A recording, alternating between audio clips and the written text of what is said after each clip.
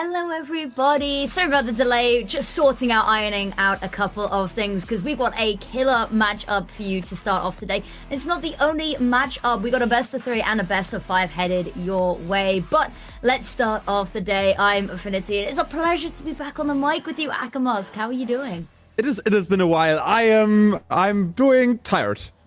But other than that, I'm very fine. I'm very hyped for today's matchups because our first Santiago team will be locked in that second matchup of the day with all gamers facing against Chile. But first off, two teams that have been struggling throughout the entirety of 2026 up until now. Some ups and downs, some highs and lows because inconsistencies are just surrounding DRG and Edward Gaming, and yeah, sort of both of those teams have to figure out what they are doing going forward, because they are 2 series away from making a Masters qualification, but it still doesn't seem like they've figured out anything with their teams.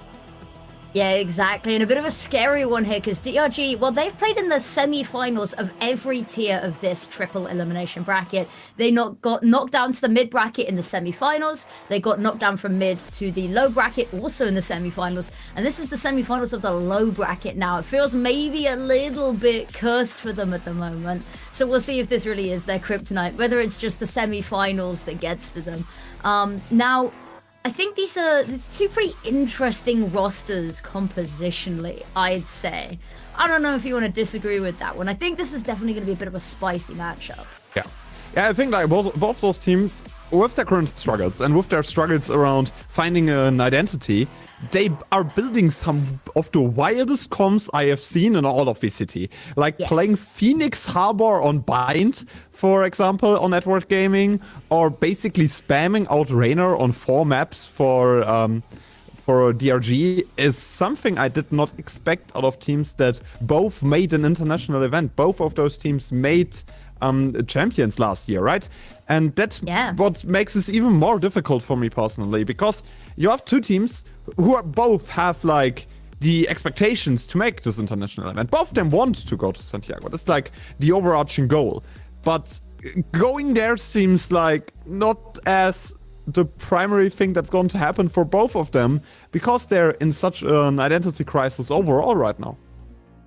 Yeah, I think identity crisis is definitely one that could be used to talk about it. It feels like, especially EDG, maybe haven't clicked as much as we'd like and expect to see from them. A team that, you know, really has been together in this iteration for as long as it has. Would you?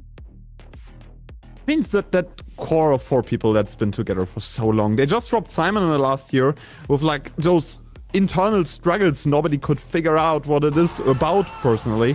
And afterwards, it just went downhill. They picked up HMFI, my gold name person, and afterwards, nothing really clicked for them. So they got back to Jenny, young talent, going in that roster, trying to be a complementary piece to Kang. Also didn't work out. Like group stage at champs, not winning in VCT China, losing to their new arch nemesis BLG in the semifinals.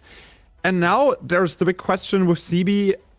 Are they figuring it out? Because the meta should be very catered towards what they were building in the first place, because double duelist comms with CB and Kang should be really good on paper, but they aren't right now because it seems very chaotic what EDG is trying to do overall. And DRG this year is just like Vokashu putting all of those 4 players on his back and trying to get this over the hump at any times possible. Yeah, on a completely separate note, we gotta talk about the VCT CN production and the walkouts, right? I mean, the walkouts have always been incredible, but this season with the raising panels, I think it's just something else, isn't it?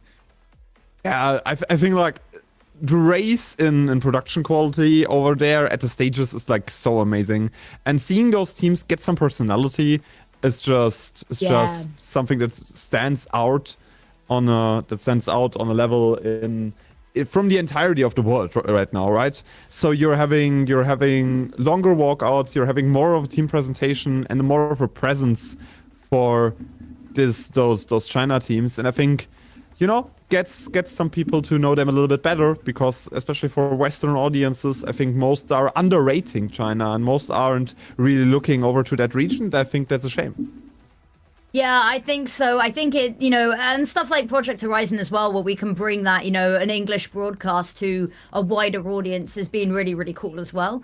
It's maybe, so I don't want to say like an untapped market, but an area of the ecosystem that's been a little bit maybe hidden from the rest of the world for a while and underestimated in a way that it really shouldn't be. I know that we've seen some of the craziest plays coming out of VCTC, and especially in, you know, this season in this kickoff, right?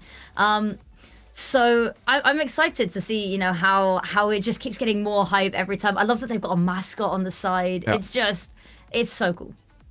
The Chile mascot just emoting in the background at any given interview is something else. And oh, look at that. That's the energy that we're wanting to see. That's the typical Kangang walkout, right? He's just like running. All of his team behind him is just like, just calm, collected high fives. And then Kangang just running at you. I think that's going to be a little bit of a staple of what we're going to see in the server today, potentially. I think this is all kind of prophetic for what's to come, right? There will be a lot of energy, yes. I think from both teams, they show a lot of energy, they show a lot of prowls, and they really want to get the crowd on their side, which is always important in like such a big arena.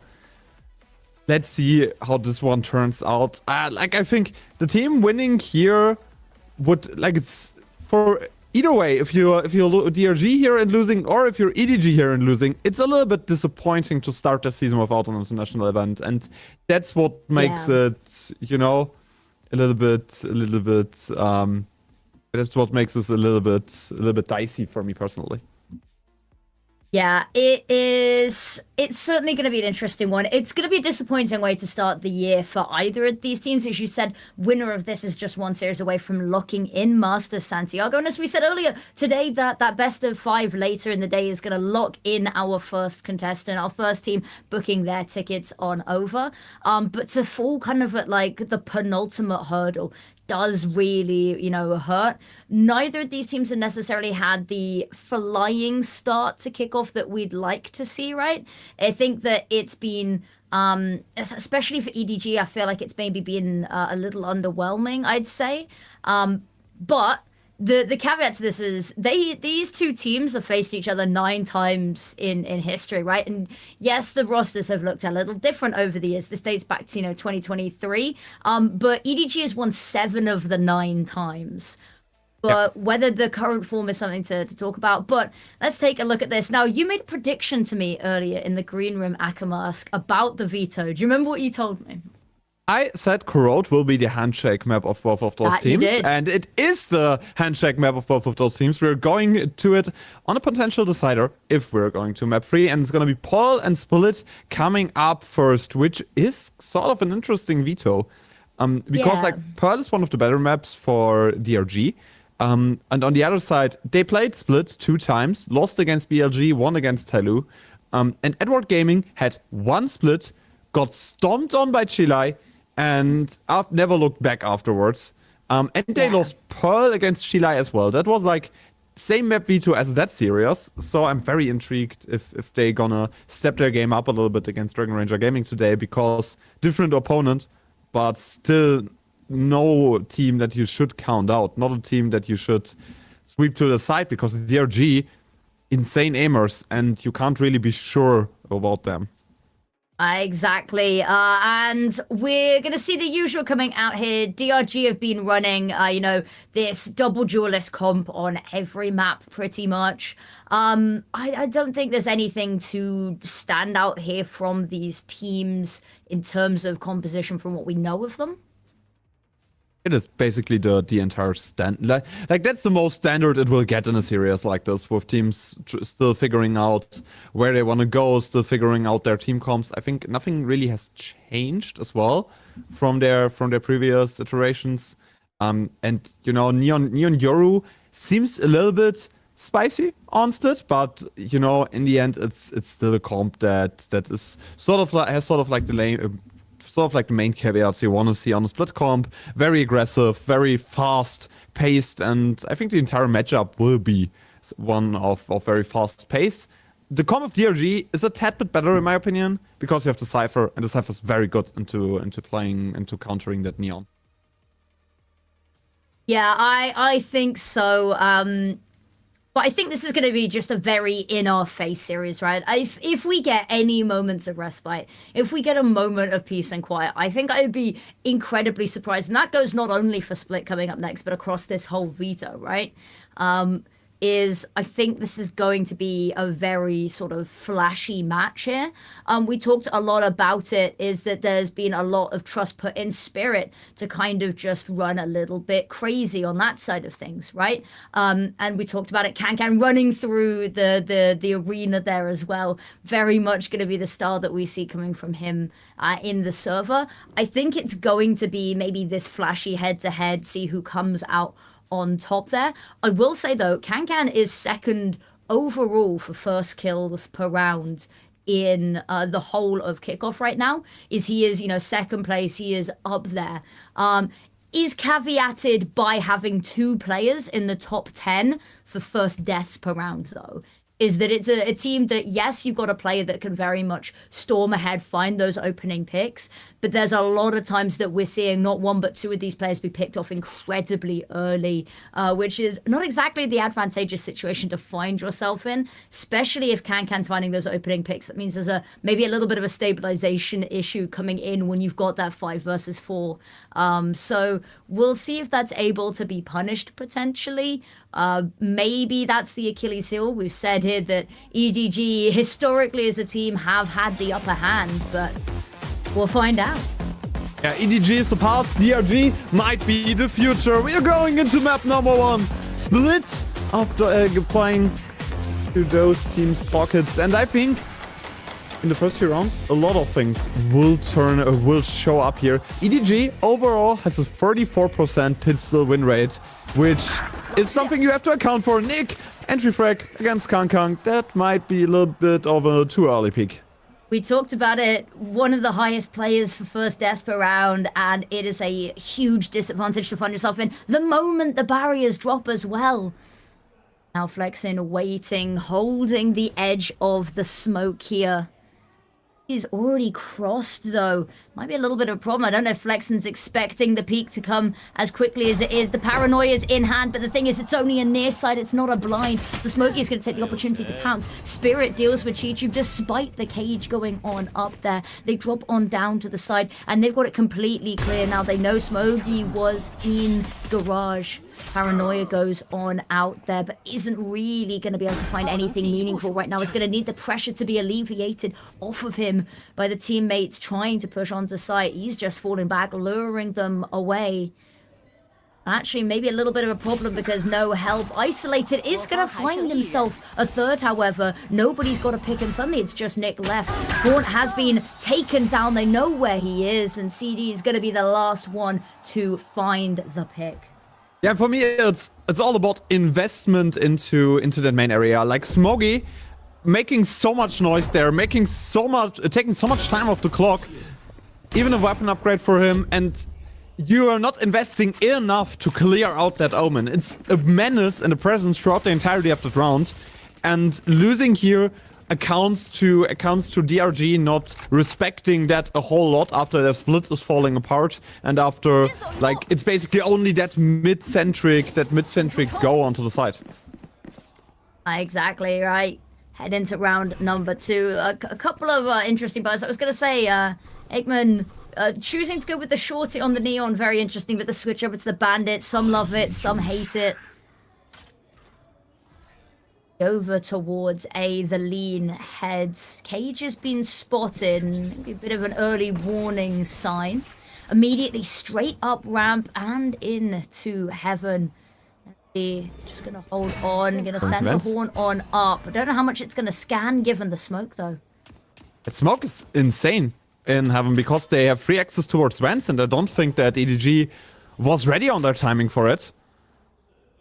Short noise cut. You can't really cross heaven right now with the current state of the smokes, but no frick for nobody. Spotted some heads. Oh, CD in a lovely position there to punish Fines too, and at some point you do have to look at the weapon diff going on here. In mid, Flexen is going to find a pick, and that could be an upgraded weapon. Unfortunately though, Chichu is there to ensure it is not, and nobody there to swing for the last, and it is a nigh on perfect round to convert. Yeah, you lose one frag in middle, but that should be more than just fine, right? No real issues there for the side of EDG. Especially CB from the backside. I like the ideas that DRG had, right? You had a perfect timing basically going into vents because Kang was still looking towards middle, was still trying to figure out what the plan is.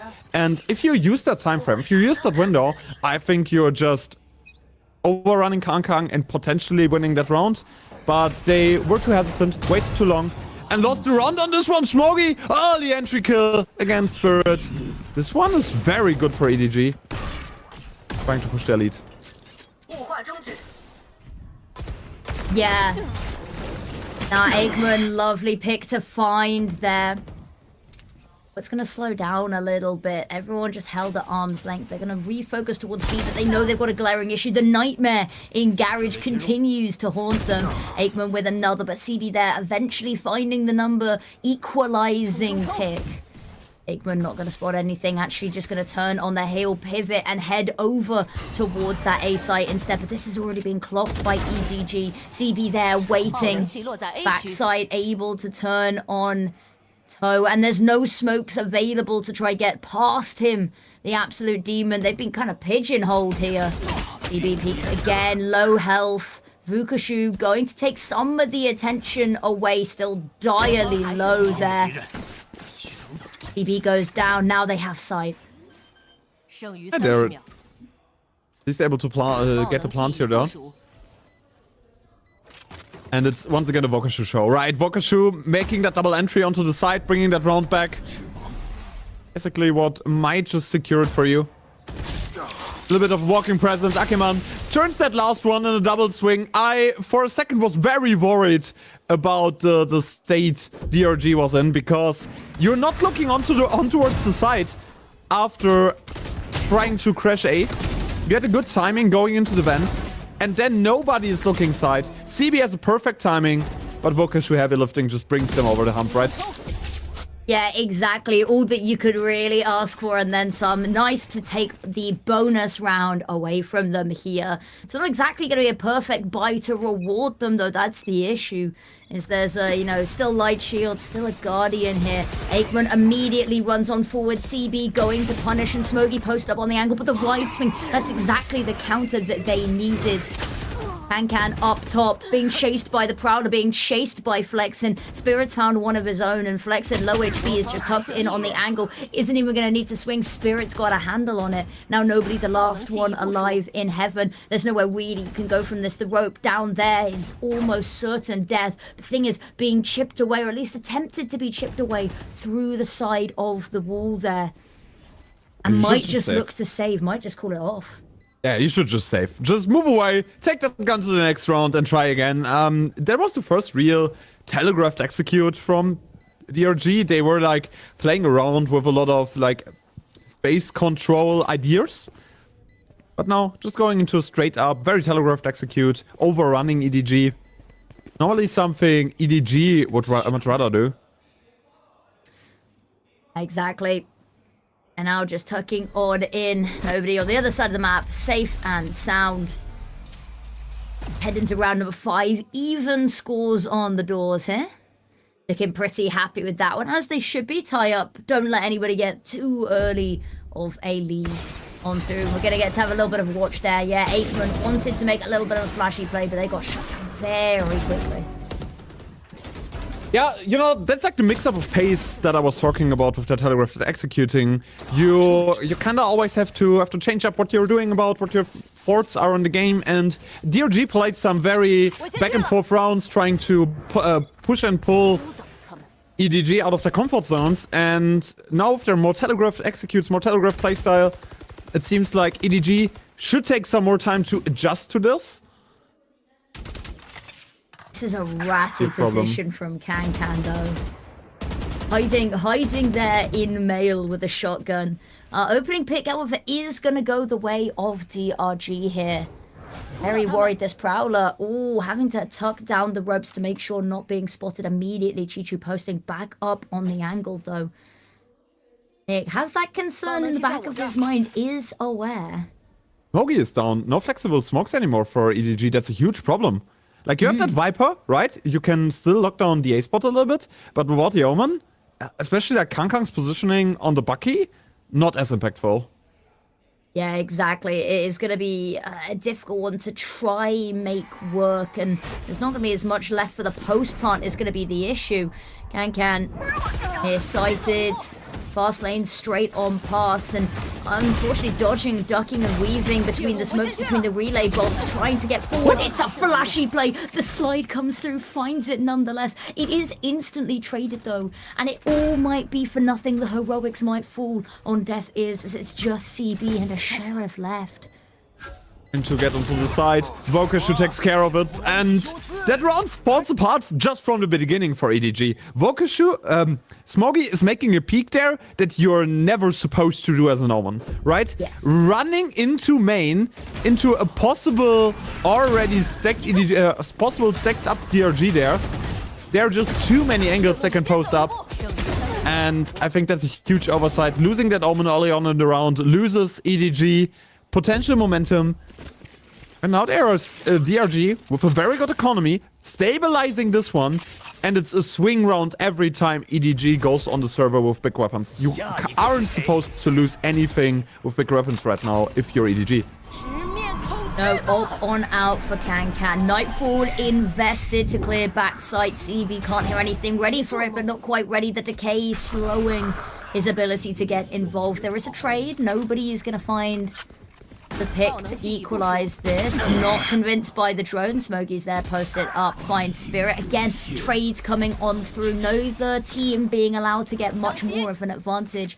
And Can very, very worried. Actually gonna have a switch up of weapons. Fastlane comes on through. Somehow is allowed to go forward, but doesn't clear to the right of him. Nick stood there waiting for the exact punish, but and still managed to find one amidst all of this. The slide down from heaven. Nick finds Smoggy. Now it's just Chi-Chu with the open. There is no way really to get this involved in the retake. Not with this little time. Not with this awkward angle to try play with it. Might not even be allowed to take it to the next round. Vukashu denies. You know what I think is so impressive about Vokashu? It's just his sheer feel for impact frags in certain situations. Spirit starts this one off, your controller dies, and suddenly you're in an underman situation. Vokashu finds the exact swing that brings you the round back. It's always that he finds those very, very impactful frags compared to like some other people that are on like higher KDAs where it's mostly kills on mid rounds or not really swinging the round at all. But Vokashu always there when they need him, always there to bring the high impact frags over to his team. On the Sentinel as well, talk about, you know, with the running joke about battle sages, right? Battle ciphers is where it's at. Can. I'm loving the post on up here, but might get a little impatient and want to peek this, and that would be, you know, highly ill-advised right now. We have the hindsight of this. The moment you go to have a look, Vukashu's ready to swing. Oh, Prowler comes on out, relay bot to come on through just to get somewhere safe. They're forced back all the way up into tower. So much space conceded, and DRG, they don't even need to take it. They just need to make EDG worry about that space. And it's just a battle of economy right now. EDG, every round they are losing on full weapons, sends them back into a very, very bad situation. And you need to break the circle at some point. Fast execute from DRG now. Ooh, nobody invests the Nightfall here, and Can pops the overdrive. They're actually making something of this. Only 30 seconds remaining, and them having to find another plan. No time. They've been told they can't go through garage, so they only really have the opportunity right now to try head through mid. Trying to post up heaven. They don't have time. If Can finds even one here. Idea, 14 seconds. 8 seconds, the TP again's on site, but CB's here. CB's waiting. They're actually going to let the plant go down. Oh, it's an amazing flash around the corner. The heroics, though, CB's going to find one more, has to reload. And it's just Vukashu left, but the rest of the team has managed to get over in time. And the Thrifty comes on through, and it is all off the back of the opening round heroics and leaving just not enough time for the execute.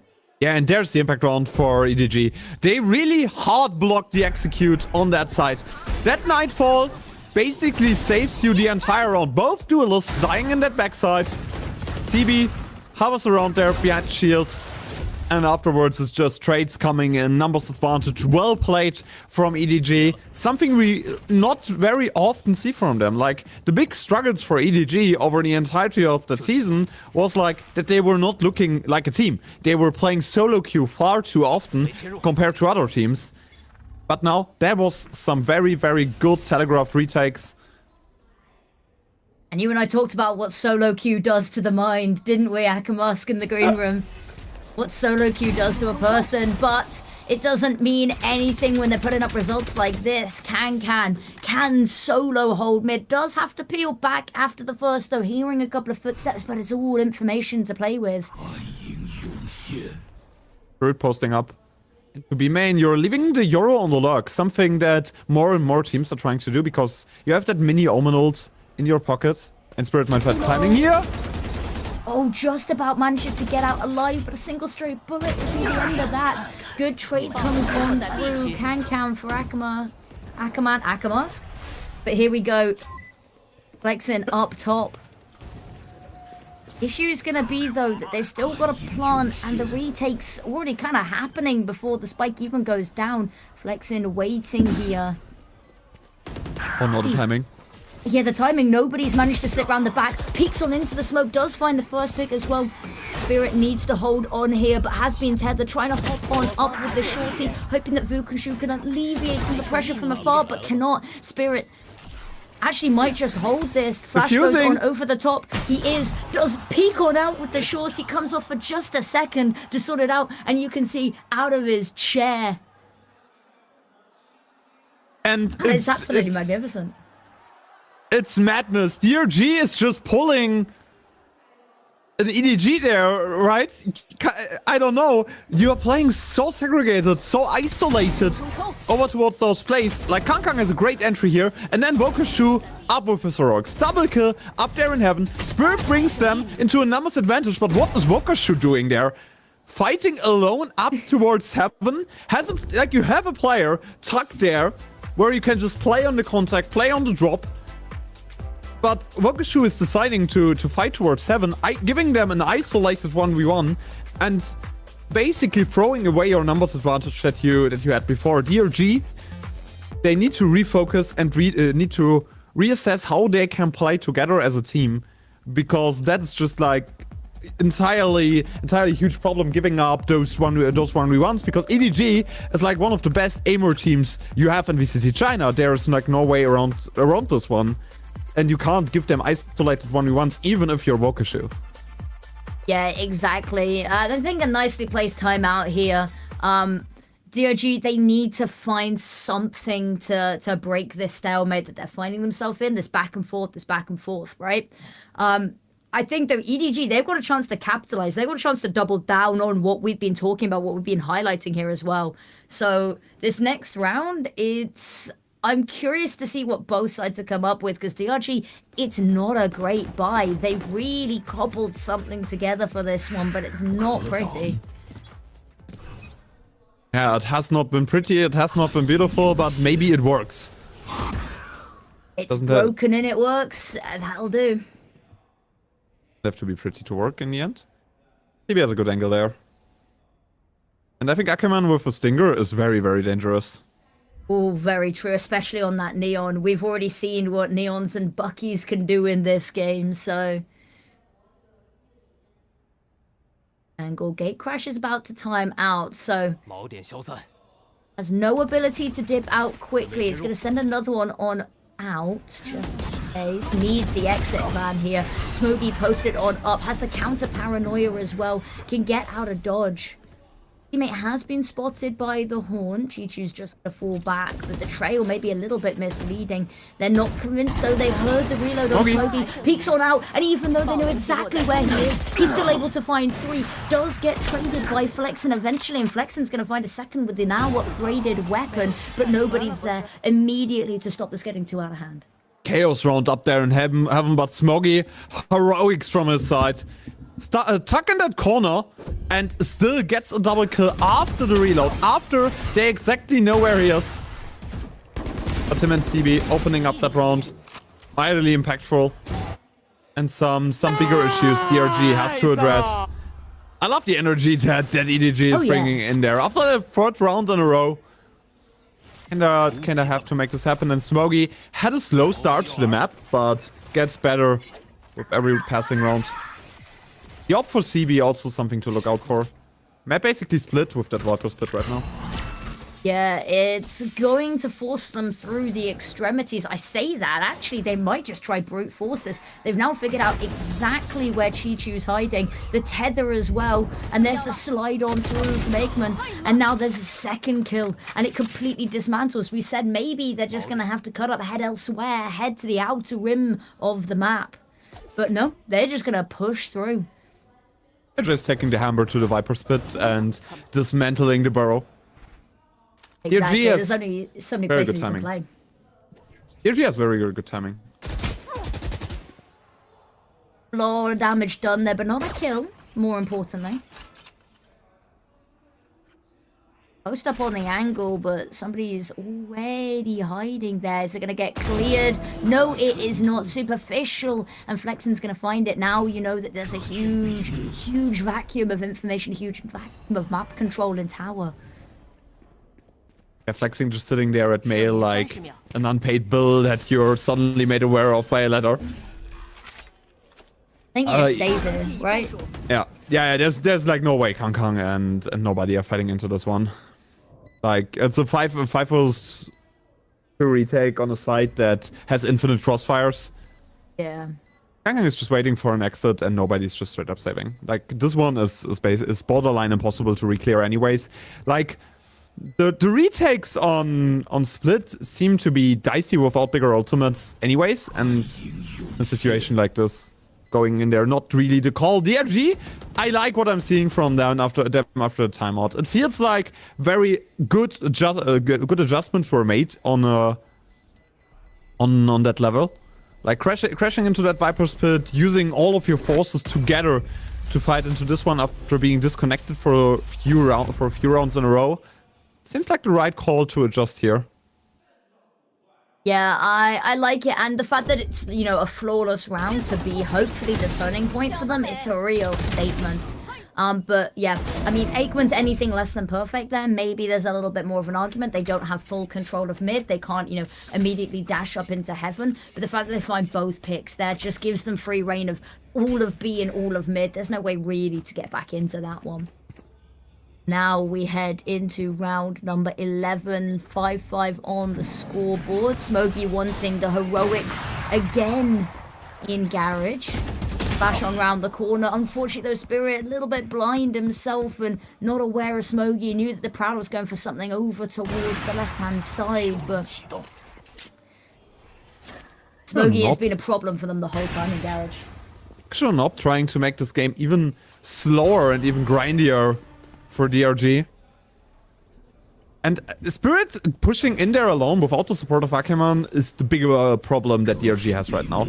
It's they're reverting to like some old methods, just some old we're just playing alone and trying to segregate some of these duels, but Smoggy is winning them more and more consistently, and I think DRG just should play more as a unit, trying to force those double swings in especially those situations. You can't really solo swing even with a flash into that main area, because it's always something that you're heavily contesting on the side of EDG. We always saw like Kang or Smoggy fighting into that exact angle. And DRG might have some problems here in an undermanned side take situation. 30 seconds on the board. They need to execute right now. They do indeed. 20 seconds, and anything going wrong here could slow them down, could be the finishing blow they need. The stun is... Oh, it's completely cosmetic. Nobody still finds one. 11 seconds. They've got to plant now, and they've got a little bit of a window here. Fukushu's given them that opportunity. The paranoia comes through, and Chi-Chu's going to capitalize there. Chi-Chu finds a second on Smoggy to clear out Nick. And yes, they let the spike go down, but it is only for a minute. Yeah, nobody with some witchcraft there in the backside. Getting that frag fully stunned on a dashing Neon is something I want to see in that replay. Yeah, but Neon is just like sliding in your face. There is no way of doing this. Flexen also a tad bit too aggressive. I have the feeling like DRG is playing those rounds like they are in an undermanned unit, right? That's what concerns me personally, because they're taking too many risks for a round where you're in an even setup. And I don't necessarily think those risks are worth it against a team like EDG that is so good and finding duels, finding one-on-one situations. And I want to see more team play, more condensed fights and plays over from that DRG side, because that is what's working for them. Good information. 4 people should have been spotted. So much has been spotted. Nightfall has been invested as well. Spirit comes out of the Dimensional Drift backside, finds immediately a pick.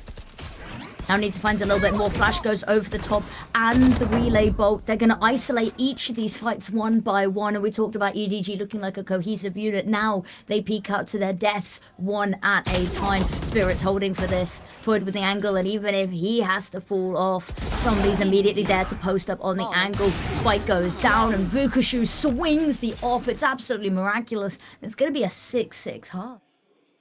Yeah, it's gonna be an even half here on Split, and like with those team comps, I think it's not necessarily perfect for DRG, but they have some options to play around on a defense. Vukashu has a timing and a chance to shine here, and that for me is the important part. The biggest question is, are they executing in the Vukashu side? How are they playing around that Cypher setup? Are they trying to do this one a little bit more mid-centric, so the executes get more telegraphed from EDG? Like, the Cypher is the big vocal point of DRG's defense and something that you need to take account for if you're EDG. Well, what are we thinking then? Akamask, Reaver Bandit, Reaver Ghost. Where do we stand? I'm getting more and more... I'm turning more and more into a Bandit fan. Are you? I always was a Ghost enjoyer, but I'm turning more and more into a Bandit fan. I mean, I for some reason I don't like it. It reminds you of a very oppressive gun in another game. Yeah, huh? it does a little bit. But the issue is that other gun that you talk about, I've at least managed to get a kill with. Me and the Bandit on, we're not on speaking terms at the moment, Akamask. I'll tell you that. You're not on speaking terms. What did the Bandit do? I feel like, everyone's going to say only a poor, worksman blames their tools, right? Did the Bandit steal your food, or what happened here? The Bandit stole the wife and the kids, it ran away with them in the night. No, it didn't. I'm just really bad with it. I don't know what it is. I can't hit anything with it. With the Ghost, it's fine, right? The classic, fine. Shorty, fine. Ghost, Frenzy, awesome. The moment that we get over 500 credits to buy a pistol, for some reason my aim goes out the window. I mean, it depends if you're on pistol round or not. And apparently it doesn't. The moment I get a Bandit, it's cursed. I couldn't even pull out my sidearm, but if it's in my inventory, I'm done for. I'm telling you that now. It's just bad aura. Bad aura indeed.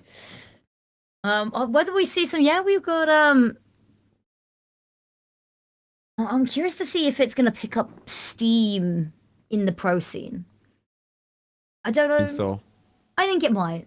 Like, if we're comparing it to its counterpart, then it certainly will. Maybe indeed.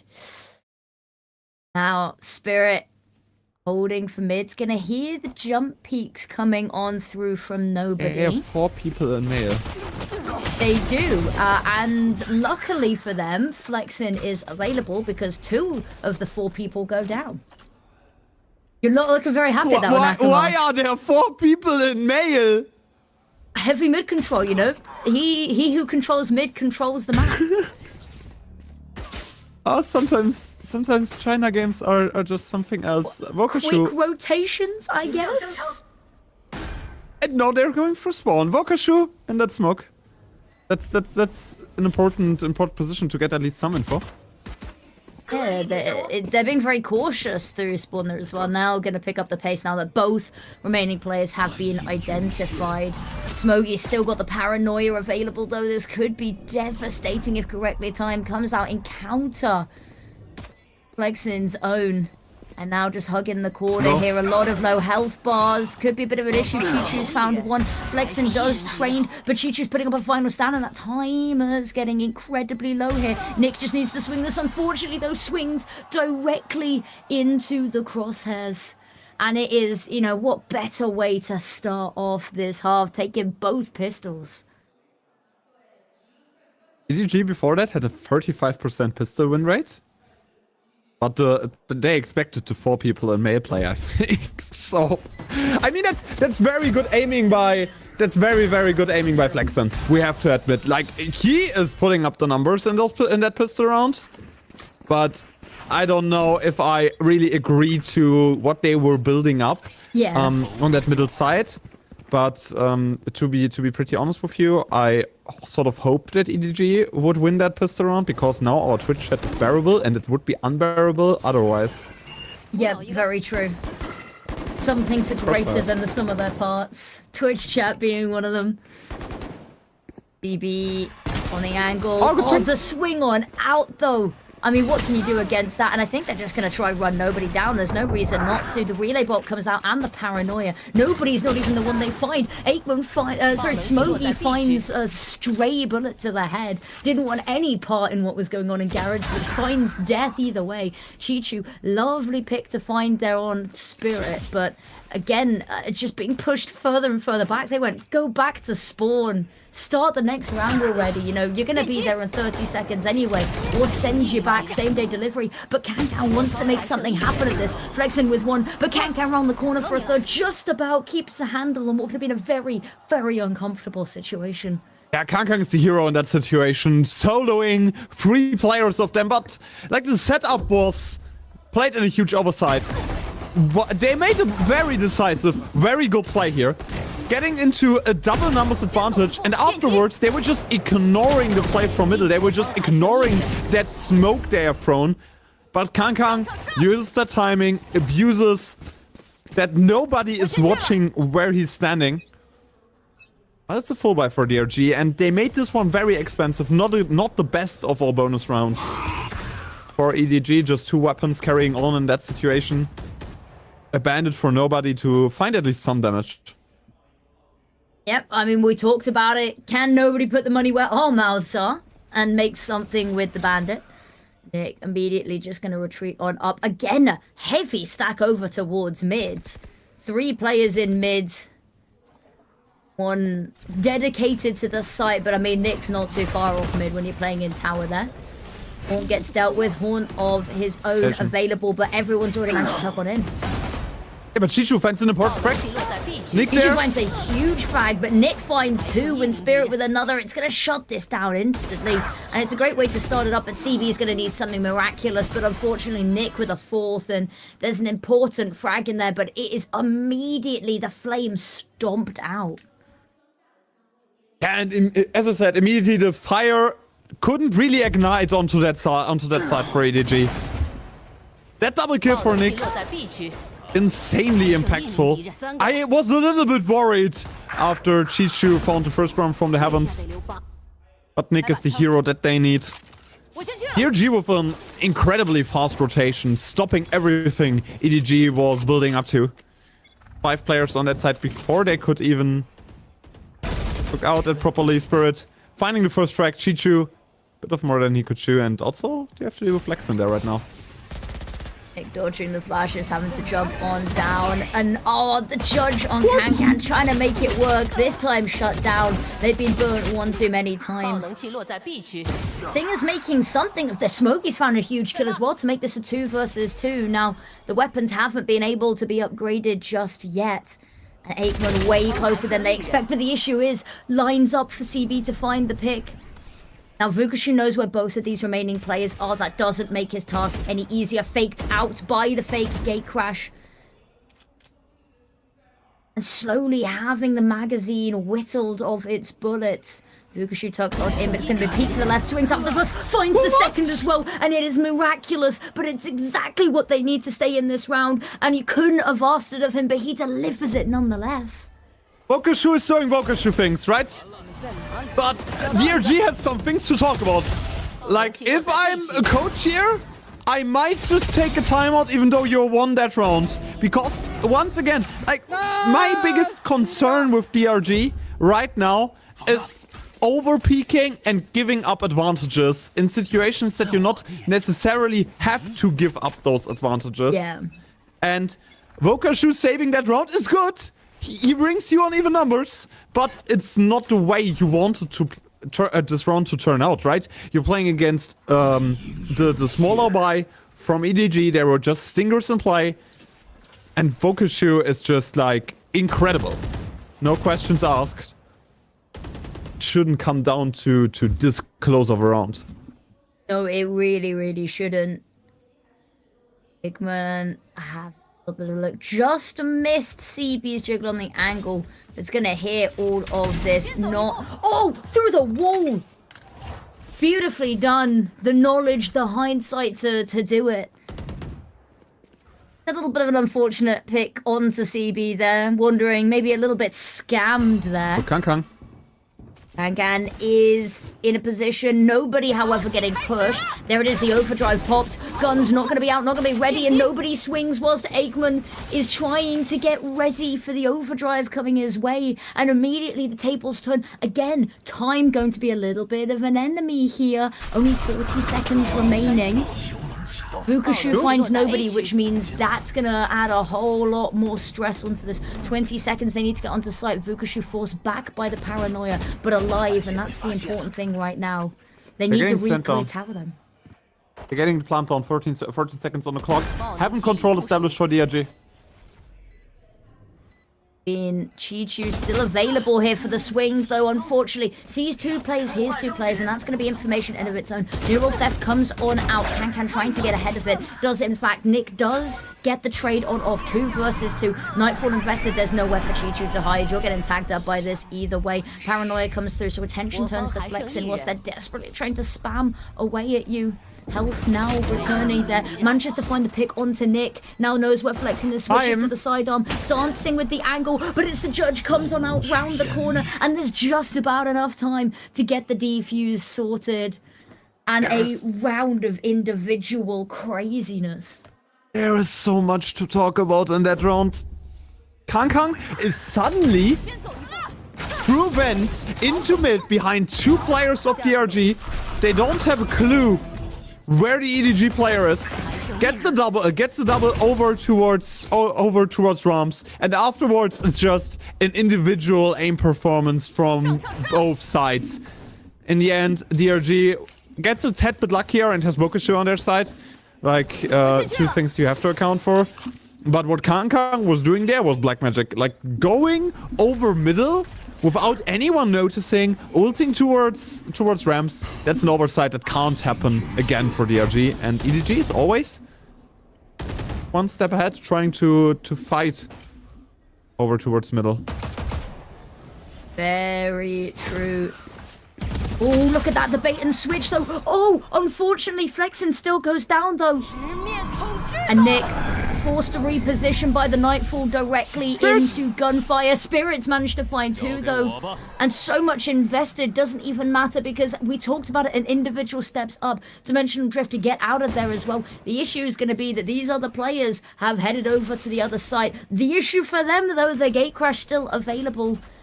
And Spirit there ahead of time, ahead of schedule. They're actually just going to backtrack once again, chopping and changing which site they're wanting to hit.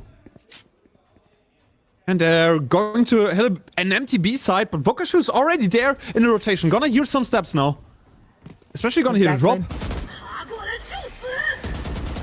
Hyper's pick gonna come on through. There's no way Eggman even respects this. And look at that, round the corner. Vukashu finds the last. It is super speedy. They're not gonna give them an inch, so they cannot take that mile. And you can see they're getting hyped. They are getting into it. DRG, a little bit more of the tame team compared to the antics of EDG, but they're getting back into this one. Flexen, once again, falls a tad bit too early, but then Spirit with some heroics. You don't really need flexible smokes when you're just fighting into one another. Winning, yeah. Yeah, when you're just winning your gunfights, whatever. Just leave my smokes alone. DRG, I think they still have things to talk about, but EDG right now, seems like one step away from the evolution of DRG. Both teams are far from perfect, I have to admit. But I think DRG is making some adjustments to their team play that gets them back over the hump, and they're having the cycle. That's something also to look at, because Vokashu is not only doing some heavy lifting because he's Vokashu, but also because he has an agent that's able to contain fast executes of EDG. You can't really mix up your pace if you're running into a Cypher setup, and that has been an issue for EDG for the entirety of this map right now, in the entirety of that second half, that their pace changes aren't working out due to the Cypher. Yeah, it very much forces them to play on his tone, his tempo. And he's been unstoppable, quite frankly. I mean, you can see it there, 69-4, leading the charge in the whole server. Spirit not far behind. And also, as you see from the 9 deaths only, fewer than the rest of the server by quite a margin. It's just been winning, surviving these rounds. Not only impactful, but living to tell the tale. And again, so much mid presence here from DRG. 4 people peeking into mid. Yeah, that seems to be like the angle that I want to play around. That seems to be like the focal point of their entire split setup. Establishing mid control to force EDG to go more into the outer skirts of that map. To more fight telegraph executes out of their main areas. Just spotted as he entered the dimensional drift in by the Fade. Haunt managing to pull himself on out. He's going to hear the footsteps up top, especially of Hackman. Now just going to tuck in on the angle. I'm on assault. Flash and getting out of dodge there. Amazing paranoia comes on through. Overdrive has been popped there. Fast lane to try to get around the corner. Does manage to find one, but CB's there to instantly trade. The Tether only going to find Chichu. There is trade potential available, and that spikes in their line of sight. They haven't managed to clear this one out. Vukashu has found yet another. It's still an awkward fight to try and take. The Viper Wall going on up to try divide them. Time starting to run incredibly low, and they've still got 2 players to weasel on out there. And Chichu, the heroics at the last second. In the last seconds of those rounds, Chichu is just stepping up. Viper Wall dividing the site. Incredibly important for EDG in that situation. They're really revolving around that Viper utility. And it's an utter disrespect from DRG's side for the information the Euro ult is giving you. I think the up-posted position for Spirit was mainly to counter-engage and to force EDG to get in those sort of situations. But you know, you're disrespecting the potential information gain EDG got from that Euro ultimate. Just committing onto this one. A tad bit of a slower round for EDG. I mean, they're having an outlaw on hand. You don't want to play too fast into this one. Yeah, exactly. The ult economy on both sides. No, well, Kankan's almost got that overdrive ready. Flash on out to mid, and this time they're all still mid, but they've tucked on in this time. Maybe a little bit of a misnomer about how safe they are as Kankan takes that space. Kankan finds one flex, and immediately with the trade, Spirit just out of range of the relay bolts there. Nick going to try and punish this. Slight issue though, so much utility gets thrown on out. So yeah, he's managed to take the space, but Vukashu gets one, but only one. Immediately drops back down there. Now all of these players were in mid. Quick rotate, but the issue is they have left somebody to try to deal. The Smoggy finds one still.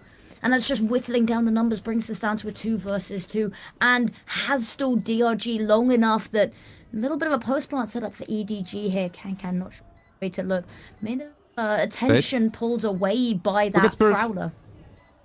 Spirit's in main, and EG's not really ready for it. Kankan finding that frag. Nick's gonna need something heroic, but the issue is long range fight, and Kankan's got the outlaw, and Kankan doesn't miss. And that's gonna tie us up 10-10 on the scoreboard. Spirit had such a good idea there, but I think this time Vokashu made just that one slight overstep. Fighting with the one hero rifle you're having into the main area. which leaves Nick on a pistol in the late parts of that round. DRG taking the timeout.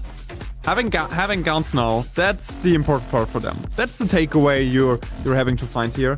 And maybe you have some sort of round, some sort of setup that you can just shift up. I would love to see the Cypher utility more catered towards middle and B compared to the more A-centric setup Vokushu was playing the entire time. Especially like a mid-wire and then just ignoring mid, trying to force EDG more out of the mains would be something of a mix-up I would love to see, because currently their setup just revolves so much about mid-space taking and pushing EDG to the outer skirts, to the lower levels of that map. And I would love to see them just mixing up that and focusing more on the mains, focusing less on the mid, and just playing that Cypher tripwire there.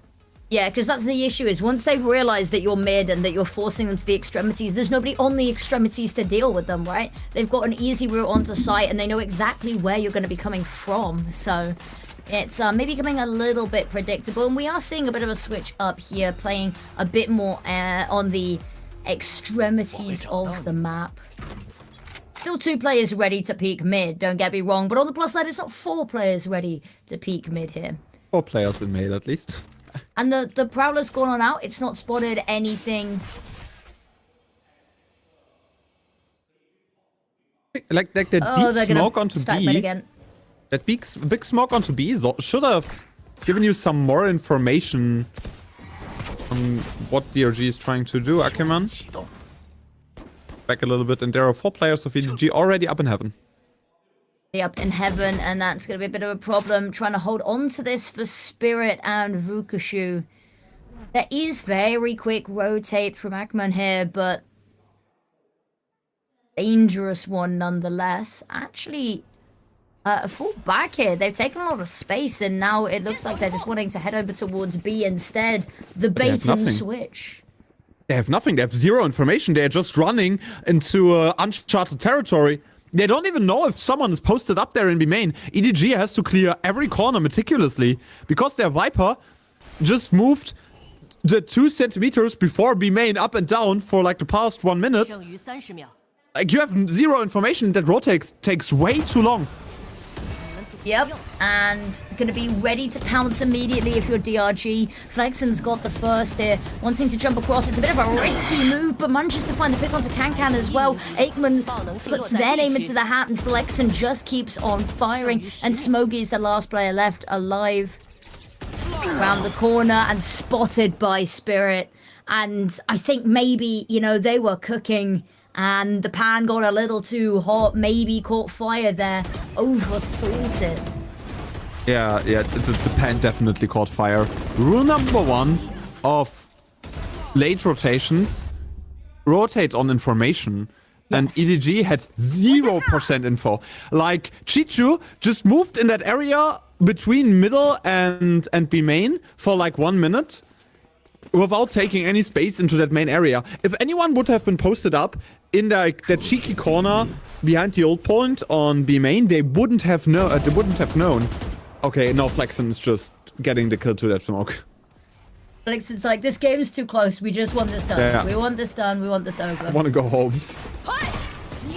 Oh, overdrive is popped. CB's managed to find 1. The overdrive is put down there. The flash is absolutely immaculate though. But Aikman's able to swing off the back of it, and Spirit to double down for them. And finally a map point has been reached. They have been at each other's throats this whole time, but an end finally in sight for one of these teams. An end in sight, and that round really felt like after nobody died, EDG was just like, okay, we're just flipping a coin if we win a straight up execute or not. I was just coin flipping into that side. Not the kind of gameplay I really want to see from EDG. But DRG is making this one steady, making improvements all across the board. I really like their defense. I wasn't a fan of their offense too much, gotta be honest. But their defense is looking very, very strong. And it's not like the Vokushu heavy lifting show. Everyone is fragging out on DRG right now, which is also a good sign for them approaching Santiago. If they might win on the map pick of their opponents here. Again, heavy mid fight. That's something you should expect from them if you're EDG right now. Not being fooled at all by the clone, but it has drawn the attention already. And now fast on to that A site. Vukushu dropping on back. Cameras available. It's going to spot 2 players. Even gets the tag on off. Dimensional drift. It's going to get spotted. Spirit climbing on up ahead already of the tether. Can gets one. Backing away desperately. Has sight available. Now 2-player advantage. Nick manages to find one. Paranoia actually just going to be held off for a second here. Waiting for the right time to hit. Just waiting for a hit. Not a lot of control for DRG. They're just having heaven, and now there's an ultimate coming in as well. All runs directly face first into a crossfire here. And now the 2 remaining players, you know, Nick's not looking particularly healthy.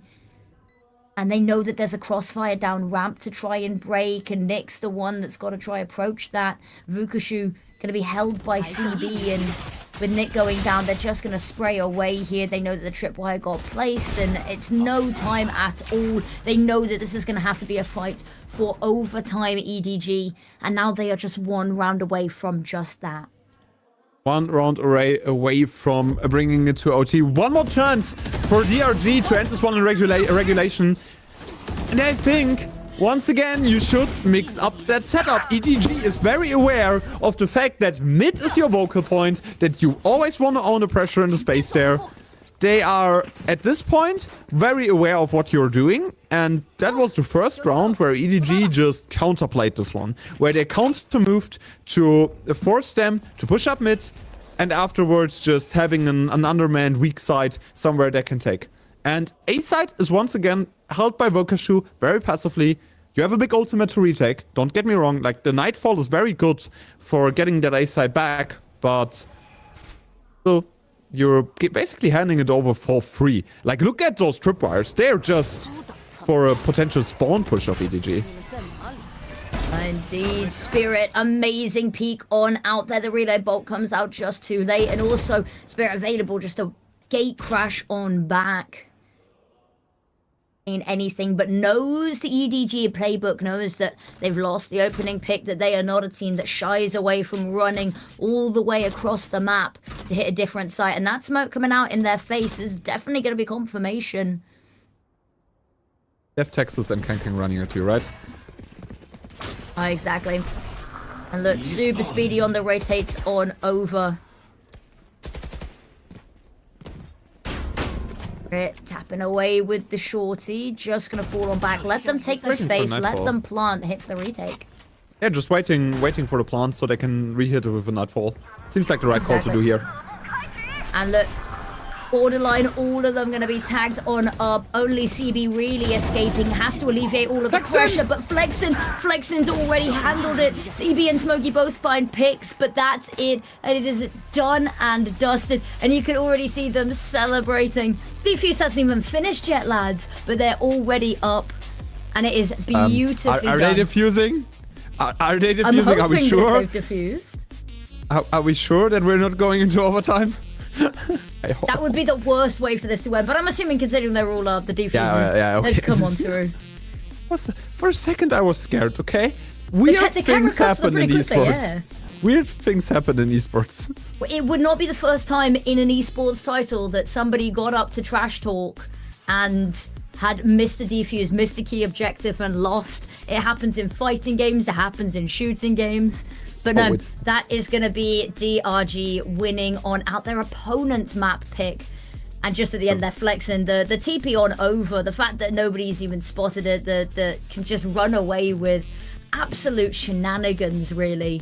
But yeah, quite a crazy map. And you predicted at the start of this, we were in the green room yapping, and you were like, this is going to go 3 maps, and it's going to be crazy close on all of them. And it was. We used all 24 rounds of regulation. Yeah, we had the closest map that is possible in regulation, as you said. And for me, it came down to like some small adjustments and some small issues EDG were having on their team play, on their double swings, just trying to be too solo.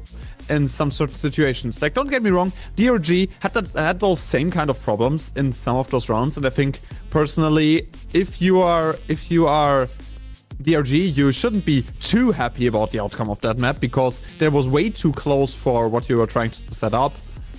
But still, I think it's majorly fine for them to just take away the map pick of their opponents, right? You're one step closer to Santiago, and EDG has to make a real effort to bring this one back on Pearl. Exactly, and they currently have a 0% win rate on Pearl this year. They played it once versus Gila Gaming, and they lost, not even close. It was a 6-13 loss here, so... but let's have a listen to the team cons.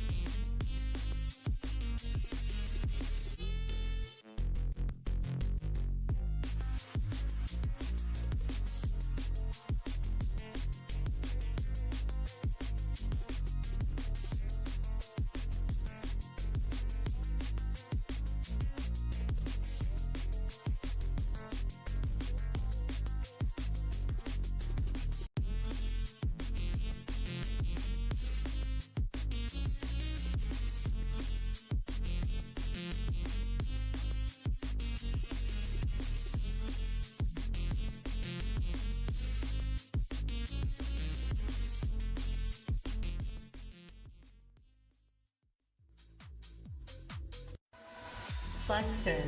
Now let's take a look at the stats. Flexin going to be the match MVP for map number 1.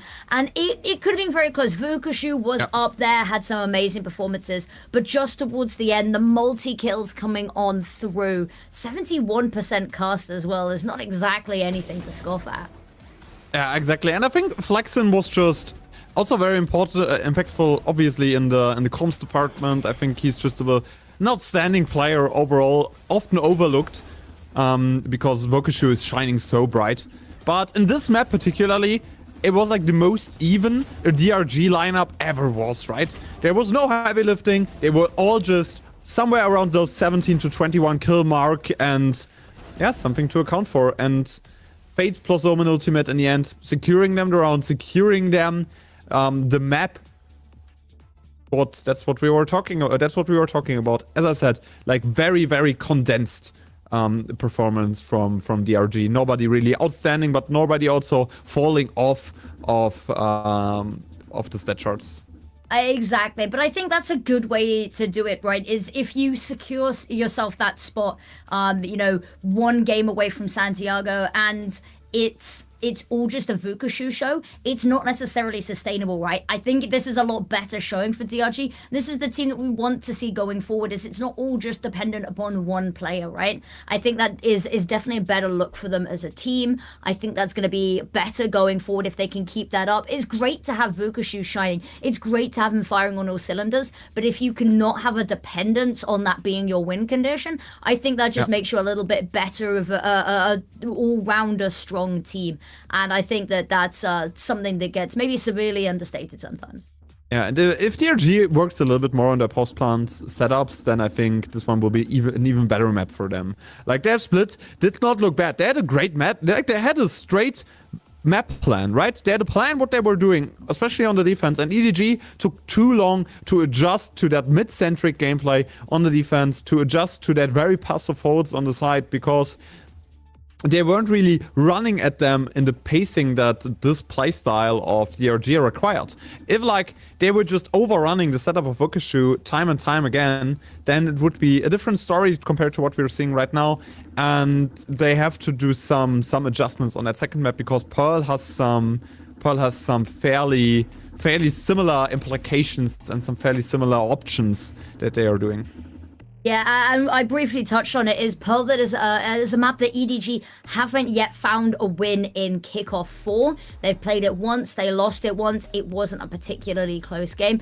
We talked about maybe interesting compositions coming out on Pearl as well, which will certainly be something to keep an eye on. But I think, you know, it might be time for us to sit back for a second. It might be time for us to have a little bit of a break and get Pearl ready. I say get Pearl ready like, you know, we're the ones controlling it, but get ready for Pearl, because if that map was anything to go by, a third could be on the horizon. It's definitely an uphill battle for EDG, but we're going to head to a break and we'll see you guys very soon for map number 2.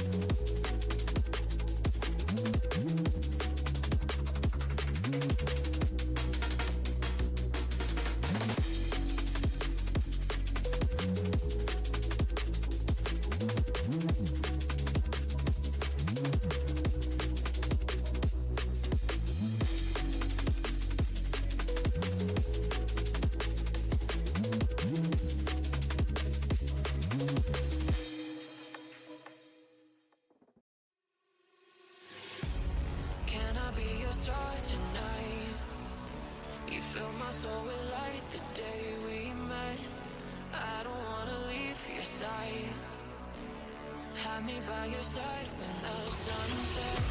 Let's leave for an eternity. We'll sail across the lights beyond the sky. I'll be with you eternally. I'm an addict for your love, it keeps me high.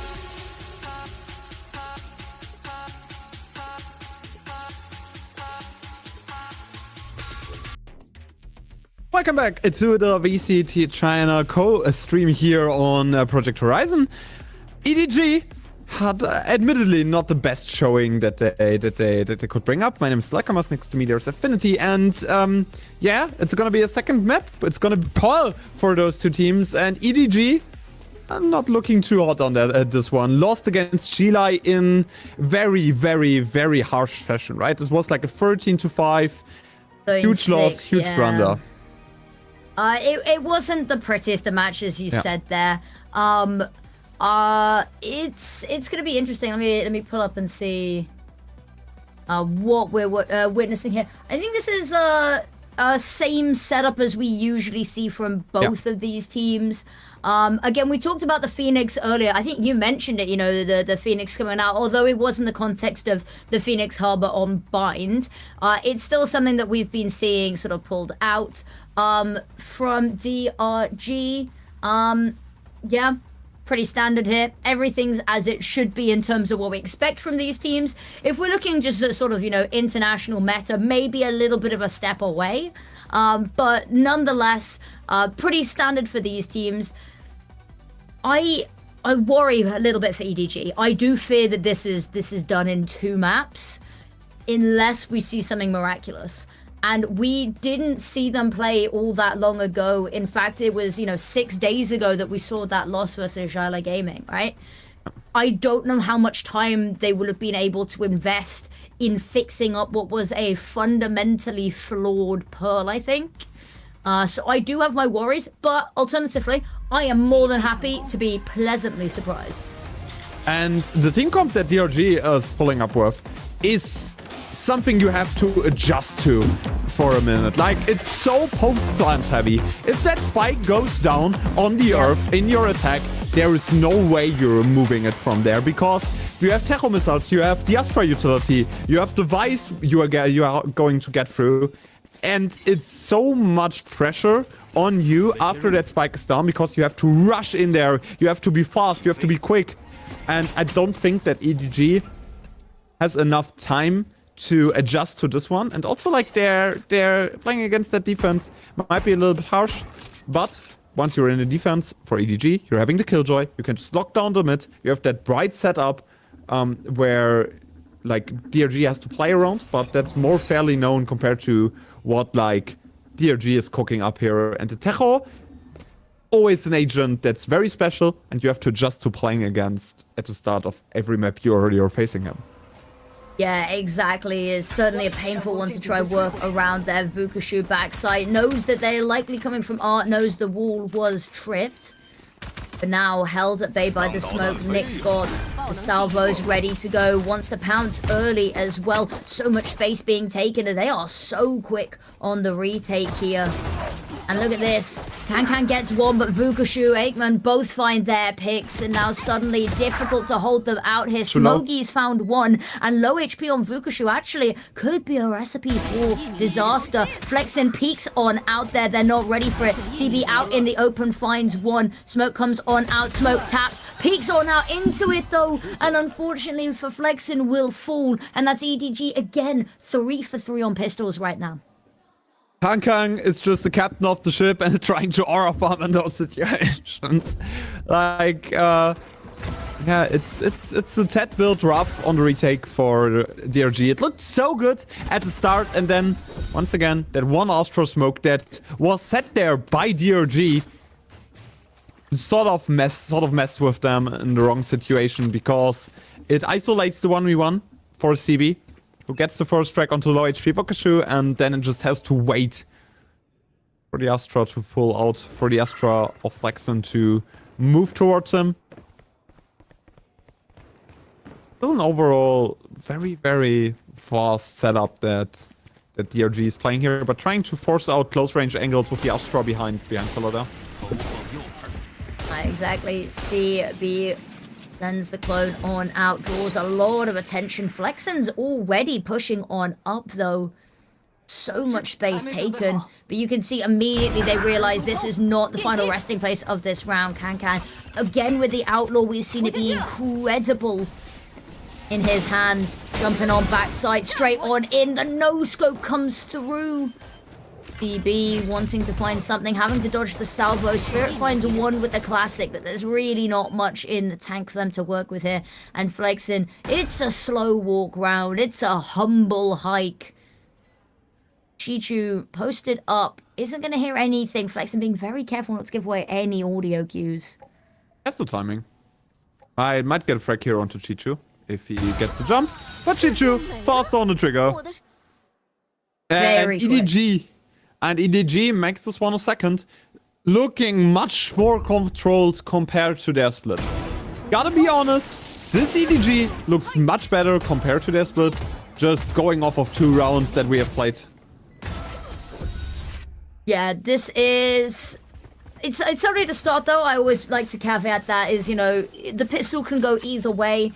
It's not necessarily a coin flip, especially when EDG seems to have a weighted coin that we're tossing here with, you know, 100% win rate on the pistols right now. But now we're going to start to see if it can hold up. They can win out this bonus round against DRG's pretty impeccable buy here. That'll be the first sign of life. EDG a chance, though, to really run away with this. Has a chance to do that. Like, it's a very, very good buy. We talked about it. Like, 3 bigger guns in play. And Chichu finds an entry. Ackerman, there for the trade. Not really the most impact on both sides right now. But a great reclear with the drone. Great information that they're having. Oh, Lexa knows there's at least one down long. Is going to try hold them off here with a smoke. Call over reinforcements, but they've got a lot of space that they have to re-clear and be careful about. Actually, they're just going to decide to head through spawn instead. Lexen holding down the fort solo. Hasn't yet really been tested in the astral dimension. Stars bringing them back, getting them ready. Can't face, CB as an outlaw. Can't face, CB as an outlaw. Oh, yeah. Another smoke comes on out. They've just got to push into this one as well. Relay bolts go backside. Can manages to get to CB with another Vukushu. Needs to step up. We talked about the heroic spammed away through the wall. They've just about got time. It's a long rotate through from Nick, though. And 1 versus 2, it's not the world's most difficult decision. Oh, has been spotted, though. Yes, Savos. Indeed. Salvo is to push them on out further around to the right. Stun comes on through. The issue is going to be clearing that left angle. Can finds the first. Swings out from the right, though. And beautifully played. We said if you can find that bonus round, it signs a life. It signs that they're already off to a way better start on this Pearl than we've seen from them previously. DRG seems so uncomfortable on that map. You really see that EDG worked on what they were cooking up on Pearl. Against Sheila, it was a very, very mixed result. Not the best of all maps played from them this year. And now it seems completely different. A different shade of EDG. Shades of 2024 EDG, if I'm gonna be honest with you. Because that seems like a well-structured setup. Kankang and CB are firing. Oh, turret's been taken down. Relay bolt on in, but they're not ready for the smoky swing on out. Vukushu is there to instantly trade, but they've drawn a lot of attention. They've baited out a lot of utility here. And it's an even trade. Very fair round for DRG. Even though you're pushed with a lot of utility, you know where the journey is going, and Kankang all on his own. If you get a jump on him, it will be very good. Oh, amazing flash. They're keeping this going 1 for 1 at the moment. And yeah, you know, weapons starting to get picked up here. Spirit's got that outlaw. Look. Got a clear run at B along here. Vukushu has already rotated, is already here and waiting. But again, there's going to be a lot to be asked of him just to hold this off. Yep, and that wall's going to maybe cause some problems. Actually, that wall's going to cause a whole lot of problems. They're all just going to have to go now or never. 29 seconds. Forms are up, wall is up. This has to be very fast, and everyone's there already. Everyone's there. The salvos as well. They're trying to clear on out, and the HP bars are starting to dwindle, but 2 kills come on through there. Chichu, though, manages to find 2, manages to find 3. It's an immaculate clutch. Knows there wasn't going to be time to try plant this. They had to win this out on kills, and you could see the excitement, and you cannot blame them. A miraculous sequence there from Chichu.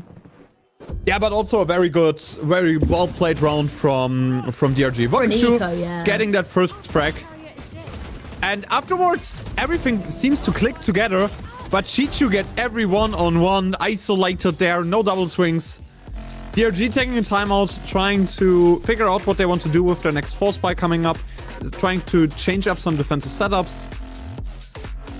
EDG is just running away with it right now. And they can't really stockpile eco, but still they're on a very, very good tear. EDG finding their 4th attack side round is already better than they found on their attack side versus Gila Gaming.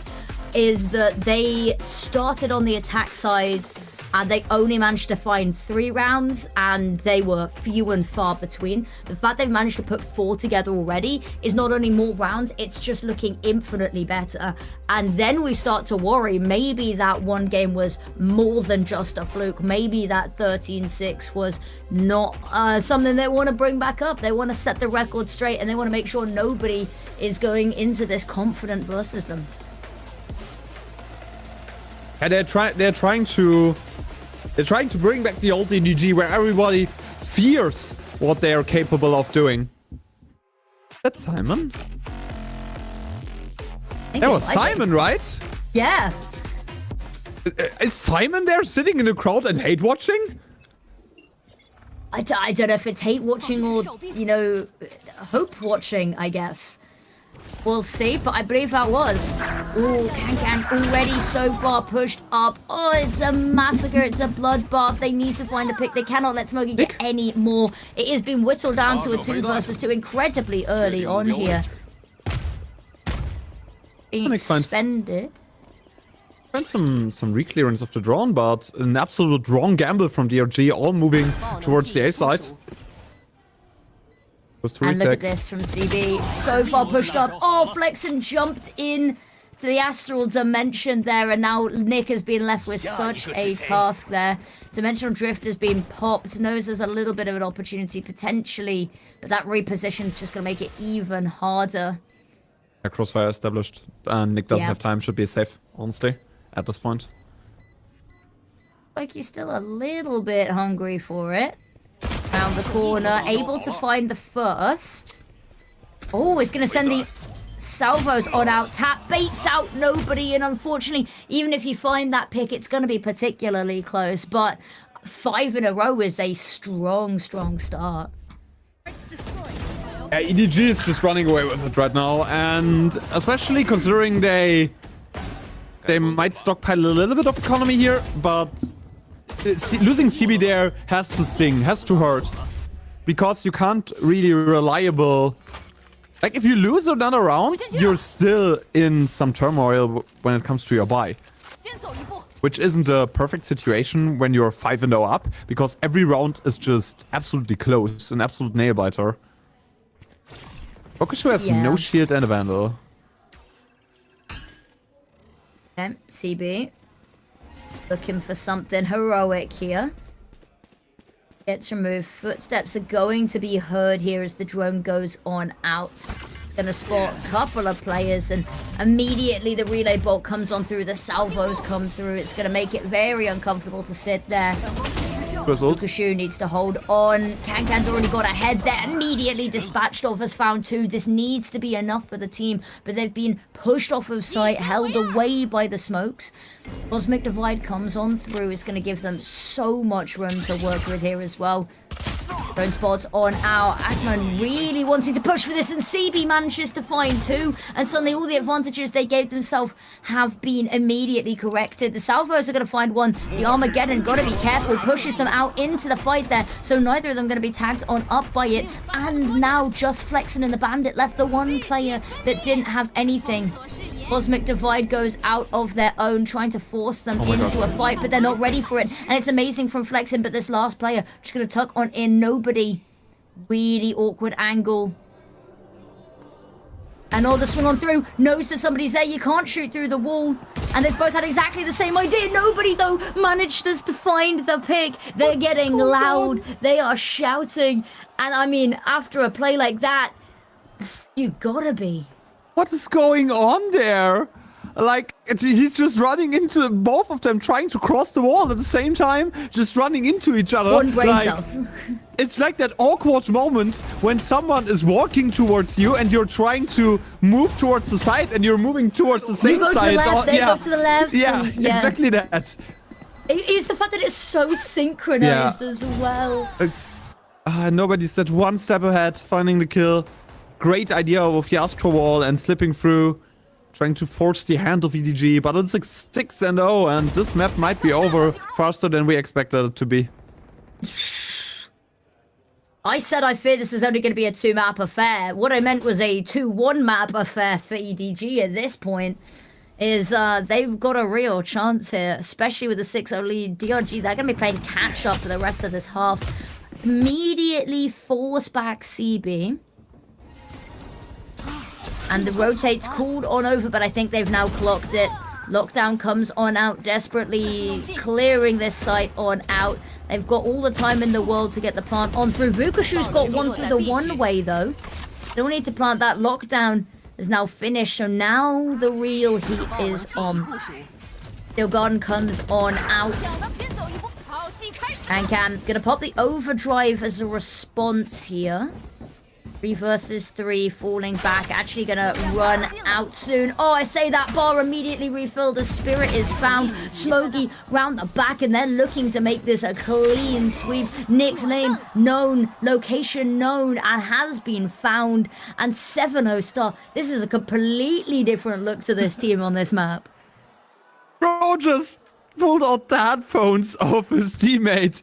Kankang is feeling himself. Round number 7 secured, and EDG is just bringing in so much chaos in those situations for the side of DRG. After the first frag falls, Wakashu is trying to solo re-clear connector because there might be a lurk in and off timing. Get the frag. Now the buy is desynced. It's very awkward for DRG overall. You have Wakashu on a hero rifle, but he bought down to 0 credits. Still no shield for him for some reason. That's not the most comfortable situations that DRG is in right now. Let's make something happen. Cannon. Yeah. And CB immediately takes down Eichmann. Can be found here. Spirit, it's a lovely headshot onto Kankan. Drone's gonna clear on through, and if they can recover this weapon, that's another advantage. There we go. Vandal now in the hands of Spirit. I think they realise, though, it's now a little bit too quiet over towards A. CB getting in backside. Is just trying to make life so uncomfortable here for Flexin. Backside waiting for the push. The smoke goes down, finds Flexin's head. Okay, run it back. Oh, immediately, not even able to get a line of sight through the smoke. Maybe, dare I say, a little bit wasted there. The salvo's not going to deny the plant in the slightest. Smokey immediately able to re-clear. Recombot's not going to spot anything, so they've got a window of comfort they know they can work with. Trying to pull Spirit off of the platform into the fight there. Knows they have to deal with him. Nobody's there. Vukashu gets 1. They've managed to get into you. Maybe 1 HP on the side. They need to re-clear it. Might get a wraparound. Already in the backstab. They do, and CB 1 HP, 2 HP is all he needs. And now time's getting incredibly low. Vukashu, HP 21, doesn't have time and doesn't have health anymore. And you can see, I wonder what their step count is. Just wandering over to their teammates every round for the fist bumps, because why not? I mean, you've got to keep the momentum flowing at this point. 8-0, I mean, I'm not going to say anything, but if this keeps up, the momentum seems borderline unstoppable. We talked about the economy being kind of all over the place given the hero buy. If this keeps up, Mixwell can already prepare a tweet. No. Second time out for DRG. I'm overdue. Overdue. Yeah. Well, it's the second one already on the half, right? They got one after 0-4 and now again after going 0-4 down.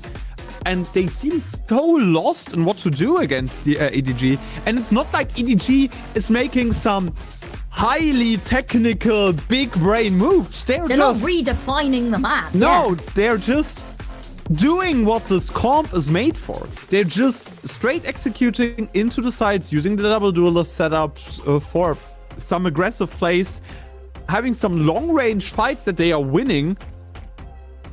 And DRG, for me, lacks just very much discipline, and their retakes aren't looking too hot. Like, either you're fighting more aggressively, trying to take space into those mains a little bit more proactively. And for me, this connector over mid towards B is the biggest problem area right now for DRG, because they always have to send one person in there. That's the thing you normally try to counteract with a Killjoy on that map, that you have both connector and art locked down by your utility, but you can't do that with a Vice. Yeah, it's felt kind of one-dimensional from DRG here, is that they lose the site, they wrap through spawn, they've had no particular interest in fighting much for mid. And it's meant that EDG I mean, they've been good, clear executes onto site, and then the time that it takes them to rotate on over, there's enough stall utility from EDG. And a lot of this, it's got to come down to Smokey and the smokes, right? Has made it incredibly uncomfortable for them. He's not dying early. Like, Smoggy on that first map was permanently dying early. Put him on the Astra more. Like, Smoggy's Omen seems to do, like, those very high-risk, low-reward plays sometimes. Talking about high-risk, low-reward. Kang, high-risk buy on the op, high-reward first frag for him, and an execute.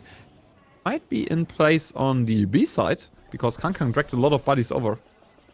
Oh, look at that, though. Ackman's kind of clocked this. Come on over. And unfortunately, he's made the whole rotate on over for nothing. Gets instantly shut down there. Flexing is good for one there. Smoke comes on out, which forces EDG back. There's only 20 seconds, though. They've got to go for it here. There's not enough time to get towards A.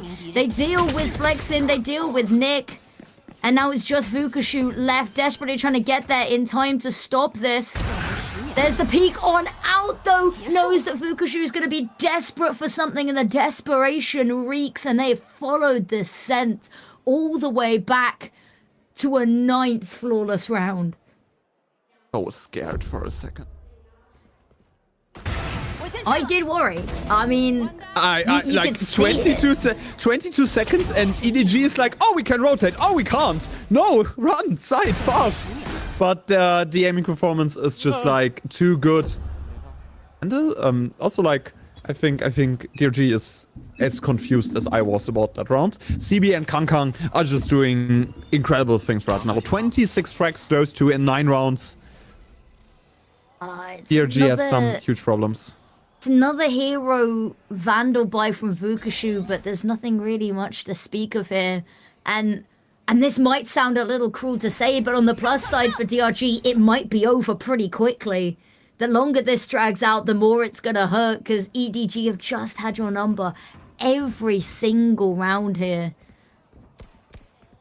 And it's not even been close the past couple. Ooh, TP back into spawn's gonna get caught. Going to be a single weapon that they have to work with, but hopefully more than one player spotted. That's information to be called across. Kang in mid could potentially be a little bit of a problem, though. No way they're checking this. There's literally no way they're checking this. Great frag from Kang. Should be round number 10 set up for EDG. Yep, nobody's going to push on forwards. Has all the room to work. No one's going to be ready for the swing quite there. Vukushu gets one, but Kang immediately posted up on the angle, ready for some more there. Wide out in the open, Nick's going to get taken down, and there's absolutely nothing you can do to get even close to this site. Flexing still in mid, and even backing away here, even saving this weapon looks unlikely for Vukushu.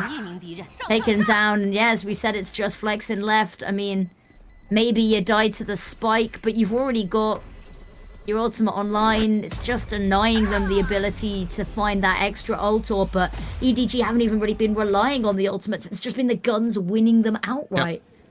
Yeah, it's just the guns winning them outright, as you said. Again, EDG is not redefining the map. They have their mistakes, they have their flaws, but currently DRG doesn't get anything together in the aiming department. Their best player, the only positive player there is Vukushu with a 10 and 11 score, 11 and 10 score line. Everybody else is negative. Yeah, and quite heavily so in some cases. Ackman's not been able to really get online at all. This map has been shut down at every opportunity. A good setup there, but need to rely on this one. Hankan is first strike. Oh, Hunter's Fury comes on out, and it is a battle of the Neons. They go 1-for-1, which innately favors the attack side. Smokey doubles down. Oh, and even Ackman gets taken down by nobody. It's an absolute massacre. Yeah, look at the space Chicho already has. You don't have to take any huge risks. Your EDG right now because you can just play on your lurk for Chichu. Is Flexen spotted? This one will be even easier. Well, even if not, you have to clear a lot of angles. Yeah, I think just about managed to get away with that. And potentially could have a nice wrap here, but the issue is going to be the moment you make footsteps, they're going to hear you and you're not going to be able to get around the corner in time. And they have a free A site. These players so far removed, and there's, you know, not really going to be a whole lot of money available potentially for some of these players, even with loss bonus really racked on up. So might just be the call to save here, given how far they are away from this A site. And the jig is up. You know, with the destroyed phones, that the execute's gonna take place there. Great play in Spawn from Flexen, but much more into account for him. And you can't save. There is no way in doing this, but still such a rough retake. Killjoy utility perfectly set up. You have an Astra there. This needs to be fast, and the rotations are too slow to even catch up with the spike. Yep. Here we go. Chichu immediately spots the jump peak, and Fukushu is going to find one. It's all just consolation prizes at the moment, though. And even that is being generous to what it is. Still Gardens online, but 1-11. I'm not really sure what to say, because again, like, if EDG would play like the best team in the world and would do some immaculate stretches that nobody has ever seen, but it's just them having some very solid utility setups. DRG not swinging together, but over peaking in certain situations alone. And EDG just aiming, firing all out cylinders. Round number 11 for them. I don't even know what's going on. I mean, Smokey's got an Odin now, and that's never a good sign, is it? That's, you know, honestly quite a harrowing sign when you're 11 rounds up, though. Can't exactly complain. The orb farmed, overdrive online for Kankat, which just feels like overkill. Let's not kid ourselves. Have it available, immediately turn on heal and pivot towards B. Now there's two players watching this. Ackman drop on down, push on forward at exactly the wrong second, because that's when they decide to swing. Spotted. Walls go up just to make sure that he can dip back to the safety of sight, but not fully convinced this is going to be the final resting place of this map. Do worry a little bit that the timer's going to start to get particularly low again, and we're going to see that be a bit of an issue. Utility from devices destroyed. You have that wall up and trigger it up over there in connector, which is always important. And now, like, DRG has to move some forces over to the con area. Acumen fast enough on the trigger, but a lot of movement has to come out there for DRG right now. Does overdrive popped, and Kankan is on an absolute tear. Is shut down pretty quickly by Spirit. CB round the corner finds one with the shorty. That's going to give the space to plant here. Purple round the side. Still Garden's going to come on through. Fukushu's got one. Spirit's chasing these kills, but unfortunately ends up back in heaven now. 2 versus 2. Nyx found one. Armageddon's available to try deal with nobody. Nobody gets swung upon. And luckily, around the last of the half, you can see what it means to them, but dare I say, too little, too late. We ever have an 0-11 comeback in Valorant as a VCT? Probably Fnatic at some point. They have a history of, you know, comebacks. Probably, yeah. Okay. But I don't know. Like, it's rare, if not unheard of. I mean, there's still people that think this is going to be a 2-0 map affair. The pistol, this is my worry as well, though. EDG have won every pistol so far in the series. Yeah. They win the pistol round here. That's it, basically done. You can say hello to Corrode. Oh yeah, for sure, 100%. If that pistol is gone, just prepare mentally for challenging them up on Corrode. If you're winning this one, it's in slightly more doable territory. That was my question as well. It looks like some of the right. You're German. This is you are the only person that I could ever cast with that might understand this. Ronnie and Rita. Oh no, okay. No. It was some German cartoon that I remember being shown by my German teacher that was really like 2003 low poly animation. I have to check this one out. Oh no. Okay, no, I don't know it. You don't know it? Oh. I don't know. See, I thought it was gonna be one person I could cast with that I could make a hyper niche reference and ignore me. But I do like the low poly sort of 2000s animation. I've just never seen it with Valorant. I'm too young for. I think I'm too young for this because this seems like very late 90s from the animation style. And I'm like, yeah. Are you calling me old? Is that what you're doing here, Akamos? No, I call your teacher old. Oh yeah, no, she was pretty old. No, I've never seen it before. But I mean, that's the thing, isn't it, with meme culture? Is that there's some stuff that's culture specific, right? And I'm chronically online on many a social media platform, so I must have either missed this one out or it might be sort of CN exclusive. Are we ready though for a pistol? EDG, can they make it 4 for 4? Can they clean this up 13-1? DRG ready for pistol? I hope so. I can only hope so. Very nice pacing here from EDG, but they're just taking the space for a second, looking at the wall, and are just like, I don't like this, bye. And moving all of their forces towards middle. Like, that's a reaction to not seeing anybody for like 2 meters. Ooh, Scan's gonna spot a couple. Or people already A. Yep.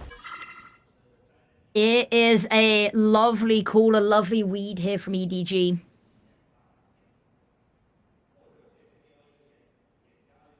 And like the call-up from EDG is great. They're having some great timings here. Nobody knows. The jig is up. Yep, they know. And they're pouncing onto a fully stacked site. CB's desperately trying to hunt through the smokes to see anything, anybody. Unfortunately stunned on up. EDG coming out on top here. It's just Vukushu left, asking for miracles from the man of the hour, but even this feels like a lot. Flash comes forward, out round the corner. Can desperately sprinting, needs to reload though, and Vukushu might be the man to do it. 1-on-1, Smokey versus Vukushu. Ring around to Rosie's. Around that mid-box. And Vukushu has it! They finally get a pistol. And you gotta be thanking. We talked about last map how it wasn't the Vukushu show, right? How it wasn't just on him. On this map, their hopes absolutely rode on him and him exclusively. Is this enough, however, to hearken a comeback maybe? I don't have that much copium yet.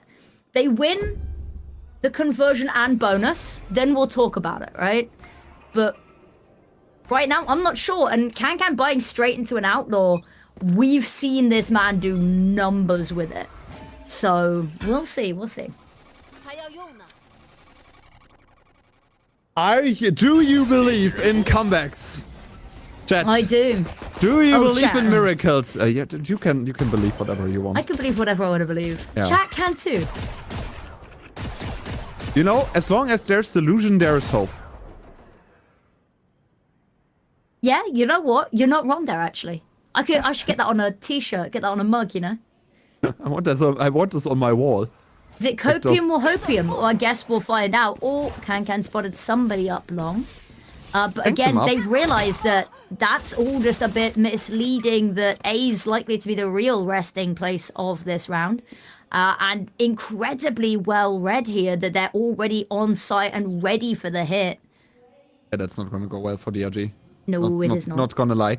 Kang is also tanked up there, right? They bought an outlaw for him. No small shield, what you would normally see. But has to find a good timing track initially from him. Now they know where Kang is. 30 seconds, no time to rotate. Ooh, Can taken down. Nobody there trying to get the shock darts off. Oh, an amazing play. Ackman just a little bit too eager to get onto site here. And actually the pistols are making it happen here. That's the third one already. Oh, and look at that. Knows where the last is.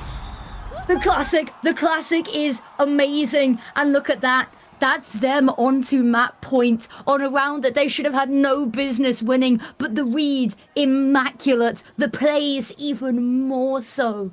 Whoever called for them to full stack the other side all of a sudden is an absolute genius. Like, what? But also, like, the execute is not good from DRG. You see your neon sliding into your own salvos. You are just all running through an Astra stun onto that side and then losing the 1v2 in the end. Just everything goes wrong there, but I think that's Wakashu's 2000th kill in the VCT China. Oh, wow. Okay. And it's a little bit heartbreaking that the 2000th kill is on a round like this in a situation like this, but who knows where it is due.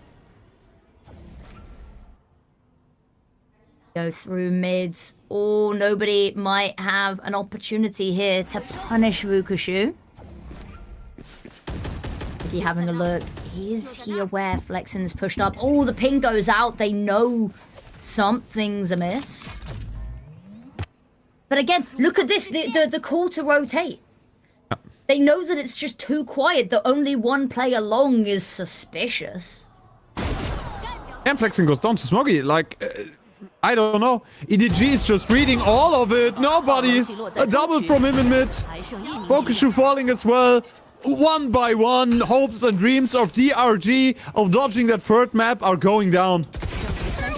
Oh, it should have been theirs. It looked like the stars were aligned for it. Ackman making a little bit of a play here. There's no way. Spots the last, but Smokey says absolutely not. No miracle plays today. We're going to corrode. And EDG, my oh my, from one end of, you know, hot and cold spectrum to the next. Incredibly slow time playing this map for the first time. And then to come out with this, the 13-2 against none other than DRG, a team that picked this map.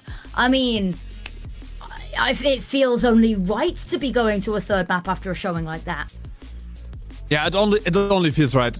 And doing this on the map pick of your opponents, like DRG needs to find something to hang on, needs to find something where they can reliably fall back to, because that map was an absolute whitewash, and I don't know really what else to say.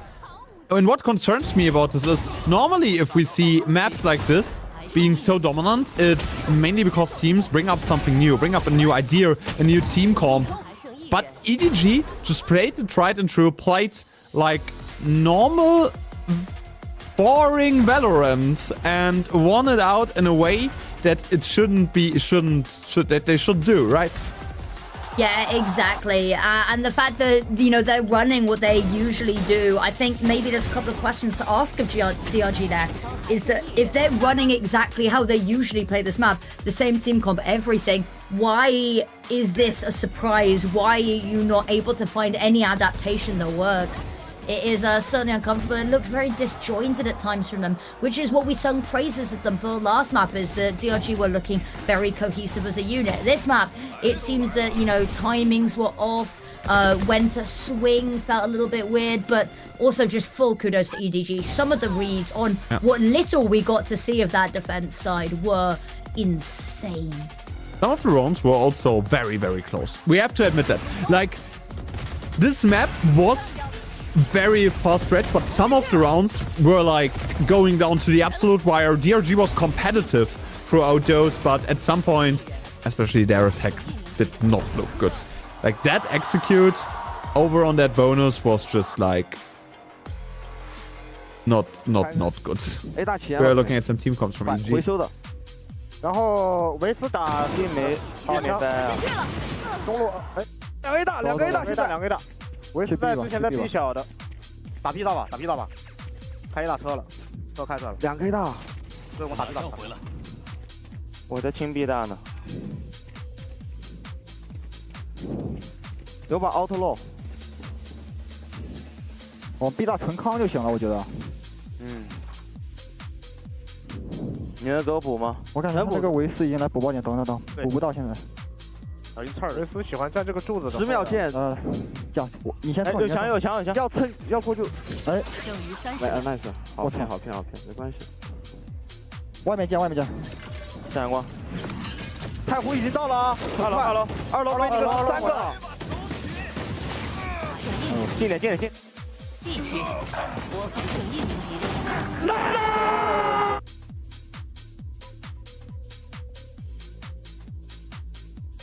这把我猜，这把没说我猜啊。I love the screams being so loud that the mics are cutting out from them. And I mean, you've got to be feeling it. Can being the MVP of this map. Are we surprised? I mean, 326 ACS, a 1.8 KD, and was just all up in their faces, all over the map. Yeah, Dav, Texas, and Kang jumping up randomly from his chair every round. Like, some things are inevitable to happen, and he's just been so incredible throughout that entire map. I think a lot of what EDG did on this one particularly revolved around CB and Kang, and it felt like suddenly that duo, suddenly the double duelist setup they were trying to establish for the entirety of the year started to click, and this would be something if I'm DRG right now, I would be scared of Kang and CB replicating that exact same thing on Korot.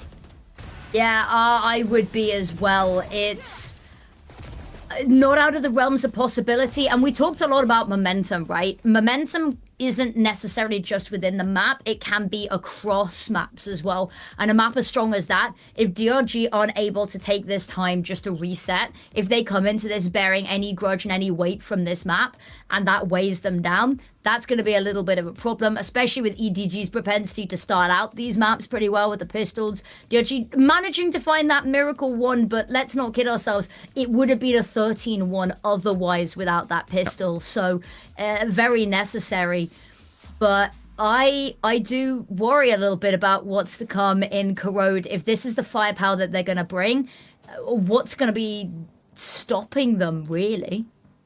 Nothing. I gotta be honest, like, EDG played a very good Corrode throughout the last few weeks. It was by far their best map. And seeing DRG going onto the decider like this must hurt, must be painful.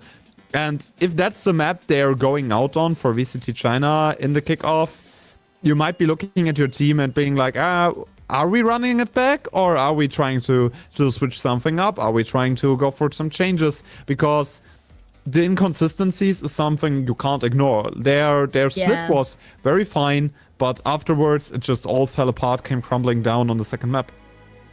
It did, but as we've said, a map 3 is still to come. We weren't sure if we were going to get there. We absolutely are. Corrode is going to be coming up soon, so don't go anywhere. It's going to be absolutely incredible.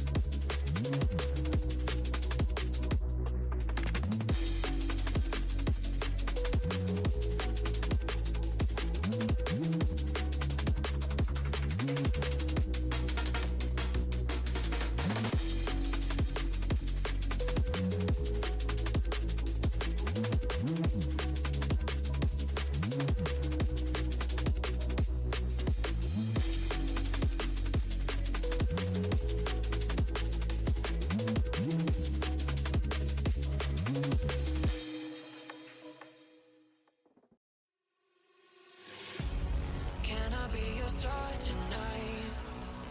You fill my soul with light the day we met. I don't wanna leave your side.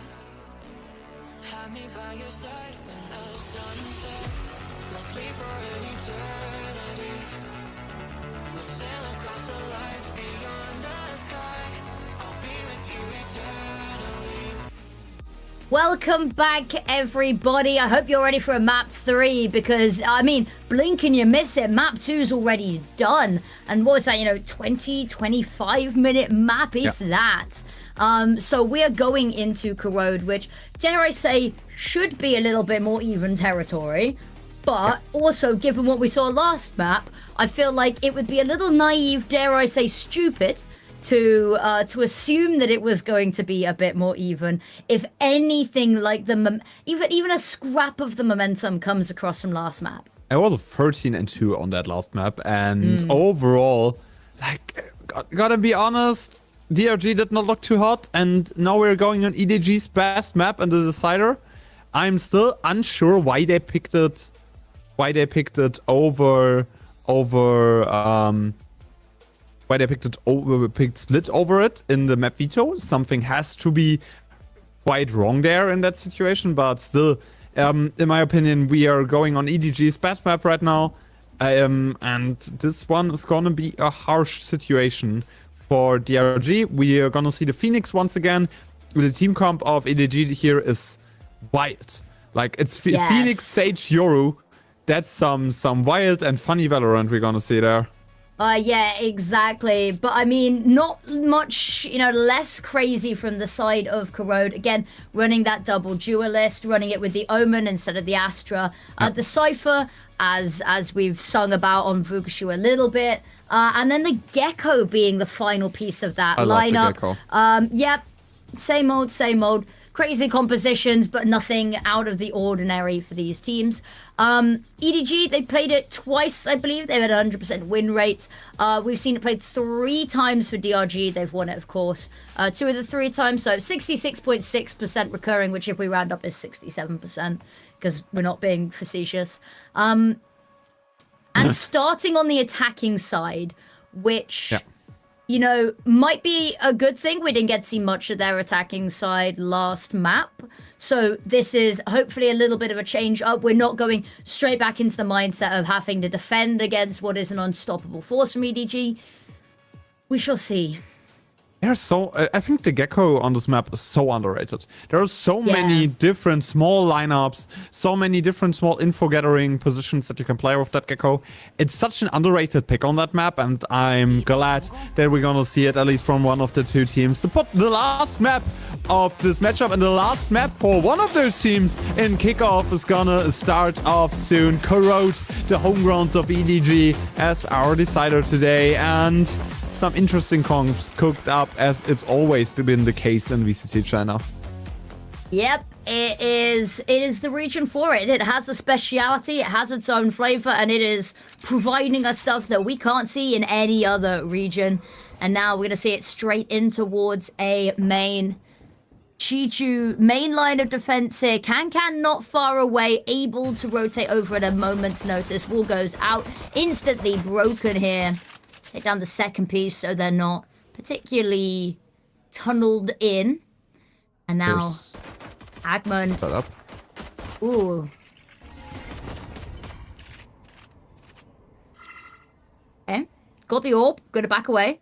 Again, kind of a speciality that we've seen this whole series, hasn't it? Pick up an orb, leave, get out of dodge. Mid, though, there's a lot of presence in mid that they've got to be a little bit wary of. Crossing's not going to be necessarily as easy as they'd hope. Smoke goes over for the left-hand side, and CB doesn't really want to push this without that second prong to the attack. And without the Viper, it's going to be much harder for EDG to just 3D rotate throughout the middle. They need to invest either the Astra smokes or some utility to refight that angle, to refight that area, and it's going to be a 5-on-5 fight up onto that side, because everyone on EDG already rotated through. Yep, it is going to be all hands on deck on this side. Trying to stall out DRG getting onto side, actually pretty successful in doing that for a couple of seconds. It's a little bit messy when they do. Vision finally returns, but the smoke's awkward to play around if you're DRG. And look at this, they've got 10 seconds to plant, and unfortunately, there it is. Spike goes down with the last remaining player. And EDG now almost flawless on the pistols, 4 out of 5. And they know how to start a map. They know how to kick this off. And we talked about it. You need to try break up the momentum that they were feeling last map. If you let them carry that across, well, map 2 and map 3 are going to be feeling oddly and eerily similar. It's been a little bit of a sluggish start for DRG. Not really committing onto their first site that they're seeing because the setup of Kang and Chichu was a tad bit too scary for them. And how different Corrode of a map is without the Viper, right? You don't have those, especially mid-fights. Kang, first frag, Ackerman with trade. The wall immediately to come out gives nobody the opportunity to try pincer this. Able to find one, able to find more. The kills come flooding in, and EDG converts smoothly. Yeah, smooth conversion. And again, to finish my point from earlier, what different map is this compared to the 2 Viper comps we normally see here? Because the Viper enables you to quick rotate over between the sides, which, especially for the defending team, makes it much easier to just play small rotations, play heavy mid loadout. And EDG plays heavy mid, plays heavy pressure there, but also has the option to fight into other areas, to go over to more of the outer skirts of the map. On the other side, DRG are trying to force their way into mid over and over again. That they are, and I've been told no pretty clearly once again. So back over towards the extremities, Vukushu and Spirit having a little bit of a tussle here. Smoggy finds one. It is traded, however, in a cage to get Vukushu out of there alive. 4 versus 4 on our hands here. At least they're finding some damage on Vok. Yes, true. Important part on this one. Of a slower rotation and the mid-fight ensuing. Ooh, Chichu, that's a lovely pick to be finding as well. And to get away alive. Not unscathed, but able to heal himself on up.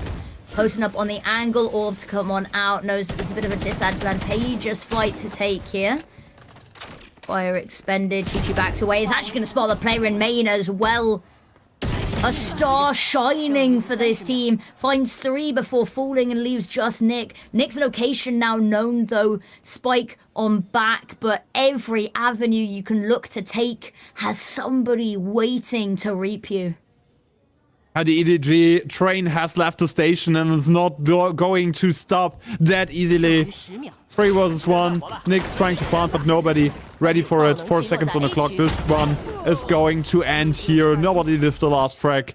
3-0, another bonus conversion. EDG are just running away with the series, and I'm gonna say it, not like this, DRG. No, you don't want to drop out of VCT China kickoff like this on your own, losing on your own map pick after winning the ones of your opponents. All of this has been so unfortunate for them, but they are not finding their rhythm from map 1. Dare I say, deja vu Kashu in how this map is starting. Sorry, I had to get the awful pun in there somewhere. But this is, you know, it is still early days. We'll always caveat that by saying, but DRG back on just the pistols, which means it is oddly reminiscent. And I need you to know that I could have gone Deja Vukashu or Deja Chichu. It could have gone either way there. And both are terrible, I love it. Both are terrible, but here we are. Ooh, CB, very lucky not to have overextended there because Ackerman tucked in on this rather ratty angle, albeit. And can up on the wall there. The peaks on out being spotted, but nobody snipes away both of the kills. Yeah. Izzy comes on up, gets shot down. Nobody's got one. Smokey with another, and CB does find Ackerman, and they shut this down with force. There is just Nothing we can really say about this one, because it's just like open mid fight. Without your Viper, you also can't really take that space without a flash going down. The only flash you're having is shootable. Like, the only flash you can throw in the faces of your opponents right there is one that you can destroy. And that's what makes this play for DRG not good. It's the 0-4 timeout again. Yeah. Whether we see, you know, this be the difference maker this time, whether there's something in the bag waiting, or whether we see this go 0-8, we see another timeout, whether we see history repeat itself exactly line for line, page for page. But hopefully words of wisdom being installed. I'd love to see something flashy, a set play here, just to break the stalemate, right? Is just something to put you on the board a little bit earlier, just to make the task seem less massive when you get round to it, because any more of a lead from EDG is going to weigh very heavily here. Honestly, my biggest pet peeve is that they're using the Euro as a lurk here. And as a rotational piece, because Euro flash plus Gecko flash in the duo is so amazing, is so strong, and they're not utilizing this at all. Especially for the mid fight, we just saw. Why would you send Spirit to the outer skirts of the map if you're setting up a mid fight? Like, your Gecko flash can be shot, and then your mid fight falls apart because you're not having your Euro with you. And I just want to see them stick Gecko and Euro together and let them play on like the same angles, on the same sides, just to flash out angles. It's a heavy investment to keep them both there at the same time, but we'll see. Flash goes on out. Get shot. Smoke gonna hold them off for now, and we know that they're a team that doesn't mind a little bit of a rotate. They have still got Vukushu over towards B, this time less pushed up. Doesn't want the smoke of what was a double swing out B main last time for information. As much. And now they're trying to force their way in. DB. First frag has been collected. As indeed, spamming away, EDG have found the opening pick. Spike's been committed over towards this B here. Still in the wave for now, though. Caused them a little bit of problem because they've either got to wait, they've got to try break it, they're going to break it. Camera goes on out. CB, though, not being spotted, not being cleared, and that Spike's dropped so uncomfortably forward. And there's no utility left for Vukushu to try and make this work. Smokey is going to take him down, and now it's just Nick. You know that Nick was not part of this. You've cleared the space out towards B main and bought yourself a buffer. With only 13 seconds, you know that there is zero likelihood of this Spike going down. So it's just a save here from Nick. And EDG, they've found the fifth and that timeout, not able to find the key round that they needed to break EDG running away with more momentum. We talk about the snowball to Avalanche pipeline. This is it in action. Yeah, and it can't be that you oversee such a corner with the team, kind of team comp DRG is running. EDG is also like firing on all cylinders, playing a very, very good brand of Valorant right now. Like, their shooting performances are crazy, but they're not doing anything too special here. And even DRG has zero solutions. Like 0% of a solution here right now. And just give me a more Just give me more fight from both of those teams. B pushing on out. Spots a player is going to dip away immediately. Kankan's got the opening pick. Nobody to double down on it. The stun is good for Ackerman to find one, but Chichu immediately keeps the numbers humble. And look at this, it's just Ackerman left. You know that he found a pick, so you know exactly where he is. Nobody swings on out. They have him pincered. And, I mean, I can't even imagine how confident EDG are. We've always got to temper this, though. Overconfidence is a very real worry. But we didn't see that burn them last map, so I have no reason to suspect right now to see it happen again. EDG is so inconsistent, and it shows once again here. Like, if they are firing, if they find their rhythm, if they're on it, then they are one of the best teams in China and can contest with the best teams in the world. But if they're not, than it looks like we saw on the first map. Drift popped really quickly. CB actually just going to teleport out of there. Doesn't want to be caught up in hand unaware. Look at this. They know it's going to be a B hit again. The reads from EDG on where to stack have been immaculate. Nobody's found Ackerman. And again, this has been completely shut down. They have just teleported and headed over towards that A site instead. Very quick rotate on over. Yeah. Like, that was a great idea from DRG in the basis of faking over B because EDG had fast rotates. But Good pick. double numbers advantage. And Nick makes this one a little bit better. Does indeed. Of course, Mosh Pit just to stall this on out. Needs the players to come and alleviate this, but really Smokey needs to win this fight on out. Immediately found flexing. Paranoia in hand's gonna hold them off and actually has just bought enough time potentially. Smokey held off and maybe around here as well. Dizzy gets shot on down. There's just no time to defuse this as well. All of the kills come raining in and DRG, they find a round earlier this time. It's 6-1. It's still incredibly difficult for them to secure, but a round nonetheless. Yeah, and you can see it on the minimap. Both of the players of DRG are trying to fight a tad bit too early. I think they expected them to at least trade out evenly, but Spirit and Ackerman just too incredibly split up to really trade off of each other. And they were setting up this A play the entire time. Still not the best of outlooks for DRG. There need to be some more rounds. Ackerman early ultimate finds a kill, but more rounds in need for DRG. Absolutely. And this is an incredibly strong start, and I think maybe just the call to save to be made here. A lot invested, a lot taken off of the board here for DRG, and they know that maybe that's enough for them. They've got 4 ultimates online ready to immediately hit back here. Kankan is gonna give away his life here. Ooh, flexing spots one in towards mid. Know that time's low. Maybe live and let live. No, Chichu wants to peek it again. Is gonna fall. CB with this op's gonna have to be careful as well. There's a lot of people coming on over.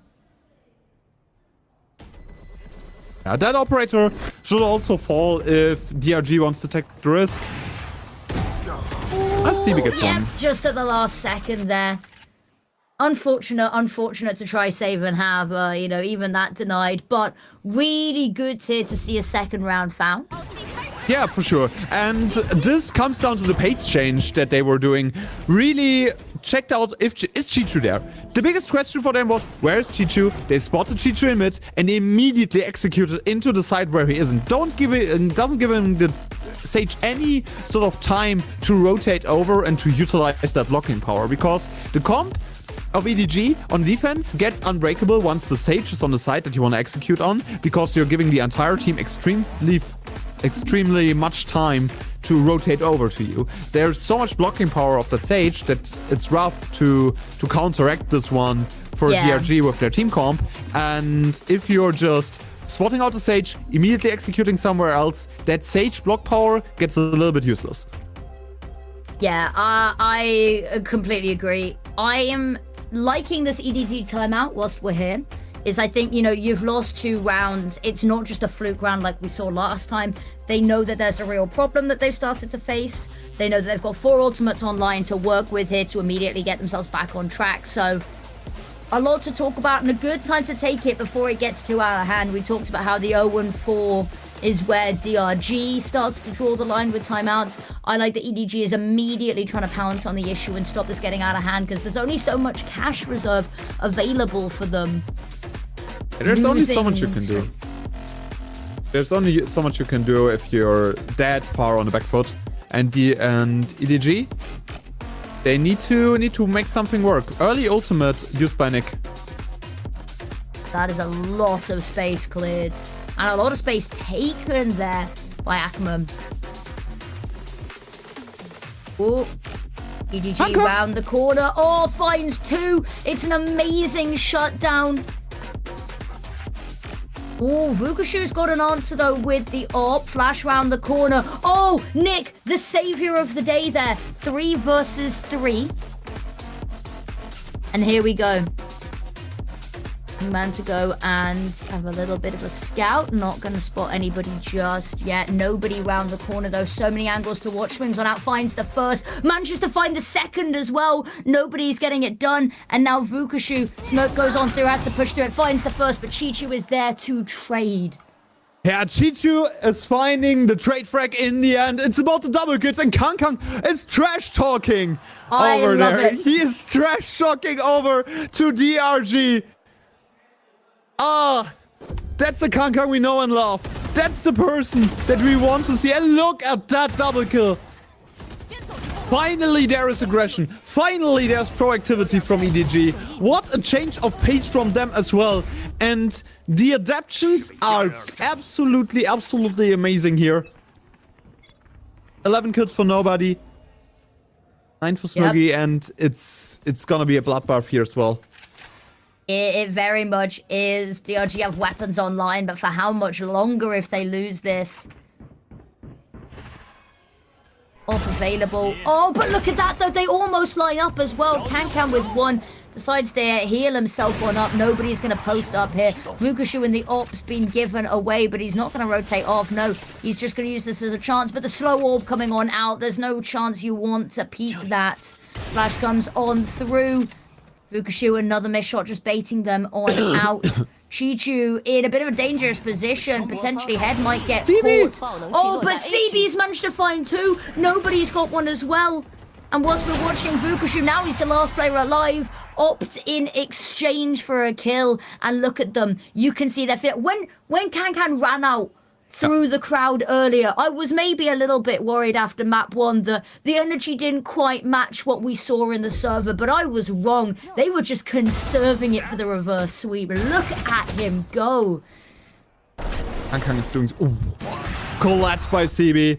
Last one also collected. And that's what you can't do, DRG. You can't slow walk into a potential operator hold onto that side. You need to at least get a little bit of a wide swing on those angles.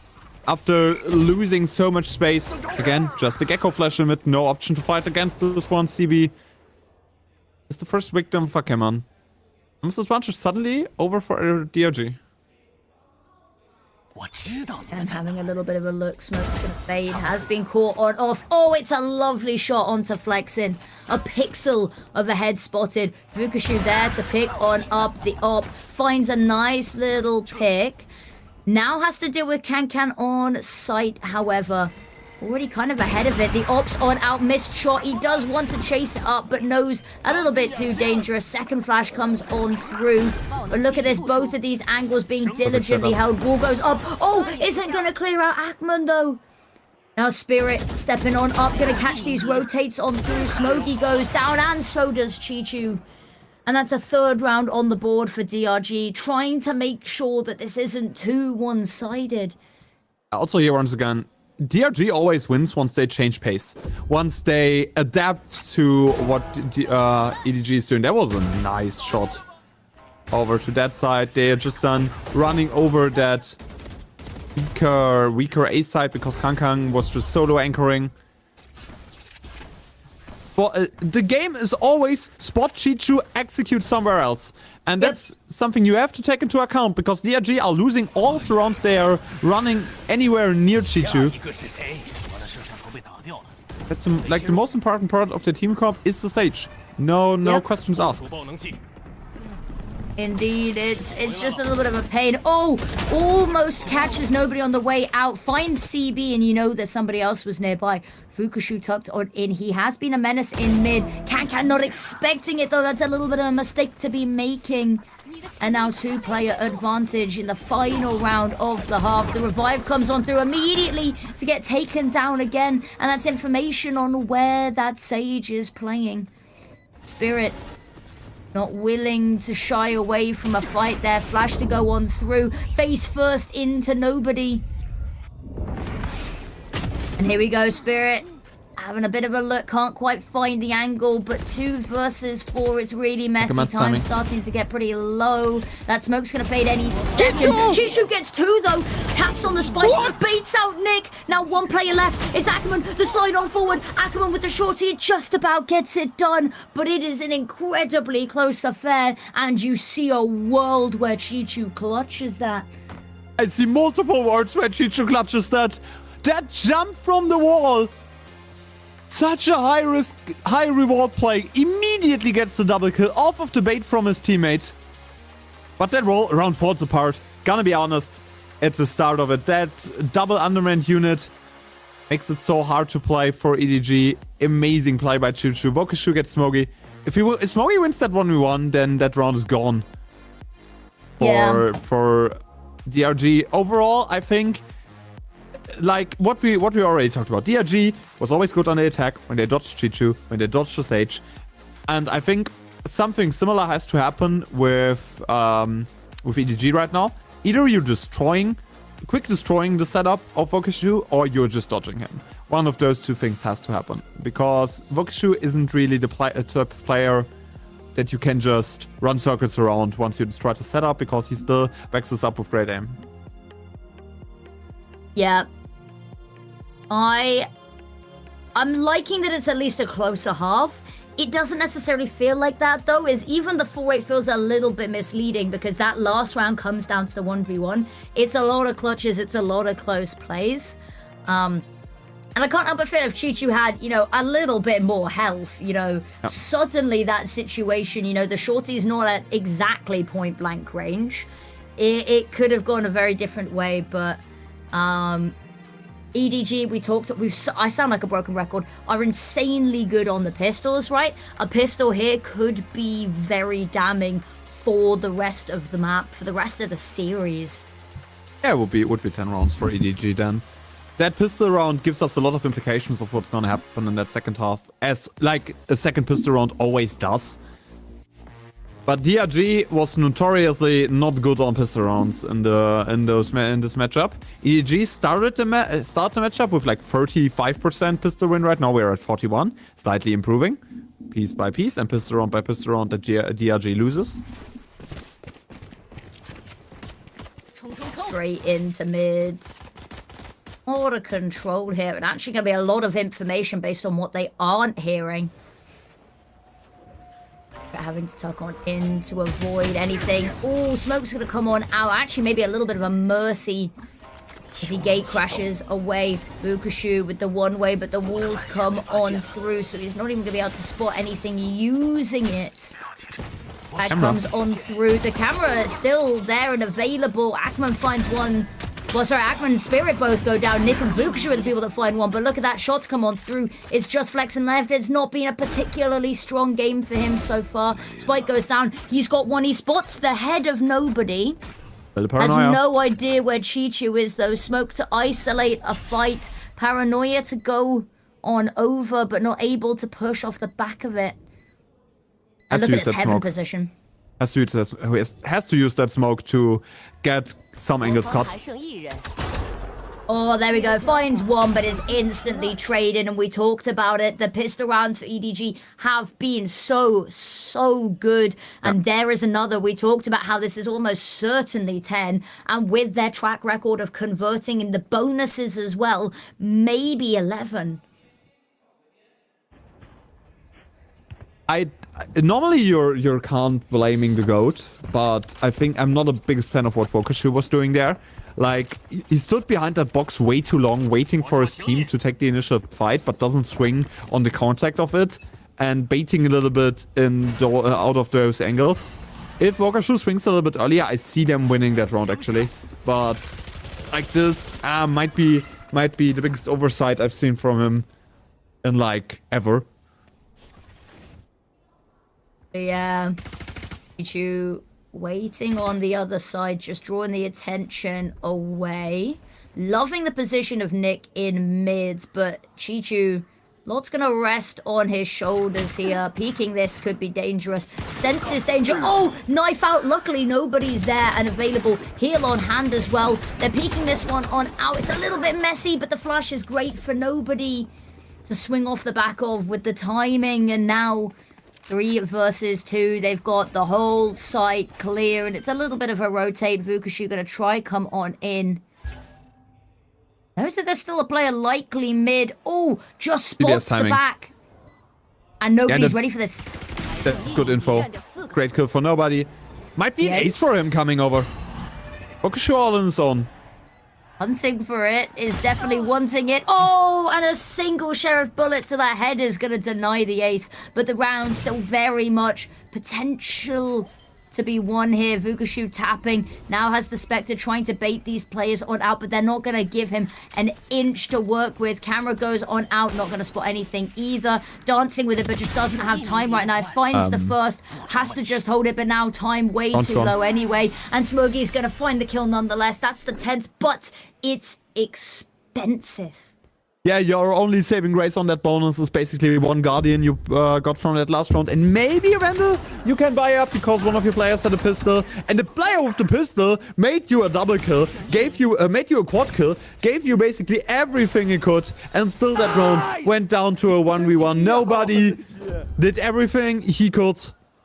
EDG could just barely take this one. We see 2 Stingers. We see a pistol for Chichu and nobody. Give him a rifle. Let him play. Let him cook. I said let him cook. I don't want to see anything. CB aggressive, hungry for this mid presence. A fair amount of control here. Maybe a little bit worried when the smoke comes down, but the gate crash just about online to get out there. Smoke comes on through, not going to be respected in the slightest by EDG. Oh, and Vukashu walls on off, hoping that Spirit can find something from the heavens. Does in fact find one, Can gets it, but that's it. A massacre as they converge upon it. A team ace for them to find 5. They win the bonus round, and it's stopping them getting 11, which is a step too far to recover potentially. But they now still need to double their rounds to get even. Yeah, not even a spike plant going down for EDG makes this economy situation a little bit awkward. Especially considering nobody bought up a gun. Let's see if there's a full buy everywhere, because like nobody has to buy a Bulldog. Exactly. Like you can't really buy up, and if you don't get the spike plant, you have to rely on a little bit smaller guns.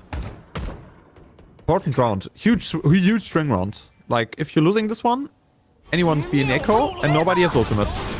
Exactly. And Gan immediately spotted on out there. Chichu finding an amazing pick.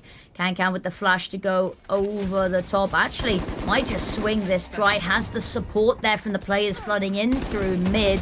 Can. Oh, can't quite take down Flexin there. That's a bit of a kill to be losing. Here's the TP on over. Flexin dealt with. Now Spike can go down here. Waiting, trying to see if we can see anything over the top. He cannot. Crawling round the outside, needs Vukashu to hurry up so that they can hit this site together. Mogi might potentially get caught out in the open. Oh, found through the box there. Wall's gonna get broken. That's what's going on.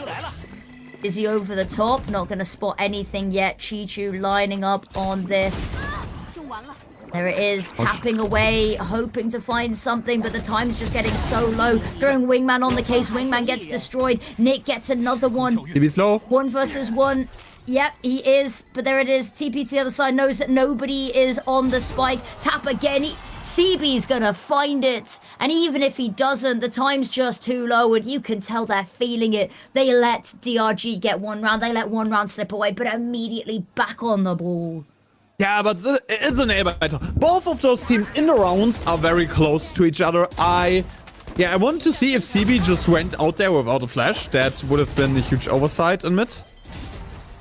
And then it just takes too much time. It just takes too long overall from the side of DRG to get into that retake situation. Vukashu has a huge rate to rotate. And by that round's also gone. As close as it was, you can't really convert something here if you're DRG right now.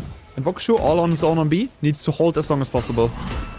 Yeah, location known, catches the drone on out. Potentially they just leave this one. They've been very eager to back away mid. Ackerman's got eyes on the whole situation. And right now just waiting, feeling out, seeing if maybe B is still viable. They said abandoned by the DRG right now, but Ackerman has a freaking mid. Ooh, what a crispy shot there. Rotation needs to be fast. If you want to do this one for EDG, it has to be fast. Chichu and nobody. 2 frags, A side open. A side completely open for them. And now with a 2-player disadvantage on top of that. And now here they go. Nobody posted on up on the angle and not alone here. CB available. They're not even going to get them. Let them get close to this site here. Nobody spots the cross. Sends out the Prowler. It's all a distraction to take the heat off of CB. They are still going to clear him, but he's going to clear them on out as well. CB finds 2. Nick now known, and Smokey to clear him out. And that is it. Map point, series point, and here, Santiago just about to slip away from DRG, and any chance that they had. And EDG, they've given themselves the best possible chance here. They've given themselves 7 rounds to work with. 7 more rounds for EDG. Braving room as much as possible. And they had so many backups here. Once they spotted all of the 3 players, Kang immediately got into a backstep. 3 players still on the side. So many options for EDG to win this one. So little to lose it. And that's what they are maxing out. Their chances to win those rounds. Their chances to get on the board in those situations and those rounds. DRG is struggling mightily to get anything down here. And that Sage is a huge reason for exactly that, right? The Sage, for me personally, the huge vocal point that EDG is having, and they're playing her to a maximum. Normally, if we're seeing Sage comps, they always seem like slow and sluggish and, you know, in a way, very boring to watch. But EDG making it look fun, making it look absolutely too strong for Corrode, and there might be some teams watching this, seeing this and being like, oh, why aren't we playing Sage? Maybe also combined with a Viper to even get more blocking power, to even stop teams more from going onto our sides. There are some things to cook around with, but that Sage pick really impresses me. Yeah, and I hope that we see a little bit more. I hope it becomes a bit of a staple. My worry is DRG call a timeout. That gives EDG's coaches a chance to get on the line as well. And 1 round, all we need, CB holding the angle, Outlaw available. Agman, huge ask here, flash round the corner. It's good for the first untradeable picks as well. Knows that there's likely a tripwire there somewhere, just trying to get it dealt with. Vukashi with the 1-way is going to manage to find a tag. It's not quite a kill, however. It's limited damage onto Chichu, immediately gets healed on up. But it's Smokey in mid that could be causing problems, but luckily Flexen gets 1, and that's going to be enough to keep the player advantage in hand. Spike's being picked on up here, and maybe a chance to plant, but the issue is going to be they're not given any breathing room whatsoever. Tap again, Wingman comes on out. Flexen has found the angle, and now just Chichu left, and you know that's not the person who was planting. On over, but the issue is you have to expose yourself to one of these angles here. Spots the first player. Here's Flexen's TP. The way they've allowed these fights to get isolated. Yeah, and now Vokashu, you can't really reunite with your teammate. 5 bullets in the mag for Chichu. But Vokashu needs to be fast. Ball gets vision back. Oh, it's going to try stick it and will just get swung by Vukashu. The timeout pays off. They found themselves a 6, but now they need to double what they've already found to even dream of the overtime, to even dream of winning the series after this, to go to Master Santiago. And with that sort of start, it was still way too close for comfort, right? You're in a 1 versus 3 and making this a doable round for EDG, making this a doable round for Chichu in the end. EDG does have a timeout still, if they're feeling like we are struggling a little bit, we don't have ideas, we are running out of setups that we can play. But keeping the round that close economy-wise leads to Akeman being just there with a judge and EDG switch of pace, making this one a fast execute onto the side. Exactly. It's looking good, and look at that. Immediately punishes Spirit, and that's a large part of what could get them back in, but the kills come flooding in. Akman, Nick, they need to step up now. Spike goes down, and EDG, they're just going to stand out in the open and hold this. There's no reason not to. The wall going to get broken, and there it is. It leaves Nick completely vulnerable. You hear the slide, and they're just going to send Kankan in to deal with it. Doesn't care about sustaining the damage. Flash ready to go round the corner. Desperate, frantic. Akman finds one, but it's a 13-6. And EDG cling on to this series. They cling on to this tournament, and they book themselves a spot in the next series, the next fight for Masters.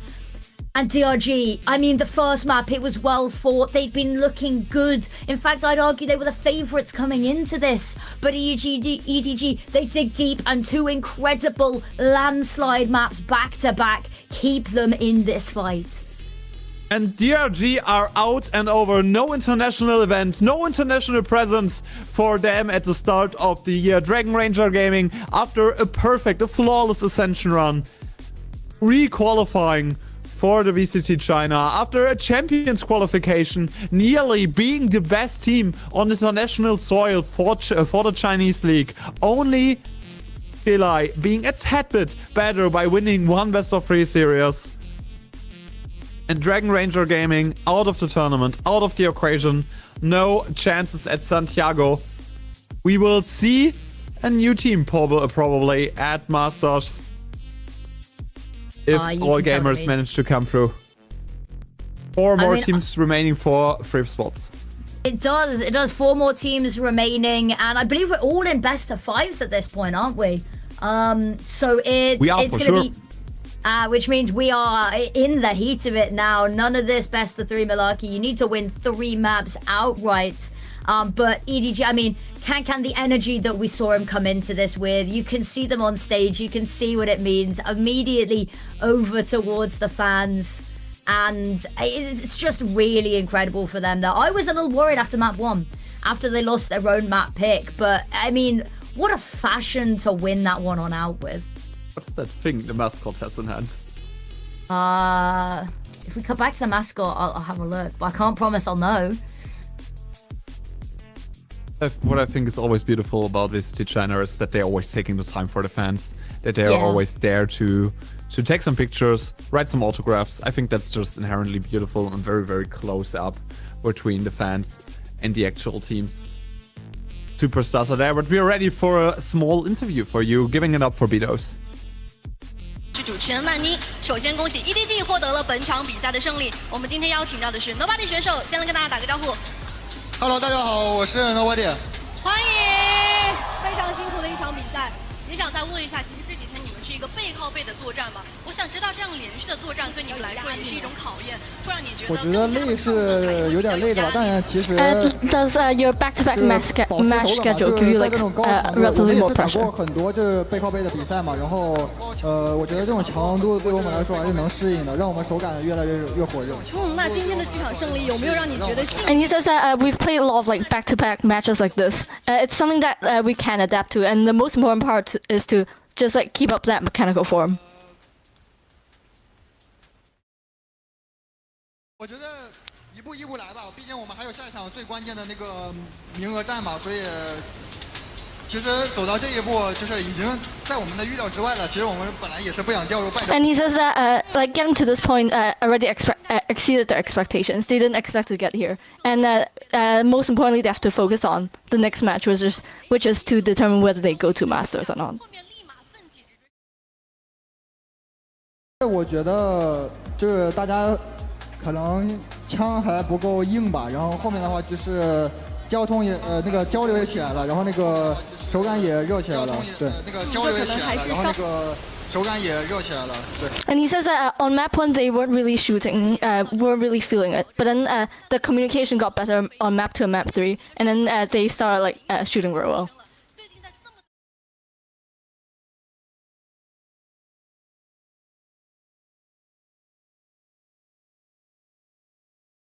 也是，这个就不多说了。And he says he doesn't really want to talk about the pistol win rate. 指挥委，你和教练 Autumn 的一个磨合怎么样了？有在向一个更好的方向发展吗？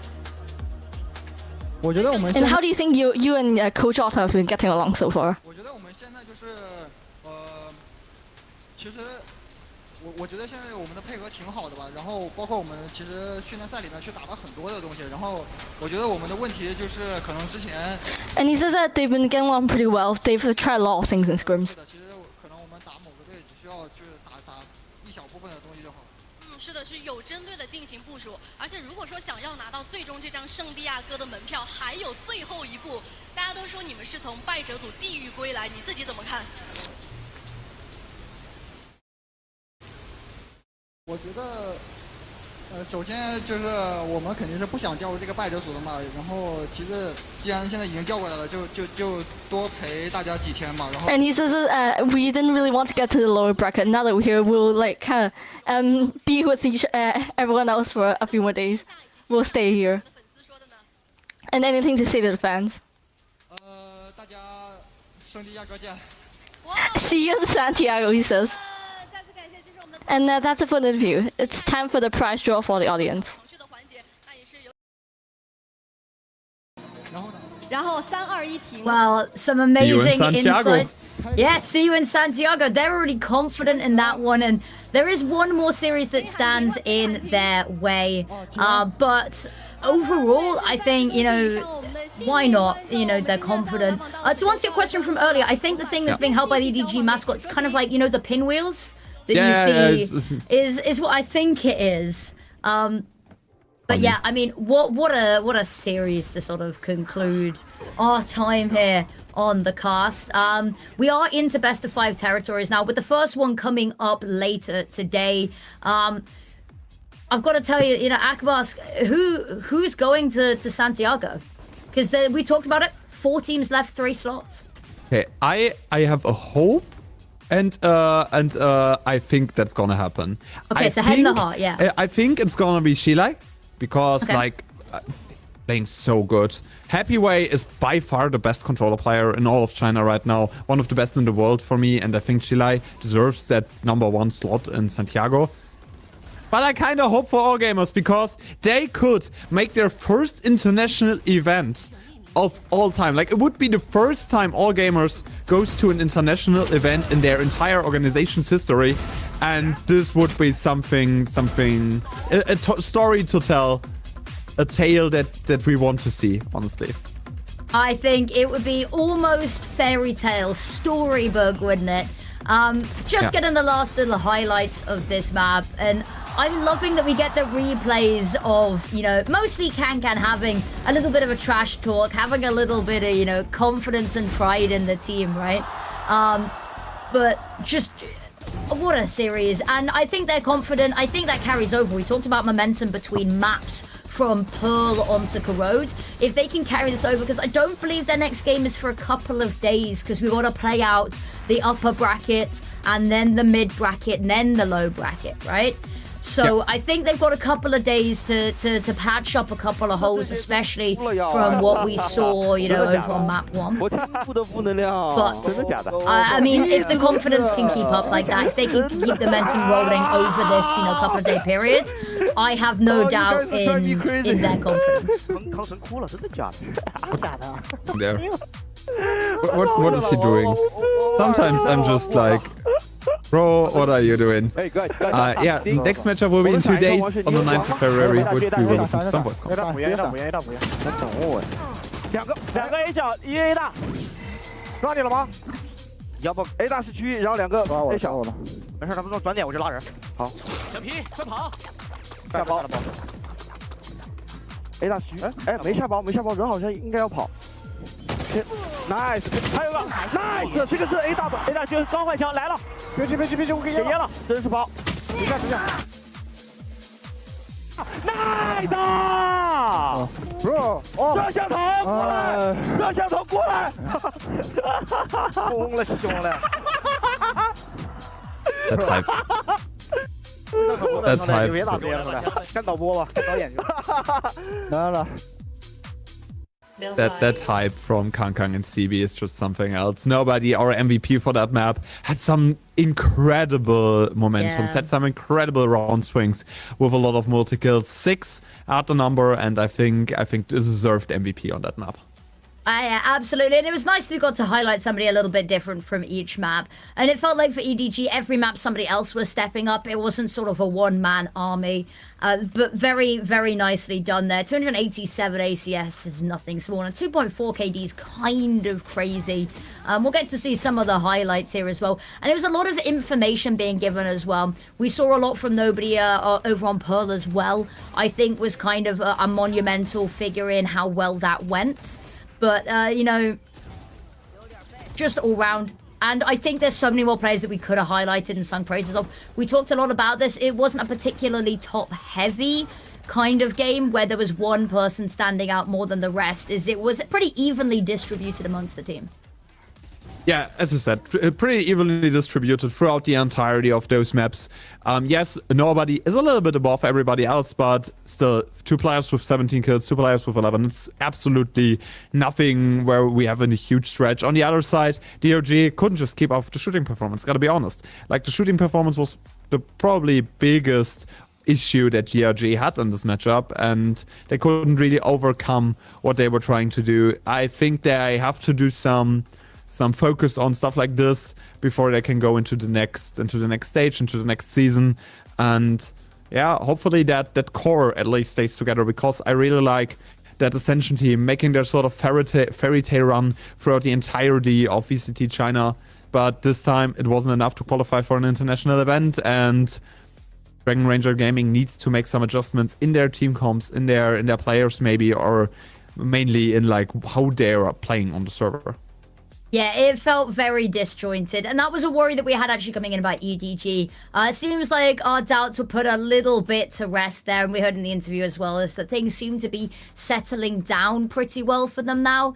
The post plants, again from EDG, from map 2 as well, we saw them nigh on flawless and getting them often as well. But I'm not sure what more there is to say. I mean, there's a lot more maps that are going to be looking a lot scarier. I think a lot of people would have been really excited to maybe pick that Pearl against EDG before today. They played it once. They've lost it pretty spectacularly. Now that's going to raise a whole lot of questions for any teams that come up against EDG going forward, is that Pearl maybe isn't as free as you think it might be.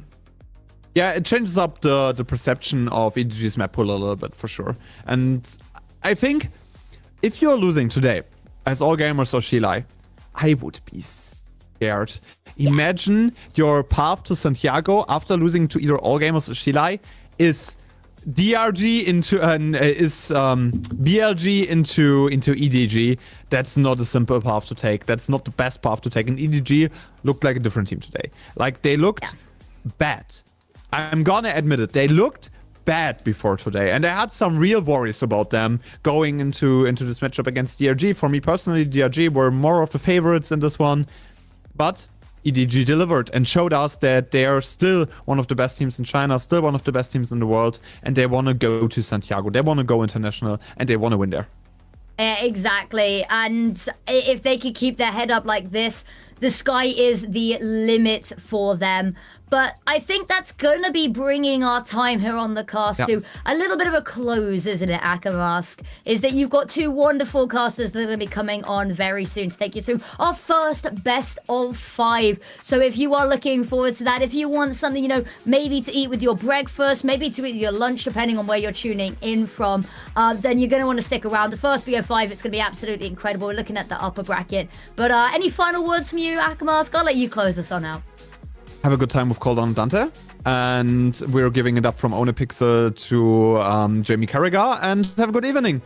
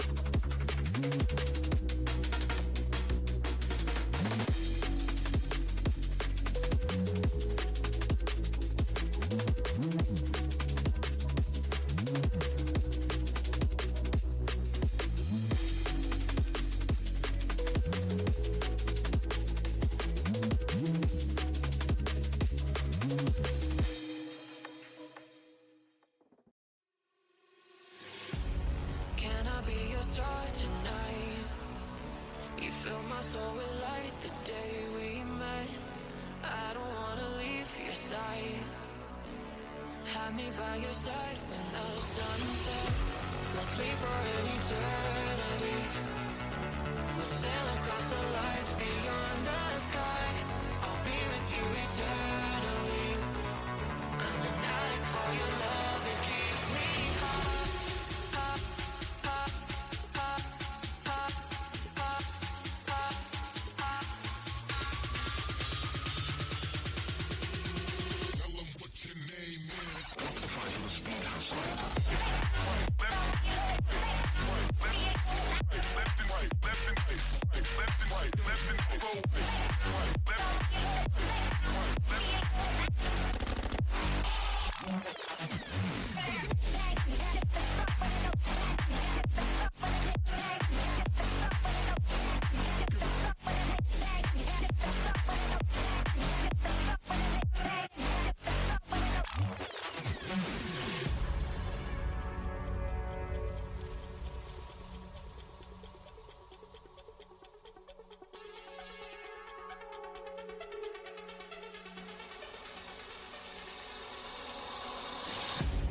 Can I be your star tonight? You fill my soul with light the day we met. I don't wanna leave your side. Have me by your side when the sun sets. Let's leave for an eternity. We'll sail across the lights beyond the sky. I'll be with you eternally. I'm an addict for your love, it keeps me high.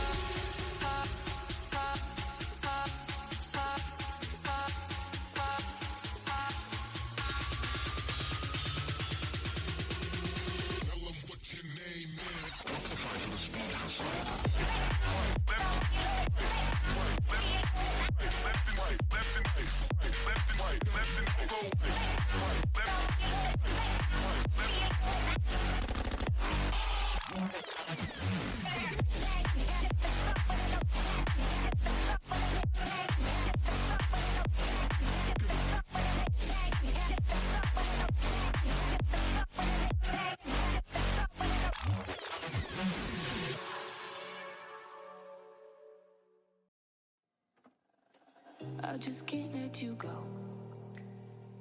Lord knows that I've tried to. You said I was the only one. No one likes being lied to. You made this mess and left me with the pieces. Now I wanna burn all the bridges between us.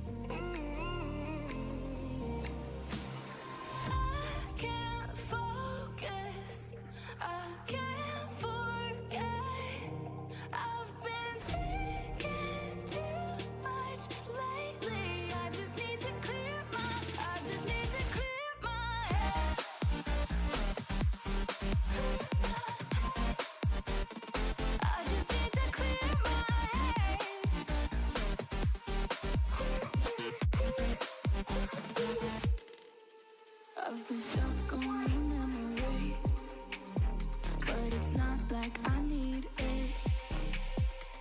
And you may have some history, but we don't have to repeat it. You made this mess and left me with the pieces. Now I'm gonna burn all the bridges between us.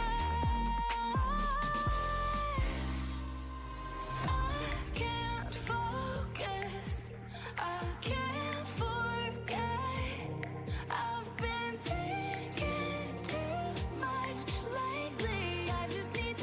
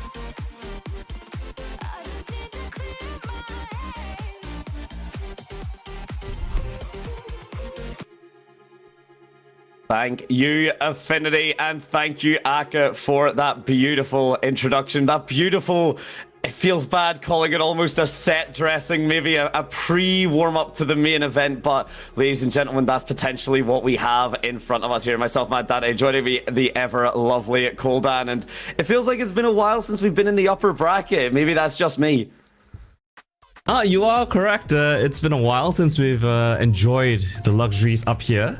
But yeah, we've got two teams that are sitting in that luxurious spot and one game away, one best of 5 away from the first seed of Master Santiago. I think the first team across all international leagues to actually qualify for that Masters. So a lot on the line here. Super hyped for the game today.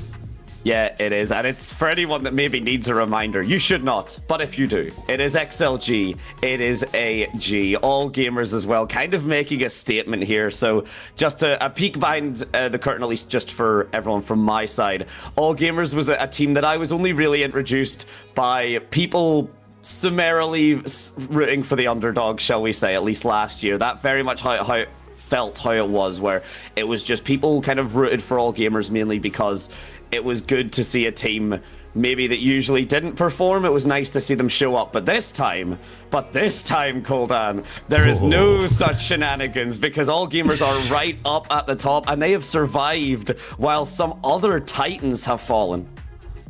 Yeah, I don't think if you'd shown the brackets, the very first round of the brackets to anyone who has casted VCT China or even kept up with the scene, they'd tell you that All Gamers would be in the upper final, one game away, one best of 5 away to qualifying for Master Santiago. Considering the roster they've brought in for this year, I think only 2 players remain from last year's roster. This is an insane haul, insane performance. Upset over upset, and you know, today we might even see something spectacular like that. I mean, I think we will. I mean, a big shout out currently to Fangir, sometimes thrown around as currently the best player of VCT China as a whole. And honestly, I mean, maybe a little bit kind of respectful just because of the fact that the sample size is a bit lower than some of these other players. But that's the only statement, really. That's the only thing that I can go against Fangir to say, well, we haven't seen them play. We haven't seen AG or XLG play as much just because they have had no need. They have had no need to play as much as some of these other teams. And that does just mean the sample size is a little bit lower. But Fangir, there's a reason they're both up here, and Fangir is a good start. Yeah, I mean, we could talk about the imports on both of these squads, right? Ragra on the other side as well. Yes, exactly. I mean, these two Russians, the Russians in VCT China to begin with, they're just insane. And these two right now, I mean, bring that X factor to the team, I think. Fangir obviously lighting up the All Gamers roster. I think, in my opinion, one of the best clips that we've seen so far in the entire VCT China was that 1v3 that you had on Pearl, detained, and just absolutely destroyed everyone in that clutch. So that kind of X factor that you know, these imports bring to the roster make it so much more interesting. They really do, and as well because those imports do add, and we've been seeing these kind of from the team comms as well. We've been seeing how the teams kind of flex the language barrier, how they get around that, because of course sometimes you do just have to deal with the fact that, you know, you're not going to be hearing the kind of the Mandarin, the Cantonese and stuff. You're going to have to be going for a little bit of a kind of flexibility. It's why occasionally you're hearing the ceremonial kind of "let's go" in English, which is always fire, because as someone who I do not know, unfortunately, any other languages other than English, and some people even doubt my capacity to speak English, which is very valid. But it does mean whenever you get to hear the full celebration, the full kind of surprise, especially that kind of breakthrough in English, it makes it really. And I mean, speaking of a breakthrough, do any of these players really need an introduction? I mean, this roster has done incredible work since last year. I think Akamas even mentioned about how Happyway was one of the best, if not the best controller in the entirety of this league already. So, you know, you having this kind of a rock in terms of your players, right? Being able to trade your entry duelists, being able to clutch up different rounds, multi-kills here, left, right, center. This roster of XLG is a force to be reckoned with, and you can see why. Look at the track record up against All Gamers, albeit, right, that was a different All Gamers, right? Today we have a fresh-faced one, but it is very stark in terms of the hit-to-hit.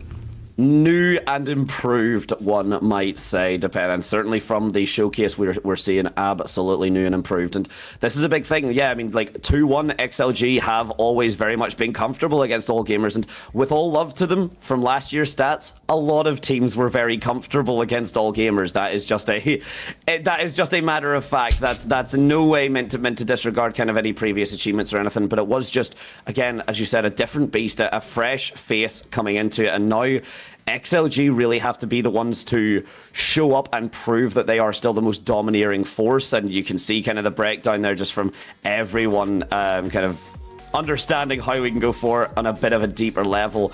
And I think the biggest thing here, and neither of these teams should be relevant about it right now, but this is not necessarily elimination. Not that that should at all take away from the impacts or anything that we see today, Coldan, but it does mean at the very least it's not immediate elimination. We're back up at the upper bracket, ladies and gentlemen. There is room to fall.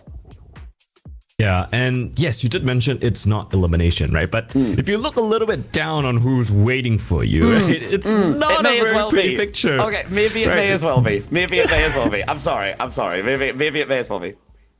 You got Bilibili, you've got EDG, and they've got time to prep. They've got a best of 5 that they can VOD review of you right here. You know, so if you don't show up, if you don't win this matchup, you've got a lot of VODs of your performance, of your maps. And I think that is a very important conversation, right? Because this All Gamers roster essentially did not have any VODs about them, came into Kickoff, guns blazing, and they've taken down scalp after scalp after scalp. But now that they've got, you know, VODs of them performing, I have to raise the question, right? Are coaches going to be looking at All Gamers and analyzing how they play? You know, now that they understand how this roster works, now that they've got a feel of these new players, are any threats going to be coming into the picture? Is that the approach a lot of these teams going to have? You would have to imagine, at least to some degree, right? You would have to imagine, and because it's a brilliant aspect to consider that, again, with the lower amount of games that both AG and XLG have just played in general, particularly AG, like we've been seeing them very much. I mean, what would it be, 4 series? I think if I'm correct, 3 or 4 series at this point. So it's not three series. Okay, 3 series. It was 3 or 4. I couldn't remember exactly off the top of my head, but the 3 series does mean that, as you said, like, not only are there not many VODs to review at all, but this is a fresh-faced team. At least all gamers are coming into this with the understanding of XLG look a little bit more familiar. There's a bit more time to kind of look at XLG's roster, how the playstyles and everything do come through. So if anything, this is potentially all gamers' golden ticket, because they are working with that unknown. They are working as the unknown. Sorry, no, not working with the unknown. They are working as the unknown. And the more games that they have to play, the more stuff that we see from them. As you said, Coldan, that's whenever coaches and stuff can start the VOD reviews. They can start really learning the playstyle, identifying some strats. We get to see the clip. There it is. There's the detained 1 versus 3. Fangir just watching his opposition come through. And I mean, if you need a highlight, ladies and gentlemen, for why you should be excited getting into this matchup, you are seeing it now, because these were scenes. And it's not even just Fangir. Yes, he did have the flashiest play per se, but you know, if you watch the games of AG, every single one of their players are incredibly talented mechanically. I mean, the kind of stuff that, you know, GRQ pulls off, Kira pulls off, Shrimp pulls off. I mean, it's out of this world. Every single one of them are so proficient at finding opening duels, opening fights as well, and winning those. So this entire roster is just stacked to the brim. It's impressive that they're able to operate on such a high level already, and I can't wait to see what they bring to the server today. Yeah, I'm super excited. I mean, a big shout as well just for the All Gamers roster, because usually a player that I get super excited for, and I believe he will not be, at least initially, showing up here, but it is Spitfires. I think we did see in the roster lineup he is going to be kind of on the sub style, but Spitfires was someone that I was very surprised to see on that kind of substitute level. Spitfires has been having a hell of a performance. He's been allowed to show his prowess off, but it means that all gamers, again, they can keep that X factor, because you've got essentially 6 shooters in a team that can only fit 5. Yeah, it's stacked to the brim. And speaking of a stacked roster, apparently there was a statistic. Thank you to Beatos for the translation, but I think XLG have yet to drop a pistol round in the entire tournament. Damn. So that's also something to take into consideration, right? That is an impressive statistic. If all gamers give XLG that kind of respect in those pistol rounds, it could stack up incredibly so in this best of 5. No, it really could. Pistol rounds, I mean, they are somehow the most and least important rounds in a way, because they are the most important in terms of you start the momentum, you gain the confidence, right? But they are the least important in terms of if you lose the pistol, okay, like you can just move on. Like, yes, okay, overall it has maybe a bit of a knock-on or a snowball here, but for the most part, if you lose the pistol, okay, it's great, okay, it's not great, but you can move on, okay? Just, you've got that understanding that you're likely going to be losing, 0-2, then you get the 2-1 and you can go through. And here we have the big breakdown for the team stats here, the performance coming through. We'll be able to get a translation for it in just a second, but I can read the numbers, and the numbers are fairly one-sided, Kuldan. Yeah, so you can see the pistol win rate, right? XLG 100%, attack win rate 68%, number 1 in the league, defense win rate number 1, clutch rate number 1 as well. I mean, you can understandably so, right? All of their games have resulted in a 2-0 victory. They've only really played like twice because of their seeding. AG statistics a little bit lower, I think, because of their game versus DRG, where they were taken the distance, right? Overtime affair on bind, it could easily have gone in DRG's favor, and then we might have seen DRG here in the upper brackets. But all gamers, right, despite DRG having the number, they came back on that bind, brought us to Abyss and won that out as well. So maybe DRG having the blueprint of how to beat AG, but not knowing how to exactly execute it to its perfection. And so we have this, I guess, result here with AG in the upper finals. Flexibility and potentially the idea of DRG finally breaking and not being able to adapt to the meta. They've been really trying to just kind of keep for the fact they don't want to touch Viper, but we are at the cream of the crop now here, ladies and gentlemen. That kind of 0.1% that agents can make the difference on, that's when this is relevant. And you get to see, for the leading players in AG, it was at least it was 1 or 2 people. For the leading players of Gilai, look at the potentially greatest controller we have, Akamask. That's certainly a statement, or certainly a backup to defend that statement.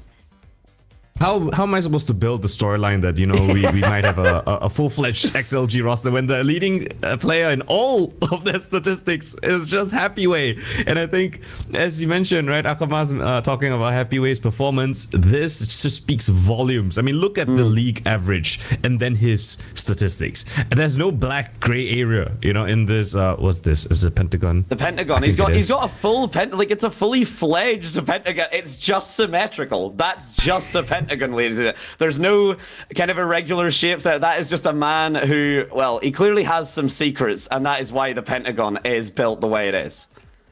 Oh, I like that. Thank you. Little pun right there. But yeah, I mean, deservedly so. Happyway has been leading by example. Absolutely disgusting. Even back in last year, right, in the internationals that XLG attended, he was putting on a massive show, and I think he's only gotten better since then, right? His consistency, his performance, his confidence, I think, in this XLG roster has just skyrocketed to a different league right now. And I mean, we're about to get back into a league staple that I was very excited for. And it feels like we've not seen it in so long. So for anyone that has maybe forgotten this has been added in, if you are the same seeded to allow kind of the first kind of map picks and the side picks, it's down to no longer a coin flip. It is down to getting... well, becoming the king of the 1v1, which in some ways maybe is the most important of all. Yes, okay, you've got an entire best of 5, a series ahead, but a statement to win the 1v1, Kuldan, certainly at least one to get the spirits up. Yeah, you mentioned how important the 1v1 is and the veto, but we have 2 coaches going back to back, duking it out. This is so funny to me. I like it. Yeah, I also love it at the same time. A lot on the line, but hey, the coaches, let's see if the mechanics can really pay off here. Look, to be honest, I genuinely do believe Voya going for the victory there, but I do believe it should be the coaches as just a further going in there, because it's kind of cool. Maybe it's just me. Maybe other people aren't going to share this opinion, but I kind of like seeing the coaches play just a little bit. Like, don't need to see it too much, but a skirmish I think is a great kind of show off of what maybe is the difference as to why they're a coach and why they're maybe not in the game as the IGL. Why are they not just kind of running that? Because coaching and IGLing and stuff like theoretically similar. but very different beasts in terms of kind of what you experience. So we sometimes see the IGLs kind of jump off to become coaches, X and vice versa. So it's very cool to get that little bit of an insight into them. So personally, I'm a big fan of keeping the coaches on for the skirmish. Yeah, well, if I were the team manager, I'd say, guys, I want to win this. I don't want to go down to the middle of low brackets. Can we have a proper skirmish, please? But at the same time, you know, VCT China. Billy, VCT China. I don't want to go down there. They love a good content piece, so you know, having the coaches go head to head, I think is super fun as well. Yeah, it is. And just before we get into the map veto here, it is just coming through. Just on the mention of Billy as well, for anyone that doesn't know, like K-Knight did have to just kind of jump off it and get looked after. So best wishes to himself, obviously. Hopefully a smooth recovery and everything will be kind of moving on there. But as much as it is, and as I'm sure K-Knight will be all right, that's Billy to work with, and they can do that maybe, you know, tomorrow as long with the best wishes of their player. But for today, for now, the map picking van is coming through, and we are getting a good, slow-paced tension builder for the map veto here, Coldan. I wish you could have translations for this as well. Like, oh, guys, we didn't expect him to pick this one, you know? I feel like that's something that's say. Panic, because it's the SpongeBob meme of everyone running around and everything's on fire. It's all them running around with the arms going, just potentially. But yeah, Pearl as an opener is pretty interesting to see. I'm not shocked by it on here, like overall, but opener surprises me. XLG picking that. I mean, I think the main things are the bans, and understandably so. XLG did look a little bit shaky on that crowd. AG banning out the Breeze as well. I don't think they've played Breeze, yeah. So it's just gonna be one of the perma bans. No dilly-dallying with the questionable map, the newest map. But enough new factors, I guess. It doesn't seem to be. This is a weird thing where Abyss and Corrode, or not Abyss, sorry, Breeze and Corrode seem to be double-edged swords. Where anyone that I've watched like actively pick the maps, they have then gone on to lose them. Now, this is best of 5, ladies and gentlemen. You don't get to avoid many maps. You don't really get to kind of, you know, just say, okay, this is our insta-ban map. You get one. And it's Corrode and Breeze from them, but the rest of these maps, assuming we go the distance, all going to get played out. A big demonstration of the play styles here. And you mentioned it, Coldan, kind of just the idea that the VODs are going to then get reviewed and kind of teams are going to learn how to play against you. You want to make this 3-0 because you don't want to give away your other maps. It means that you get to go into the Masters, you get to go in purely comfortably. Very few people can do a lot of research against you. If this starts to go kind of, you know, that 3-1, 3-2, and we start to see kind of every map getting developed and all the playstyles have to come out, that entire playbook revealed, that could be something that is going to be used against you, and it should be by these other teams.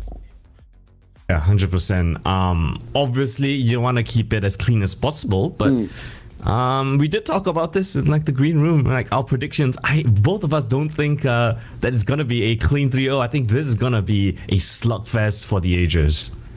No, we're going back and forth here. This is going to be the tug of war. This is going to be very much kind of some hits are going to be thrown, some getting back up is going to happen. I mean, we've seen the clutches percentage there. I mean, yes, okay, XLG up on the 30%, but AG on the 21%. No slouches either.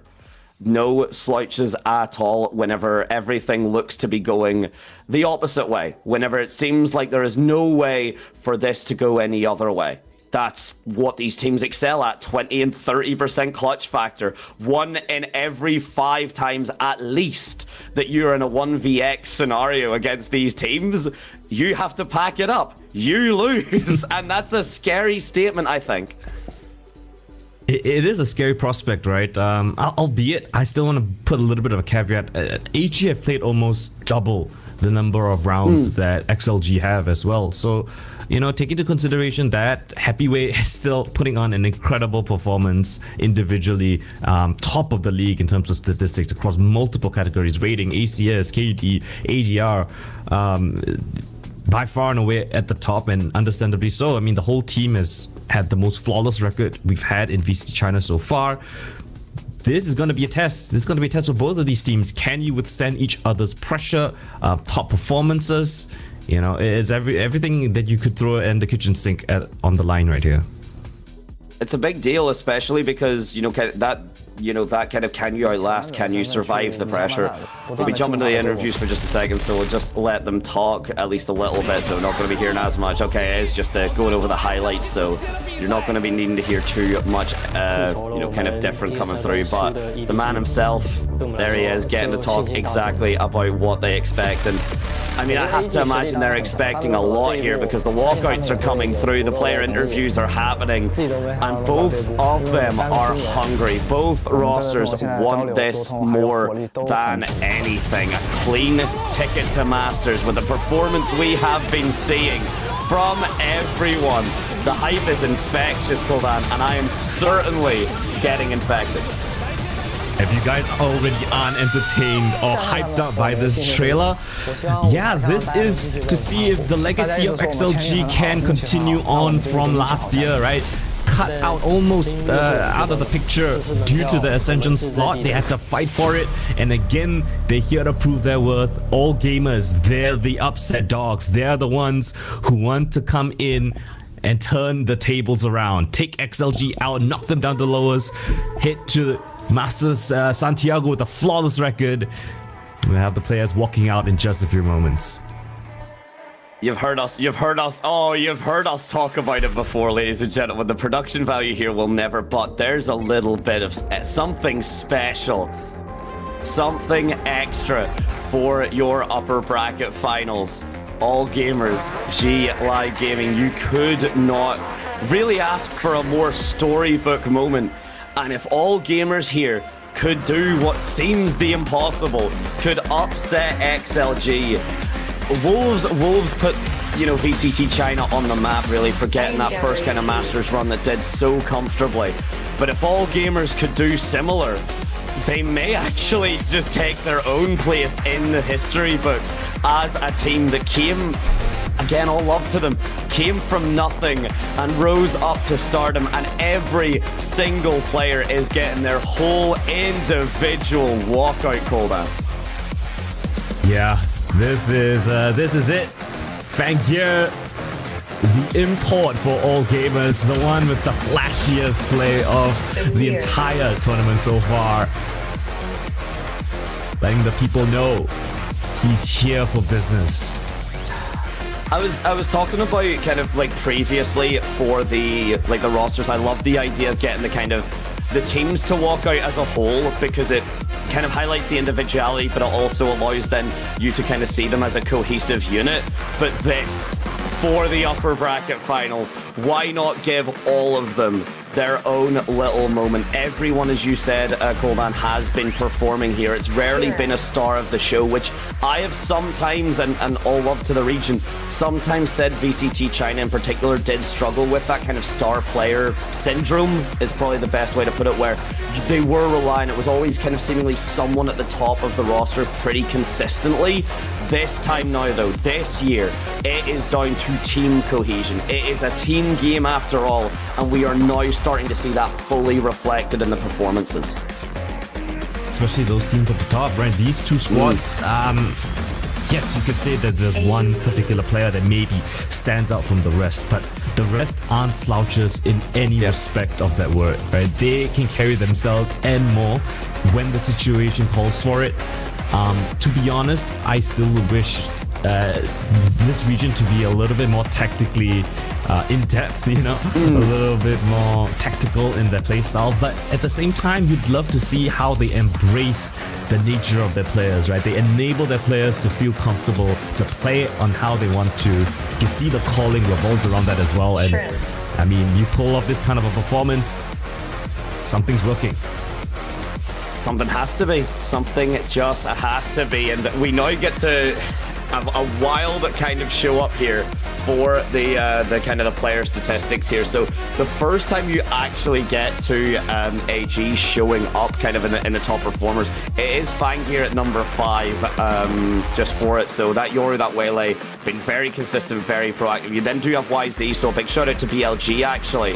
Splash from Tyloo. We were watching kind of Tyloo play. We've been seeing Tyloo's development. Splash maybe just needing a little bit more of that support because Tyloo unfortunately did end up falling out. But then Rarga and Happy Way. Very scary names to come through, the duelist and the controller respectively, but I mean, hey, Fangir's at number 5. He's not that far behind you, Rarga, and you best keep an eye on those angles. You best keep an eye behind you, because he might just show up when you least expect. That would be a very interesting hit-to-hit, right? The duelist imports from Russia. That is going to be a storyline to keep track of throughout this entire series. You've got here Mr. Rarga himself. We'll give all the love. What did he bring? Is that a new Kong stick? I think it is. I was about to say. I think he wants to kind of donate something as a gift, and I mean, you can see the crowd really showing up here. So many of them are so excited to kind of see these players on the stage. All gamers now already there. No man coming through now to back up his teammate. And to be honest, a player that doesn't necessarily need like too much highlighting, but you get to see the highest performing stats there. The aura coming through, the excitement is here. It's the camera point and everything.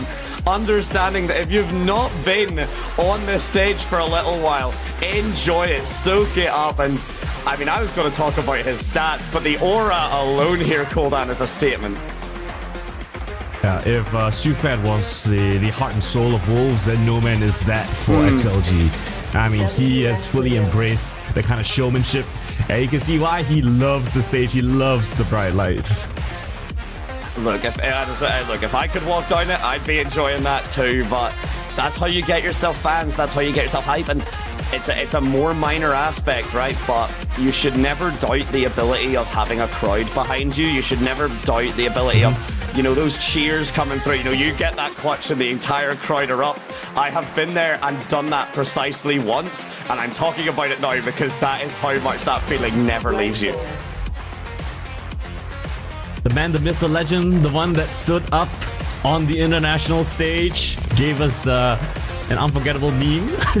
Inspired players to do the same. Lysor now making his walk down the lane.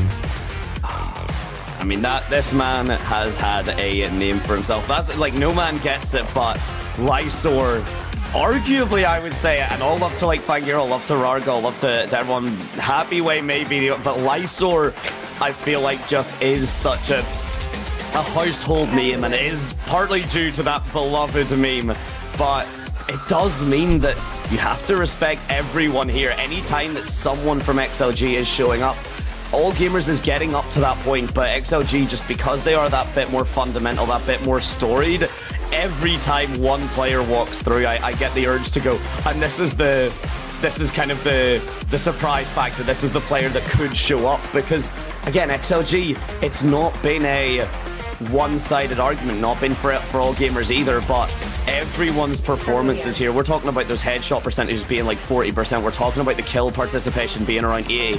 Even the coaching as well, clearly working out, and the Wukong sticks are out in force, Koldan. Yeah, of course the coach has 2 of those, you know? Oh yeah. The brains behind the mission. Class act from him as well. I think a lot of coaches in the scene actually highly respect his work, so no slouch in any respect of that.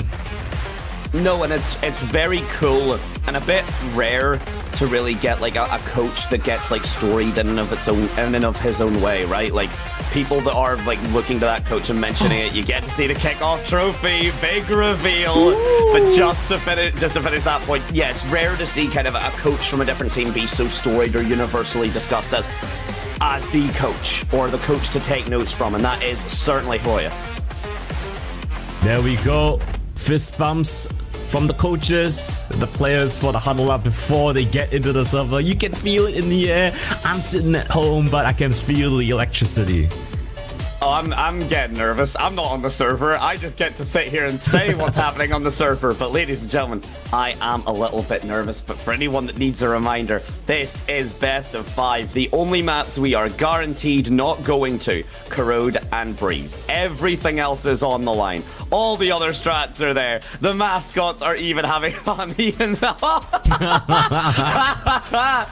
oh, the mascots do really have just such a blast, and it's amazing to see. I absolutely adore it. And hey, you know what? I want to see these. I want to see these teams succeed just because I want to see the mascots go further. I'm not interested in the players. I'm not interested. I just want to see the mascots at Santiago. At this point, I need the mascots to appear at Santiago. I don't think we've had a Chinese mascot appear at International yet, and it's about damn time. It really is, ain't it? It really is, and you get to as well. Like we're talking about the mascots of. I'm not gonna lie. Because it's at least because it is the reveal of the trophy. The trophy looks very clean. Oh, yeah. The trophy looks very slick. It's not too kind of over the top, which I love. I'm personally a minimalist man. I do enjoy kind of the more simple, the clean looking trophies. And for the kickoff stage, I don't think you can really ask for a more sheen. I think it looks really, really cool. I mean, I love the colors on it as well, right? It's some of the trophies, around, it's just one or two two-tone colors, but this one looks really detailed, which I really love. Do you think we might, like, I know we usually, it's for the fully, like, the champions, but could you imagine if we got, like, a knife or a little icon that's you holding the trophy? Like, for one of the bundles later on, like, you get to hold just, like, how you, like, spin around, like, the hourglass and stuff? Imagine you just get to fully do that in the trophy in-game. Riot, do that, because that would actually be fire. I think a lot of people would love the idea of kind of holding a commemoration to these trophies in their hands. But to commemorate the trophies, you first got to hold them, and the best way to do that is with the agent roster. Yeah, let's take a look right now. I mean, we've got the double duelist. That's pretty typical coming in from the current meta. It's going to be a mirror matchup, so... yeah, no surprises in terms of what utilities your opponents could have. It's just, straight up how you use it, how your team operates. Clear cut and final right here between these two teams. And that does mean in particular, Fangir kind of looked at as one of the best performers of the entire VCT China, like including with Happyway and such. Do you and Rarga just test each other's metal? That's going to be an interesting showcase. Keep an eye on how these Yorus are playing, ladies and gentlemen, because both of them are the openers. Both of them are, if anything, the reason they're going to work so well. The coach is hard at it as well. You can already see the comms coming through. Already discussions happening. Everyone is locked in. You should be as well. But make sure you are well hydrated because we are comfy. And as Koldan and I are so happy to say, we don't think this is going to be a 3-0. We are more comfortable in the abilities to really see some sheer, clean, quality Valorant. Of course we are. XLG, the ones that picked Pearl in the first place, they've had a pretty good record on it, albeit, right, they've had so few games. This is one of those maps that has been played and has shown up on the stats sheet. So 13-6 for XLG up against EDG. Happyway went plus 11. Incredible stuff on that Astra. On the other side of things, AAG, they had a chance to play Pearl as well, but it was an overtime affair. Almost lost to Nova Esports, which, to be honest, not the strongest team in the league. So we'll see if those past experiences gonna have any effect here in the server.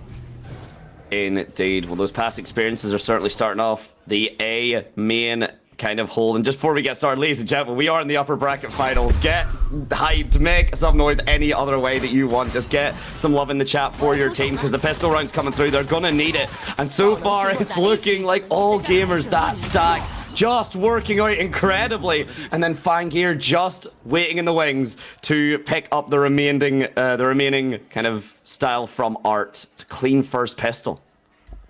Yeah, nice and clean to kick things off. That's exactly how you'd like to kick it off if you're AG. And first pistol loss for XLG in this entire tournament so far. So this is a lovely start of your AG. You want to keep up this momentum, put pressure on XLG early on.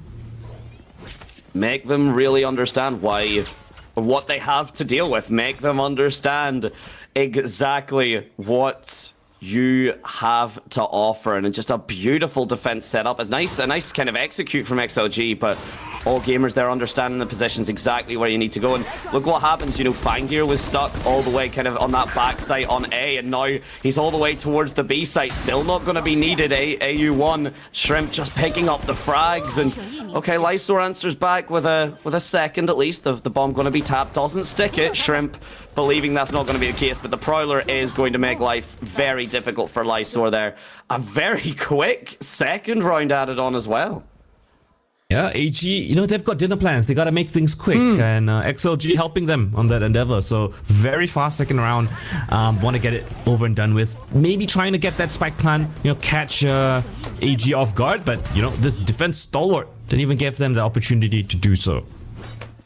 Look, if you have utility in your pocket in like Valorant or any kind of game like this, you like never swing, like never swing kind of on your own, and that's what I love to see. Shrimp, like you hear the spike being tapped, and Shrimp's going, well, I've got this Prowler. Why do I swing the classic? Why do I swing any gun with the ability that I could just get 2-tapped or 1-shot headshot depending on what gun it is? And that's what you need to play. You need to make sure that you're never giving away fair fights, that you're never making life more difficult for yourself than you need to, because that's how clutches happen. That's how things suddenly go the way that they should never be able to go. And you're going to be seeing, I think, just a masterclass use of this utility across this entire best of 5. We'll see if XLG keeps up this kind of momentum already, taking control over A main. We're gonna test art as well. This one-way smoke is great for AG, but XLG seem very much aware of that potential, does not cross that line in the sand, just gonna give it up for the time being. The fact that you see that double stack and no man's like, this feels odd. There's something here that doesn't strike us quite right, and that means the double door presence. There's still a little bit going on towards art here. Happy Way and Leo trying to go for the swing here. GRQ though, good swing, and Shrimp. That's such an awkward angle. Okay, just an excellent double stack. We're continuing to push through. If you're XLG, how can you attack whenever you're just being met at the forefront? Rarga gets that commiseration frag, but it does kind of mean with 20 seconds left on the board, there's a lot to do, and AG have already moved. Fangir and Kira just set up ready to meet him. Yeah, lovely stuff again. This is a bonus. They're not even breaking a sweat, Dante. I mean, XLG, you know, that was a gun round. Yes, they did the due diligence to kick things off, but when it came down to the fights, AG just clean swept them. When you get down to that brass tacks, sometimes you pay a heavy toll on that tax. And All Gamers, they are... I mean, yeah, you really can't say anything. This is not that XLG are doing anything wrong, but currently All Gamers are bringing a masterclass to Pearl right now. It's only 3 rounds, so there could be a shift in that kind of pacing very, very quickly. But, I mean, yeah, you really got to give it to All Gamers. Clearly studied this map, know exactly what they need to do. The setups, the kind of position and the placements have been very, very different. Now, though, I like the Lysor kind of lurk on towards the mid here. It does give a little bit more presence. The ult orb is gained. No man make this Bucky work, because let's face it, Koldani might have to on this early stage. Again, a very eccentric approach coming in from XLG. They're waiting for the refresh of their utility, and in they go. Access granted to the side. Bit of a whiff on the slow of No Man, but still... Oh, IU1 just gonna get absolutely domed by Ararga. Shrimp now comes back into the feed, but at least they've got that spike planted. The very early fade out. Nightfall comes in fast. The stem is great for GRQ. Oh, the awareness. The pop Rarga's hit right in the corner. That is just pure game sense on display. And it's a mop up coming in from AG. XLG have no chance into this one. Another beautiful round orchestrated by AG. And this is... for anyone that's kind of heard me yap a little bit, I have been a massive proponent on it's not... Valorant is no longer just about getting the frags, it is who gets them. Because look at what Shrimp has been able to do. We are on the 4th round and Nightfall was already built up. That means the retake is super easy, and yes, it's a light buy from XLG, but why does that matter? Why do you respect that? Make sure that they cannot work with anything. If that means using the Nightfall so early on just to absolutely capitalize off of it, make those wall bangs a lot easier, then absolutely go for it. And XLG already calling the time. I say already, we're 5 rounds in. They've been very quick rounds. This has been a swift start and something that I never expected at all. I thought XLG would also come here with guns ablaze, you know, take it in scrappy ecos, but so far AG have been lights out. I sleep. Sorry, I don't know why that made me laugh so much, but just that complete lean back is just that level of chill. That level of just kind of not laissez-faire. Clearly they care, but like not letting yourself get too worked up, okay? If it's the timeout and things are working, don't overthink, because that's how mistakes get made. And you do really have to wonder here, I mean, maybe, like, because this was not the same Pearl that we seen last time from All Gamers, Goldan, and maybe just that studying from them. Maybe the last time Pearl was online, All Gamers have done their homework, because again, this was XLG's pick. Evidently so. As you mentioned, literally, I concur with everything you said. This is XLG's map pick. They're starting off really, really slow. I like the timer being taken. They need to really reassess their options because they've tried to hit A, like what, the last 4 rounds consecutively. So they need to change up their look a little bit. AG, though, they're going on the aggressive now to take control over A main yet again. We got that pretty much for free. I mean, Pearl is a big map, right? Pearl is a large map with a lot of angles, a lot of control needing to be taken. So the fact that All Gamers are really going for this aspect of we're not letting XLG get themselves set up, get themselves ready for the execute, and that's a massive deal, right? Like, if you're doing well on attack, it usually means you're given the space to kind of make the executes happen, to make the plans go. But All Gamers are consistently meeting XLG before they can fully do the execute. Speaking of, Kira there means Happy Way falls. Rarga at least trades it through, but the execute a little bit shakier than you would maybe think. No Man falls through on top of Fang here. AU1 falls as well. The convergent paths to try and get back onto the site. Counter convergent paths coming in from both sides. It's a bit of a stalemate in terms of who can get access. Allows them to get the spike plant though. Turret leaves a little bit to be desired. Eventually gets around the corner, but before taking a little bit of damage, Rarga is just tucked in on that corner. Leo with the Overwatch up on towards Heaven, and after the timeout, looks like XLG have gotten back their groove.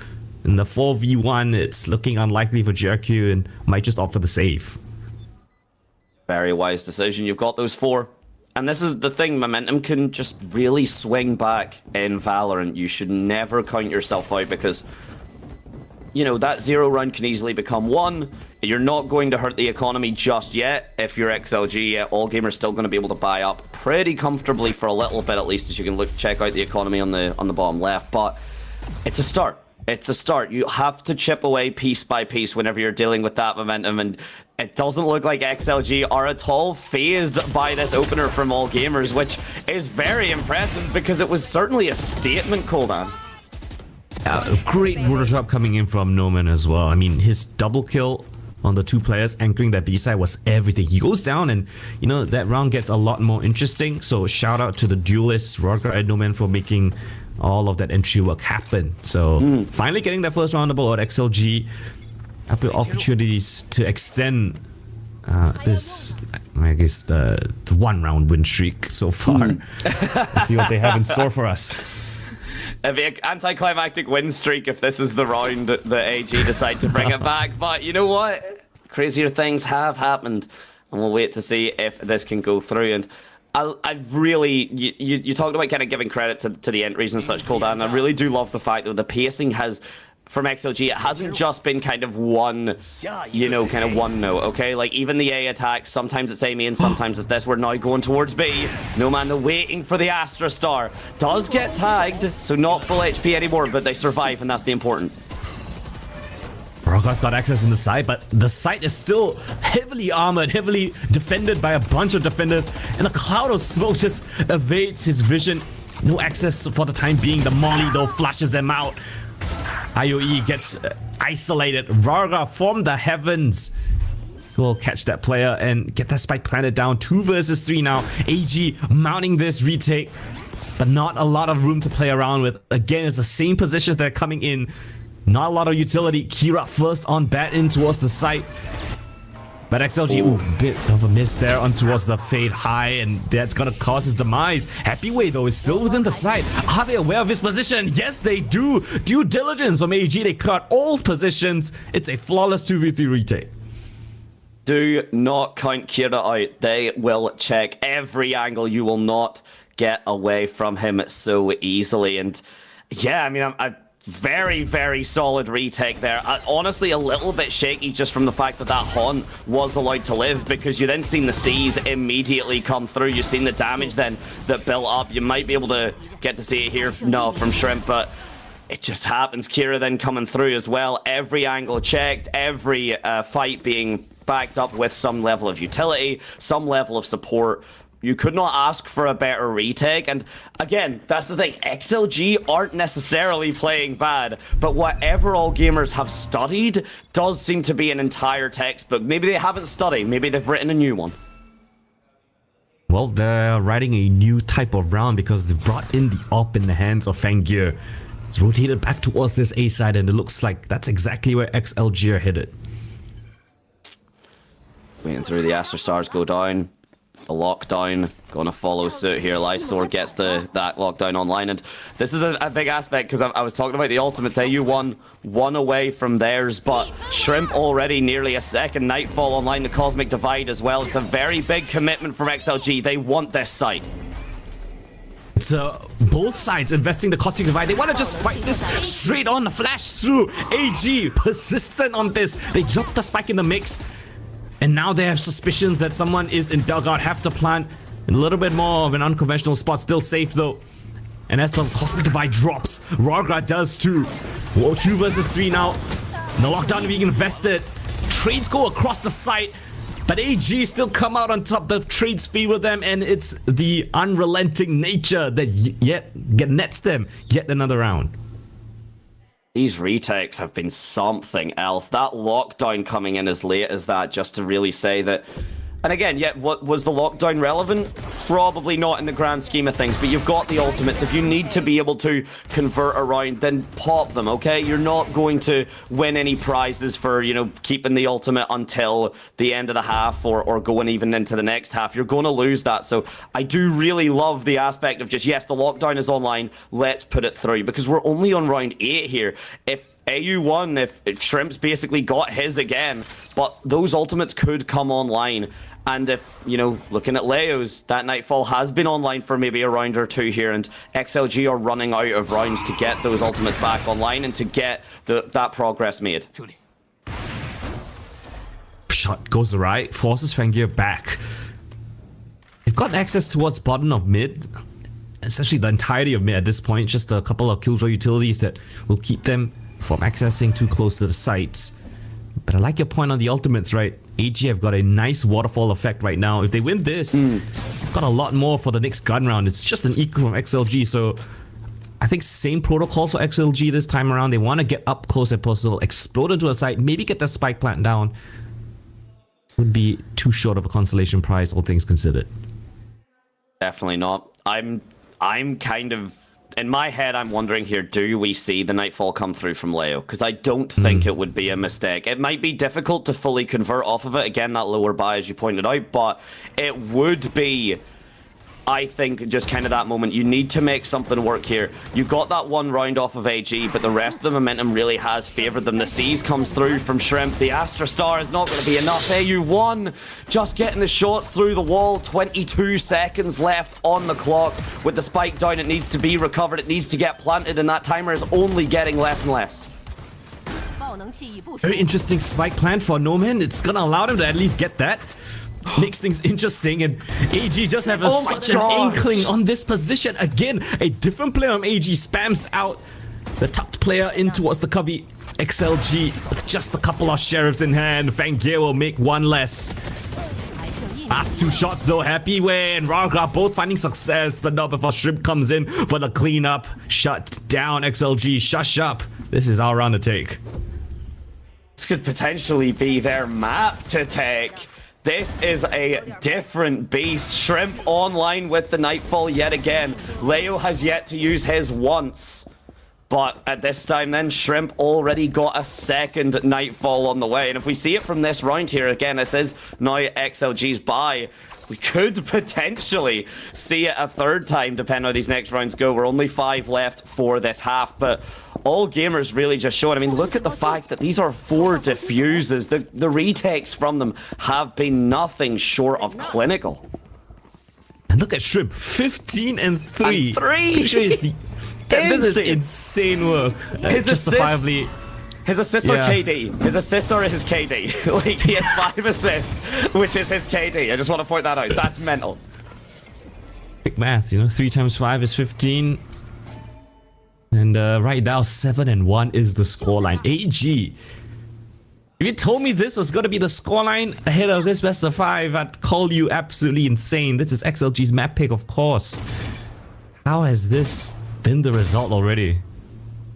This is the result of practice. This is the result of practice. This is the result of research. This is the result of everyone understanding the role. I really do want to go back to that pistol round of the kind of 4 stack up on A main and then just having Fangir in the back at dugout. Because that was the masterclass. That was everyone can deal in A main, and then you've got Fangir who's been doing so solid on the back line to make sure that that other angle is covered. You didn't have the Killjoy turret online at that time. And speaking of, that's always been in a different position. It's now in that corner kind of covering Art. Sometimes it's in the corner covering double doors. The Nightfall's now going back and forth. We do get to actually see it again. Leo puts it through and no man off the back of it, but the Nightfall means the XLG's attack, it's not as smooth as they wanted. There's only 20 seconds left. They kind of have to commit. And every one of AGs here, they're already raring to just take on this fight. Timing favors the bold. Shrimp, yet another kill to his feed. They get the spike plant down though, and they actually have that man advantage. So XLG, this could be a round for them. A very pivotal one at that. 2 versus 4 now, as the numbers there now, but guess who's still at the back of the side? An absolute nuisance is Shrimp, but Rarga is making the round-winning play, going up to heaven, but guess who's aware? Fangir! He's an expert on this side, and Shrimp with the triple kill around the corner, on your back, in your heads! AG, tear apart the post plant! You are never safe from AG's retake. What was that? A ring around the rosies. An entire neck snapped just from the dimensional drift there. We're going to see that again, ladies and gentlemen.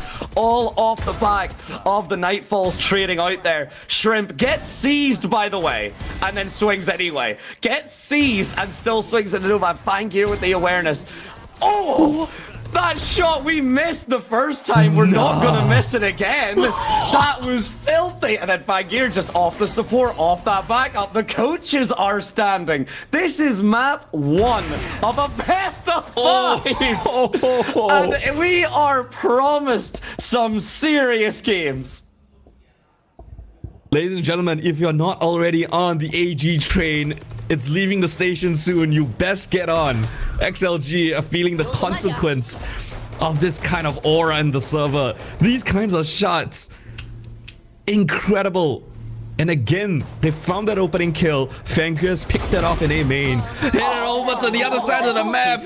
And they're just baited into the setup. GRQ lines up a double kill. And the tightest chokeman of this map drops the spike in their hands. Yes, he can grab it. Can you take the round though? That seems to be the most impossible question. That seems to be... And again, XLG, I really do want to stress this.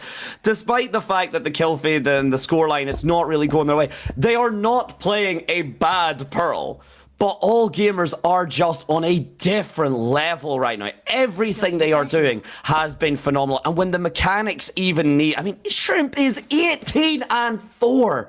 Your feed is going insane. Fangir is only 7-3. Like, that's still a 2 KD, but like, who needs your kind of Yoru to be doing that work when Shrimp is able to back it up? XLG just being forced to save on this round. There's only 2 more left. I mean, they really got to dig deep here. It doesn't look like there's going to be that timeout. Maybe they feel they cannot afford it. They just need that potential timeout if the defense stops going or doesn't go their way. But this could already be a foregone conclusion. These shots absolutely ridiculous. And another piece of a little bit of trivia for you, Mr. Dantes. So the last time that AG played on this map was against Nova Esports. Yes. They won it, but it was 16-14. Overtime affair, right? Really, really close. Shrimp went 17-21. He had 17 kills. In 10 rounds, Shrimp has beaten his previous kill, the max kills on an overtime game. He has done his jobs, done his VOD reviews, he's understood his mistakes, and he's come out with full force here. I mean, he has clearly learned, he's clearly developed. It's now up to you, Rarga, to try the same shenanigans. He will just get out, but the dimensional drift gets the information. But all that's caused is a full route. Okay, yes, I was going to say AG they've been basically on form for the rest of this map, so I was a bit surprised to see such a confident pull for the rotate, especially just whenever it is a lurk, but they may have actually been predicting the future, because if you look at two members of XLG, they're starting to look at the A site, they're starting to pivot towards that.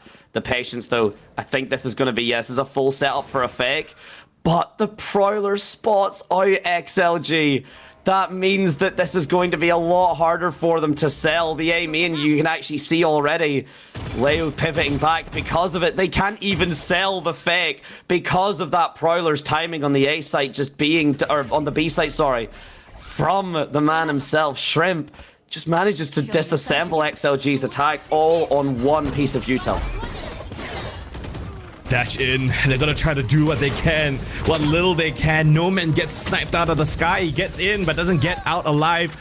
Oh my gosh, Kira, if not for Happyway's shot, would have just died. And there's 14 seconds. They've used the ultimate. There's no chance for them to even get the spike down. It's 5 seconds left. They have to do it now. The scramble on the side. They have to commit the spike plant. And Fengir is too aware of it. Father Kronos on the side of AG. Double digits already found. 10-1. It's 10-1, ladies and gentlemen. It was a 16-14.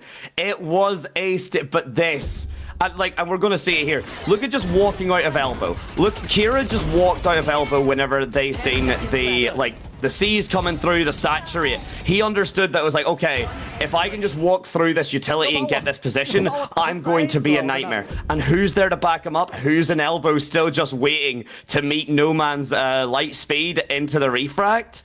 It was AU1, it was his team just backing him up. No concern at all with it. And this is the second time it does get called before the half ends. I mean, you kind of need that 10-2, because if you're dealing with an 11-1 slash line on your first map pick, when it was such a struggle for AG beforehand, it's not going to be that timeout, sorry, it is just that half time.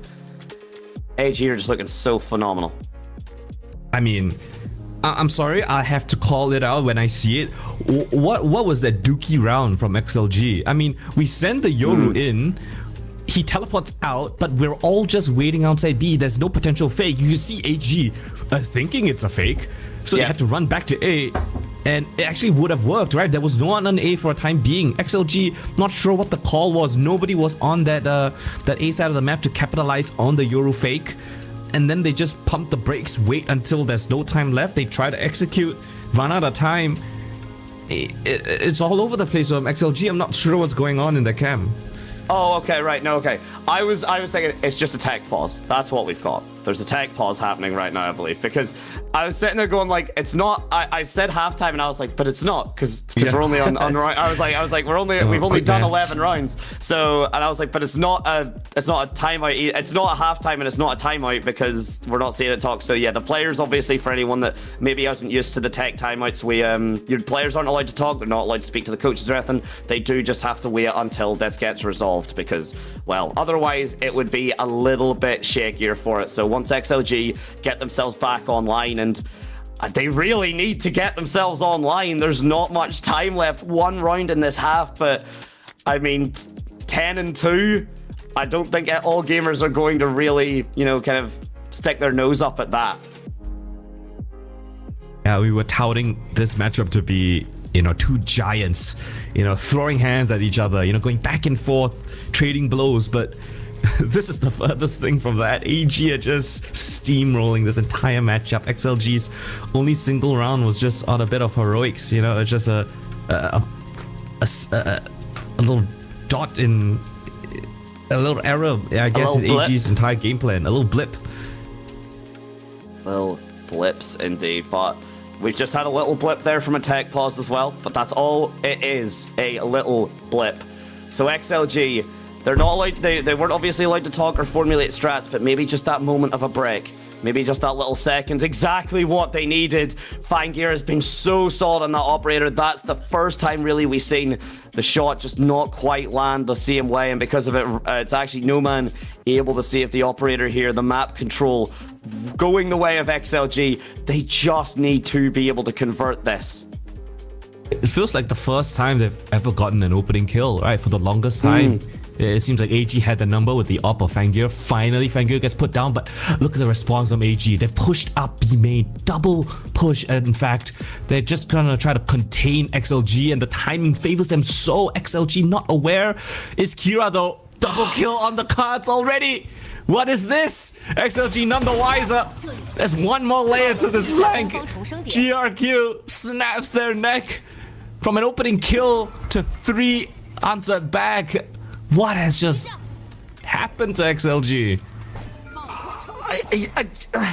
The thing is, again, what has happened to XLG is AG are just playing a perfection. They've not been doing these aggressive, like, kind of, not to this level anyway. There's been the occasional kind of aggressive defense up at like Art and such, but they've not been doing this aggressive defense the rest of the time, right? They've not been having to, you know, kind of force XLG really to kind of play at their pace. They're waiting for XLG and then just kind of meeting them. This time they finally said, we're going to come to you, we're going to show up. They take down Leo, who got the second Nightfall online, but is unfortunately not going to be able to find anything off of it. Falls before the ultimate can be used. The convergent paths at least, but it's a 2 versus 5 here. It has to be a godsend. And even if it is, oh my, even if it were to be a godsend, that still would only make it 10-2 for XLG. It's now 11-1 for the half.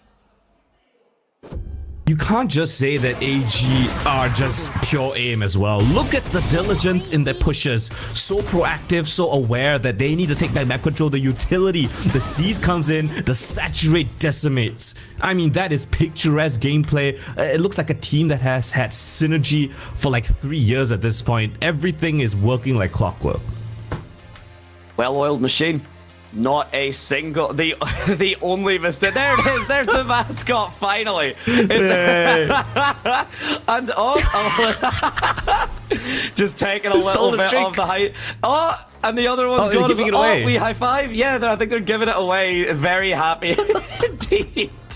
That's just a good time indeed. At least the mascots are having a decent bit of fun, and I imagine all gamers one certainly is. But XLG, look at the mascot dancing. Dive deep into your bag of tricks. Find any way to be inspired, because it's all gamers' performance that's the inspiring part right now.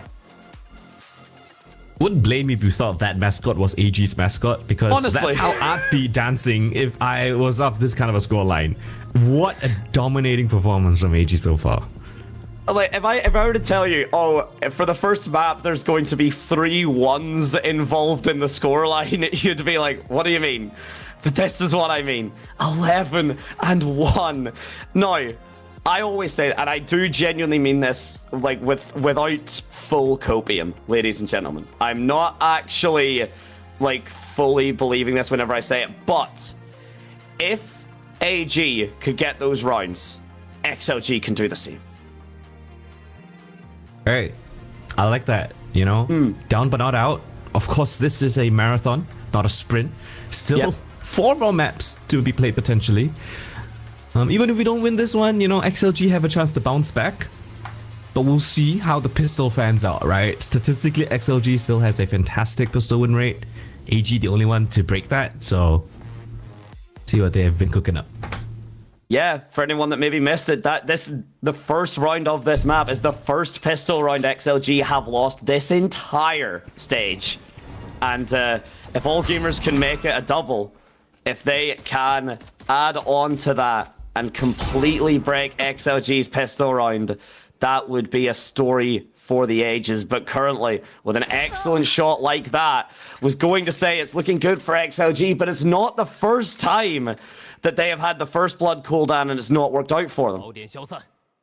Look at this rotations. AG getting that opening pick on towards A, understands that it's gonna incite a bit of movement, and Varga was kind of caught out, but adjusts his aim, catches onto Kira, even has the gate crash to fall back if and when AG converge on him. If and when. You can see, look at again, like while GRQ is clearing it, look at the positioning, look at what Shrimp is holding. This is the difference between a good team and a great team. Shrimp has yet to move. And look at this, it's not being fully cleared. Rarga is able to sneak away. The patience works out. The 3K forum been the fragment of everyone's downfall for AG here. Not going to be able to get the ace. Happy Way just with the single tap. But XLG keeping their pistol rounds, at least for the most part, on form. And it's always the first round.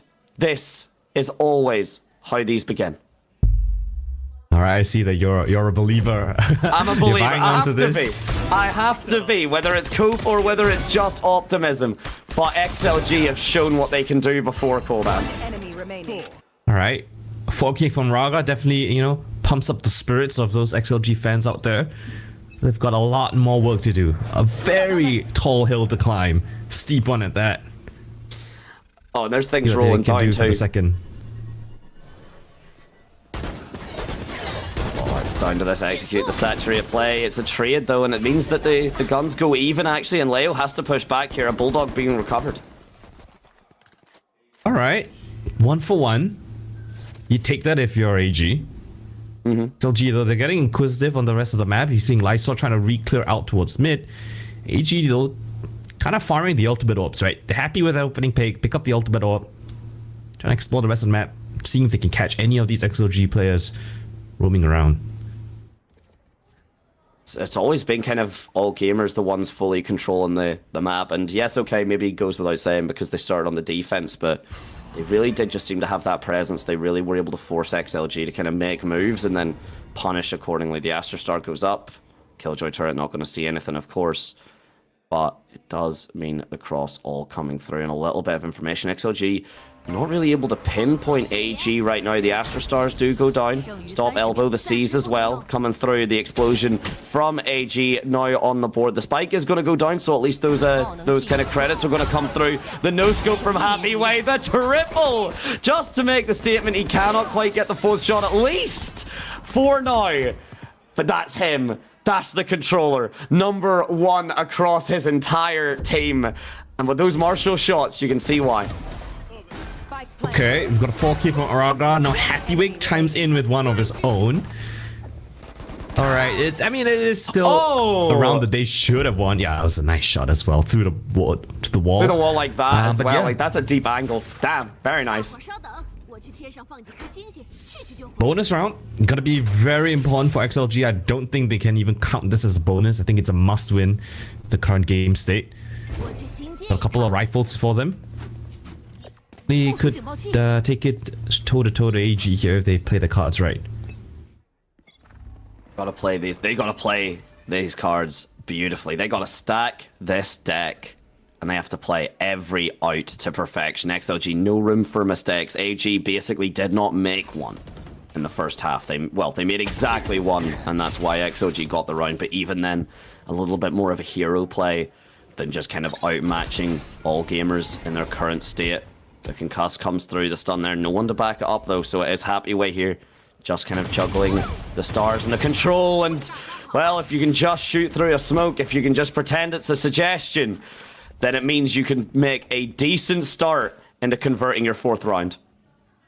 And just on that kill alone, it kind of disincentivizes AG to heading towards that B site. And XLG, very comfortable in their 2-1-2 setup. Just making sure that there's no luck potential towards mid. They've gotten deep A main control. Happy Way has already disincentivized them from B, but AG looking to be a little bit stubborn on this. They want to be persistent towards B. It's Raga and Happy Way up against the world. Could indeed be, but they've been able to kind of hold out against the world. It's an excellent execute, and Happy Way, though, is a better execute. 3 on the board, make it a fourth. That's 2 4Ks back to back here. And this time he's on his own. The blind side, he doesn't even need to see to get the ace. His teammate turns off his monitor and he still is good for it. Doesn't even need the map in front of him. That's how in control Happy Way is. I can throw the whole world at him, but he'll knock them down one by one. This is the Happy Way that we were waiting to see.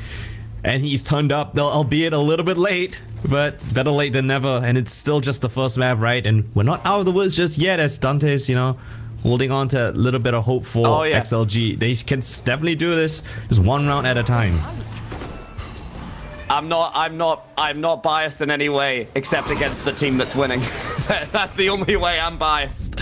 I want to be seeing a good game regardless, and it looks like we're getting that precisely. No Man there manages to bring down Kira. The gravitational pull hidden in the stars. No Man's not stopping here. Does eventually have to get pushed back. 1 HP in a dream. That second shorty shot not lining up, but when you've got Leo standing right behind you, it doesn't matter. The spike is down. AU1 hearing the commotion towards the A site, having no clue what's really going on over there, other than that his team has gone silent. The spike is down, and XLG have got full control. And Noman's on a single point of HP as well, so counting his lucky stars. But that's one way of getting back into the game, right? Letting, you know, basically each of your players get multi-kills in consecutive rounds. This time it's No Man's turn. Found a triple. And A1 will be lucky to find 1 kill in the mix. 2 players low HP might have some chances there, but XLG should have this under lock and key. Rarga won't even let him get past the first step.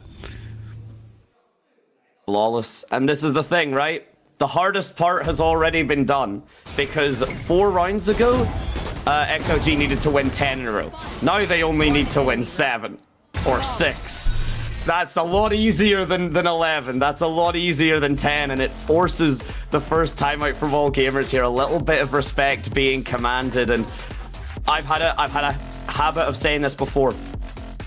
You can have a phenomenal game start. You can do the best game on any map that anyone has ever seen, right? But if you can't get that 13th round, it could all be for naught. That's about how you finish as well. And AEG taking this time out to discuss how they're going to do just that. Right, you've got a couple of ultimates that are slowly going to get up and running. You've got the gun rounds now. So what's the call here on this attacking side? They've been stopped at basically every single choke point at least once. They've tried different approaches, but XLG, you know, firing up the individuals, getting that confidence building, and we know how good they are strategically as well, so it's not a concern for them. No concern at all. I mean, this is not something all gamers have really ever, you know, this is not uncharted territory for them, okay? They've kind of got this far before, and then sometimes it's been a little bit shaky for them, but with the performance we're seeing, hopefully the difference in all gamers is now they are able to close out. They've not struggled for any time previously, at least on this stage. Beforehand, we maybe did see a little bit of, you know, a decent performance and then just running out of gas at the end, and we're only first map here in a best of 5, ladies and gentlemen. You cannot afford to have this car stall on you so early. AG, the sooner they can end this out, the sooner they can move on to their map pick. It's going to be very pivotal, but Rarga is certainly starting to really boot up. That's your controller, that's your Astra out of the mix. You don't have any smoke, so there's execute. And despite being encumbered, they still managed to find 1 more kill. No Man now under pressure. The site's still not lost just yet. AG have to slowly creep on in. The Mantis advantage. How did they even up the numbers? The flash through. No Man turns it. And as the fates, at least the smoke fades. 1 by 1, they get exposed to multiple angles. Trade is lovely, but AG keeping things competitive. AU1 tossed in a 1 versus 2. Turns around. Rarka, no, that timing does not favor him. And with 40 seconds on the clock, the Killjoy v Killjoy hit to hit kind of kicks off. Where does AU1 want to hit off to? His entire map to, you know, run around. Actually going to reroute back towards A. Oh, Lysor. Lysor and AU1. Both names that really haven't had the moment to shine because of the performance of the rest of their teams, because of how the rest of this map has gone. A full rotate here from AU1, but it's been kind of read out. It's been covered. You're going to have to plant deep. Yes, of course, the turret is down, gets the information, the stick is there. The rotate around Hut, and the backswing from AU1, but he makes it a 3K. What a statement, what a clutch. But XLG, look at that, a smile of defiance. They are not perturbed. Even though it is match point, they are still confident they can make something happen, and that is belief, ladies and gentlemen. That is confidence, understanding in your ability, and AU 3K to bring us to match point. Yeah, we didn't need to mention his name because it was Shrimp doing the heavy lifting, but in the clutch, beautiful 1v3 right there, and I think another timeout being taken. Voya, very vocal on the mic. You can see, you know, it is unacceptable to kind of lose those types of rounds. Very unfortunate for Araga turning his head at the absolute worst moment, but still credit where credit is due. It's a beautiful 1v3, and that's exactly what you need to just get onto the match point, because now all you need is just that one round. You've already secured at least an overtime, which, you know, ideally they would want to reach, but yes, you know, that's a bit of security right there for them.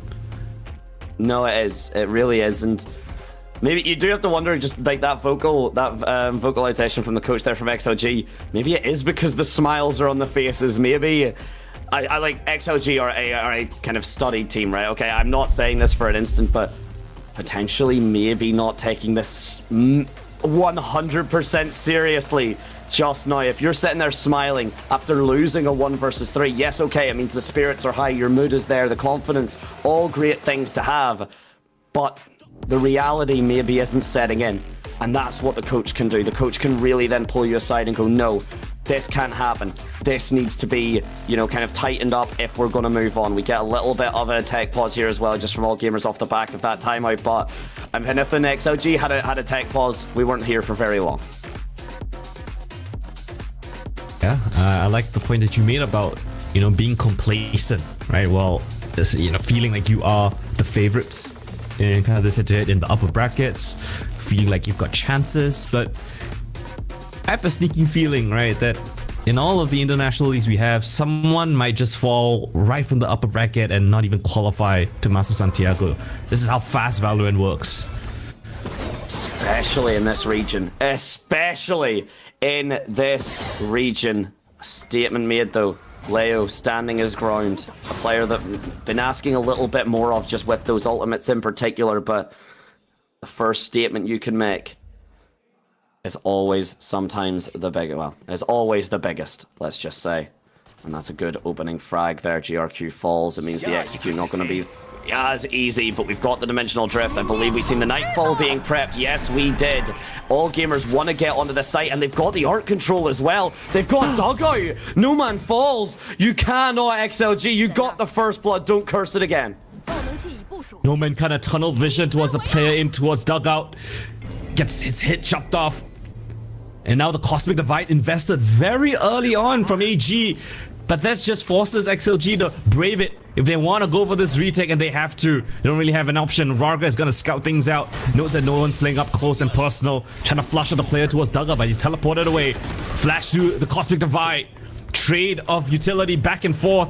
The counter Cosmic Divide there allows the defense to stick the spike defuse, but the gravity well gets him off of it for the time being. AG fill the feed, and just like that, in the blink of an eye, the timer being called by their opponents, but it's all the Gamers to strike right back. Cosmically divided, ladies and gents. There, you want to see a showcase of utility, a showcase of executes, and XLG, despite the first blood going their way a few times by the end, it never seemed to be enough for them to convert it. AG just standing fierce, standing strong. GRQ there just 180ing to yap to his teammates. Happy faces on them. But yet again, just as a reminder, we are far from over. Well, what is over is this map right here, and it was a dominant one coming in from All Gamers. Incredible stuff. As you mentioned, they were absolute kings in the first blood department, but even when they were down, when the opening kills went to XLG's favor, you could see the tenacity and the understanding of how to play these man disadvantage situations. played to their advantage, played to their strengths, and really showed why they're here for business. And as well, for anyone there that watched the Nova game, I mean, you were watching this, you were going into this probably going, once you've seen the fact that Pearl was the first pick from XLG, you're going, okay, we know how this goes. We know how this goes. It's going to be a pretty, one-sided argument. And it was. It's just not from the team we thought. And you look at the best of fives, right? Your first map pick is supposed to be your most confident one if you're XLG. This should be the map that they are the most confident and AG supposedly the least confident. But when you see this kind of a scoreline, you have to think that maybe XLG just weren't warmed up into this game just yet. And it's a massive, massive advantage now going to AG's favor because, that is your opponent's first map pick. You take it away, the confidence is on your side now. Going to the next few maps, they must be feeling absolutely, on the ball, so prepared. Indeed. And despite a performance like that, Happyway really starting to get those kind of 3 and 4Ks. You pointed out earlier, just a little bit too late. The momentum had really already been gained, and despite a beautiful ace, despite one that was literally censored because our screens were turned off, still manages to convert it. But again, it wasn't enough. That clutch from AU1. Dominant showcase, and a player that we're going to be able to see for the team comms here as they go through. 在我左边，后面。啊，底线。我穿了，给地面没必费。我这有放，我在这。浪费。哎，stay，抓 stay。哎，亮点。一次，对，进了。哎，地点一个。往 close on city， 你屁股下加。喂，等，这是yellow在你屁股。Don't be great。UDD，I'm sorry，UDD。出来了。AT。好枪。Under one。Maybe CT。打一。一人。哇！第二个怎么打上去的？我看是锁上去的，兄弟。啊！吓人吗，兄弟？吓人，兄弟！吓人吗？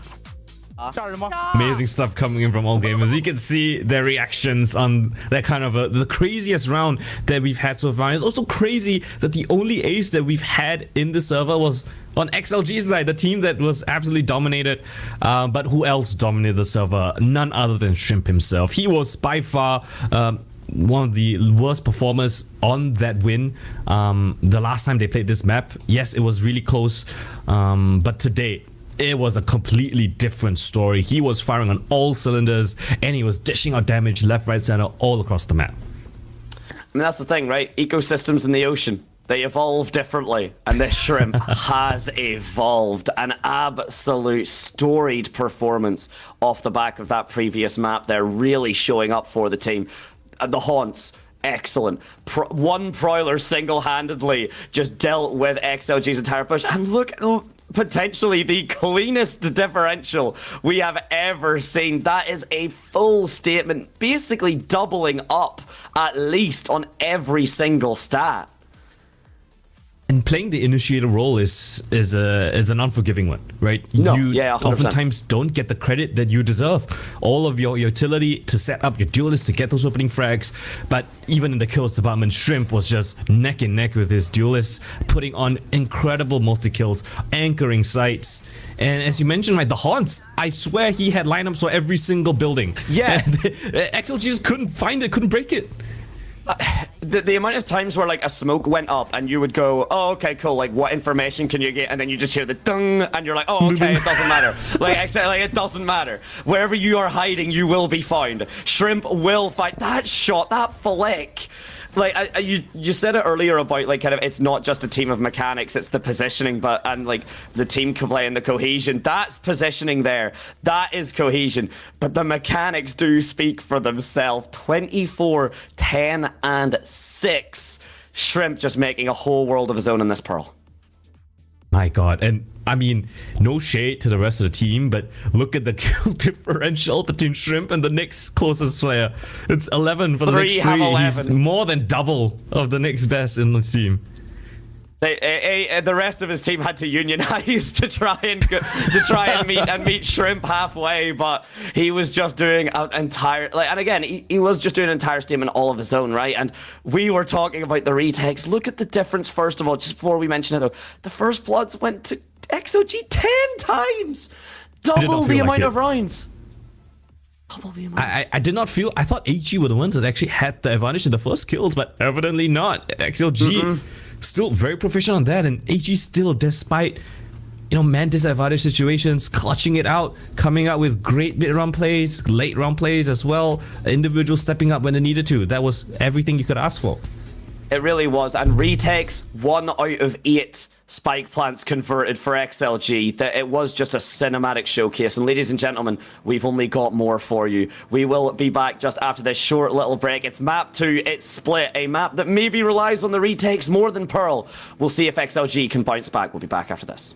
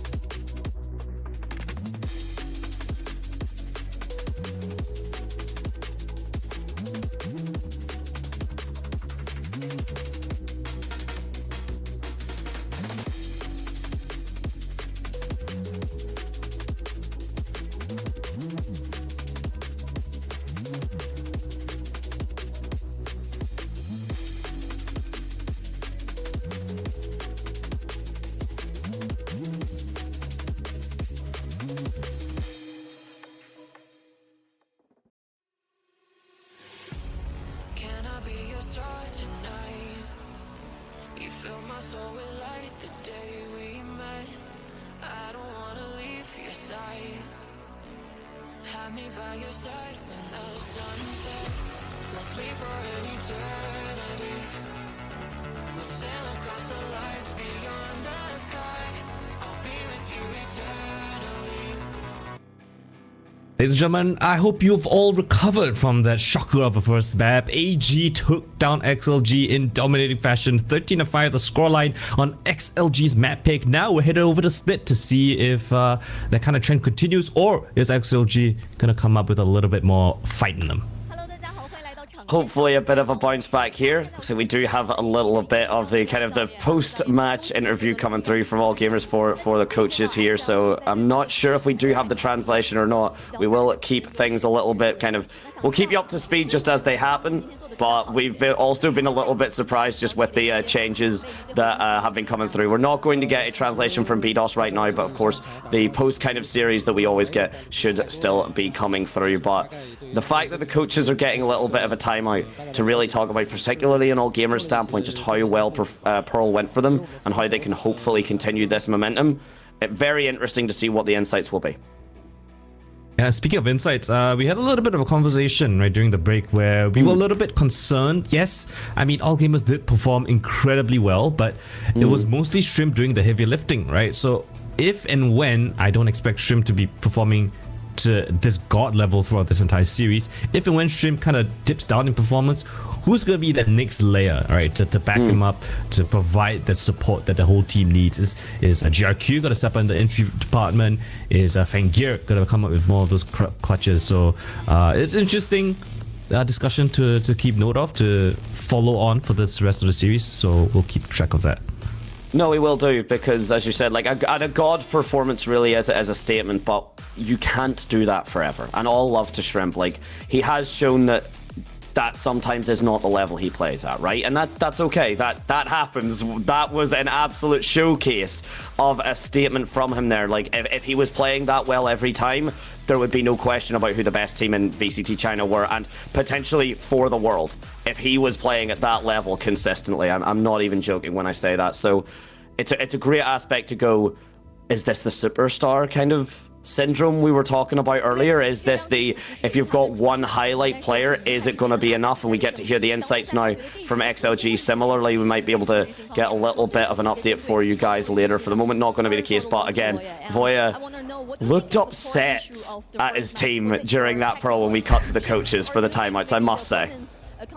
I would be too. I mean, if I'm him, you know, I know the caliber of players that I have, and they're all incredibly talented, right? It's just that nothing was clicking. Despite them getting those opening kills, they just weren't on the right page to close out a lot of these rounds. So, you know, between these two games, if I were the coach, I'd go back to them and really, you know, let them know on the errors that they were making throughout the entire map, what they need to focus on going forward into the series, because again, there's 4 more maps that we could potentially play, and we know the caliber of players of XLG. They are definitely not going to be performing on this level throughout this entire series. That I can be for sure. No, yeah, some people have a highlight, right? And some people do say, particularly for the best of 5s, first map can be a warm-up map. You can honestly kind of just use that to feed out your opponents, see what their kind of play style is going to be, and then use that to adapt. Yes, okay, you're not going to, you know, have that map 1. You're going to be down a leg, but you have that room.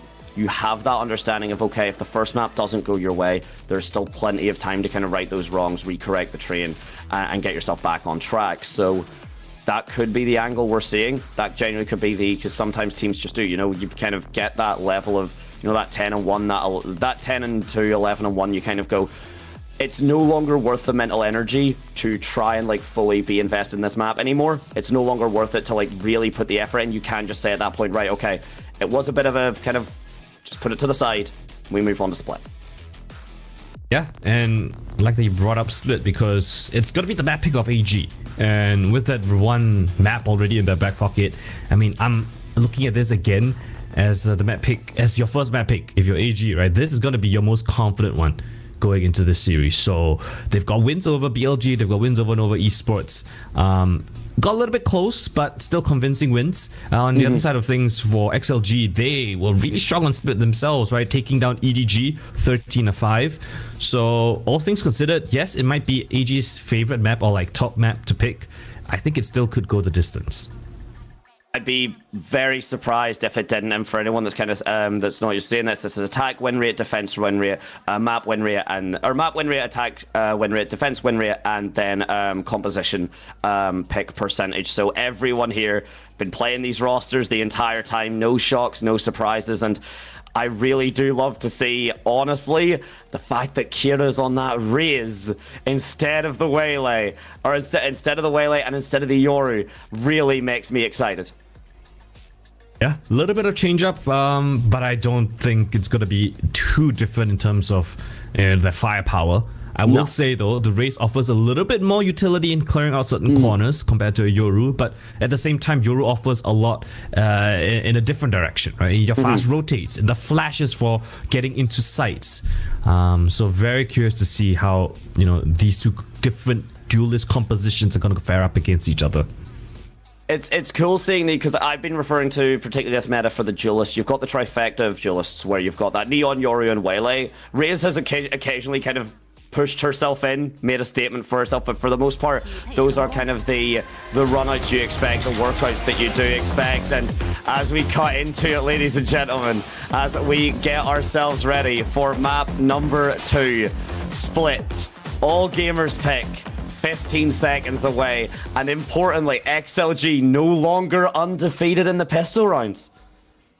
Yeah, so if you got any nerves about, you know, maintaining that flawless streak, that's all out of the window. It's a brand new map, it's a brand new start. So let's see if either of these teams can get the ball rolling fast. AG fast and swift on this A-side siege.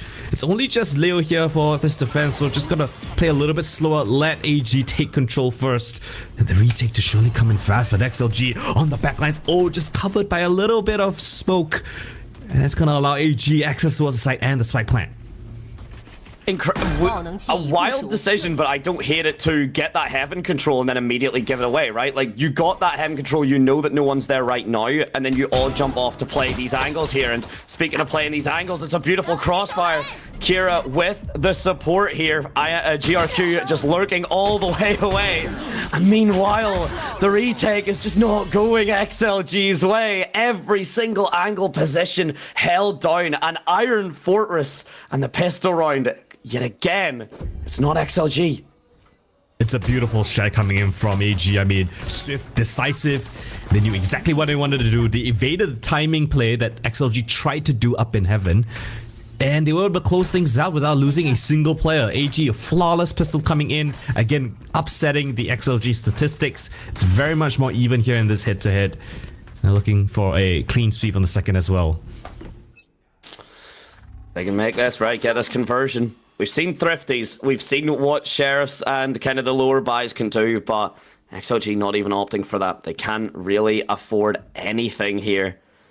I mean, it was just, it was a flawless, no frags going anyone's way to attempt to maybe cheat the economy out of a sheriff. It's just all down to the classics and that one singular shorty.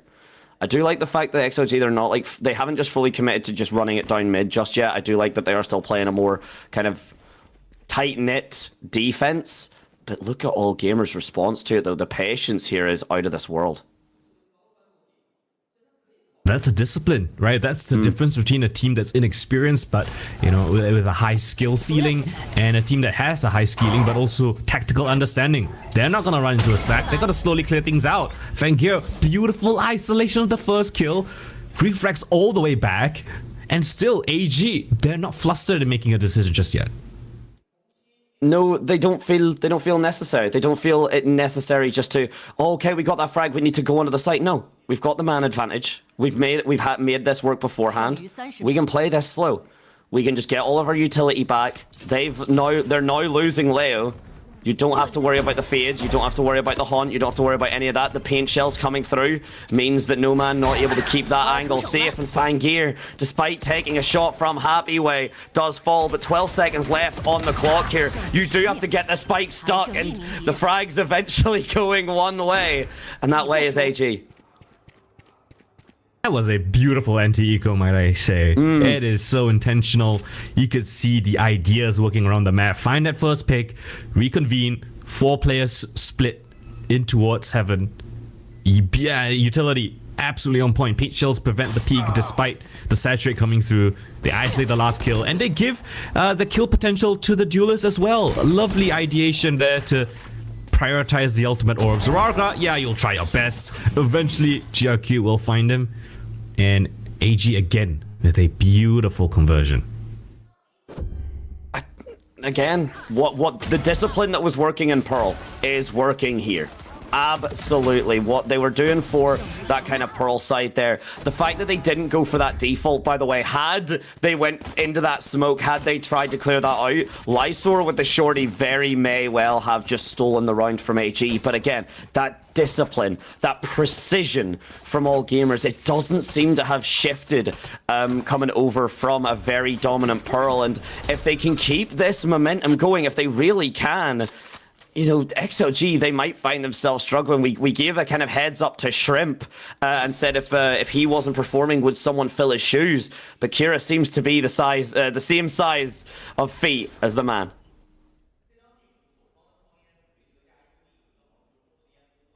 Again, XLG, this is the anti bonus. They've got Rarga in a really nice position deep B main. It's a bit pressure that's got to be on the cards here from AG, and they've taken it without too much issue. Without too much incident, the mid has been controlled. And again, look at the split. Look at what's happening. GRQ is all the way over on the B side just to make sure that no one from XLG gets a bit overzealous. Meanwhile, you've still got a U1 just set up on that main. The rotate now happening. The guiding light does cause a little bit of a rotate, does kind of force that heaven control to be gained. Fine Gear then taking it by force. And the guiding light has done enough here. No Man just deciding to fight it through, but not expecting GRQ. Lysor has to stand and fight. He gets two, but falls. Doable, very much doable for XLG. They need this. This is the anti-bonus. But what a timing from Kira. Damage onto Rarga as well. Baits him in with the paint shells. It's beauty in motion. Sit down, XLG. Kira's time to shine.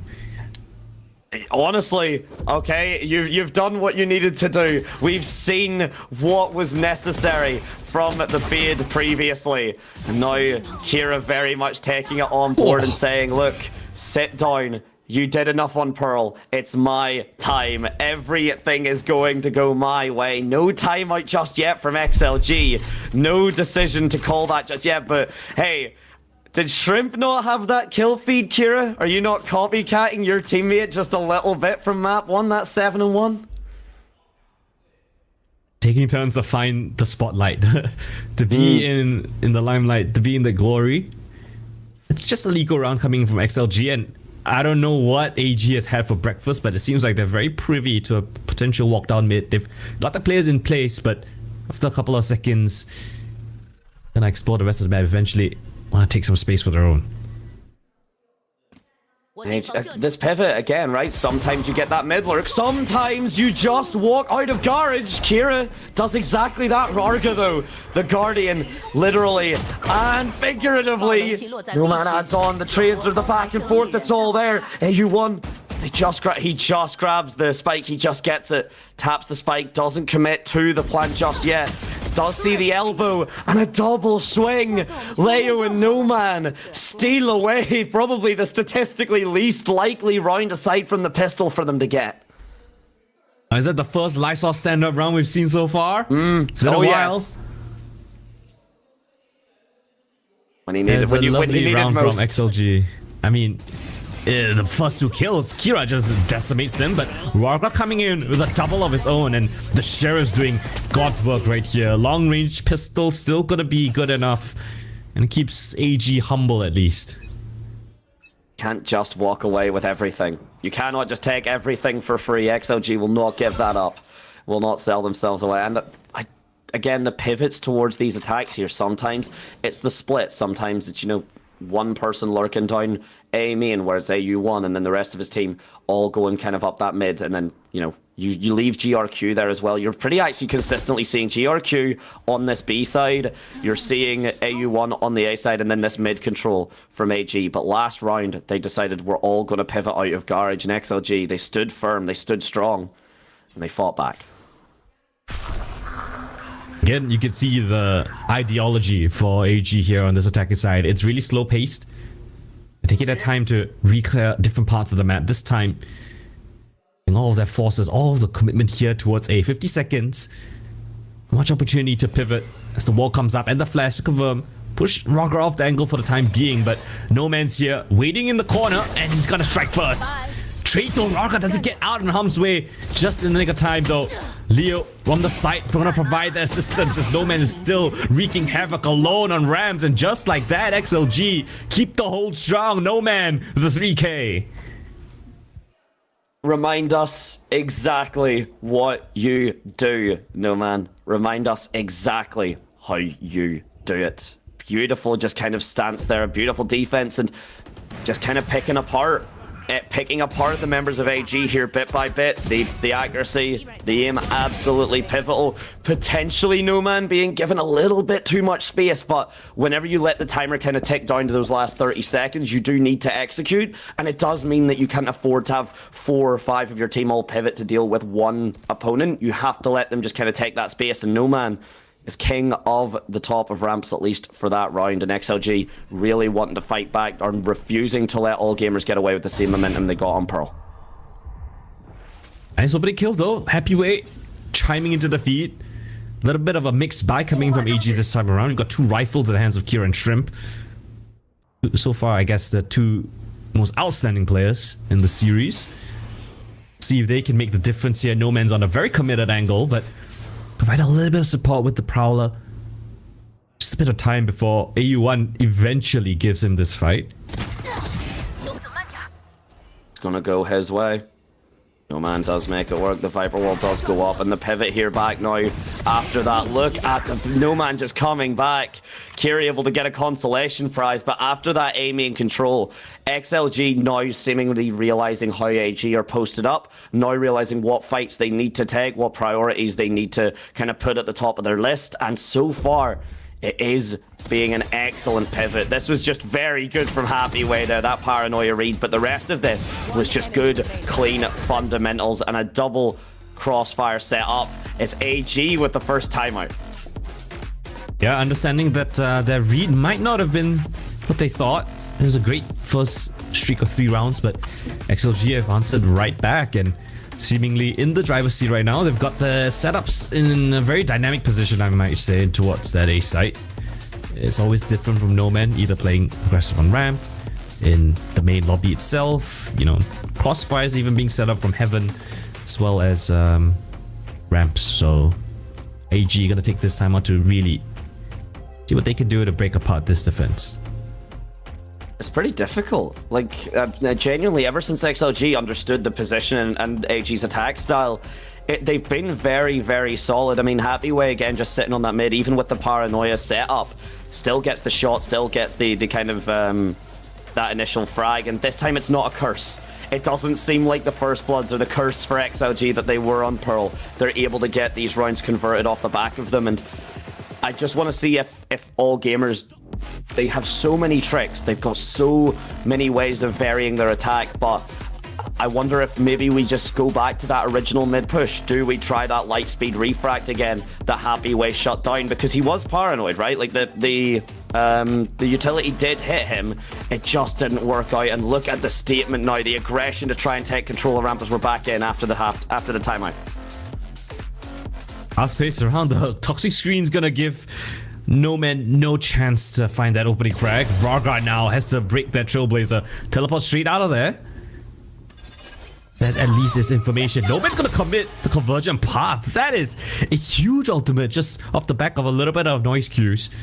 Not gonna find anything as a matter of fact, so AG successfully bait out that ultimate. It's a big deal. Convergent Paths is strong, and Fine Gear still has his. You've got the Showstopper as well. Paranoia now taken out as well, and now all gamers they're deciding to pivot, right? They're now wanting to kind of drain XLG of all their resources, take away everything they can before they go for the execute. You've got Showstopper, Convergent Paths from the Shadows, Shrimp only 1 frag away from the Seekers as well. The ultimate economy for all gamers about to be explosive. XLG, good retake utility of their own. but the retakes from them were not as solid as all gamers, at least on Pearl. We'll see if that changes. The From the Shadows, just to get onto the site and get the spike planted, they're going to actually stick it.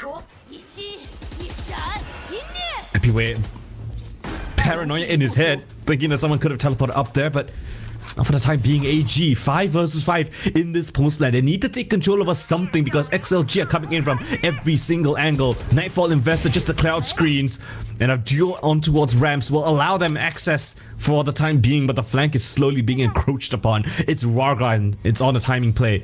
Eventually he's gonna come in. XLG just need to hold fast, buy time for his wraparound.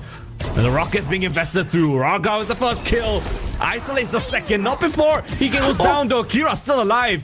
Triple kill from him makes things a lot more doable for the last 2 remaining players of AG. As the drop down happens, A1 with the first, but time is ticked down way too low. And the last one, just for safe measure, AG back to winning ways. Back to winning ways off of the what would be the most anticlimactic showstopper just on paper, but a genius one.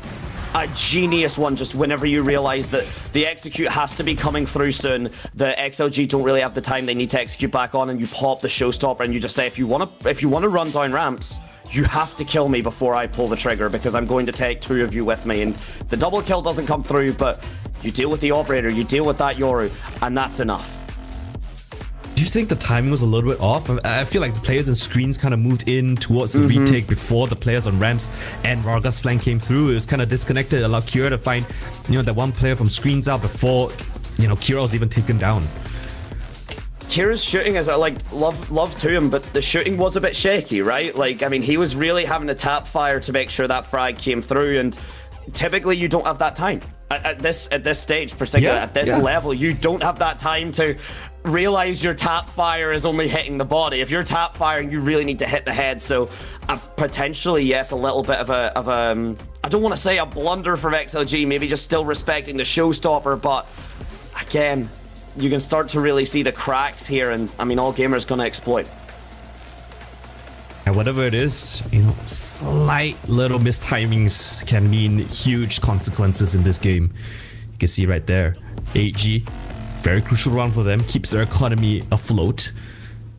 With another buy of their own, but not before suffering quite a bit of, not the best ideal round. In terms of the buys, right? If you've got half shields, you've got a bulldog in the mix. XLG definitely still with a little bit of advantage. Rarga has dimensional drift. It's a great ultimate to search for mid-round information or even for the retake. We've got the Seekers in the hands of Shrimp as well.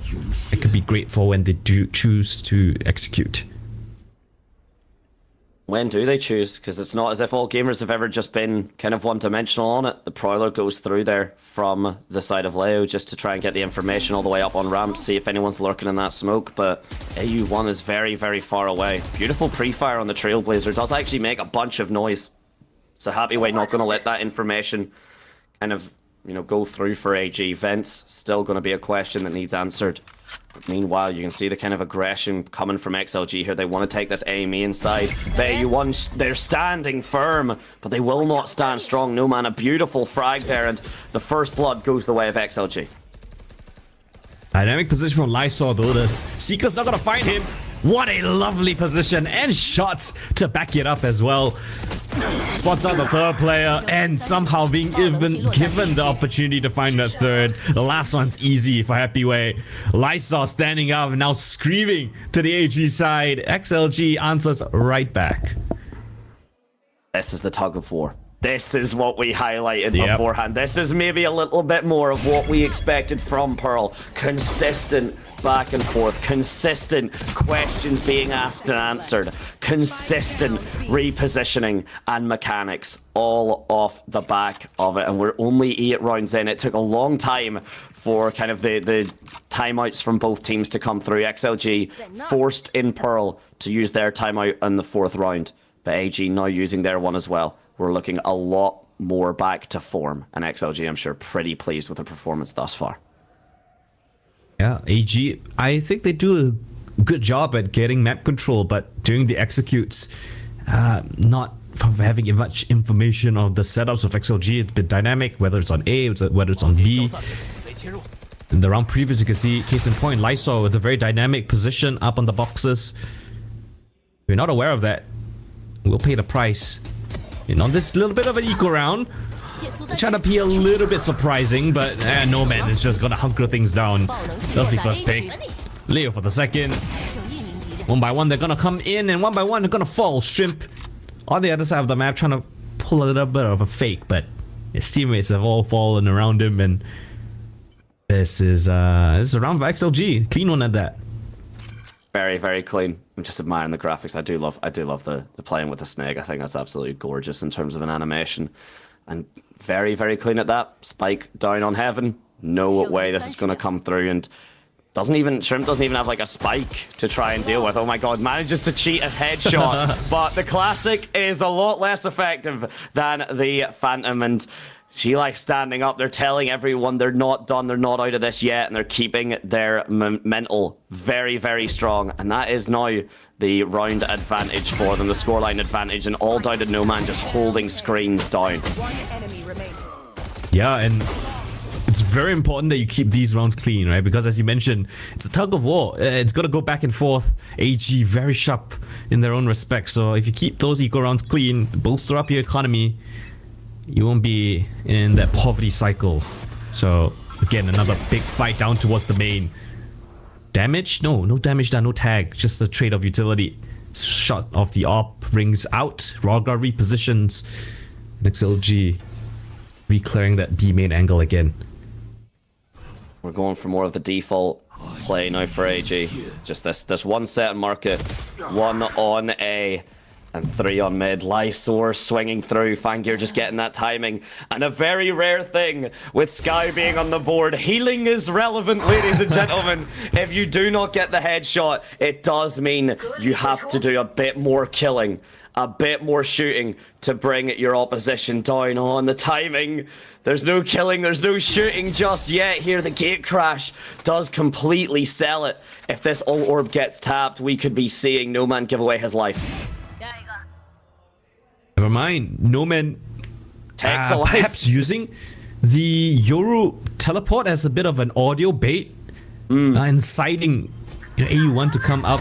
And he's gonna collect it instead, and now they're trying to waterfall in towards this B side. That's a Viper spit into a CT. That's interesting. Leo's left on his lonesome, but he's good for a double kill already. Looking for more, just buying time. Eventually gonna get wrapped around by GRQ, but the site has been completely overrun with green toxin. How do you get the spike plant in this situation? Jumping out of it though, Raga giving them an opportunity.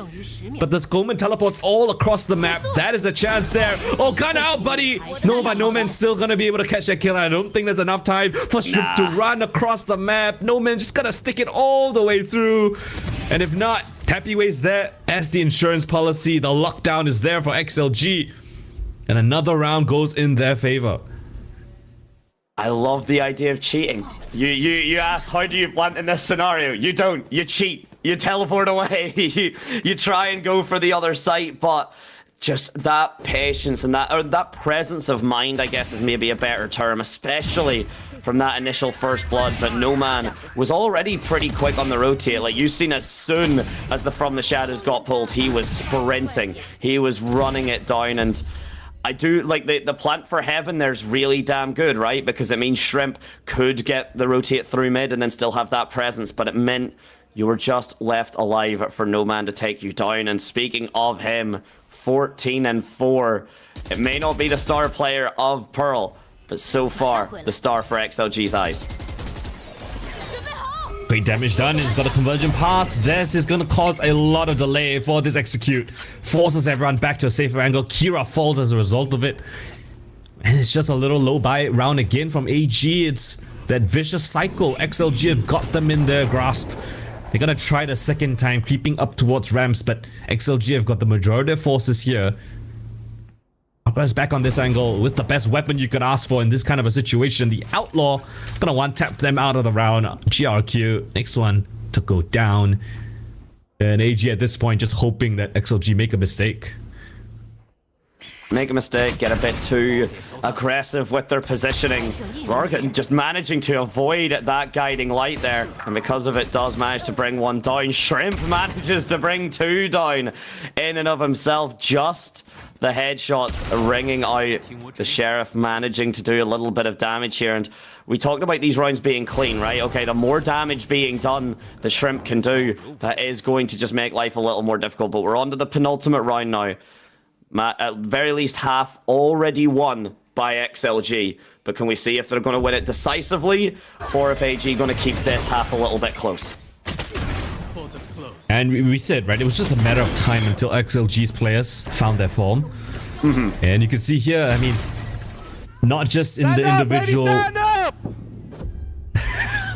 Not just the individual skill mechanics, but the team play has been sublime so far from XLG. Very, very cool setups. You know, playing for each other. This time, potential fight down towards B main. You've got the players set up, but no one on the other side for AG to receive. So bait out a little bit of utility, but map control given over to XLG as well. Yeah, and this is the thing, right? You're on the last half here. You're on the last round for this half. If you go for this aggressive defense, if you make sure you're controlling as much as possible, then AG, you're going to be able to read their attack. You're going to be able to read whenever their execute comes through, what their timing is going to be. And, I mean, look at the kind of ult economy here. Not too much to work with for nothing actually to work with for XLG. Leo would have to get the double kill to get that Nightfall online. Meanwhile, Viper's Pit online, 2 all orbs away for Fang Gear, for Kira, if anyone wants to kind of prioritize the showstoppers. But Leo's patience, the trigger discipline, but it falls, it crumbles before him, and Kira picks up 2. There's a bit of a shining light now for AG. Looking for the 5th round. No! Shrimp got caught with this heal out. But that's gonna probably expose Kira's position, right? Because why else would the Sky be standing out in the open? Pops the showstopper, but not gonna find anyone. Sends it through. Viper's toxic screen. Noman just takes the dual hit on despite the rocket flying in his position. Up above, he lands, just providing terror across the pit. Down to the 1 versus 2. GRQ just caught between two worlds. It's Noman to defy the odds and just clutch up another round for XLG. Certainly different retakes happening here. There is no 1 out of 8 conversion rate for XLG. They are on the defense, so of course we will wait and see, but I very much have confidence here in the performance. This Viper's Pit just absolutely decimated, pulled apart piece by piece. And what is usually kind of a setup for a Viper's Pit of, you have to come in to meet us, it really felt more as if it was AG who were surrounded. Exactly. Noman were just dancing all over them. He took fights on different fronts, cleared out a main essentially by his lonesome, incited the push from the Rays, got that kill still, was able to jump in the pit, teleport all the way back up to heaven and get that final kill. So he was all over the place, literally could not find him and pin him down. AG left reeling, and you know, it's a very stark contrast from that first map. XLG now confidently in that lead, 8 rounds to the 4 of AG. Indeed. And if the pistol rounds go the way they statistically have been, XLG shouldn't have too much difficulty getting themselves to double digits. It's all up to all gamers now to answer back, and we certainly have seen that they can. And there's only the second map in right now, ladies and gentlemen. We're halfway through the second map. Map 1, very much kind of in the blinkers. It feels like a long time ago. And seems like maybe the map picks aren't working out here. XLG lose theirs. All gamers, at least right now, on track to lose theirs unless they answer something. See what they have on this defensive side, right? They've got the Euro for those fast road. No, sorry, no, they don't have the Euro. It's the other side. Kira, as that raise, has got to come up important, right, on this defensive side. The raise utility to clear out different corners. But again, it's Noman, right, at the half point, leading the charge. 407 ACS, really finding his own after that first map.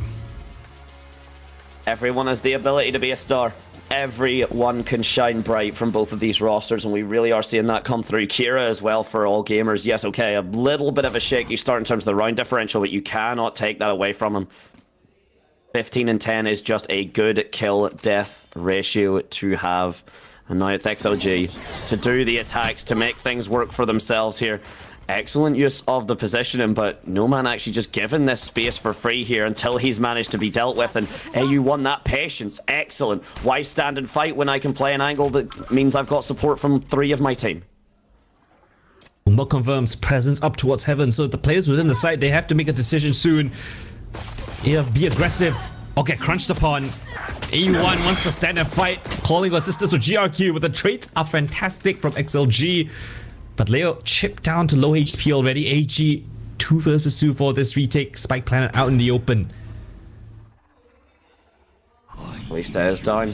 At least it is down for XLG. 2 versus 2. Leo not much HP here, so these crossfires are going to have to be absolutely pivotal. A timing to steal this round away from AG.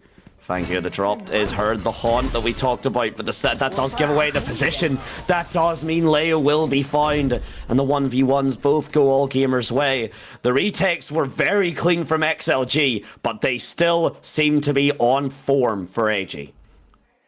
Yeah, very nicely done for the retake. It was nice and patient. The saturate again. Sliggy said it. It's the best ability in the game. There's so little you can do if you're hit by it successfully. And you can see why right there. I mean, you shoot your first shot, you miss, you're pretty much done. It's a very scary ability, and again it's always basically been this way, right? It's just Waylay finally people getting comfortable with her, really much like bringing her out into the fold. It was the same with Yoru, it was the same.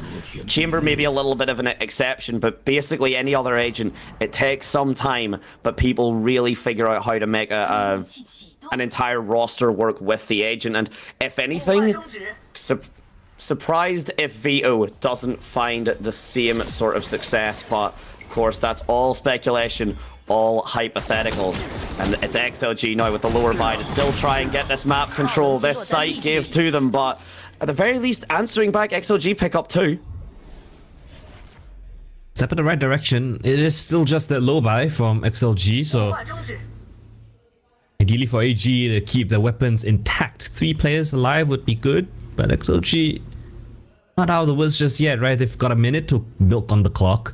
They're just gonna call a little bit of a pause, waiting to see what AG do, maybe get in the minds of them, force them to spread out the defenses a little bit more, and then maybe find themselves the relatively weaker B side. That looks exactly the case here, but relatively happy way can take on a Guardian with just a Sheriff. That's the site controlled, the gun saved, the spike down. And it's this flank from Kira and Shrimp here. Seems like it's been read. No man initially going for that kind of usual kind of garage plant, but deciding now to go for the tucked in corner.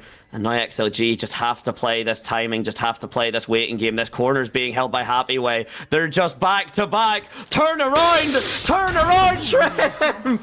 Happy Way finds him. The paint shells come through, and this could be stolen away. Oh, he's just committing the spike stick? No, he has to get off of it. Kira almost gonna be able to do it, but no man shuts him down. They flip the script. They take the low buy round for their own. And AG left reeling. That is not how the script should have gone. Surely a timeout. Just that, right? Surely after that, you would think the last timeout being used, because that is on. I mean, that's theft. Happy Way landing that double tap is absolute theft, but it should never really have got that way. The timeout not coming through. All gamers not feeling the pressure just yet. Probably because it's that thrifty buy coming through. They don't have the economy. Would rather take their coach's feedback whenever they've got the full might of the gunpowder to kind of back it up. So one more round here for XLG, most likely, and it'll put them to double digits. Yeah, and really lackluster buy from AG this time around. And fun fact, XLG, they went 6-0 the last time they played this map against EDG on the attacking side. So if you thought that, you know, maybe the attacking side was weaker, AG could come back into this one. Technically, this is XLG's more favorite side, and you can see why in that round previous. is absolutely doing AG in. And again, they're playing this slow-paced approach, drawing out the utility of this defense and slowly taking map control for their own. This kind of, again, XLG basically reflecting the kind of setup here. 2 players towards the A instead of that one side. But either way, Rarga with the Outlaw. It is an operator and it's a damn fast firing one at that. 2 players down. And now the rotate towards the A side. Going to be a completely empty position here. Everything for XLG. And I mean, if AG can get a kill or 2, they'd be happy enough with it. But I think this is only going to go one way. And that is the way of XLG. Double digits, twice the score of all gamers, unless they can pull off a miracle. Oh, the miracle is being shut down fast. You've got Rarga just in their minds, in the walls, basically. No chance for them to get back into this one. Double the scoreline of their opponents. XLG reaching double digits. And what can you do if you're all gamers? You've got one more timeout left. It should come through. You really cannot afford to let XLG kind of build up this momentum. A team that was undefeated in pistols before this series had one of the best controllers, very much being looked at for the entirety of this series. All gamers, they are sticking to their guns though. They are not at all perturbed by the performance here. A lonesome gun maybe being stashed away for later. Interesting. Definitely an interesting decision, but you've got Fangir on this very deep line down towards mid. Haven't brought out this up yet. Let's see if it's going to be able to find success. Prowler does not spot him. Just go back on the same angle. It's a big aspect now of XLG's attack is the idea that they're not really perturbed, right? They're so confident in what they can do, and this wave, the light speed coming through is exactly how strong Waylay is. Numan been an absolute staple here, but Fangir answers back with the operator, picks up 2. Lysor at least fighting back, but the way these frags are going, the way these positions are, GRQ with 2, Fangir with 3, and AG answering back. Yeah, the step is already up. The kiss to the audience. No one is going to give this away. Mwah! Chef's kiss, and a beautiful kiss to all the beautiful people watching. I'm very curious to see where, or if Rarga didn't have any flashes for the take, because there was no flash through the smoke. I didn't see any on him. Yeah, I'm not sure if he used it early on in the round, but regardless, I think that's one of the big reasons why you even have a Yoru on your squad, right? As opposed to like a Raze. You have the potential to flash through for your team. You're the only one that really can do it in the traditional sense out of a smoke, so curious to see how that one kind of unfolded, and this time it's a fast-paced round again. It's a classic in the hands of No Man. He's trying to do the impossible. Fangir says, I can do you one better. Jumps out of heaven, gets back up again, drops a spike in the middle of No Man's land, but No Man himself is out of the picture. It's just his teammates left in a 2.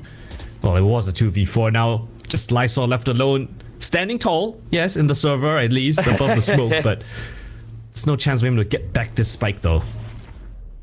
From the shadows used. I actually think just to cause a little bit of a discrepancy, and this is then stuck up on this corner, and Lysor imagine here actually just opting maybe for the save. The drop is going to be heard. So yeah, the pre-fire now. And Fangir has been so good with this operator. The shot misses. Lysor with a beautiful wide swing does a decent chunk of damage on the Fangir, nearly takes his life away. But there's still so much more that needs to be done here, really. There's still a lot more with only 35 seconds. And with Fangir as far away as he is, it looks like the decision from Lysor is just going to be to save. And Fangir has to kind of do the same because he's not on much HP. Thankfully, Fangir not going to be faced up with any opposition. Lysor going to take the pacifist way out of this round. Good way to do it. No real concerns at all.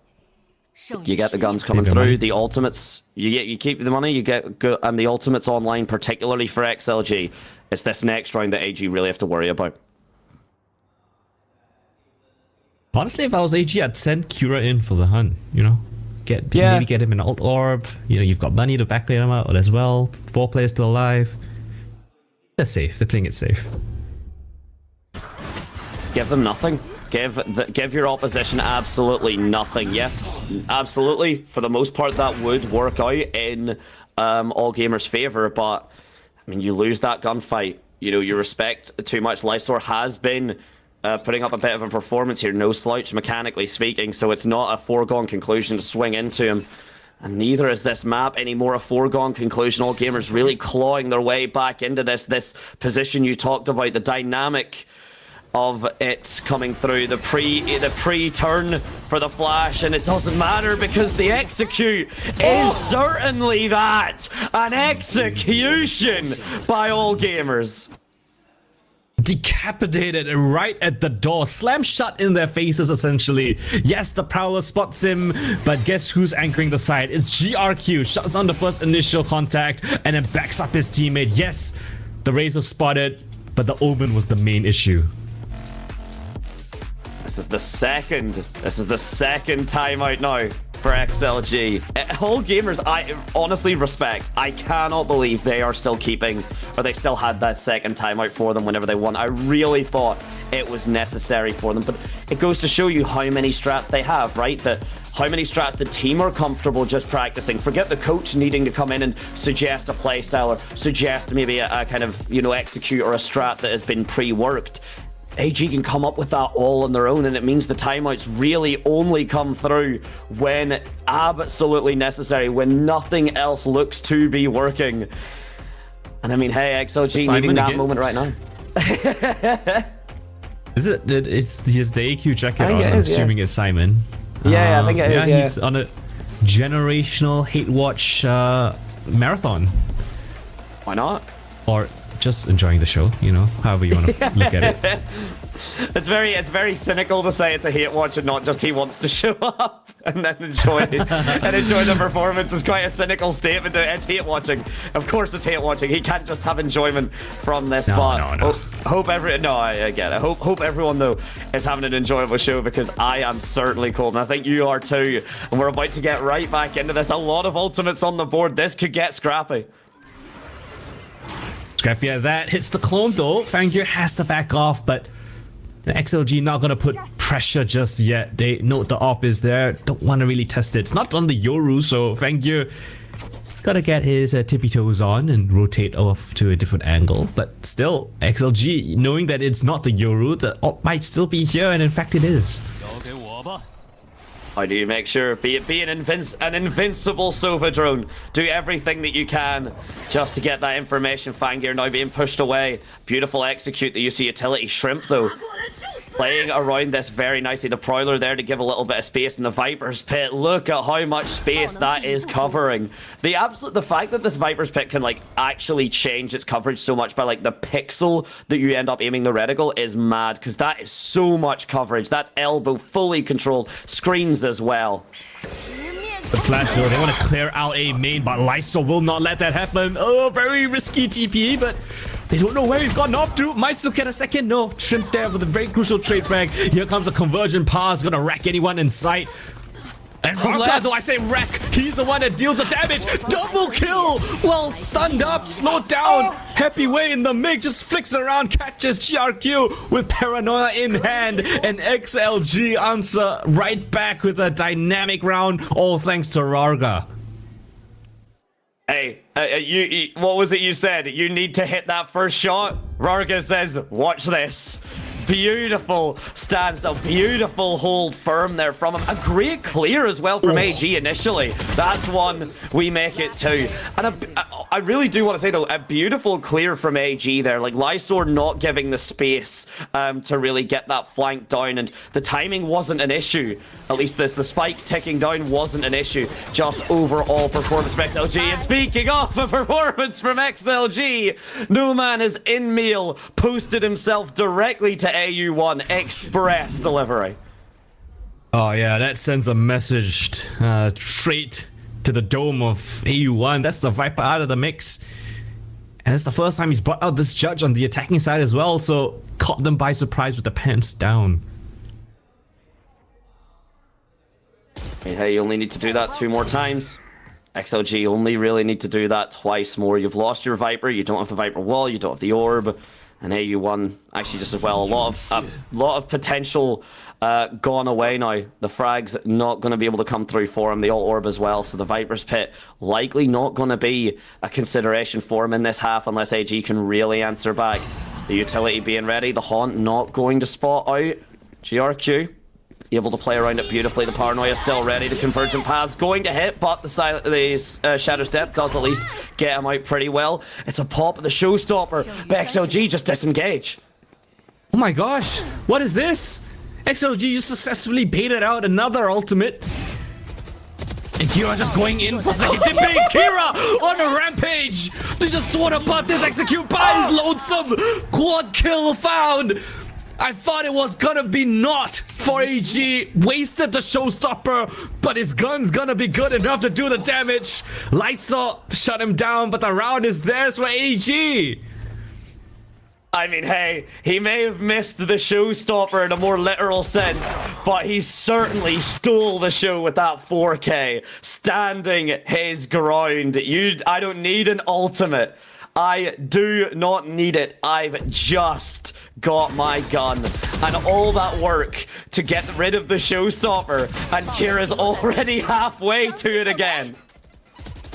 It's incredible. The fact that he still gets the 4th kill onto Rarga. On 1 single HP. He is the Showstopper, as you mentioned. He is the ultimate. It's not the character. It's the player. Everything done, and that momentum there, you can even hear the crowd. You can hear the crowd echoing the support coming through for Kira to get the ace. A little bit of a heartache that he could not, but if you're a fan for XLG, it's just a nice little bonus here. And speaking of that, the economy not great for XLG, struggling as well as No Man painted a brand new color with the shells, and the first frag to AG. It walks straight into Fangir's long range up, funneled in like lambs to a slaughter. Happy Way will be happy if he even gets out of it, and AG will not even give him that sweet release. Kira has Death a will be the only again. thing that comes to them. Kira has a Showstopper again. Kira has a Showstopper again. It was literally one round. Death does come to them, and it is Kira. Look at that, yeah, because he gets the 3K coming through. I do apologies for the interruption, but I just seen that and I was like, this needs to be talked about. That kill gets the Showstopper back online, and a heartbreak if you're XLG, because now you've got to attack into that yet again. Oh god, I mean, XLG, they come into it with great ideas, meticulous, strategic moves across the map, playing chess, and then AG just slammed the board. They just throw the chess pieces in your face. Yeah, who needs to play by the rules, right? Just flip the board. It's my go-to strat for losing Monopoly. Just flip the board halfway through. They win it if the player can't play, If you think about it, if you take out the player, you win the game. If there's no game to play, then how can you possibly say if there's a winner or loser? I like that mentality, but one that XLG and AG not going to be able to work with here. The Showstopper, the terror from it, and Happy Way falls because of it. The first one was a little bit of maybe a prelude to the actual show. To chaos, one might say. AG, the agents of such chaos, and they've said XLG pack in. B is no longer the protocol. It's gonna be A. Shrimp, the man of the hour on Pearl. Can he deliver here at the 11th hour on Split? Paranoia hits him. No, but it's GRQ to provide that assistance, that cover fire. They're so low on HP already. They don't even need the side anchor. Kira picked up a triple kill. And AG, they're finding their form yet again. Does he do it? Does he get the Showstopper again? Because he's already got a 3K. God. He's already got it. He's close to halfway. We get this kill. Of course, it doesn't put the ultimate orb on for it here, but that's one. That's two. The 3K has been picked up here. He's already at 3 out of 8. There's 2 rounds left.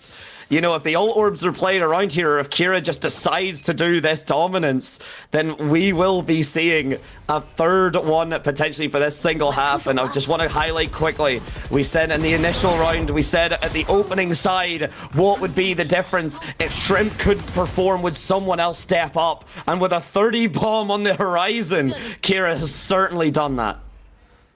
Who else but the RGL to take the reins and lead by example?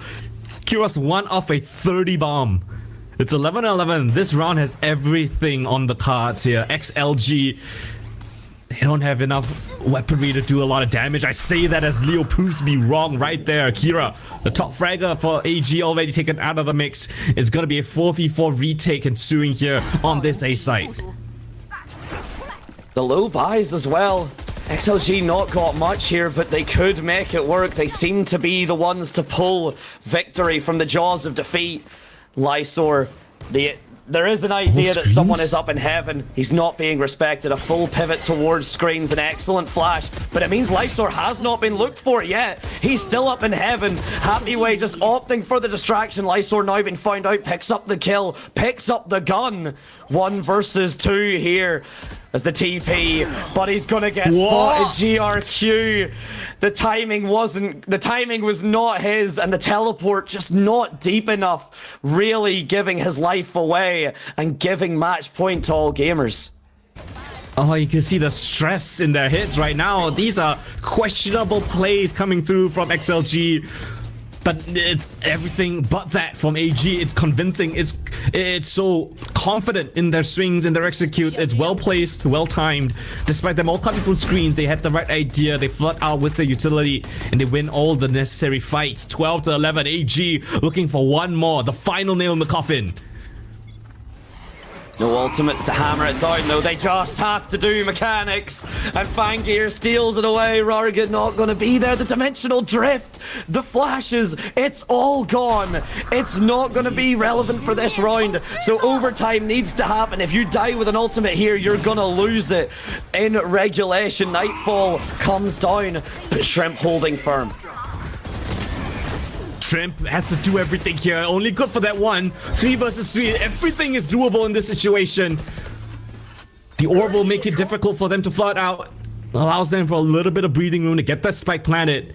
And it has yet to get planted. Eventually goes down. There's a big wraparound flank for Happyway. He might be the win condition for XLG here. The spike is planted for him.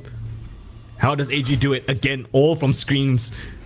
The boombar just for the confirmation. The orb again, just gonna cause a lot of confusion here for AG. Happyway's very aggressive on this angle as well, but the shot, oh my god, a shotty coming from Kira. It's just down to a 1 versus 2. Leo has to do everything, and just like that, AG all up on your feet. They shut down the attempted comeback. Not a chance today. All the gamers are gaming. Double G for Split. Certainly a much harder fought map than Pearl was, but still coming out on top, still proving they are the ones to worry about. And again, really have to give it up. Kira coming through after Shrimp's performance. Shrimp not having the best game there, but Kira says, you have done enough. Rest easy. I'm going to show you why I lead this charge. And he does it figuratively, literally, server side and in real life. Everything you could ask, Kira has just given you. If that performance on Pearl wasn't convincing, is this good enough? You can see this is a full-fledged XLG. This is not an XLG that we saw on Pro, right? They came in with great ideas. They were looking sharp. They were looking deadly. But AG, just a cut above the rest. It was beautiful the last couple of rounds. Individuals stepping up to the plate when necessary. And it wasn't just flashy plays, right? It was decisive moments. It was, you know, strategic and tactical in every sense of the word. It was fundamental. It was fundamental. Anytime a frag came through, the positioning was good. Anytime you needed a piece of utility, it was acted upon. And even if the utility didn't get the value, the players certainly did. A triumphant fist raised from the members of XLG. Again, the smiles are still there. The absolute passion not gone away from them. But AG are just so locked in right now, Koldan. I mean, it's going to take not a miracle, but it will take everything that XLG could possibly do to bring us to a 4th map here, as we are now series point for AG. It takes belief in yourself, right, to get to this point. But the fact that you've got these results as well, this is just, you know, proving the point, proving that you deserve to be here, you deserve to be on the bigger stage, and even reach the international events. Kira, the IGL, putting on this kind of a performance so late in the game, just to give his team that bit of confidence, that bit of conviction, and inspired every single one of the players on the team. At the end of that game, everyone was standing up. Wait, go. 变喽 Pass, I can pass. Pass, pass. Recall me. Let's go split. 我从家里走，有点慢。喂，刚才 jump， 稍后我等你。喂。He's more behind. No smoke. One close round 鸟吗 ？One close round。来左边鸟，小心。我有点慢。Left side 10 point。我到。二看。我到了，猪猪。来，我跟。我上一个。Get up。你家烟，我后家烟。喂。That one。飞 jump。走。我准备黑爆点。来加一。One under。Kiss round。给你。来走。王爆。nice。爆点应该是空的，我感觉。他在2楼，刘洋在2楼没下来。下不了2楼包了，估计。CT 一个。王爆。打头140。哇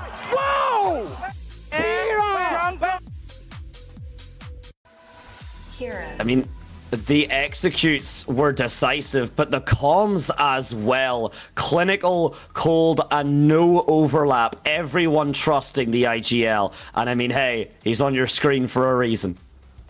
Yeah, I mean, Kira was lights out. I mean, you mentioned, right? We mentioned, right? It was a one-man show, essentially, kind of, on Pearl. We needed someone to kind of step up, right, and take that mantle. And when Shrimp kind of struggled on his individuals, you could see right here, Kira, excellent performance coming in from him.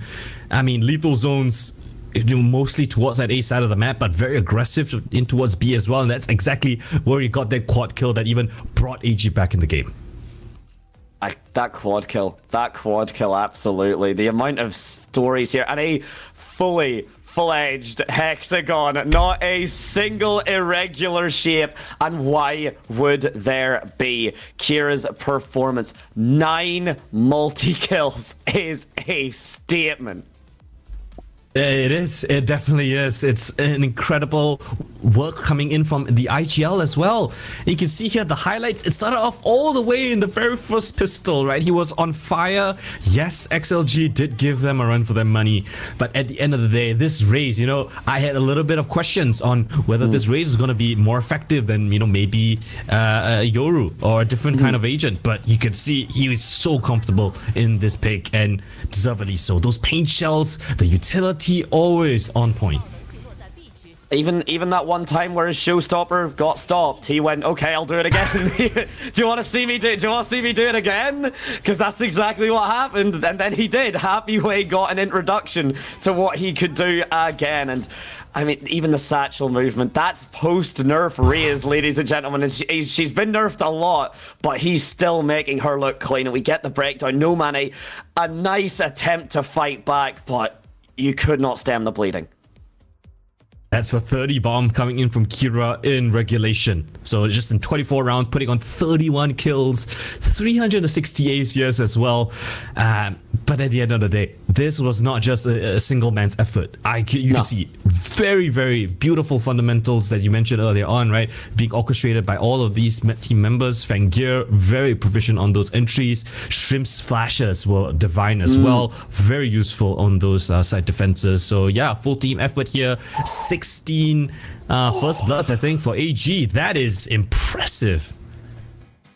It kind of does have to say, though, the fact that XLG managed to fight back a few rounds there, because it was the opposite, right? Like, it was XLG were kind of getting the first bloods, but struggling to convert. This time, though, AG, I mean, 16 first bloods is a statement, but if you win 13 rounds, it means that XLG were fighting back a little bit more. The post plants from both sides now, not that 1 in 7 that we've seen, right? XLG not getting retaken quite as heavily. Both teams looking solid on the retakes, which Split is very necessary for, okay? You're likely going to be dealing with those post plants quite a lot, so having a solid fundamental retake, very important.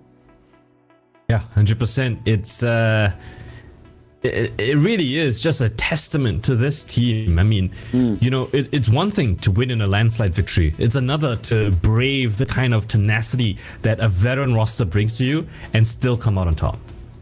I mean, 13-11, we went as far as we could go for map 2, ladies and gents. So we are going to take another short little break, just a couple of minutes. And when we are back, we could be on for the last map of the series. I personally hope not. I wouldn't mind seeing a little bit. Koldan, I'm sure you're the same. But we will be seeing you in just a moment after this.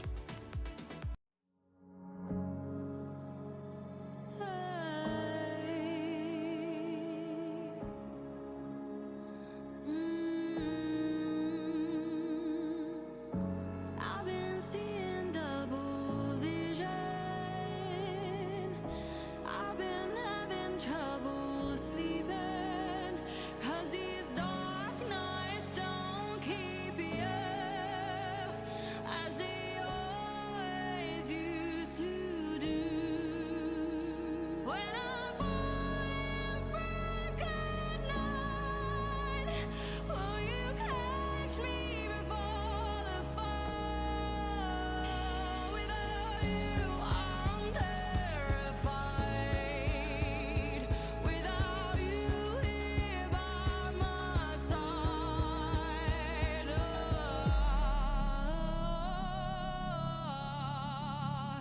I'm so dependent.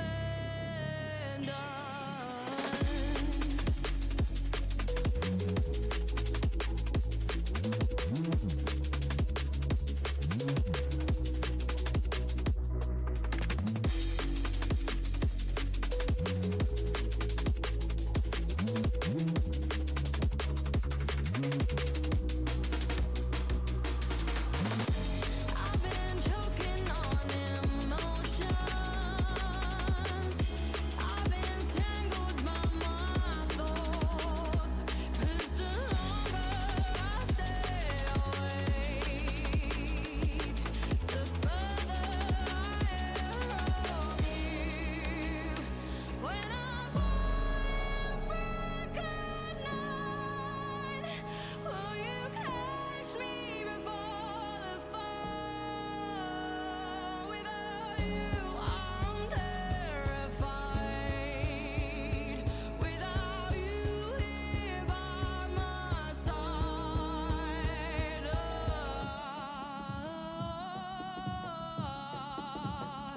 I'm so dependent.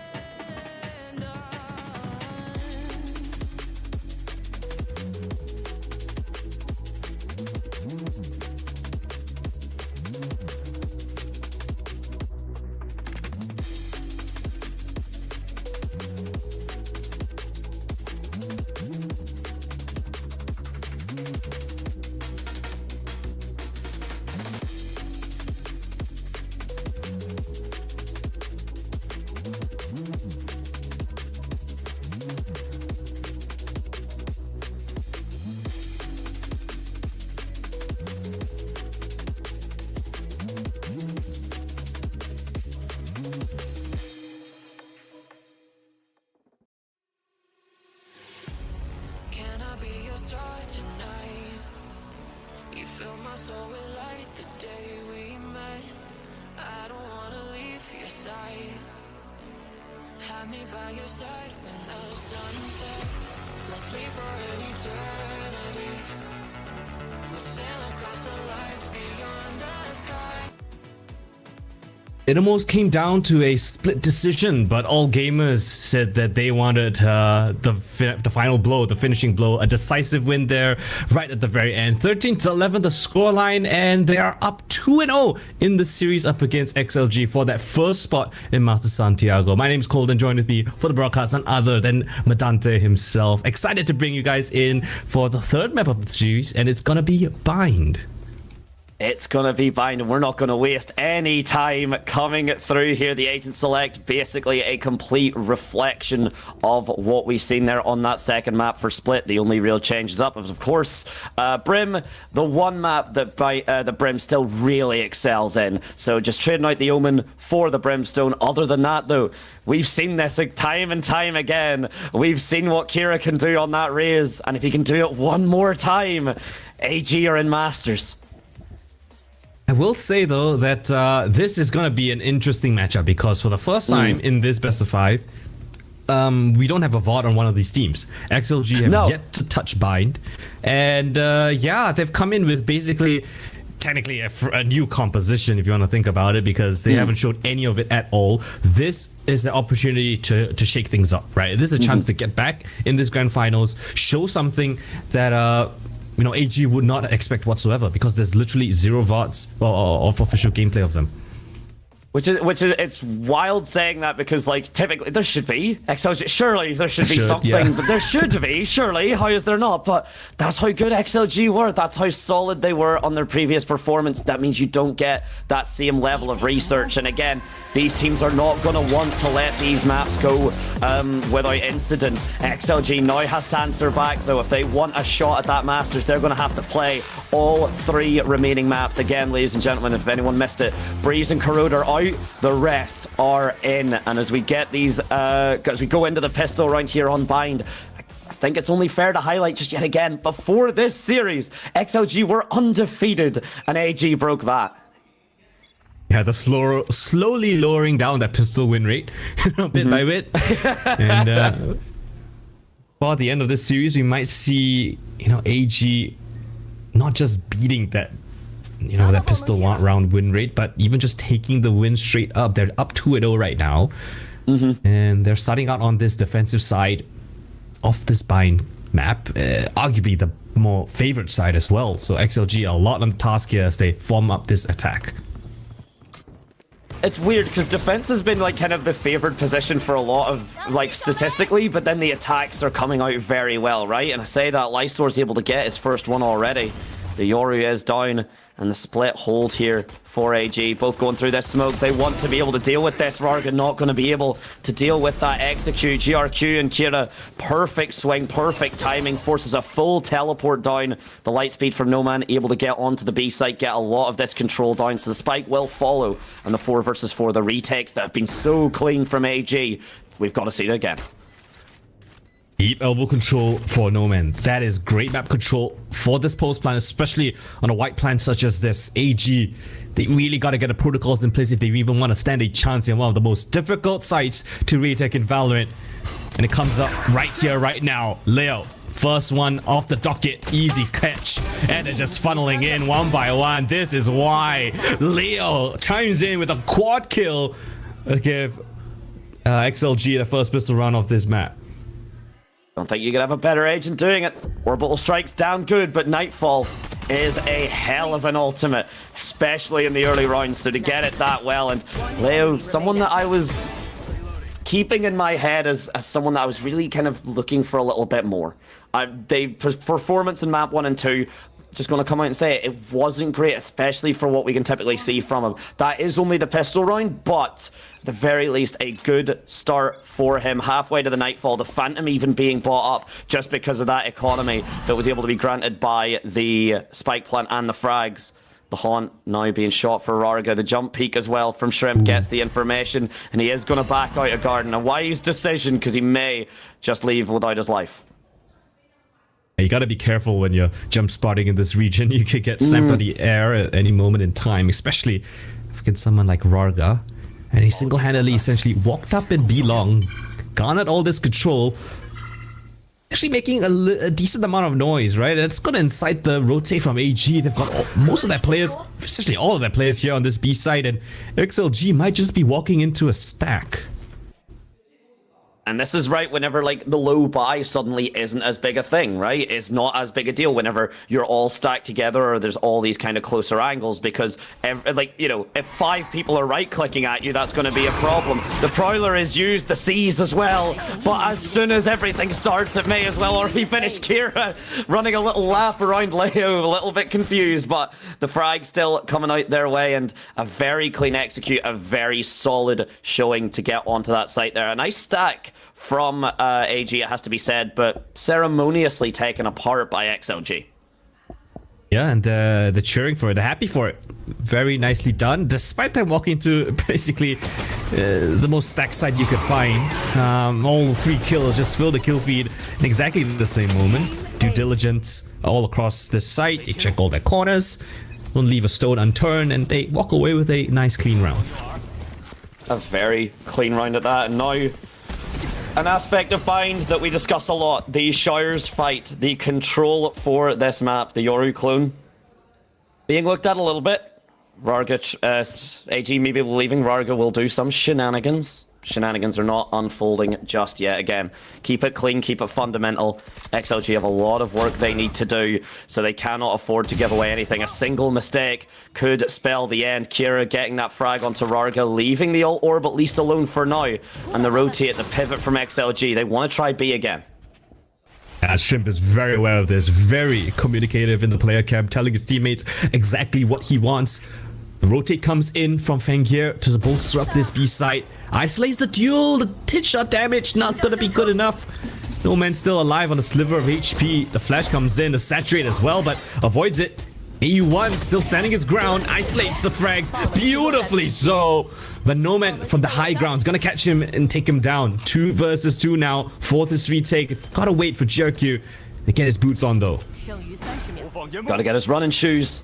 And he's got that stim beacon, so he could do that, but Kira just doesn't care, just disrespects the smoke. Swings through, finds the timing on the Lysor, beautifully done. A risky decision, but pays off in spades. And there's plenty of time here. No Man just gonna hunker down here. The smoke just being waited to dissipate. A double swing about to come through. The corners are being checked, but the timing from No Man is absolutely stunning. It is his land. 2 heads fall, and XLG put their 3rd on the board. As that's just me, lady. That's just me. What can I say? Fortune favors the boat there, just takes the duel straight on, catches them just trailing behind the box. Both hits in his crosshair. What is that? 2 bullets is good enough. Insane work from No Man right there. That gets them the bonus on XLG, now getting off to a hot start. That was so cool. That slow-mo really added to just how impressive those shots were from No Man. And the stand-up basically saying, that's what he can do, that's what I am. And I mean, yeah, absolutely beautiful. Bonus converted. A lot of the times, actually, it feels like we've been talking about the bonus being converted, whether it is AG or XLG. Both teams been pretty frequent at doing it. Really just does go to highlight that if you've got that team play, if you've got that coordination, you know, the lower buy doesn't necessarily have to be a death sentence all on of its own. Speaking of a death sentence, Shrimp just going for the swing, gets out with his life, doesn't try and engage any further on. The Nightfall online from Leo here, the Shires control from Rarga, and A execute looking to be on the cards. Shot to the box does not land it. You can see him scurrying around to the next box. Perhaps that provides you a little bit more cover fire. No Man, selfless, going straight in. At XLG, just clean up shot. Side's compromised. Kira would love to find one, but he gets fully cleared. And just in the blink of an eye, XLG braved the anti-eco. And it's just left on to 2 players. Different sides of the map. And same consequence though. Shrimp, last to die. It's clean from XLG.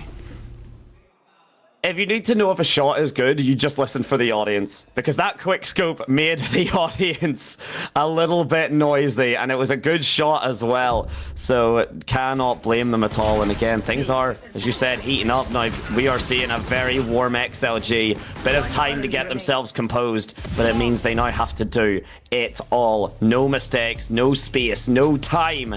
And with AG's first timeout, a 0-4. Actually, I think a 0-4 has been present for every map. Split, maybe not. I think Split was maybe like a 3-1. Let me... yes, it was 3 rounds in a row for Split. It was 4 rounds in a row on Pearl. Yes, okay. So we've had a 0-4, a 0-3, and a 0-4 so far. Oh, keeping up the trend. Let's see if all gamers can buck that though. Would like to, I mean, the timeouts have been so impactful, right? Like, every time Cooldown, it feels like a timeout happens, like, there is a backswing. There is a reformation of the strats, of the plays, of the executes, and everyone looks so clean off the back of the timeout. And it's, again, a testament to the coaches just to keep everyone locked in, keep everyone positive, optimistic, understand what they can do. And, you know, if there is a bad round or something that maybe doesn't go their way, that's fine. You know what? Just, it's in the past, move on. And that's what AG need to do now, though. A very strong buy. And Fangir's Operator, something that has been coming up loads for AG, needs to start now. That's exactly what they were looking for here. Took the eco in the previous just for this op to come into play. It's a bit of a glass cannon one at that, but once it finds that opening pick, that's what matters. But unfortunately for him, on the wrong side of the map, everyone here on towards B. Saturate hits onto Kira, but no one's there for the follow-up. And the Guardian in the hands of Shrimp there. I mean, the Guardian as a Guardian. Doesn't have a Guardian, it's a Vandal instead. Gotta provide that defense, but still. Alt Orb in the hands of Varga. One away from that Dimensional Drift. They head back towards Showers, might have a chance, but heavy presence here towards B instead. Very heavy presence indeed. The 4-stack, hookah controlled. Not going to be much argument here. No Man manages to pick up the first frag. Kira just swinging through. Fangir, though, this angle not going to be expected by Happyway to be holding so tight in such an awkward spot. The Nightfall now coming through. Shrimp just deciding to swing. Has to try and take the fight. Meanwhile, AU1 been cooked up by Lysor. Served medium rare. And AG off the back of that and Fangir's Operator, they're going to have to save. Yeah, you've got the Orbital Strike that just comes online for Lysor as well. This round is done and dusted before they even get that Spike Planet. So XLG, another beautiful take on the B side. Despite them losing their look on towards that A side, it was very convincing. They had the utility, especially considering that Nightfall being put in place, vulnerable, or at least a decade, a bunch of players on the site, made it extremely easy. And yeah, AG just opting to save this this ARP because they desperately need something to bring to the next round. Economy has essentially bottomed out for them. Oh my god. Uh-oh. Oh my god. I was about to say, no, I was about to just go on a little ramble because I was like, oh, nothing's going to happen. And then all of a sudden the noise is coming through. Surely no one swings out, right? Okay. Right. That was a bit of a heart starter, wasn't it? fully quiet, and then just three teleport sounds coming through, and I mean, yeah, just that angle from No Man. Kira maybe getting caught a little bit unawares, just maybe not respecting the potential process there. Oh my god. AU1, literally every piece of utility that could be caught, he found it with his face. A poor guy cannot survive all of that, and it means AG, the buy a little bit low. The AWP and the Phantom's still there at least, but they need to start finding something. Yeah, and it's only just the 2 rifles, right? The AWP in the hands of Fangir, GRQ with that Phantom of his, both on different sides of the map though, so trying to show off a little bit more than they have. Fangir on a crucial line, but that smoke is gonna make things so annoying. It always just makes these, and again, why Brim is so strong. For anyone that doesn't actually know, or maybe just needs a little bit of a hindsight, Brim does get picked up on this map because the smokes do last so long, and oh my days, this round might not be lasting much longer. The orbital strike goes down on the tube. No one's going to be present though. The spike is going to drop. The smoke falls. but the heads are falling as well. Kira a little bit shaky on the shots, can't quite land the headshot initially, but can still get the frag regardless. The showstopper is online. Little bit, I honestly was expecting maybe it to come through. Fangir is lost. He has to do an entire circle. He just loses himself a little bit there. Cannot find the door. It is in fact stuck, and the operator that was saved does not find anything. The XLG find their 6th. Oh man, I thought that round had a lot of legs to it. You had the showstopper and hookah. I think that would have been a perfect answer for the Viper that was trying to come in for the flank. But I don't know, maybe pressure getting to them. Not sure of what the right play is. Unsure of the game state, the maps, the round state. And what could have been the first round for AG just trickles out and fades apart. Does it just that trickling, as you said, it just does kind of fall apart. A little bit of a heartbreak for AG. I mean, a great start for them though. Oh my god. No Man actually dying there. I was so comfortable that No Man was going to take the life of Fangir, but instead trades it out the other way around. And with the performance that's happening here, XLG could be looking to make a similar statement that was made all the way back on Pearl, unless AG can find something. But they've got these maps to work with here. Like, even if, you know, Bind isn't working out for them, great. We move on to Abyss, our next map, our map pick as well. So there's plenty of time for all gamers just to really make this work out. Of course, if they just seal the deal, make it 3-0, they move on to Masters and give away as little vital information to their upcoming opposition. Got a lot of ultimates, AG. They've got 3 at the ready.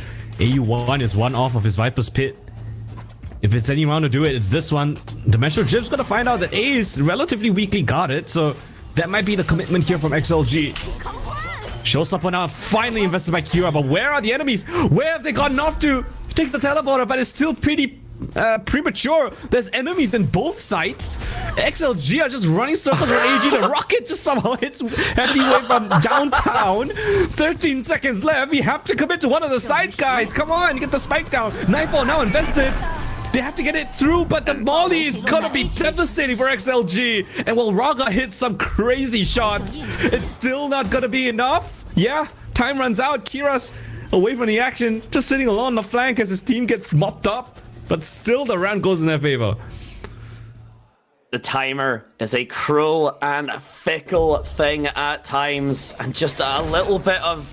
Oh my god, oh my god, that shot. Wow. A little bit fickle, and this goes to show, right, yes, you can pace around, you can try and get position of the map, but you need that sight, you need that plan, and it just doesn't go XLG's way. And I mean, I want to, like, Kira like goes for the showstopper a little bit premature, but Happy Way just kind of turning around whenever the rocket hit him, and he's like, what was that? As he gets cut down to half HP, he's like, excuse me, that was a bit rude.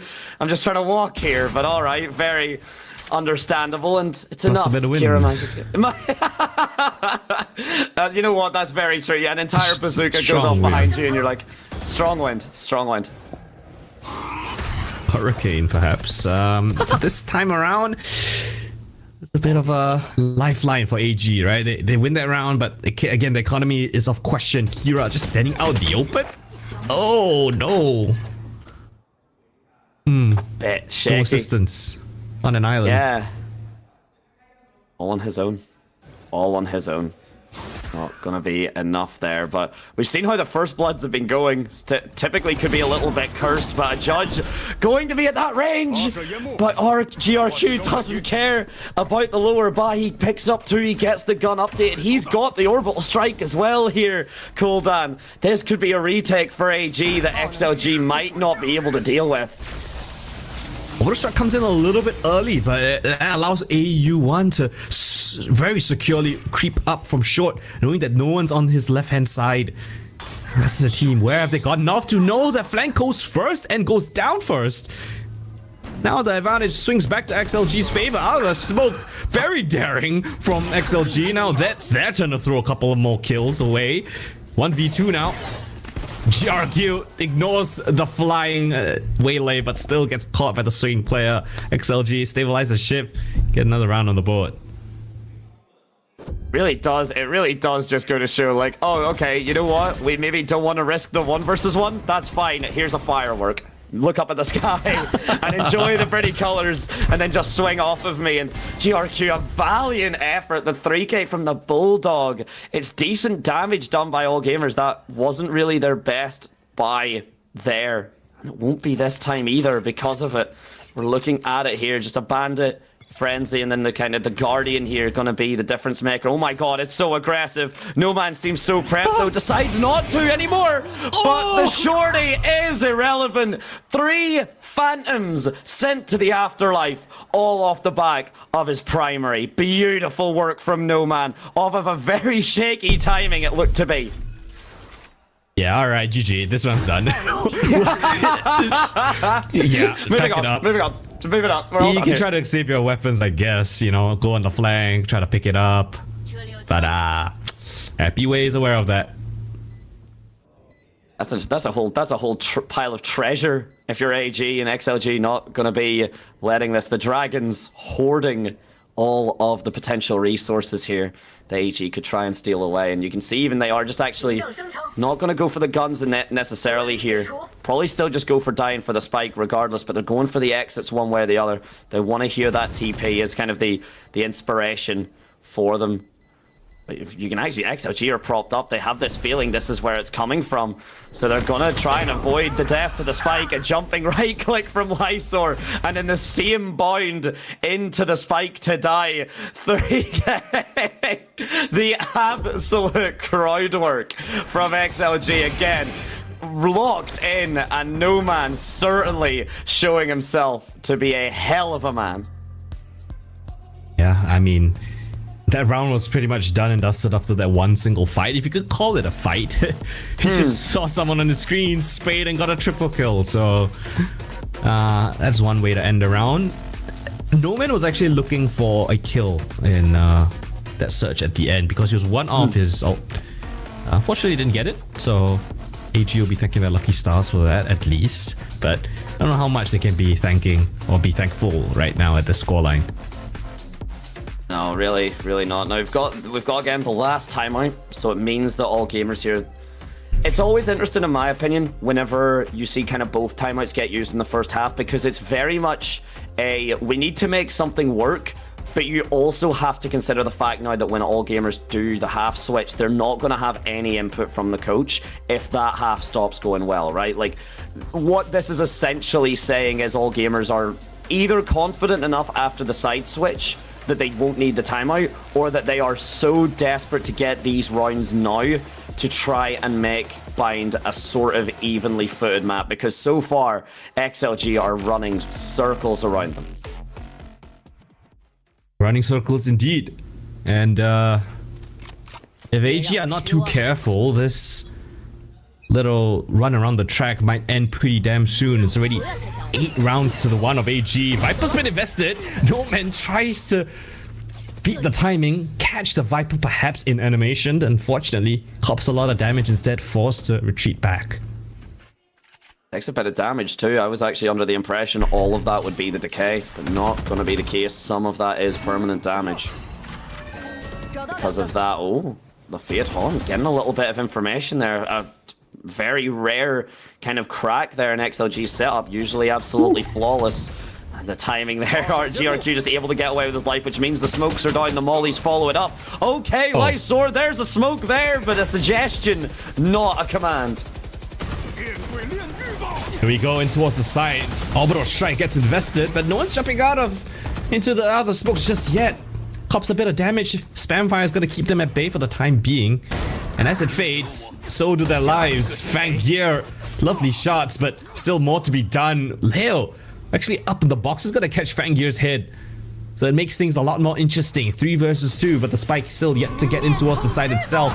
Kira trying to pick up the pieces of where his teammates have left off. Only go for that one though, as AU1 gets thrown and thrust in towards this 1v2 clutch. It's difficult. Tap on the spike, and XLG might make it impossible because they're going to take the TP, send him around the world. Get your steps in. Get your steps in, A1, you gotta get your steps in. But the plant here, if there is just a pre-fire on the box, there is not going to be. But Leo doesn't actually find the shot here, half HP. He's in the snake bite, damage done. Does manage to keep his life and get the support here, still a 2 versus 1. But AU could certainly make this a clutch to remember, but the positioning here, the spacing from Rarga does get the angle. It's a double swing. The flick is good. The damage has been done. AU won the clutch factor for all gamers. Not the first time he's done that, and certainly I don't think will be the last. Beautiful retake from him, and what a clutch. All the way back in Pearl. Do you remember that 1v3 now? Yeah. He's, you know, reminding us of who he is. It looked impossible. I mean, they knew exactly where he's going to be coming from. But he manages to isolate these fights to perfection. So aware of the potential play in towards a short. But it's still 2 rounds only to AG's name. Yes, it's heroics. Yes, it's another round. But they need to put in a lot more work to make this game competitive. A lot more work. But you learn to walk, and that's how you run. So the first step needs to be taken, and certainly AG have done that. Kira just barely escapes with his life, but a haircut, at least granted by the Outlaw regardless. But of the information now granted, the Prowler coming through, and it's nice to see AG really kind of go for this like aggressive garden push. The Prowler coming through, you can see the blind side getting prepped here for the swing, especially as the gate crash comes through. The convergent path's just going to get stepped out of, and Fangir doesn't care, takes Rarga's life and gets out for free. Phil, I mentioned before this this game started that the saturate was the strongest ability in the game. Gate crash. Yeah, I mean, at this point, VCT China is trying to prove me wrong, because we've seen many instances of players just one-tapping enemies. So confident at this point in time, slowly understanding that, hey, just need to stay calm. I mean, that's the thing, right? If it's your first shot, doesn't matter how stunned up you are, doesn't matter. But I would love to, while I do agree with the saturate, I think a hell of a case is being made for gate crash, right? Because to be able to get that frag and then just get out is absolutely insane. Now, getting frags and getting out, getting frags and staying in is Kira. Manages to just keep control of the A site. The read is absolutely perfect. No man just having to get out with his life. No way in hell are you planting on that. And AG, their second round in a row. A good answer from them here. If they can make a 4-8.5 happen, Coldan, it's not out of the question. Split was a 4-8.5, and we saw how that one ended up. So all gamers down, but definitely not out just yet. Look at this. Oh, he dodged it. The ult didn't hit him.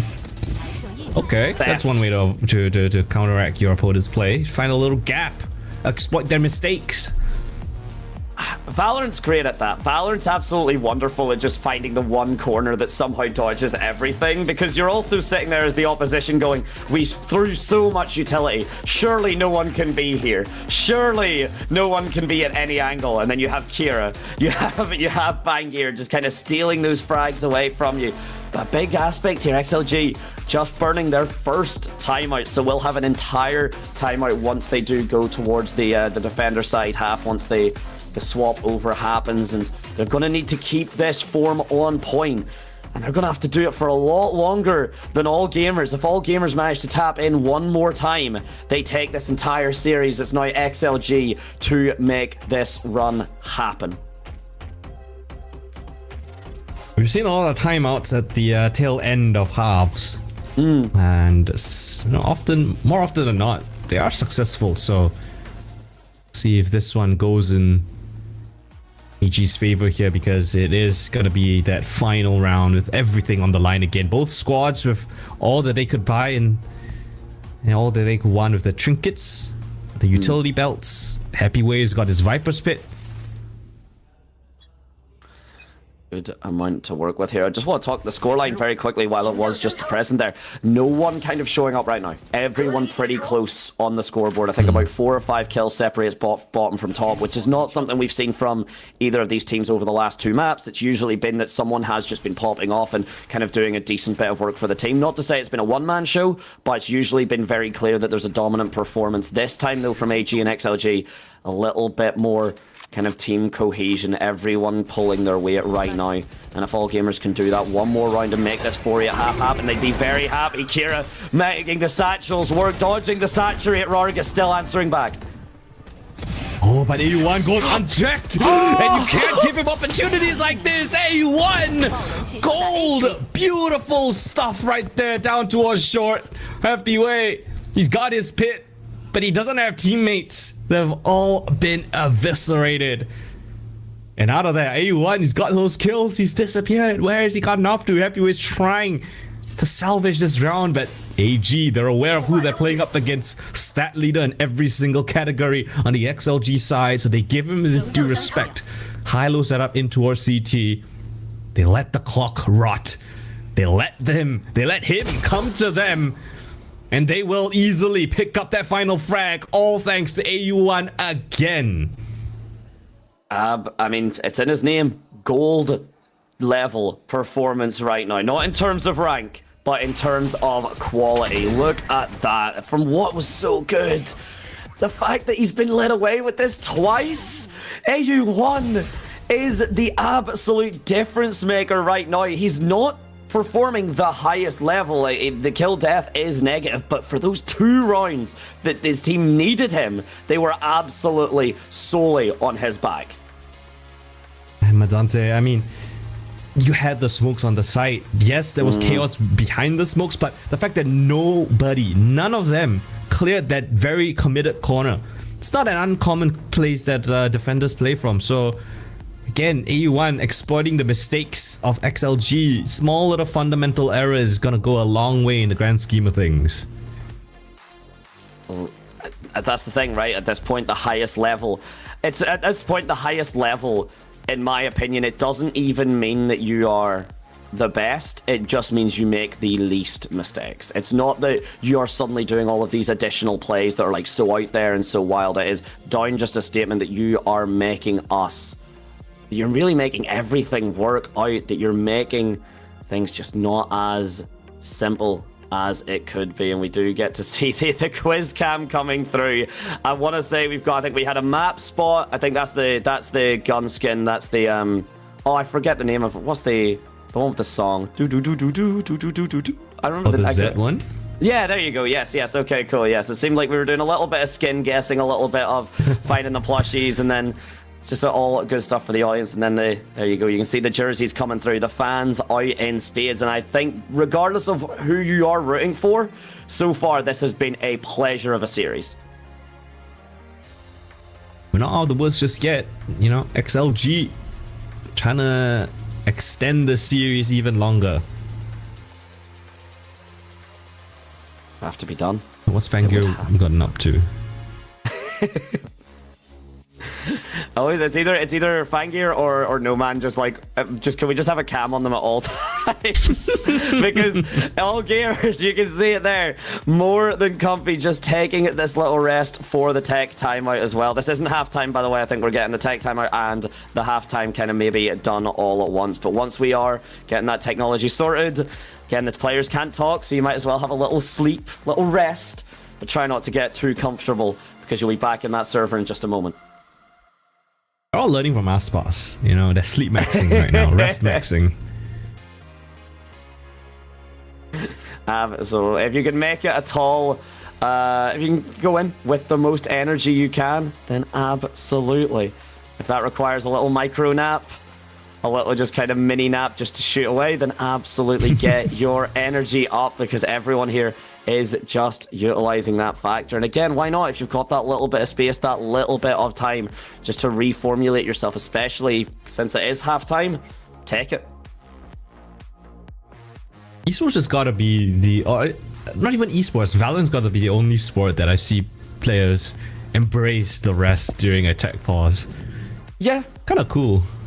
It's, I mean, that's the thing, right? I mean, if you're going to have to wait around anyway, there's no sense, like, because if you're sitting there, like, kind of staring at your screen thinking, you might get into your own head, right? If you start thinking, yeah, exactly. You might start overthinking. You might, like, start doubting yourself. You might start, if you just close your eyes and go, we're not in the server, I'm not thinking about it, it can arguably help you remain more focused, keep your head a little bit clearer. And I mean, if all gamers can use that time, can use that little bit of a break here, if they answer back onto XLG, as we mentioned earlier, it's not about how you start any of these maps. You've got to be able to finish it.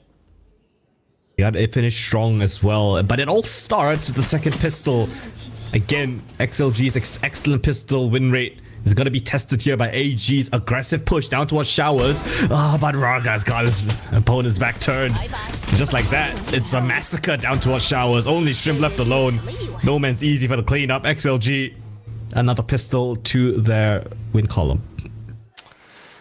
Don't want to hurt the stats too bad.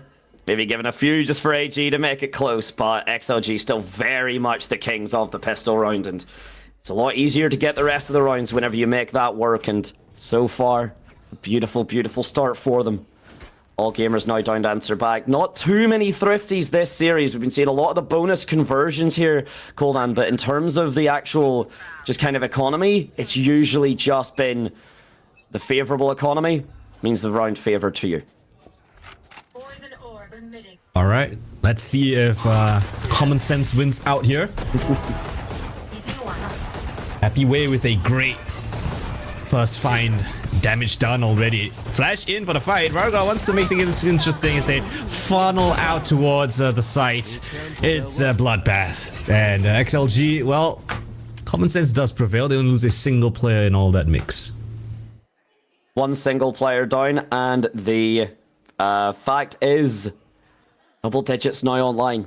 All gamers not allowed to get the spike planted either, so no real understanding, no real economy gained for them to work with at all. All down now just for this round, for this bonus, for this full buy for AG, but this is again that conversion rate. XLG managed to do it in the last half as well. If AG cannot make this round go their way, then XLG look very comfortably to take us to at least round 12 and therefore OT, if not the victory. And if Rarga's landing shots like that and taking down Riz, aka your entry, your usual tour de force, then that's certainly a hell of a start.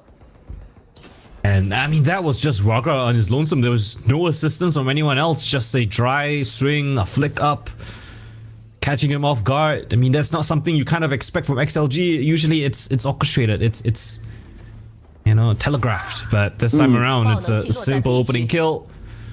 A scuffle down towards B-Long results in a 1-to-1 trade, but No Man still got this line down towards A short, expecting the luck creep up. Vangear though, not expecting the second one. He's back in. Expecting to peek out towards heaven, and yes, he's gonna find yet another one. Vangear! This is what you did, the X factor for AG. Scraping around from what was essentially a done deal makes it very much so advantageous to AG. This is the, I mean, we talked about the bonus conversions. Happy Way, the man, the myth, the legend, able to pick up one. He's going to clear this corner, right? No way is Vangear getting away with this. He is not. Happy Way falls down. Yeah, think about it. Think about it, No Man. It's all in your head. All of that control, all of that calm possession. Another bonus conversion basically stripped away, all due to Happy Way. Oh, wait. It's the game sense as well. Seeing that there's no trade frag, there's no answer back from anywhere else on the map. Understanding that, hey, he could be right under me. And it's a fully commitment play, right? If Vangear was not in the corner, Happy Way is almost guaranteed to lose that fight. Yep. But his understanding, the game sense of this guy is on a different level. Insane. I mean, AG made it at least a little bit difficult, but I don't really see a way that we come back here fully. If No Man doesn't care, sees the bullet tracers, gets the lineup, and AG The economy, yes, it did work for them. They were at least able to get a buy up, but they've already lost 2. They might be making it a 3rd as Nomad potentially on for the ace, but gets the spike control, has done everything for his team that they could possibly ask. Yeah, it was Rogar to kick off that round with the previous round was just a dry fight. This time it's Nomad just taking 3 1v1s.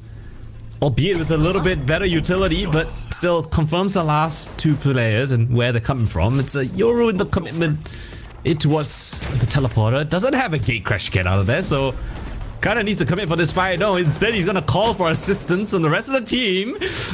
And things are getting a little bit dicey, but flank should be good enough to lock them in, right? You've got Leo there, but oh no, he's opted for a different angle. It's gone back towards the side, and AG again trying to flip this round on his head.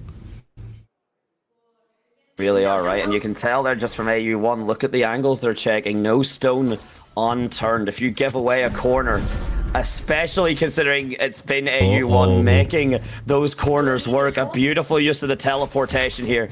A heads up play indeed. The smoke goes down, the spike follows suit, and with that the orbital strike comes online. A snake bite still on for AU as well, so a post plant scenario could come through. A decent bit of damage as well, just causing the control, but he gives away his life. GRQ though uses this uses this play perfectly. He's looking down, he gets the damage on the happy way. Leo with the tap immediately drops off it, knows the orbital strike is coming, but GRQ holds it down and gets the round for AG. Oh, but this time AG gets it over the line. It's good enough. Got a really scrappy in towards the mix, and I think that's XLG's error on their part, right? Taking too many fights. It was 3 instant kills for Nomad. 2 versus 5, and they pull it back from the brink. One enemy remaining. That's exactly what they need now.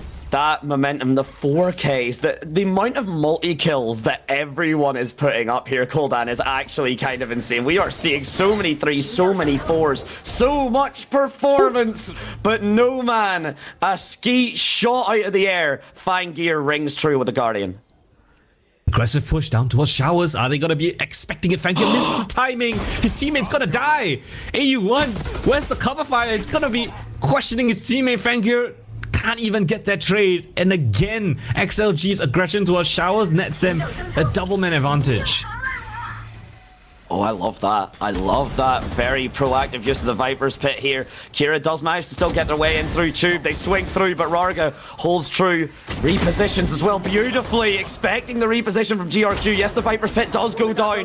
The damage may have already been enough, though. Shrimp having to make it all in the smoke with the Guardian. 1 away. Lysor manages to just keep the XLG squad ticking over. Gets the round win on to the 12th.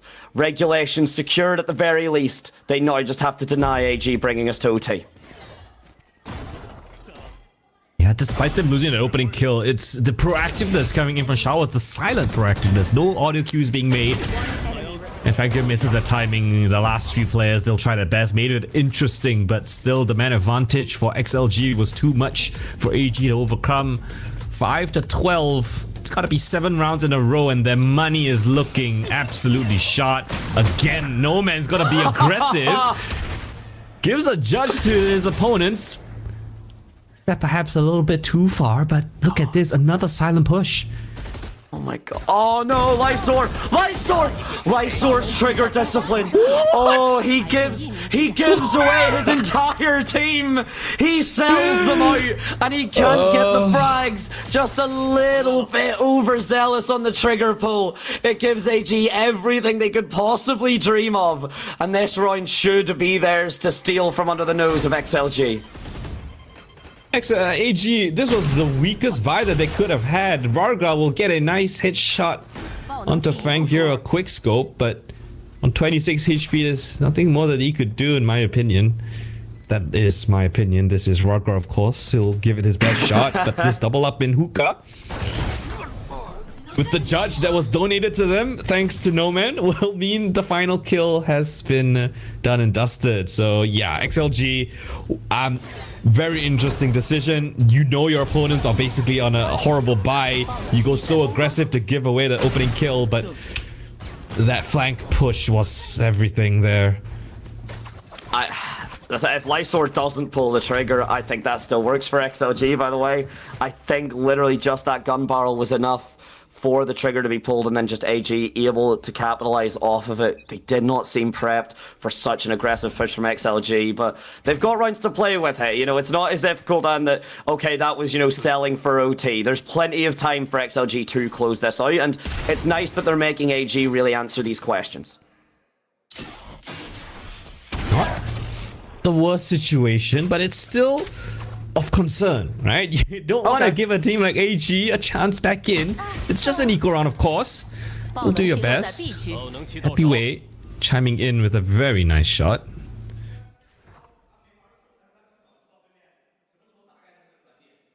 Everything just going a little bit silent now. The patience here. AG maybe believing XLG will push up again, but XLG maybe kind of learning from the previous experiences here. I say that as Liza, never mind, there's no learning here at all. I'm just going to do it again, and so far he's sneaking around it. He might have the time. Yes, he does. He's not been cleared. Kira gets the refrag at least, but on a lower buy, XLG here really making this difficult.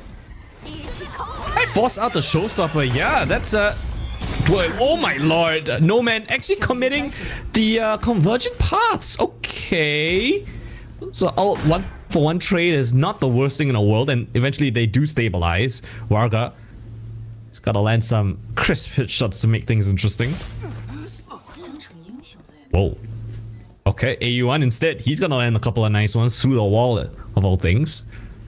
The AG, they avoid disaster here. Get the anti-ego in their pocket. Trade outs 1-for-1. Really good, especially, yeah, considering that start. But this, we're about to see it. The fact that the refrag kept Kira alive, but then AU won that time, and Jesus, yeah, those shots, walls are but a suggestion. And I think you can see there, yeah, you've got 4 rounds, guys, before you can really need to worry, right? You've got 4 rounds, but you need to close this out. If you give away those 4 rounds, then I'm going to yell at you. The coach is very serious, very stern. Again, this is XLG's lifeline here.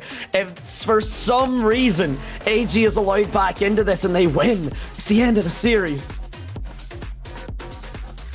You think it's setting in for them? You think they're getting that stress under the collar? They're still, you know, it's still fine. You know, we just gotta win out one more round. Surely we get our ultimates online. We full send it on one of those, and all's good in the hood. I mean, that's all should be good in the hood, but the convergent paths. It was used immediately to kind of counter the showstopper, and it didn't get the value. That's a big ultimate. All of a sudden, the AG don't have to worry about at least for 3 rounds. And that could be the pivot maker. That could be AG. Suddenly the offense does just get a little bit smoother. The control is a little bit more freeform. There's still ultimates on the board for XLG, don't get me wrong, but Convergence Path is hardly one that you're going, okay, that's fine, we don't care about missing it. It's a good ultimate to have. Well, what's good to have is individuals that are absolutely frying right now. No Man as well as Varga are the ones that actually kick-started, you know, the second half, gave them that confidence, found individual opening kills. And now Raga is on this AWP of his. A dangerous weapon to go up against. And AG none the wiser of his existence at the time being. Gonna be difficult to get this kind of played out. At the moment, this operator is going to just be holding firm. The smokes and everything are going to have to be dealt with. And they're going to have to just be teased out. It is a little bit, isn't it? Just getting the music to... kind of breaks the tension. Yeah, a little bit, doesn't it? It makes things a little bit less tense. But speaking of making things tense, all gamers now coming in here. The ultimate, the utility, all coming through. No ultimates burnt just yet, but there's plenty for them to work with. Oh, but Ostrai gotta be invested, and as groovy as it sounds, it is far from that. The spike gets denied its plan. They're gonna go back towards B. It's where Leo is residing in. No one coming up towards long, so he's got this position under lock and key. Can stay here for as long as he wants, but his position has been sussed out. Spamfire through is gonna deal a little bit of chip damage. He has the Nightfall. That's a great ult to use right here in this position. Tags 3 players in the mix. Fangirl's on a single point of HP. Kira getting inquisitive. Gonna find a beautiful shot to take down the Brimstone on his opponent's side. Dimensional Drift invested in the Viper's pit of their opponents. Happyway finds a crispy shot on the side. Double kill found. 3 versus 2 now.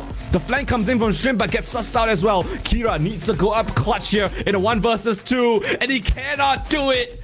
Just like that, Moving Groove, XLG make this series 1 map longer at the very minimum. Bind gets picked up by the squad. I mean, hey, XLG have been having a hell of a performance, right? It would be a shame to go down without much of a fight. And we can see the fist bumps coming through. Excellent work from the team. Excellent work from the coaches. And we're not out of this just yet here. And I mean, if this is the thing, yes, you are in the upper brackets. If you lose, it's not the end of your run, but you have like Billy waiting for you down in the wings. It's not a comfortable path on the losers bracket at all. So being able to close this out right now and just guarantee that master spot, something that both of these teams would absolutely kill for in a server, of course.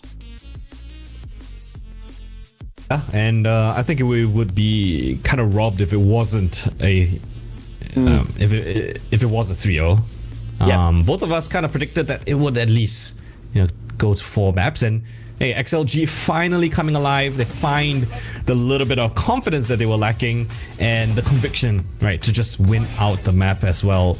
Not letting it go into overtime. They close it out after a crucial timeout. Just like that, on for 1 more map at least. 4K baby coming out from No Man, and I mean, well deserved to have those pop-offs. I mean, the performance from him was absolutely stellar. The difference between Waylay and Ray is really highlighted. Yes, you don't get the, you know, the kind of paint shells to clear out the ankles, but when you're doing things like that, get your 3K, get the smiles going. It's a team of teeth. All the smiles, all the attitude. And even when XLG are on the back foot, they're definitely looking happy. They're definitely looking confident. An immovable rock at the very least.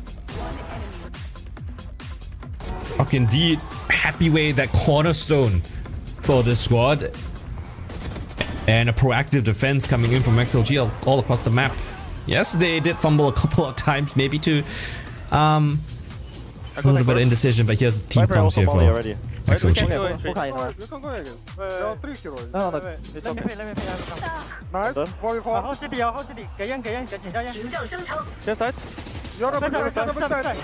go? Can we go? One side. Okay, so.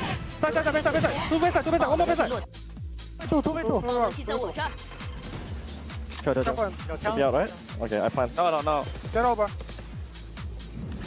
I care elbow. Elbow raise. 31 raise. I think so. I think you will double swing. You have satchel, right? Yep. I have satchel.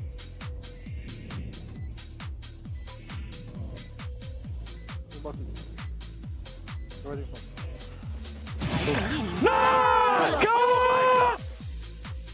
Come on! Yeah, baby! Give me more! Nice. Come on, let's go! What is that, bro? That's a... Gimme for Vivi, and who else but it? That cornerstone you were discussing, Coldan, and I mean the performance there, Happyway certainly rocking up when needed. I mean, this guy, we've been talking all about him. Finally, he gets his limelight, albeit a little bit late in the series, but better late than never. He shows up with some incredible impact all across this map and on that Viper of all things, right? It's very important to have someone as strong as Happyway on this luck potential as that Viper, really drawing apart the defense side, or at least when you're attacking. So yeah, really great to see that he's come into the series, guns blazing, maybe can carry that form forward to the next couple of maps. I would be very surprised if he does anything else, because this performance from him here, yeah, just really starting to show up. And again, nothing like, not seeing like incredible, you know, like 4Ks like in a second or anything like that maybe we've been seeing from like Kira, maybe we've been seeing from like No Man, but just solid fundamentals, positioning all there. And I mean, 21 and 10. This Viper never dies.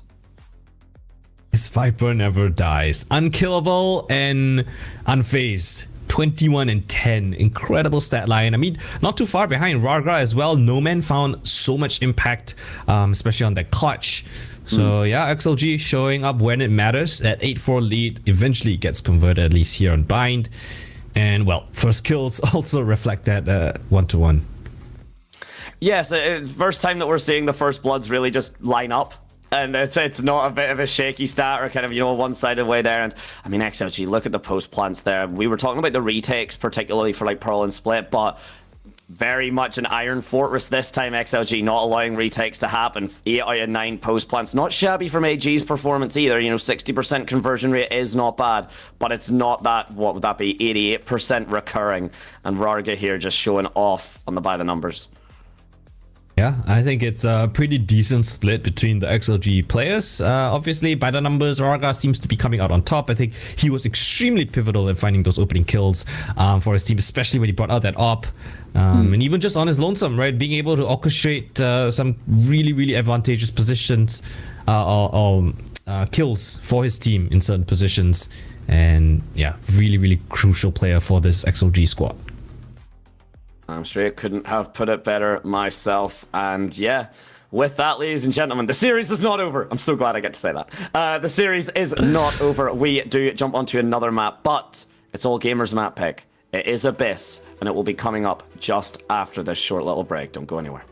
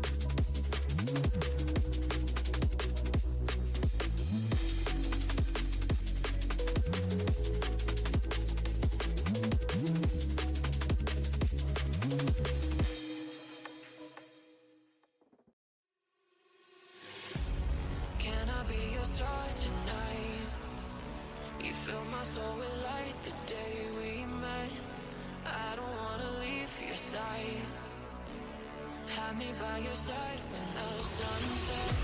Let's leave for an eternity. We'll sail across the lights beyond the sky. I'll be with you eternally. I'm an addict for your love, it keeps me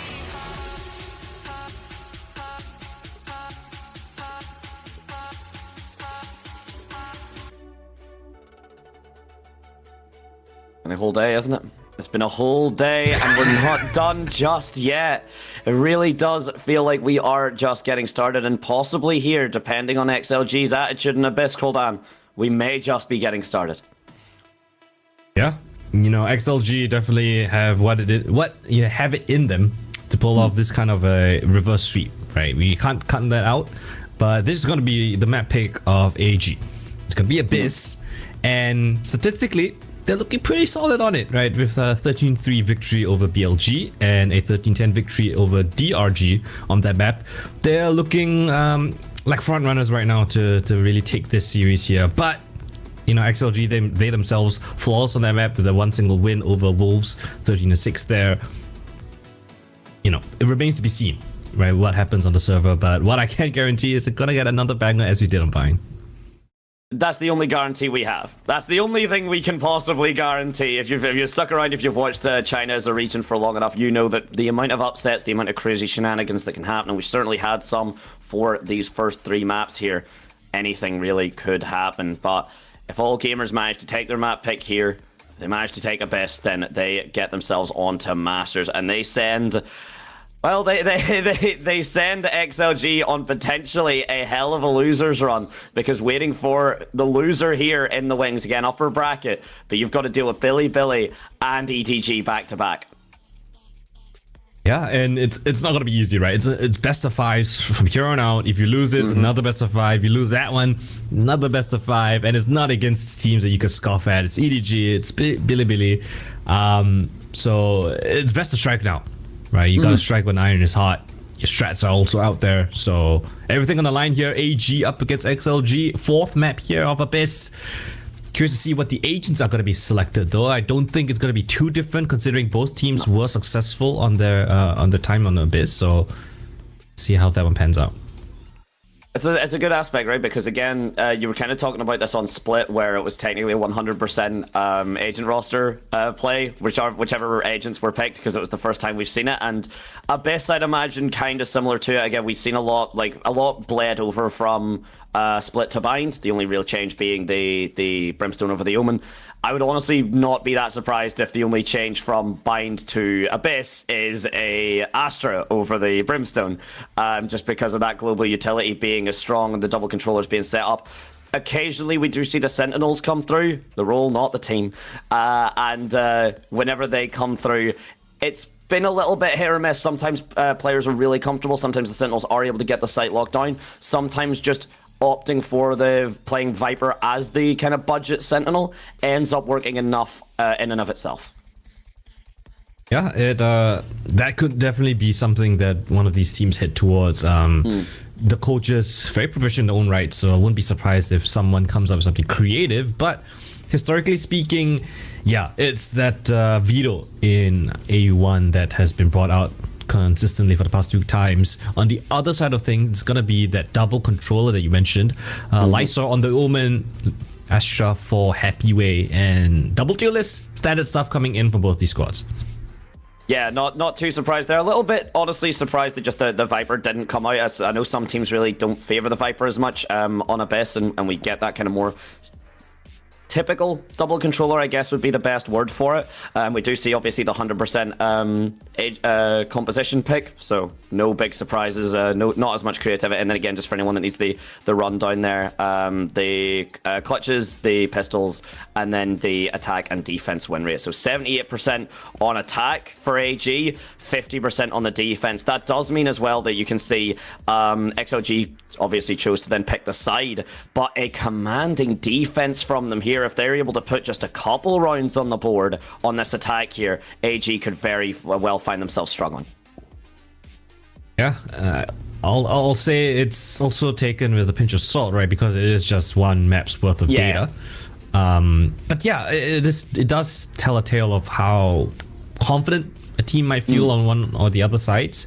Defense, we've got to keep an eye out on the side of XLG. So excited to see what they have in store with that double controller. Definitely can block off a lot more choke points, refresh those smokes, make it a hellhole for AG to try to work the map slowly. You know, sometimes you just need to pop out of the smoke with the double duelist, and that might be something that we see a lot here on the map of Abyss. Indeed, as we get into it, the music getting hype. I'm sure the mascots are probably dancing themselves out. Oh yeah, we're getting a little bit of a... It's just a full performance happening in the arena, ladies and gentlemen. A full performance in and out of the arena, in and out of the server as we look to start getting ourselves online here. AG rocking that single controller Astra, Lysor and Happyway rocking that double. And XLG here starting us off on the attack. Be really interesting to see the strats here from the Veto. A very strong piece of utility for anyone that's maybe just not used to seeing Veto. Essentially a trophy system sort of ability. Just puts it on the wall, and if you use any sort of projectile, any sort of utility that kind of works like that, he just zaps it out of the air. Interesting agent. So far, it's yielded success for AG. Found themselves 2 wins here on Abyss with it. Just get one more in the tally, and that would mean technically winning out this entire stage of Kickoff. Getting over to Master Santiago. And the pistol, everything to answer for. Paranoia hits. The trade is there. One-way smoke makes it difficult, but a jump up allows AU1 a small little angle actually to catch the head of Leo. Down to a 3 versus 3. As we've got a dynamic Rarga in the mix all the way towards the Heaven Tower. Yeah, and that door was broke. We've seen that, right? So that additional space there, it could be a consideration. AU1 barely able to escape with his life there. A little bit shaky. Be able to do it regardless. There it is. You can just shoot it out of the air, but it means you have to waste some shots that aren't going towards your opposition. A beautiful use of the distraction here. Kira and AU1 push through. Rarga on the flank, but he's going to have to be quick. This defuse is going to have to come through quick here as well. Kira going to get the spike at least halved, and it's just a hold down. It's a good flick, but it's not going to be enough. AU1, the bandit, steals it for AG. Yeah, I'm not too convinced on Rarga's positioning, right? He's got his teammates very deep on the line, all the way towards CT. He decides to go over the wrap around the world play, and because his teammates were so up front, you know, once they were taken down, they could essentially isolate the fight on Rarga, drop in the smoke, make it difficult for him to isolate a duel.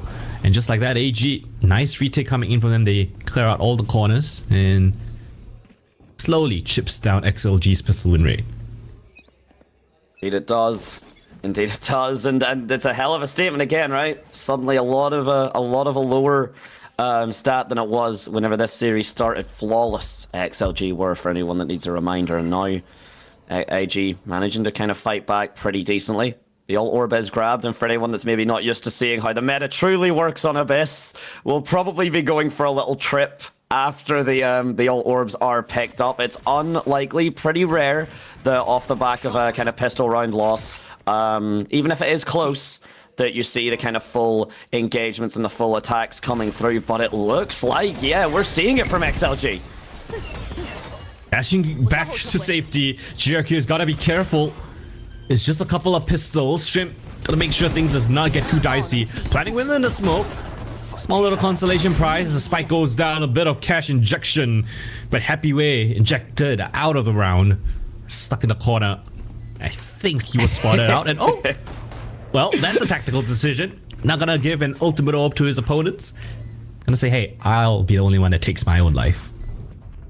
Yeah, if I can't kill me, no one can, and he eats himself off the cliff. But, I mean, that's typically what you expect from Abyss, at least in some level, right? You try and get the ult orbs, you maybe get a little bit of positioning down, try and get the spike down, but then, you know, try your best just to avoid giving up those ultimate orbs. And to be honest, respect the hell out of XLG for going for the attack. Whether or not it'll actually be the right call does remain to be seen. But they got the spike down. They got a consolation kill as well. A very kind of clutch or attempted clutch TP from Lysor to go up onto the A tower. It doesn't quite work out for him. Just gets cut down.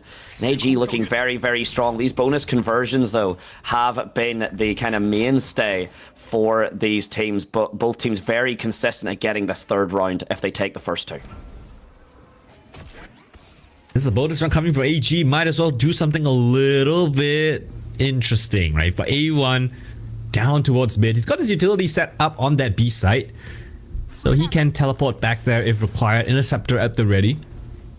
Everyone from AG inquisitive towards mid, trying to potentially catch someone looking up, but not to be the case. XLG avoid that part of the map. They're gathering the forces to the right stack. Nobody for the time being in the B site. Yeah, but those gunshots are going to echo out. It's going to give the information. It's going to be very easy for Nomad to get onto the site here and get backed up. Oh, the timing from Fang here, it could be solid, but Lysor fights back. Rarga, a little bit of a panic, but regardless, going to keep his life. A flawless look to be on the board here, and it's almost as if a curse falls upon AG. They are not allowed to convert the third round. In fact, the sheer opposite. Nice round from XLG. I mean, it was a pretty sparse B side, right? Not many people there to defend. They tried to go for a bit of a flood retake, but nobody within an actual anchor position made it so difficult for them to play off of any information. So essentially just running out and towards the deaths. Rarga will happily collect all those kills. Final one gets him his ultimate as well, so it bodes well for XLG heading towards this fourth round. Bodes very well. Bodes very well indeed. I like the patience again from XLG, because we did see, right, the first 2 rounds were pretty fast paced. They were like, we want to just not waste time. We want to just get ourselves onto the site. We want to get this control. Now a little bit more patient from XLG, scouting out a little bit more than AG initially were at the start there. The gravitational pull actually does mean Nomad gets grounded a little bit early. The pull, at least from that veto, but damn, some good shooting from Leo means 2 frags already found. The map control is there, the trade at least for XLG coming through, but a man disadvantage going in.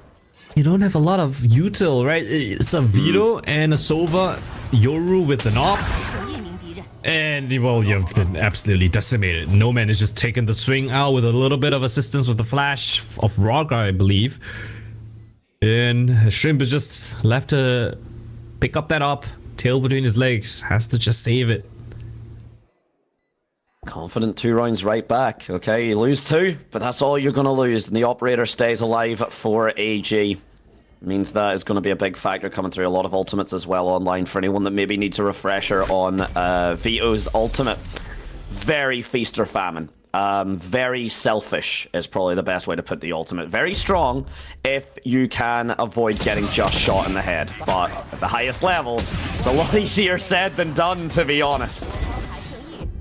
Very interesting approach that they have on this B side so far. It's left pretty empty for the last 2 rounds, despite them having the Veto on that side of the map. But you kind of expect the Veto to, you know, try to get one, maybe teleport away after that, have the interceptors break the utilities of the duelists as they were heading in. But this retake setup with the agents that they have might be a little bit sparse in utility, so we'll see how that pans out as we get on to the continuation of this first half. Fangir is the only one with any significant weaponry. It's the op on the B side of the map. Other than that, it's just pistols and a Bucky in the hands of GRQ. XLG clear out mid. They are trying to just go for this mid control. Look at this aggression, seen time and time again. Hunter's Fury off the back of it, but it's not going to find anything. Oh, the saturate doesn't land. Kira gives away his life to Rarga. The Hunter's Fury not going to find a single point of damage here, Koldan. And because of that, AG's hopes potentially already dashed. Really like the idea, but the execution could use a little bit of work. Shrimp does not land a single one of those bolts, and now the A side, understandably, relatively weak. GRQ, that's not the ideal weapon for the job. Lets out a shot, gets exposed. Lysor might even test it. Oh, A1 jumps down from heavens. Makes it a little bit frantic, but spike goes down. XLG should be the 3rd round as Fangir just left to save again. Been very back and forth, right? And this is the issue with the operator at times, right? If you're not getting pushed as the operator player, then you have to deal with a retake. Retake with the op is very awkward, especially as you talked about the kind of sparseness of the utility. the AG don't really have much to work with. And if you're then saving the operator a lot, it means that you're a man down. It means that, you know, you're not getting the entries in. You're operating essentially off of that player, and then that kind of sunk cost fallacy where you want to save the operator. It's an expensive gun and it's a good gun, but there are some times where it is maybe just better to say your opposition are either dealing with the operator in terms of like the utility is good, or they're just not pushing into you, and you need to have that Vandal / Phantom for the retake. Great. Yeah, I mean, we can see it again. Utility is great coming in from this attacking side. Unfortunate, the Hub Series doesn't connect anyone. But I'm just looking at the statistics, right, of AG. Despite them having a veto, it's their attacking side that seems a little bit more potent at 78%. The defense only at 50%. My brain isn't that big enough to come up with a reason why with this veto, but we'll see the server if that happens. Someone almost fell off the map. AQ1 has to teleport back eventually and headed towards his site and see what he can offer for us. He's evolved already with his ultimate. Sensed a lot of players around him and actually gets absolutely nothing. Wiped clean. Frantic scramble on towards the side. It's up in the hands of Fangir and it doesn't net them anything. XLG just stomp all over the side. This Veto, absolutely no value. The retake has to be called for. AG, what do you have in store for us? The double swing out as a high-low setup is there. Shrimp with the first. Oh, I think the Astra was in the cosmic mode. And now Leo stuck in the corner, but he has been stunned up, slowed down though. 1v2 now. Astra of the Happy Way in the clutch. Picks up the smoke, jumps up though, lines him. But Shrimp with the clutch. Oh, and AG with a very frantic round, able to salvage things and come alive in the retake. Yeah, especially, I mean, you talk about it. Veto, again, I realized actually I never got to fully finish my point, right? But Veto becomes immune to abilities not being shot in the face. So it's very good if you're having a lot of abilities being used, but there wasn't. There wasn't. The retake, though, very Shrimp, essentially the one-man army here, though, doing it all in a nice showcase of his skills.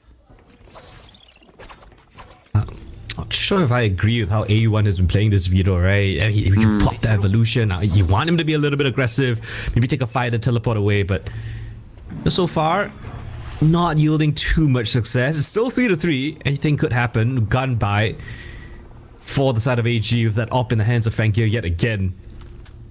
Down towards A main, he's got to be marking that angle. Drone down towards mid from XLG, clears things out. Back to this patience, but pretty aggressive setup here. Fangir missed that op shot beforehand. He really needs to come alive here for his team. It would just make life so much easier if he could land his shots. It's a dumb statement. It's a very obvious statement, but no less true. And here we go as the execute comes through. It's going to be this B site again, but a very aggressive hold and a very proactive one at that from AG. I love the smokes that are being employed by Kira right now. And jumping straight into it. Oh, Norman still gets the kill regardless.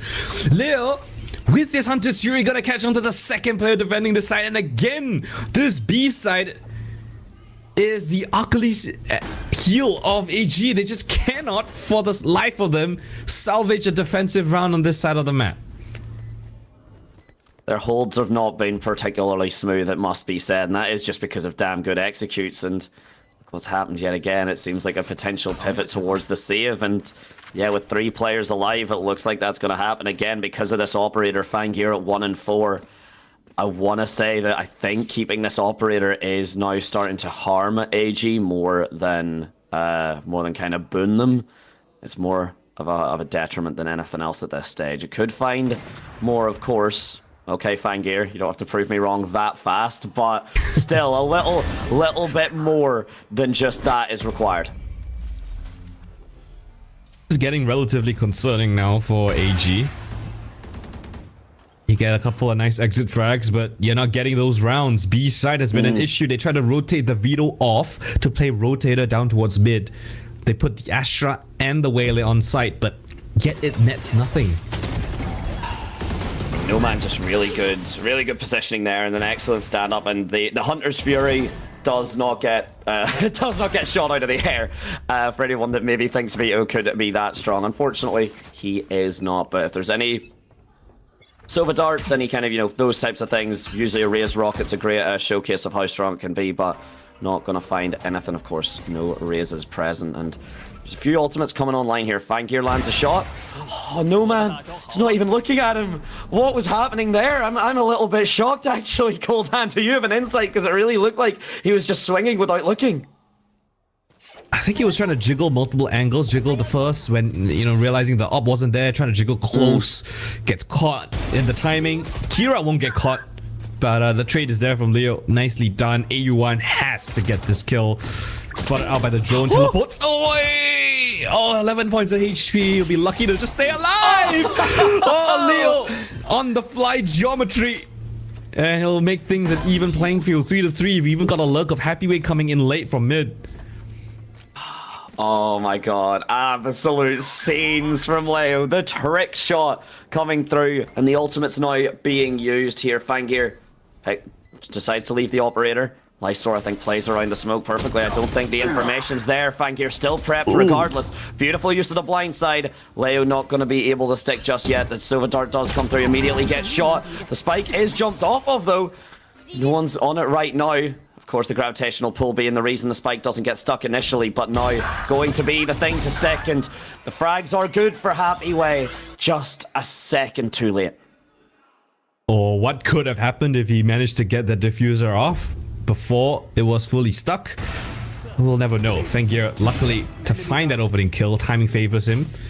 And unfortunately for AU1, I mean, he's been having a nightmare anchoring this site. Lysor kind of gave up his life right there. A bit interesting to just drop down straight.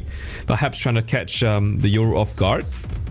But now time are being taken by XLG. Havoya very vocal, very clear on what he wants to tell to his players, evidently. A very animated coach, which is lovely to see. Lovely to see that passion come through, not just in the players, but in the coach as well. Everyone really wants here to perform to the best of the ability, and it does, it show. And yeah, with a tied up here, 4-4. Always seems like it's roughly this kind of scoreline or this number that's relevant when the timeout comes through, because we've seen 2-0-4s that led to a timeout into like kind of a reswing. Then on split it was 3-0, and then kind of the round started to go back the other way. But the fact that we're starting to see like really the timeouts be called at similar moments, and despite the fact this is a close set, a very proactive timeout from XLG, which I do like. Again, they can't afford to give this map away.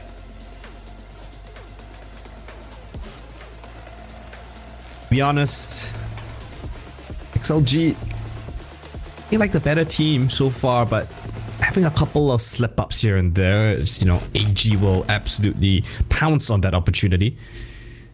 But as we get in towards the nitty-gritty of this half, you've got a lot of ultimates slowly coming on online, Dante. And do you indeed. And do you indeed. Indeed you do. And we're going to be seeing one come through. Shrimp and the Convergent Paths both being used, but a great sell here by XLG, managing to force out two ultimates with really no presence except No Man. That's actually quite impressive, because the presence is meanwhile down towards that mid. 3 players just down it here. And despite AU1 holding it, Rarga gets the better of him. Oh, AU1, man, you gotta find some impact. Right now, you left Fangir on an island. He's gotta need some assistance, but his teammates are literally on the other side of the map. It's a 5v1. He's got his full belt of utility, but how does he navigate this one? Lovely double flick. Just like that. Drops the spike. Looking for more, though. As they're slowly being encroached upon. Someone needs to isolate one more. No, Raga will keep him honest. Spike pickup. Going for the plan again. XLG. Even playing field 3v3. Indeed, we got the Cosmic Divide coming through as well. The Astra Stars online. The stuns as well. The scans, the Convergent Paths. Everything is being used short of the kitchen sink. And even that, DRG, despite being hit by the stun, doesn't care. Walks forward with purpose. Decent bit of damage done onto Rarga, but Rarga's been doing enough on his own. The saturate comes through to back him up. It's not going to be just that factor, though. The timing from No Man, it could be clinical, but it's Shrimp consistently showing up, consistently the one to be watching for AG, at least on this map. And it does mean that the timeout actually backfires on XLG. AG to be the one to sneak it away from them. Yeah, thank you. It was the lifesaver. The double kill not only brought them even numbers, but also got them a little bit of time. Allows for the rest of the team to slowly encroach, set up for that retake. And despite the convergent paths being invested by No Man, it really netted them absolutely nothing. So another successful retake. And if you look at the timeline, AG last 4 rounds have all been way of retake. So slowly finding out their win condition. XLG, see if they can stop it. I think there was a highlight earlier, Colton, I think you said, which is very much just like the B hold just isn't working out, and AG seemed to have agreed with you and just went, okay, we'll retake it instead. And I don't mind it. I don't mind it. Just playing that a bit more passively, a bit more defensively. We can't hold you on the initial fights. We can't do that, so it's going to be a struggle. So we're going to just try and deal with it appropriately. The Cosmic Divide to cover the Dimensional Drift is absolutely genius. Look behind you. Rarga, the TP, the gate crash. That is an absolutely ratty setup. And the Cosmic Divide, if you look at the map as well, it's basically just to do that and to cut off security. Eventually the spike's going to go down, but not before they suffer a casualty as the smoke faded out from heaven. Deep hold here as the flash comes through, try to break up this setup. No Man up close. Eventually it goes for the swing instead. Rarga's gonna be the one to find it first. AU finally finding a little bit of resilience. But it's 2 versus 3. Fangir, low HP. But still, the scope weapon's gonna be good enough. That gets him his Cosmic Divide.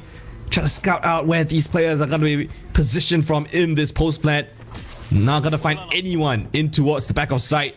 Confirmed to be in towards main. But up on top, do they expect Lysor in the elevated angle? Comes in, second one at that. Lysor now detected, but he's playing by the time, playing by his win condition. And isolates the final duel. Stand up, sir, your moment has arrived. Plays by his own rules. The patience, the dedication. This is just so silly. I love that. That's so cheeky. Absolutely incredible stuff from the gate crash setup there. Love that. And Lysor just playing this to perfection. Again, not a player that's been kind of showing up, and you know the kill feed's doing amazing work by any means, but he's been a consistent. You said cornerstone. Could not think of a better word to describe Lysor, and he's certainly doing enough right now for the team. And we're closing out this first half here. If AG are able to win 2 of these rounds, they would be really good. But we did talk about, you know, XLG. This is apparently their better half. It is only, of course, one. It's only one map previously to have those stats to confirm it, but still, statistically speaking, this is XLG's better half, and AG are weathering the storm quite well. Low buy round from AG. It's only AU1. It's on the wrong side of the map again. This time, face too much action, has to go for a retake setup. It's only just Shrimp here to fend off 5 players. He's gonna be playing in a really committed angle. How does he get the right click off onto Raga? What? Raga is just out of the picture and Shrimp is just gone out of there. Heartbreak for Shrimp. He doesn't get the gun. Really thought he'd managed to be able to steal it, but not going to be the case. But an opening frag there is absolutely pivotal.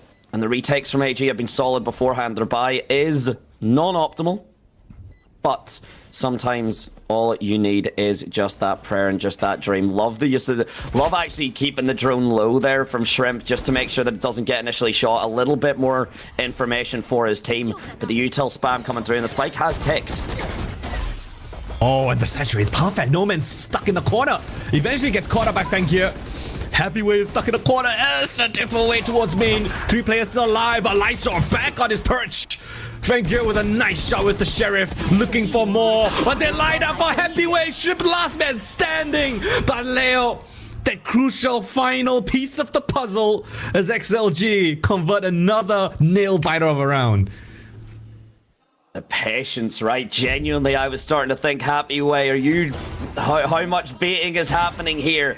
Do you understand what you're leaving your teammate to do? But the swing, the counter, and all off of Lysor here, that Happyway just backs up his teammate at the last moment, keeps the Sova, keeps everything kicking. Leo and Happyway, solid work here, and we're back to the B execute for the last round. It's been very solid from XLG. AG actively basically giving the site away for free, a very proactive from the shadows as well here. The ultimates are going to be coming through, the dashes, everything rests here. Use or lose for your utility. I'm sorry, I have to point this out before the retake happens. I don't think the Interceptor or any of his abilities have really gotten any value as that Veto.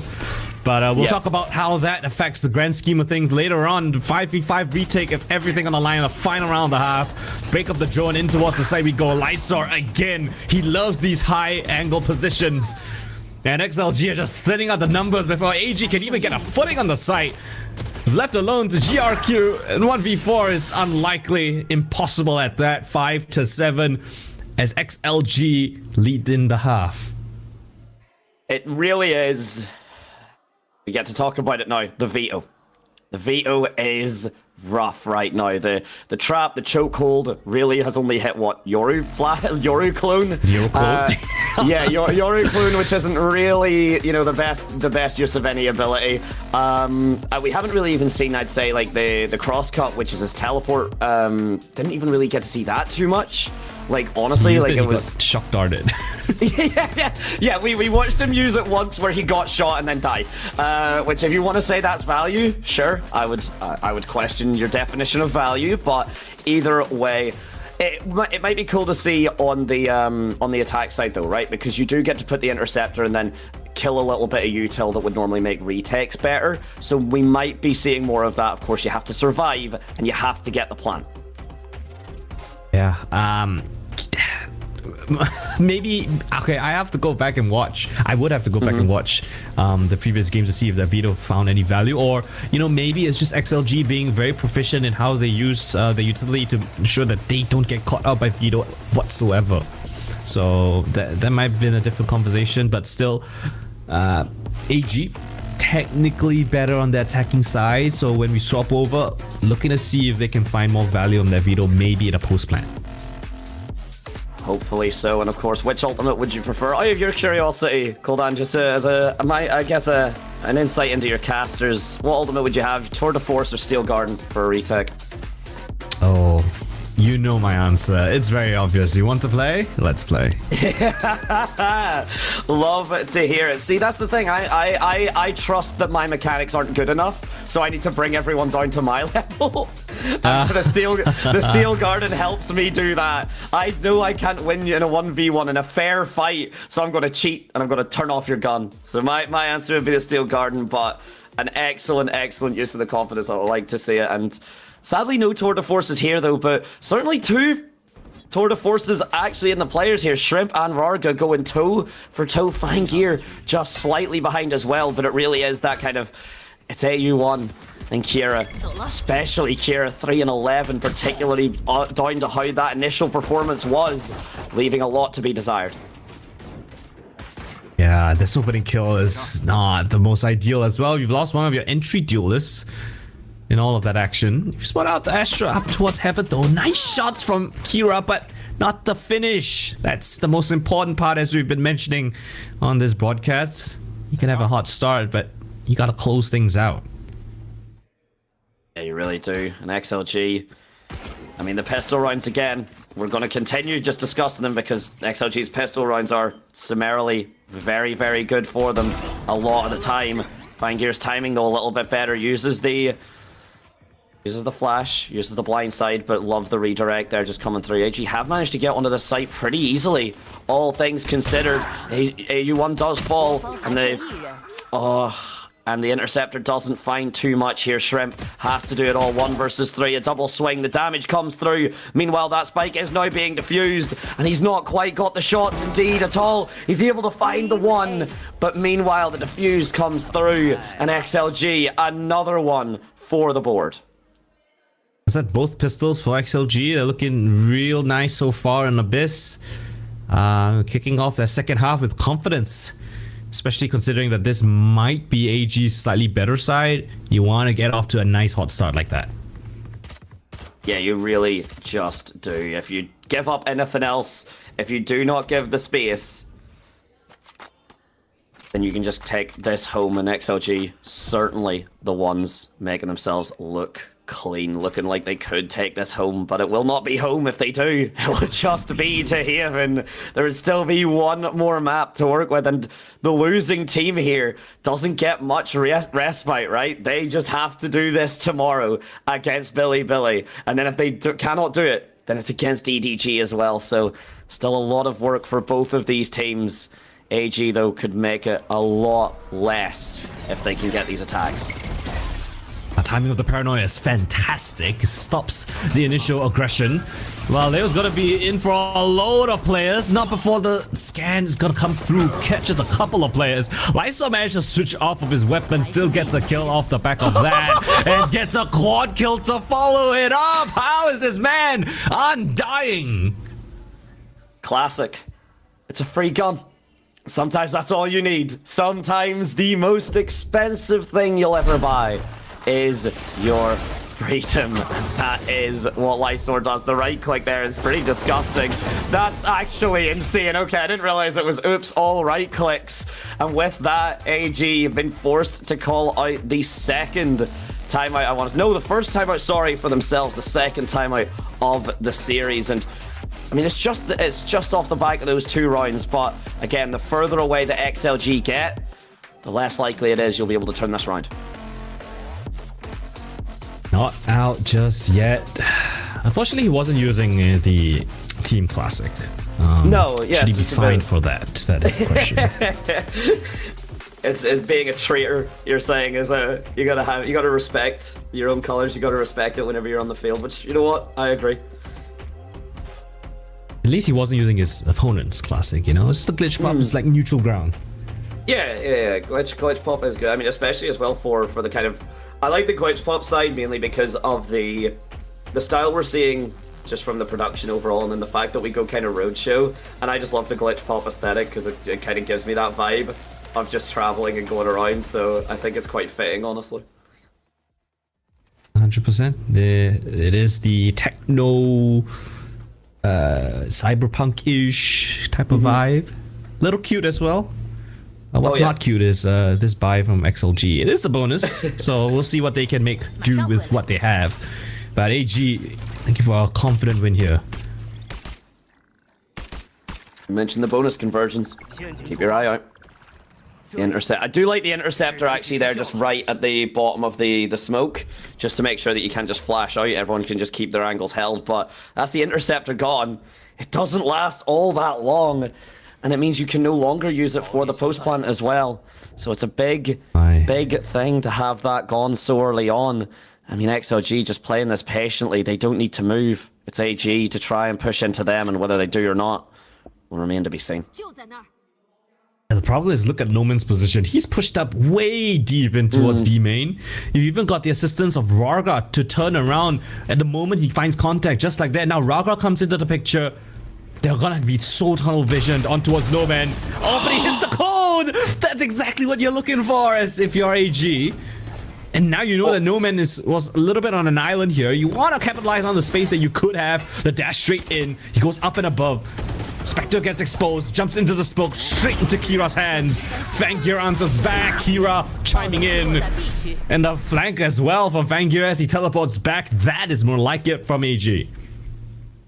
We are seeing the B site is hard to hold, which is true. It's very difficult to deal with that kind of initial util spam into the waylay dash, into just all of... Okay, Kira. Okay, Kira. Calm down. Okay, very nicely done, but still. And then, yeah, that gate crash, as you said, just to help out his teammate. Timeout comes through. Timeout does return its dividends, I should say. And AG now on the board pretty comfortably for this half. And if they can answer back, XLG's economy is really only good for this round. They need this to really keep the momentum going and keep AG off their back. And The slight difference is Lysor's Omen compared to AG's composition, which it has that Veto. With the Omen, you can refresh your smokes a lot more frequently if you, as compared to the single Astra. So Lysor, even if he gets a bit of contact here, right, just gonna refresh the smoke, even drop in a Paranoia, a lot more utility as compared to that Veto to defend and stave off any attacks. I mean, that's the thing. And now you can see the gate crash is going towards the B site all the way up into the defender spawn there. Rarga can essentially get this rotate for free. Yeah, the oil drone's good. The oil drone's very good. It gains a lot of information that no one's on main. And it's just this execute yet again by AG onto the B site. This time XLG looking a little bit more prepped. Happy Way and No Man both set up. But yet again, the Astro Stars go down. The spray's coming through. A little bit of damage done, but everyone stays up. It's a full retake setup. What a flash from Fang here. Noman gets full blinded. Happy Way, yes, he's done damage. He's jumped straight down, but is able to catch onto GRQ instead. One-way smoke being employed, but it's just a full-on aim fest down towards main.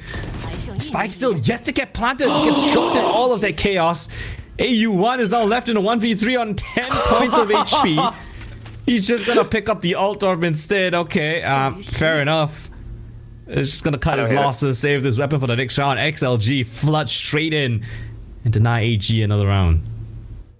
I mean, yeah, Happy Way really just swooping in, right? Falling from heaven like a fallen angel. And he does exactly what is needed of him. He does exactly what his team require there. And the rest of the retake was really good, right? And let's not... I mean, that started with that flash. That flash was gorgeous from Fangir, but this... just not going to be enough. And you can see the utility being hit by the intercept, but there's still so much more left to do that, again, you do have to wonder, is the Veto doing everything for all gamers as opposed to another agent? Yeah, you might need to buff the interceptor to stop bullets for it to find value in this map.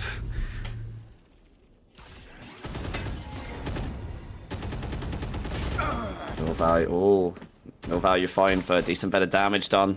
Lysor there. If he can't stay alive, then it's a lot harder to refresh those smokes. But a pretty big stack up here for XLG after the really confident retake onto the B site. They're calling out that there's not going to be a B push, it's going to be A, and they would be absolutely correct. Cosmic Divide and everything goes through. Rarga though manages to hold his ground, gets a kill with Leo and gets out.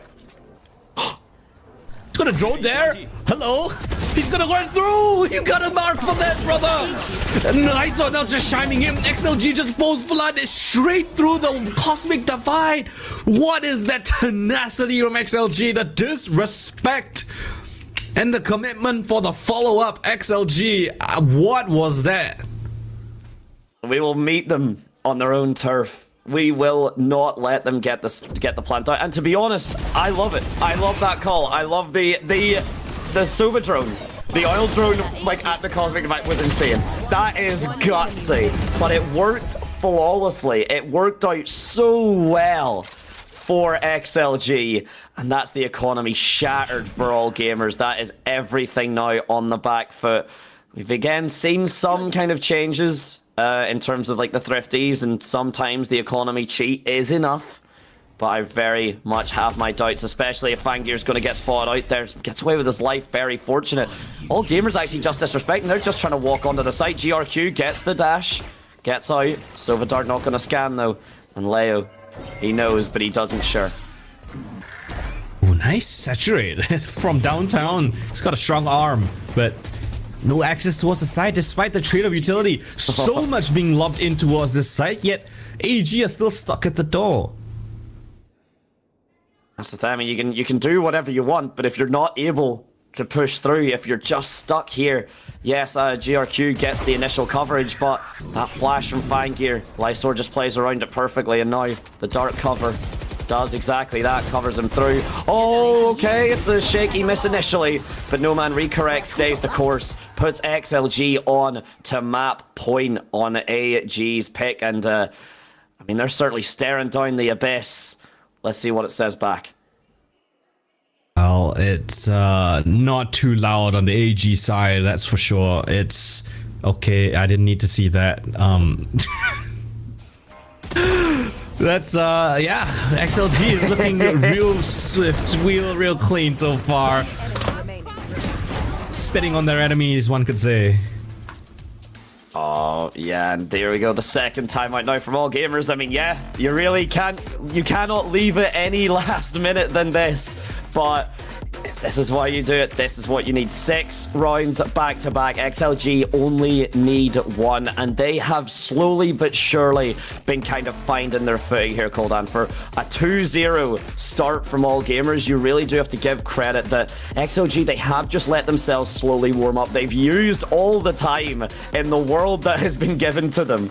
And so far, it seems to have paid out for them. They need to get this round. They need to convert this map. And then we still have Haven to go for. But so far, I am impressed with the level of dedication and the fact that the endurance from these players. Again, a best of 5 going all 5 maps is no easy task, but they're doing phenomenal with it.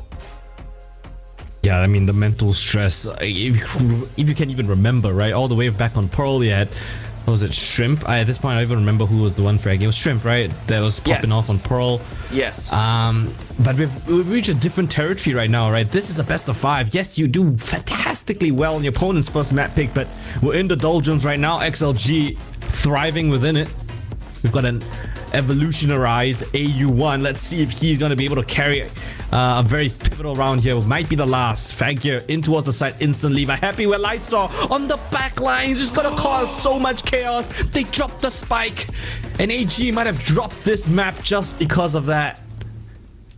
Oh my days. We got the music all ready to send them off into Haven because it looks like that's where we are going. The music just unceremoniously falls, much like AG did. Shrimp trying to get any sort of damage done with the Hunter's Fury. The spike tap is going to get tapped and then force the rotate here, but I mean, I don't hate it, but like, you're still dealing with 5 people about to retake against you. You don't have the Hunter's Fury. You've got a single blindside. Like, you're not really doing much to XLG by surprising them by going for this. And it's going to be pretty clear that that this is the pivot whenever the spike has yet to go down on B, and it's about to go down now on A. They both just need to play super aggro, right? Form a pseudo crossfire, maybe catch XLG, and then fall back to a safer angle. Oh, the timing here could be insane. Shrimp gets his first, Shrimp gets his 2. Fangir as well gets his 1. He can hear the audio as well. He knows both players have rotated to Heaven. The jump out though, the angle, oh my god, the blind side from Fangir could be insane. He believes it's a fake. He believes it's Leo's just sticking. Leo's just found the angle. He just diffuses it from under his nose. No care in the world as XLG equalize us up. And ladies and gentlemen, the 5th and final map. You're gonna need a safe haven. Just when you thought you'd seen it all, here comes a 2v5 into a 1v1, and then the spike just diffused right under his nose. AG have to prove their worth on this last and final map. XLG have grit their teeth. They've wrote out these maps. Haven's gonna be the decider on who is going to Master Santiago first. Who is going against Billy tomorrow is all remaining to be seen, and I could not have asked for a final better decider than this, right? Going all the way to Haven, the amount of clutch plays, Fangir, I think he gets that kill, right? And then he's like, oh, okay, there mustn't be a good angle for Leo to defuse, so maybe like an 8D chess angle of if I defuse at a terrible spot, and then Fangir kills me, he'll think that all spots are terrible for the spike, but if anything, that just sold it, right? That just made it work, and we get to look back at these opening rounds. They feel like so long ago at this point, Coldan. It does. It feels like a world away, right? From how this entire series began. It was AG in the driver's seat for the first 2 maps. Confident, strong, convincing. And XLG says, hey, we're not done just yet. Remind us that this is in fact a marathon, not a sprint. I mean, that's it. We're starting to end up pretty close to the marathon end, right? 13-6 for Abyss. Moving on to Haven, your opponent's map pick, not going to be enough to save them. And I mean, if there's one map that you would really kind of hope would become the decider if necessary. It is going to be that. And the way we get to a decider is all down to the team comms. Let's listen in. You're trying to push. I don't see OPA. Can me push. I don't see OPA. I didn't see anyone in it. Can me push. I raise the TP back. He may be holding, bro. Yeah, you can TP back. You go drone from window? No, I don't have drone. I will recon for your side. You ready? Are you ready? Yeah, back off. We're ready. Okay, I go recon now. Go, just go when you're ready. Go. They the Veto here. He TP'd already. Spike. Wait, one time. Can you fall? Go. No. Have it. Peeking. Have that. Follow that. Nice. No one in small. Yeah, maybe more. Go front. Raga. Nice tour. Let's go. Lysor. Well, yeah, we've got Lysor standing atop the rest in this freeze frame of his. Lovely to see that in his iconic pose as that Omen. I mean, he was really the difference maker. I mean, we mentioned about the difference in agent picks, right? We had the Veto up against the Omen, and clearly showing why Omen was the better pick here for XLG.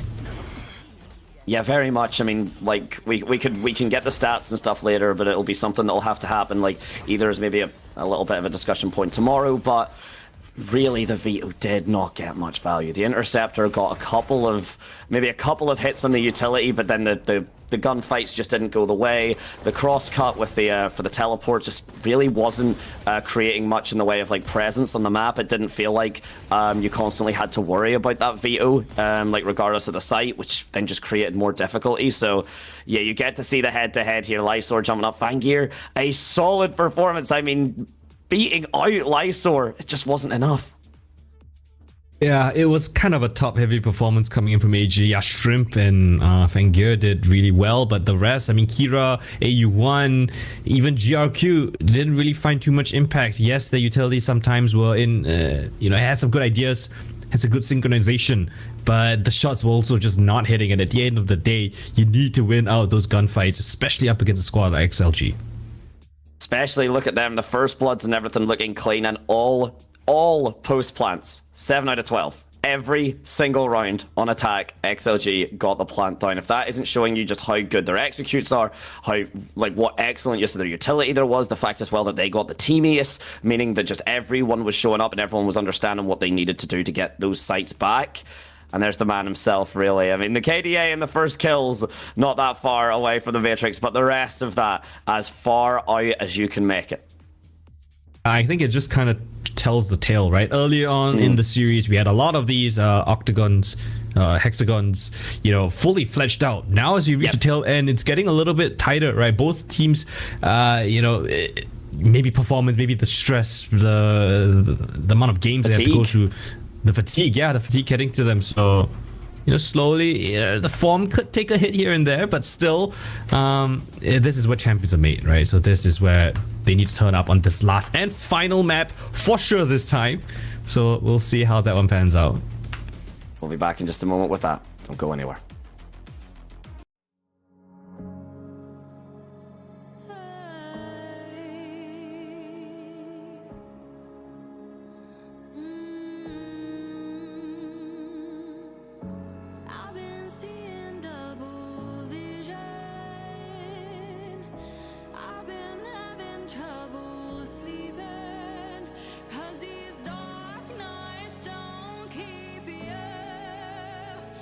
As the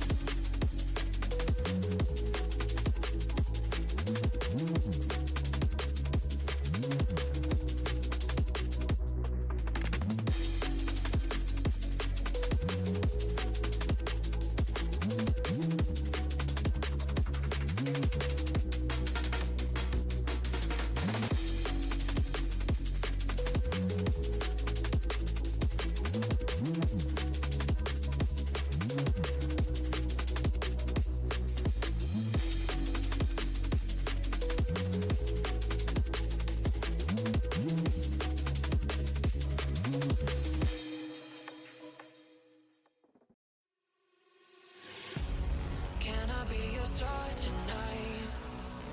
You fill my soul with light the day we met. I don't wanna leave your side. Have me by your side when the sun sets. Let's leave for an eternity. We'll sail across the lights beyond the sky. I'll be with you eternally. I'm an addict for your love, it keeps me high.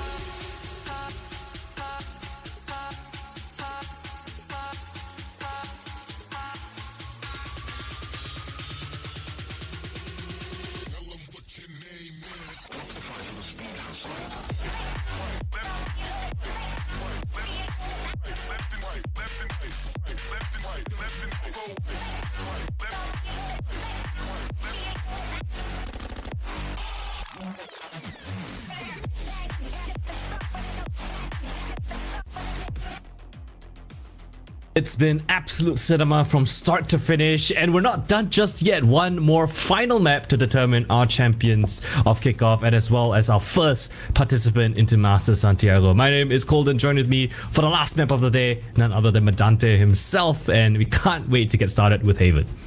We cannot, and here's a big thing.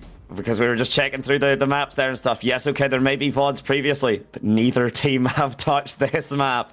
Neither team have any notes. So we were talking about unknowns whenever we were in Abyss. This is all new to everyone watching. And if that's not an exciting way to end a best of 5 that has been going back and forth, sometimes down to the wire, sometimes a little bit more of a convincing statement. But either way, it has been scenes. Yeah, and we're gonna continue on that momentum.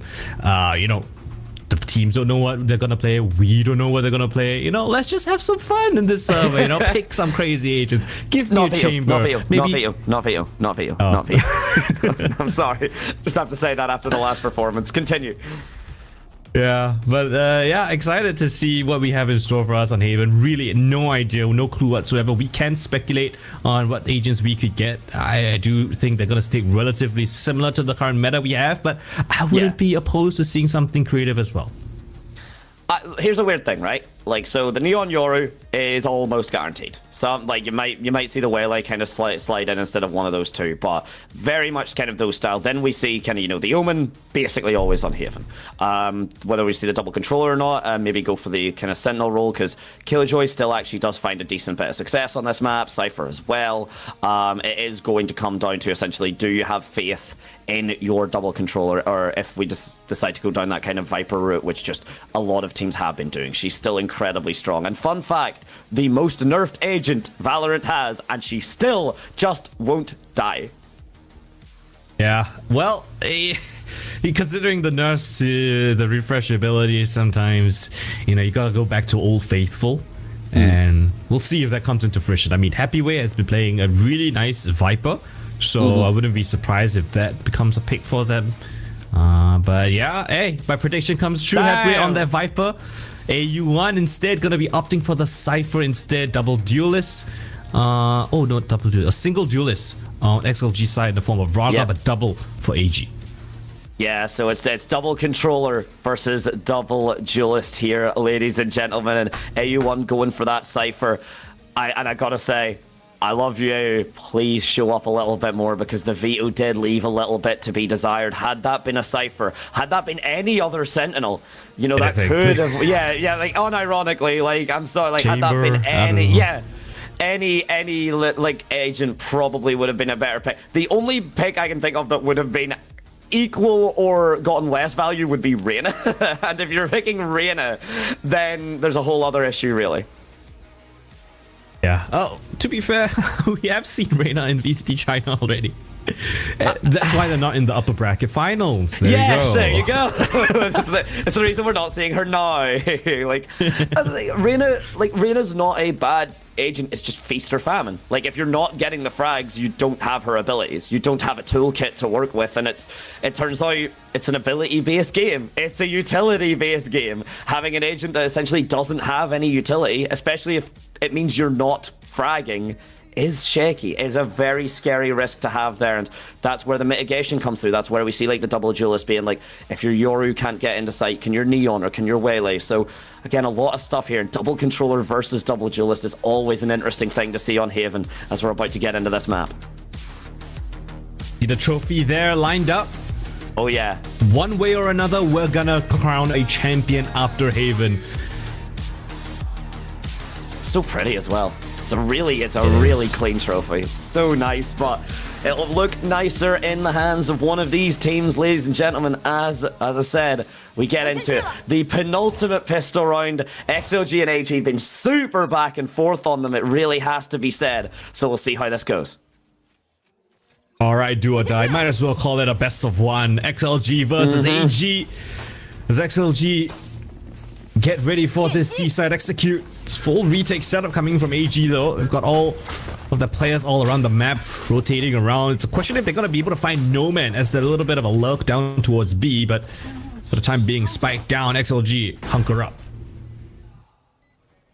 Bunker down, No Man on this control. What you always want to see from your Sentinels is just getting that map space, getting that control. Oh, the shot's initially a little bit shaky, but now the team regrouping here. Love this aggressive push, actually. Do not let AG get their defense set up, their retake come through. The shots are great from Kira, a lot of damage being put on. Shrimp deciding just to go for the spike.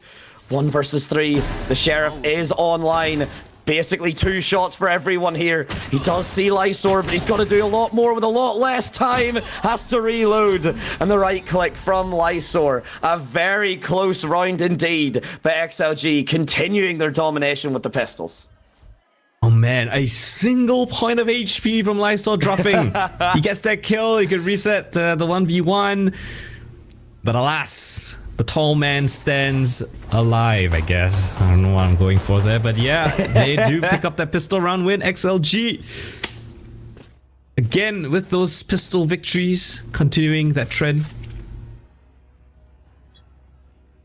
Gonna be a time here. It's going to be that Masters play. And Rarga picking up with the Marshall. The aggressive push is good, but that's what happens if you don't have Neon. It takes a little bit longer to get there, and you have to be a lot more loud and noisy in your push. The saturate comes through. Kira, the smoke, not going to be enough to save him. Happy way, the Guardian just finding its shots go through. And in AG, yeah, it's a very aggressive defense, but XLG have managed to weather it very cleanly.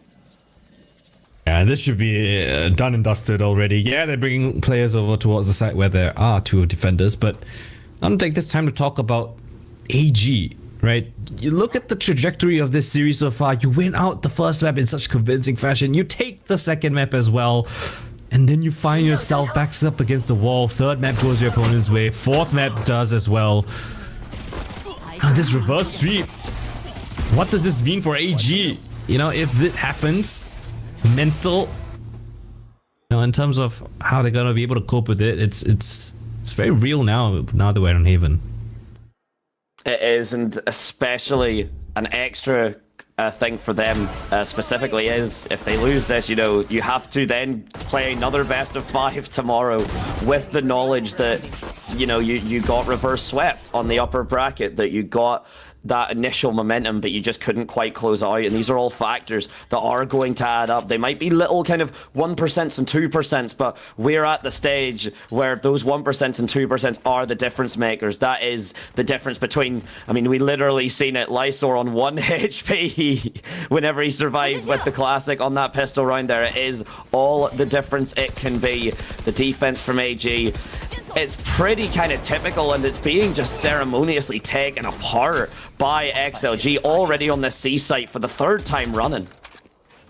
This C side looking like the B side of Abyss right now. It's been relatively easy to take, but AUR finally getting his name in the conversation. Nice pick onto Leo, but big luck coming in for No Man. Gotta get caught out though. Shrimp very privy to that potential.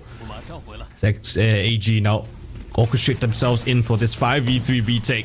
Up close and personal, we've got the player of Rarga. It's gonna line up a double kill though. Happy Way gonna make things interesting, but now Lysor left in a 1 versus 2. It's down towards the C-long position. Isolated the 1v1.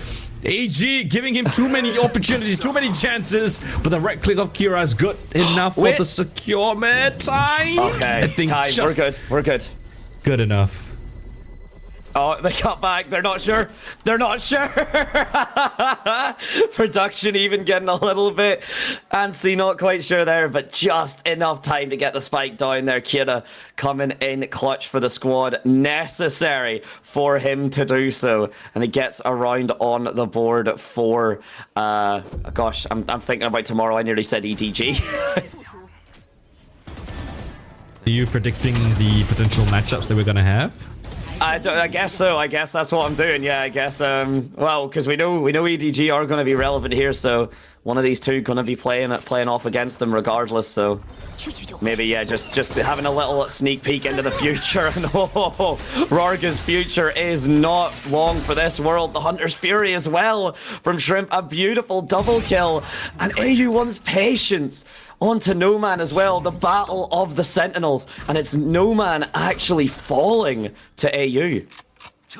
Yeah, finally, right, this A lobby fight has gone in AG's favor. They've tried it time and time again, but eventually it does succeed. We've got to put this judge of GRQ tucked in towards this corner. They could technically walk past, but we've got the triple man advantage at this point. Should be not too much to worry about as the drone comes back towards mid, trying to re-clear things. XLG actually just sitting in spawn. It might just opt for the save, to be honest. I honestly don't hate it. I mean, you know, like, it means GRQ has to keep the judge onto the next round. It means there's no real, like, economy kind of build up from that. So, I'm not a hater. I'm not a hater. I mean, it means obviously going to be waiting out the full 30 seconds. It's also time you're not allowed to talk to your coaches, but honestly, just a little bit of a break here. I mean, I know we're only kind of round 4 in, but we're 4 maps deep. This is the 5th. At this point, the players, I would hope fatigue wouldn't be an issue, but I mean, if anyone's played 4 hours straight of games, whether it's the highest level or just, you know, chilling in silver or gold in the competitive lobbies, it can take its toll. Yeah, if I'm fatigued, I'm pretty sure the players are as well. Yes, so yes. Absolutely, like, yeah, definitely taking a toll in some way, shape, or form. Yoink. Oh, you're not taking this? You guys not? Oh, I'll take this. I'll have this. And well, that's actually a big point there, because I talked about the fact that GRQ is going to have to stick with the judge. So getting that upgrade is actually kind of huge. Nice shot from Fangir, and then the Hunter's Fury was very, very clean indeed. Very nicely done. Happy Way just not able to survive. And nice to see that the trigger discipline there doesn't just immediately panic and shoot the gun, because it happens time and time again. It's heartbreak when it does. But AG, XLG, 2-all. And I mean, can anyone really say they were shocked? Small little change up. You can't spam through the mid window, but you can still spam through the bolster of the side walls. Rarga just spams both of them down. Just like that, both in the same corner. Rarga tears them apart, and AG, the defense, just looking a lot more worse than it was a couple of seconds ago. I mean, you got to kind of consider, right? That's a hero rifle and a half, because I mean, Lysor's got one too, but it's literally him and Rarga. I would like to see at this point now, just drop the Phantom, pop the overdrive, let Happy Way or something upgrade yourself to a rifle, because at this point you've got 2 frags up. You can make everything work, and it's an empty C site, ladies and gentlemen. Of course, not going to be fully gamble from AG. At this point, just cut your losses again. It kind of flips on the other side. Now it's AG's turn to kind of save. If, you know, this gamble does not work out, I don't mind the gamble, but I'm not sure if they're aware of the economic state of XLG as well. Maybe assuming it might have been a full buy because they only really saw Rarga. But yeah, XLG are going to be really happy with this. Get the spike planted without any issue. AG will give it a little bit of a look, but if they can't find anything, might just be that save. Looks like they are going through, though. At least trying to pivot onto the site. Fangir trying to clear out everything. But the biggest thing is Lysor in this smoke. The Bucky goes wide. The shot does not land. The overdrive is popped. The Yoru clone is going to be turned. The shock darts as well, just to try and kill as much time. Rarga cooks up AU. Does fall. But it's still a 2 versus 2. Fangir, though, off on a lurk. But the Killjoy turret, No Man, enough just to keep his team safe, and the round for them on the board. Give it a good look. Fangir somehow wins out against the Bucky in the smoke. Other than that, right, it's just not too much to get in towards the round. The post-plan setups were just too solid from XLG. Cut your losses, go for the save here. That's how he got the first. Wow, and then just for the second as well. That is Raga basically opening and closing the round right there. Absolute scenes, and yeah, you've got now the timeout comes through, the first one and the penultimate, unless we make it to OT, the penultimate of the series for AG, unless they just decide that they just, you know, take it here, just go 11 rounds back to back, and they don't need this follow up. But kind of doubt XLG is going to let that happen. And again, just keep in mind everything this is worth. A shot at Masters, a very high seed in it, and if you lose at least one more best of 5, if not 2. Ooh, timeout from AG side. Really want to keep XLG honest. Obviously, we don't have full statistics on either of these teams on Haven, but I don't want to get a couple of decent rounds on the defensive side, especially, you know, considering your composition.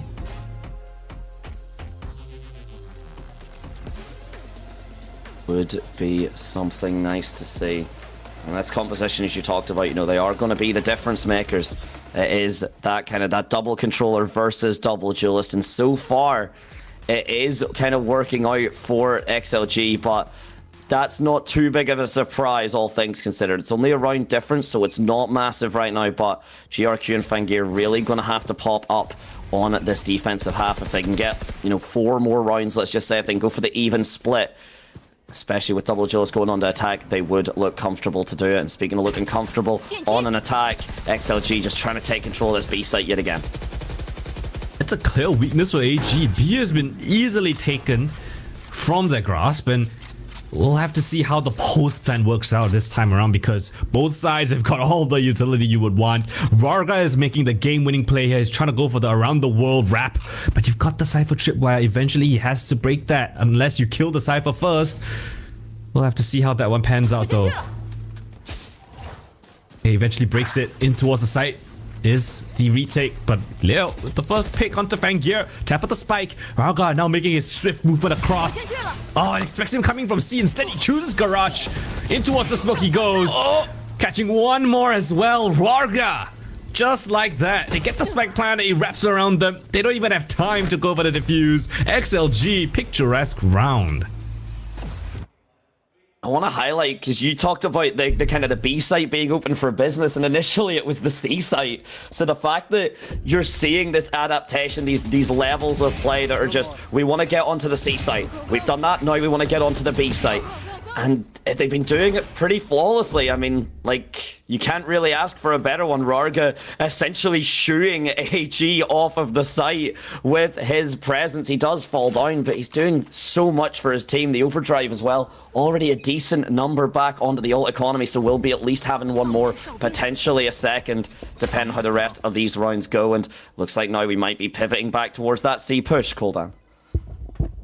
It seems like AG are really struggling with this 3-side map. I mean, yes, they have one of these sites under lock and key from any one of these rounds, but the rest, the other 2 sites, it looks so vulnerable. And AU1, he's gonna try his best, gets bested in his own cage with his own Cypher trip setup, nothing connects. XLG, I mean, just like that, the round just seems to fall apart for AG. They just swarm the sites. But there's a little bit of a pause now. They haven't got the spike in. Thank you. No! Gets caught jumping around. No man's gonna lock things down for the team. It's just Strim left in a 1v4. And what could have been a potential round, a promising round for AG to come back in. They had access to a backup side. Now they're just left with scraps. That's all there really is. It is just scraps. And I think, ladies and gentlemen, If you're an All Gamers fan, you really now need to dig deep. You want them to dig deep. They need to come up with something, because you're right, Coldan, they're not looking as promising on this 3-site map. It just seems like too much that they're trying to control. And XLG, a beautiful shot from No Man onto Fangir, taking him out of the air. And it's just keeping them going here. 2 rounds, then a 3 back-to-back. The purchase is good for AG, though. Neural theft from the shadows, 1 off the dimensional drift as well, so not going to be said and done. But XLG's attack looking absolutely crisp. Yeah, these defense setups leave me really wanting. It's extremely weak, to be honest. XLG have just found so much excess, and when they look promising, just answered back instantly by just a bit of a pause, and AG get flustered. So we'll see what the dynamic setup is this time. A single player on A as AG again. They try to look for fights around the map, but not being given the opportunity. Is this just kind of like XLG? Like, again, look at the split. You get no man just set up on garage door to make sure no one... yeah, that's the thing. No info's been given because of it. No man's just sitting on the garage door in that corner. And then it was Lysor just kind of pushed up to get that control onto C, and then the pivot happens. No one from AG has any clue what is going on. The Viper's pick gets popped, only 11 HP, a little bit risky, but looks like it's going to work out regardless. Kira out of garage, gets the frags, immediately answered back onto, and the neural theft from AU1. I mean, it's a good way to counter the Viper's pit, but you don't really care. The spike's already ticked down a decent amount. You've got the post-plant scenario here set up, the Hunter's Fury as well. Congratulations on the site retake, AG, but it's not really coming up for much. You can have the side. We'll take the round instead. Shrimp 1v2. You've got a Hunter's Fury. He'll be lucky. He needs to get an instant tap. Oh, and the Hunter's Fury still tags him. Oh my lord. AG are falling apart at the seams. This is a heartbreak for them so far, and I want to say this is the map that has felt most like some of the other maps. Like, I mean, like, you look at 13-6, you look at 13-7. AG were still fighting back. They were putting up a performance. Those rounds felt very close, but this is decisive right now. This is XLG's home turf. And AG, they've only got one more timeout. They don't opt for it yet. Oh, no. But XLG could be just on for stealing this half. Potentially the map, potentially the series, and potentially Masters. Another weak sight. It's only just the Omen here. It's all just a fake though. Rarka's gonna draw the attention. It is an MTC site again. XLG pull the pants off of AG, but they want to flood back in AG. They want to show that they've got something to fight for in this map. Fangio with the first. AU answering with one more. A double kill now found by the Cypher. The Stinger up close will catch onto No Man's Lurk in towards Garage. It gives them a chance, a fighting chance. AG with just the scraps of a couple of weak weapons. Give themselves a chance. Give themselves a damn good shot. And they'll take it. They'll grab it. Take it right out of XLG's hands. Third round finally answered back by AG. That's the retake we want to see. If you cannot control a site, that's fine. But your retakes have to be on point. And this was with Sheriffs. So they're still warmed up. The mechanics are still clearly there. The low buy could be worked with, could be converted. XLG, though, not going to be perturbed. It's one round. It's a little bit of a hiccup. We got 4 in a row. No timeout necessary. The last 3 rounds up and coming for the half. AG need to find this momentum and turn it into something beautiful. I don't think XLG has hit this A side, like, ever? It's literally been... Have they? They are... This is now the most they've ever hit A-site. I was waiting for to see if Rarga pushed up. This is the most presence they've put on A-site. Speaking of presence. Well, yeah. Thank you is gonna put the presence of God in them. Oh, but the trait there before he gets away. It's a great shape from XLG, all things considered. Now you've knocked down one of the biggest hitters. That's your op out of the equation. Double stack in towards the short side as the drone tries to come out and clear long through the smoke. This is what happens. Oh no, it's a bloodbath for AG again. They come up with absolutely nothing. AU1, again, look at him. He's already on for the save. It's a heartbreaking thing, but what else can you do, Coldan? You just have to watch your opposition go, your opposition take the site. The control is there, and I mean, we're maybe actually starting to see as well how rough the Cypher can be, right?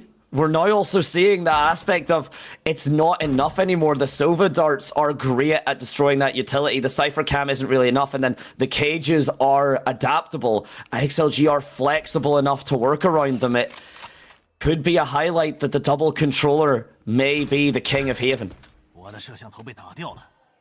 It feels like the only rounds that AG have managed to scrape away were like scrappy rounds that XLG kind of made mistakes on, right? Those retake rounds. But whatever site XLG put their sights to, they have gotten it without any issue. And they're not even going to save this rifle for the last, or the second last round. It's devastating what XLG have been able to do on this map so far. It's suddenly, it doesn't feel anticlimactic, but you can just tell it's really starting to get to them. XLG as well, those so storied, such a legacy behind them that of course they're kind of used to this, right? Like you have to imagine that maybe all gamers just not as prepared, not as prepped to go the full distance, a full best of 5. We were talking about that fatigue, and XLG look like they're managing to hold it out here. The last timeout from all gamers, unless it's either overtime or they can take it all the way back. And it's very interesting because if you look at XLG's composition, right, it's only just Raga as the sole entry. They don't have a double duelist. It's only Raga going in. If you're able to stop Raga in his tracks, get that opening kill on him, then the rest of the team cannot exactly scale up in towards any of these sides, right? So I'm really hoping to see AG try to lock down one of these sides with an actual site hold instead of dying before that even happens, or being pulled away from those sites. You know, hunker down, get your utilities in your hands. You know, paranoia gets sent out. You got the cipher cages, tripwires, flood in with the recon dart, something like that. Because if you look at the composition, you got a Killjoy, you got a Viper, you got an Omen, right? Those three aren't really that great at scaling with the Neon, so maybe a good side hole is something that AG could look for. Especially as well, considering if you look at the placements from AG, their defenses have always been very much backside, right? They've very much been in the back line. They've not been that aggressive on their angles. They've not been like holding up close to C-Long. Like if you look at, oh my god, what a shot. If you look at like where AU1's currently standing right now, he's standing there so he can pivot towards the mid side, but it means that neither side are particularly strong, right? Yes, okay, Fangir's landing his shots, making life a little bit easier for all gamers, but the spike's still gonna go down and a lot more still needing done. Alright, spikes down. AG a chance now. Fangir's gonna spot out these post-plan positions. Gonna back off to a safer angle though. AU1 just playing around the corner. He's so low, so weak, susceptible to a point of damage. But Fangir lighting up the server, and that buys enough time for them to not check the flank. And Shrimp, thankfully so, comes up clutch with a beautiful double kill to make things interesting. Very, very clean, and the music as well, just sending them off, just showing off exactly what these players can still do. Again, that window a little bit more of a safe space than it used to be. And Fangir actually just with the Sheriff there. These shots really good, a beautiful 3k, and the lurk from Shrimp. Finally, it's not someone just waiting in the attacker side spawn. It's usually been like no man to be able to call out those flanks, but AG, they managed to keep things at least a little strong going in. And with one more round to go on this half, with a lot of ultimates to meet up, this is going to get bloody. You mentioned that. A lot of ultimates. XLG orchestrating another seaside execute. And just really going to try to catch on to someone, but that seems really preemptive. I don't think there was a lot of information. Doesn't tag onto anyone outside the garage. I don't think the range of the ult is going to reach C-Long anyway. So very interesting decision there by Shrimp. A little bit of a more surprise as well, considering Fangir has this space. Like usually you pre-fire the Silvault, the Hunter's Fury, to get that kind of control onto a long, but or onto a short, sorry, but not going to be the case. And an errant shot. It's very easy to say it, but a heartbreaker. Those shots should be landed, especially from Fangir, who has been so good. Excellent use of the convergence path, at the very least, does get Rarg out. And your wish may have been granted, Kuldan. Exactly what you requested of AG. Alright, a full frontal defense here on this A side. Yes, you lost a couple of players, but come back in full force fighting. Got the number advantage. What do you have for this retake? You've got the Neural Theft available, but no one's actually close by enough. So you have to wait for Kira to actually get his boots on and swiftly head over back towards his A site. Due diligence, though, you have to check this little corner that Happyway's got himself into. AU1 finally gotta spot him out of the camera. Smoke comes in from the Omen. The Paranoia hits as well. The Lysol has got his own smoke. We're taking the counter scan. It's beautiful. But AU1 is still back in the feed. Happyway has to deal with a bunch of jumping monkeys. And eventually AG, thankfully so, closes out the final round of the half. Makes things a little bit more interesting. 7-5. Who gave the bunny rabbit shotguns? Hopping around the site, and they will take it in spades. 5 and 7. It did seem a little bit doom and gloom, ladies and folks, but at the very least, a good solid fight back here. Shrimp with an excellent spray as well. And then this just, yeah, this Sova Dart absolutely pivotal. The Neural Theft just to really kind of show off everything you can do. Get yourselves onto the site. The halftime, the last halftime, one of these teams will experience, or the other not so much. And for one of these teams, this is the last match they need to play in their region. And then they can start prepping for Master Santiago already. That's such a prospect, right? The international event already on the horizon.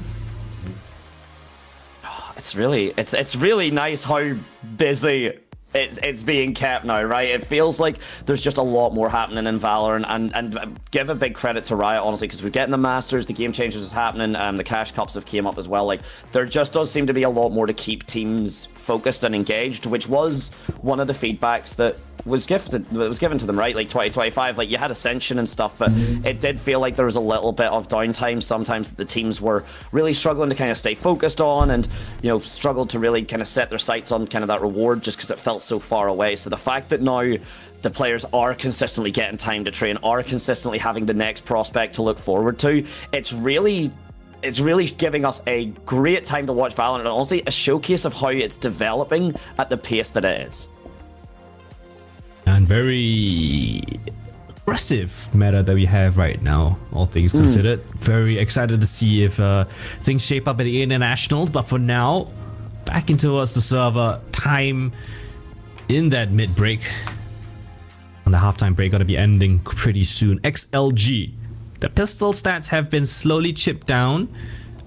This map so far, winning out the first pistol. Are they going to win out the second one, or is AG going to type the scoreline perhaps with the pistol and the conversion?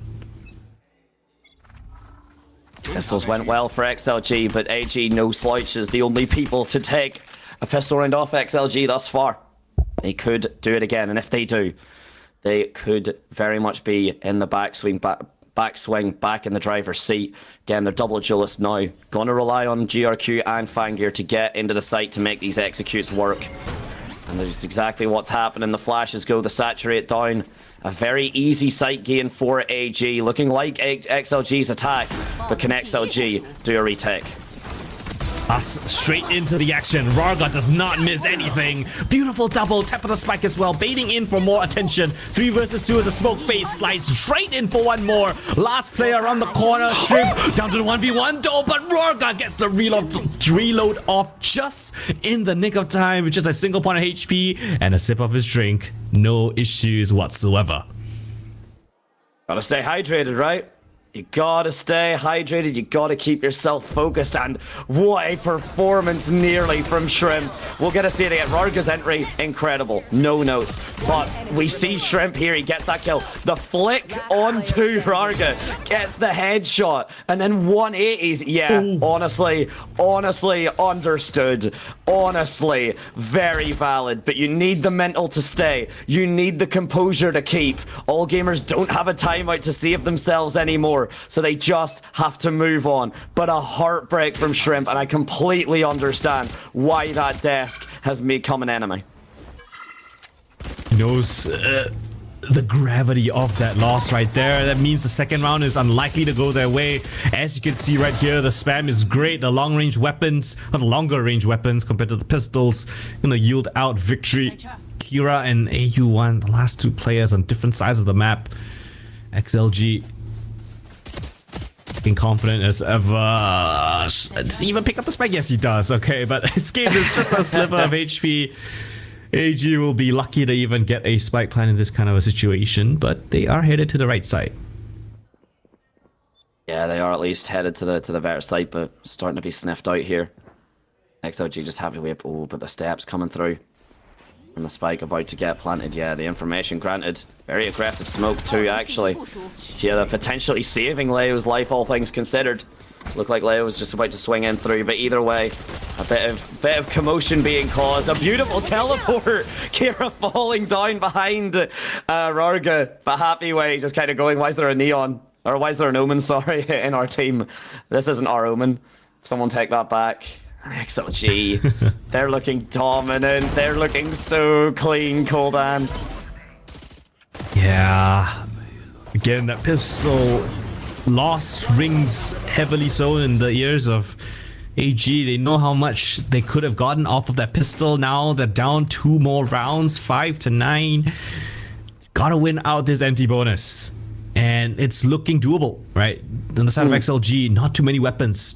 3 Spectres and an Outlaw to deal with.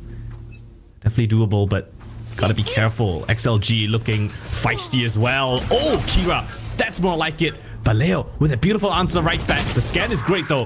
Lysor's weapon does not favor him. Happy Way from the long range angle. Gonna catch him with that snake bite, and somehow he's actually gonna make it work. No. Happy Way, not like this, not again. AG, they had the advantage. Oh, it's his way or no way. Happy Way, doing it all, fighting back.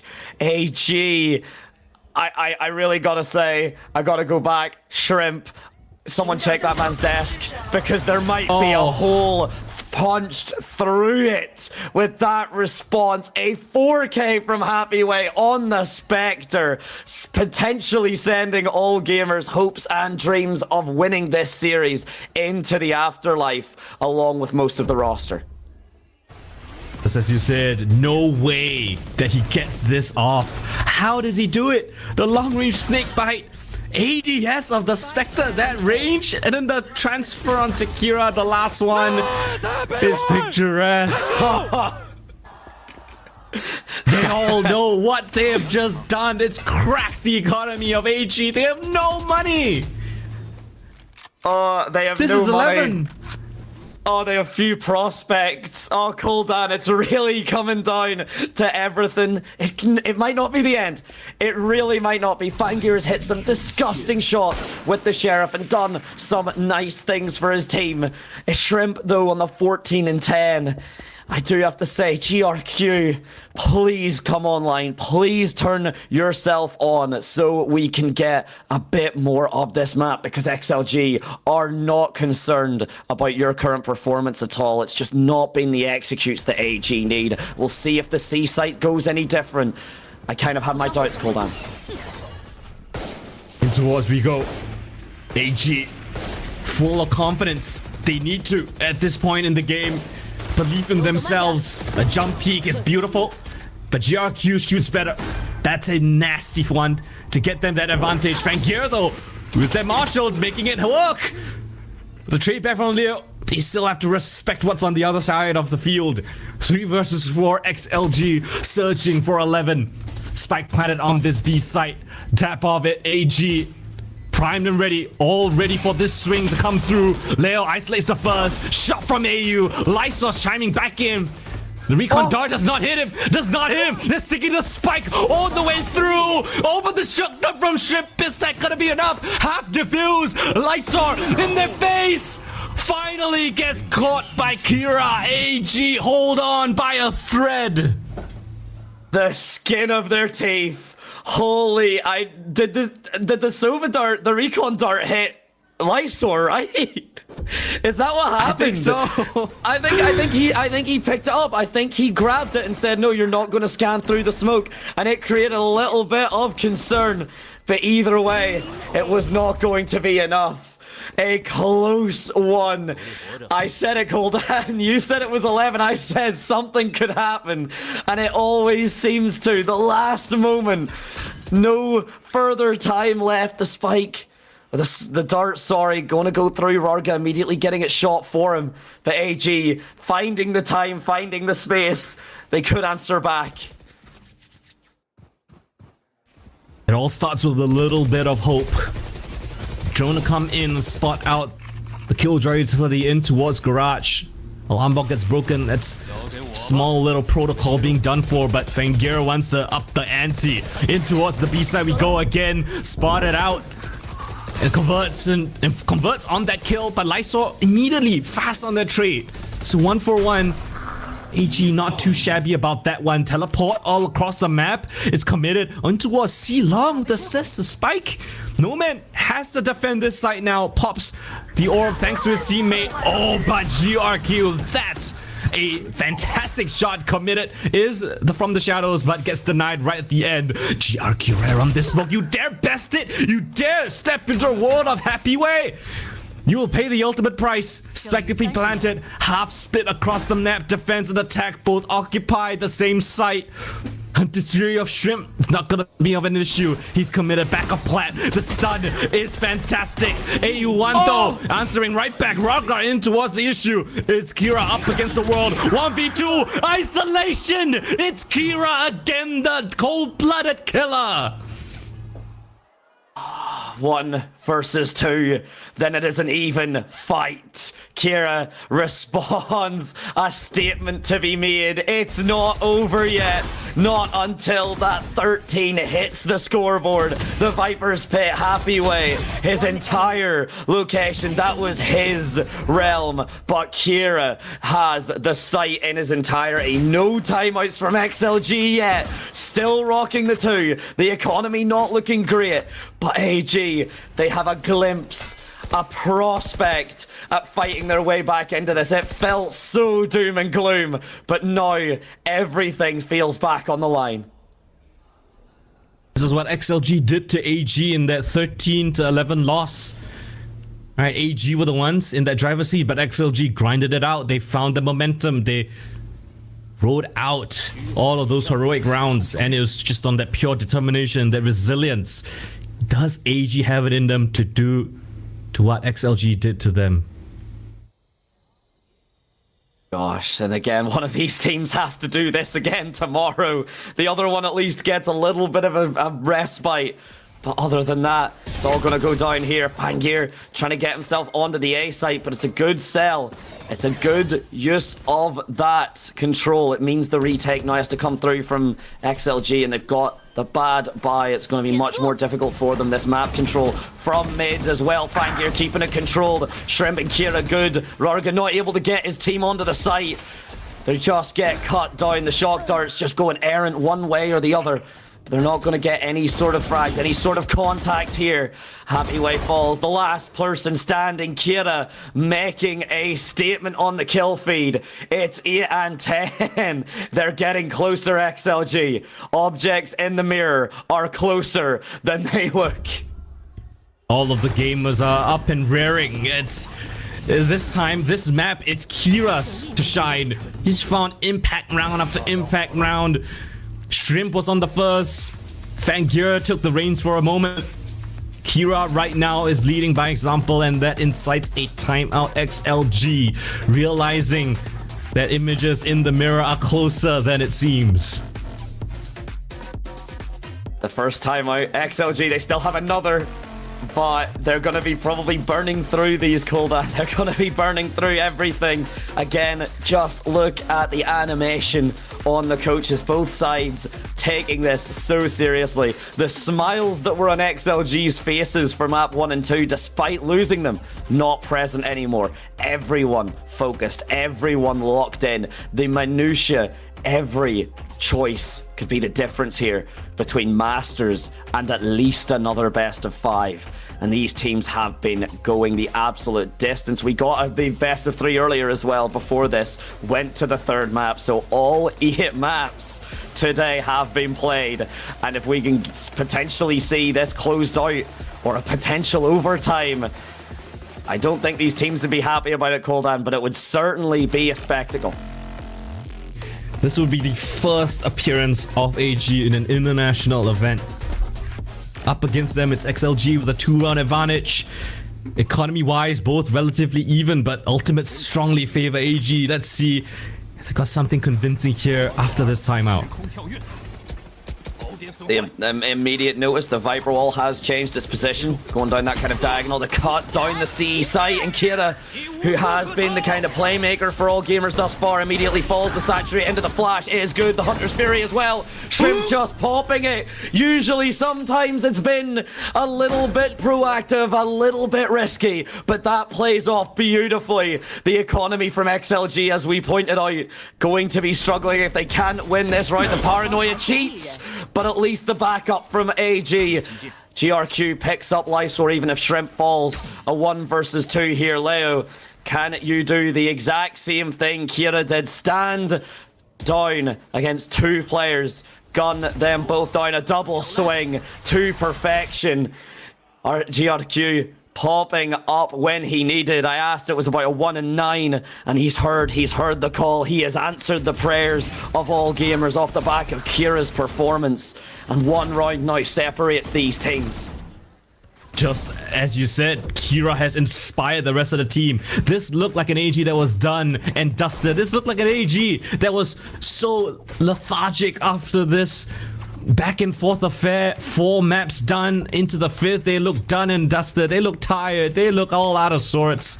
But Kira inspired them confidence. And as he was taken out in that round, the first to go down, his teammates all chimed in. 9 to 10, 1 round the difference. And XLG have no money in this round. Someone make your thrifty predictions now. In the chat, ladies and gentlemen, get your thrifty predictions ready. We've seen it happen. Nah, no faith, you don't believe? I don't want to believe, but XLG have done matter. XLG have done crazier things. It could all happen here. The tension at the end of my C, and no scope from Fangir. Rorga just not able to get that transition, not able to turn that in time again. Your kind of mainstay, that's 18 and 17. Rorga not going to be able to back up his team now. Persistent, they're gonna re-smoke A lobby. XLG gonna stamp 2 players in towards this hold. Oh, but AU1 cheeky through the smoke, gonna suss out their positions. It's an empty C side. AG full force just runs straight in. Oh, and Fangir, that's more like it. They even passed the spike onto him. That's his ultimate for the next round. AG fully back into this one. Both teams will be up to double digits after 40-second timer off this spike ticks down. XLG not hearing my co-caster. He said the site was clear, and Fangir then making it a reality. Absolutely beautiful shooting with the Outlaw there. Been doing solid work. Lysor, I was going to say kind of a sheriff in a dream, but this is a nightmare. You can't really expect to go better if you are Lysor here. A single frag would cheer you up, but the timing is just unfortunate. GRQ puts him on the kill feed and puts both these teams at double digits. Last map, best of 5. Neither team had shown Haven, and we are seeing a showcase and a half. I mean, the script writers have done a damn good job, haven't they? Damn. First map, a full wipeout. XLG look all out of it. They didn't have a chance on their first map. AG get 2-0. They're looking great. They're looking fired up. Almost potentially a 3-0 sweep. No, XLG answered back with 2 more maps. 9 on the 3, XLG in the lead, but AG bite down hard with double digits on both sides, and Raga kicks it off with a beautiful up shot to take down the hero on AG that has been for the past couple of rounds. Puts a stop to their advances immediately. Kira falls. The Viper Wall goes back to the usual A kind of setup. Maybe just kind of feeling that the C site wasn't really working out, despite the fact, you know, the pushes were there and the retakes were okay. It was just overall great positioning and fantastic mechanics from whoever happened to be on the C site at the time. AU1 trying to pivot away, maybe trying to avoid the silver drone. Can't quite get out of the way of the oil drone, but able just to kind of pull out regardless. Rorga still holding this site down, this angle down and you've got no smokes. You lost Kira, the most important character to go against this operator. It's essentially now just having to overflow onto Rarga. Just put too many bodies in front of him that he can't deal with. Otherwise, we might see AG get cut down. 剩余30秒。 Takes down 27 seconds left. It's gonna have to be the A side commitment. Raga with a clean, easy shot, but the persistence of AG gets them that side nonetheless. Raga holding this line of Sam, but Lysor spam through the box is gonna catch the Fangir. That's a 2-man advantage for XLG now. Raga, not the best weapon for the job, but he's got a whole supporting cast here to get him this side retake. From the shadows invested by Lysor to spot out these post-plan positions. AU1 tasked to go up against that AWP player. Raga goes down without an answer back. 2 versus 3 now. Can AG do it? AU1 with the beautiful jiggle shot coming through. Shrimp with the answer. It's all down to Lysor. AG 2v4 in the post-plan. How have they done it again? No smokes, but a lot of shade. A lot of shade thrown towards XLG. Yes, you can use the operator. Nice opening frag, but we don't need Kira. Kira was the inspiration. Kira turned everyone else up to 11. Even AU1, a player that initially really struggling to get anything going even when the rest of his team were performing. But this time it's different. You would believe, ladies and gentlemen, this map is over. From the levels of cheers, the standing ovation the AG are giving. Not quite yet. One more timeout, one more chat with your coach, and potentially only 2 more rounds. What has just happened, Dante? Is this timeout? XLG desperately need it, so they give this up. That is match series Master Santiago point given over to all gamers. Fear the gamers, for they are alive, for they have woken up. They fought back after, 2 pretty decisive wins from XLG. Look up at your scoreboard there. I mean, 13-7, 13-6. Pretty damn smooth, all things considered. Very, very easy to make it work, but this time it feels different. This has been a back and forth. This has been everything the AG needed. 6 rounds back to back. Will the timeout from XLG be enough to curb this momentum, or are AG going to take it all the way to Masters? That is an incredible prospect. And XLG off the back of a timeout, they put the wall towards A. Happyway has got to stand his ground. He nets nothing. Fangir rips his head apart. And just like that, 5v4 post-plant XLG. How do they recover this mess? That lockdown is going to have to do everything. The spike is going to get planted by Kira. No concerns at all. Garage now, of course, this control all for the side of XLG. They from the shadows attempted to be cheeky. Fangir just kind of holding his ground. He wants to go for the frag. The gate crash does come through. Everyone on this long angle. The smokes may not save you from the firing squad. That is all gamers. Everyone is set up. The relay ball comes through. The initial frags, the trades, it's back and forth. But it looks to be one man standing. Lysor taps the spike, comes out of the smoke to face his opposition. But he falls. And it's match series. Santiago point now online for all gamers. 1 more round to the first ever international event that they go towards. What is this cinematic experience, Fangir? Is the flick to confirm the site control for the team. Trades, they transfer back and forth. But the post plan is successful. That is 12, ladies and gentlemen. They just need a single round more. The scooter has come on our screens. This is it. Look at the economy of XLG. It's all over the place. Oh, Koban, I'm getting nervous. I am nervous. I don't imagine what these players are feeling like right now. AG Potentially 1 minute and 20 seconds. 80 seconds separates them between a ticket to Masters and another round against XLG. All down to this attack. One more effort. And if anything, as you pointed out, the economy is low from XLG. This should be the easy part. If you're a fan of an underdog story, if you're a fan about proving the doubters wrong, who would have guessed AG, map number 5, 12 to 10, might be the first representative heading over to Santiago. XLG. 5 players stand up against this prospect, and 5 players of AG slowly creep up towards this A site. Leo is left alone on an island, and yet again another opening kill to AG side. XLG just have to go for this 4v5 retake with less than ideal weapons. Less than ideal everything. Positioning, weapons, HP. You're looking at no shields on Happy Way. 3 bullets will be enough. Any kind of collateral as well through the wall will do. Increased damage. Speaking of, Nomad falls out of heaven. He's good for 1, but AG answer back with 3. 1 last player from Lysor, but I don't think it's going to be enough. Ladies and gentlemen, the judge is fired. It echoes out. AG are on their feet, rushing over for the hugs. Congratulations to them. Their first international event. Master Santiago secure. All gamers rise up. Those that define their own success.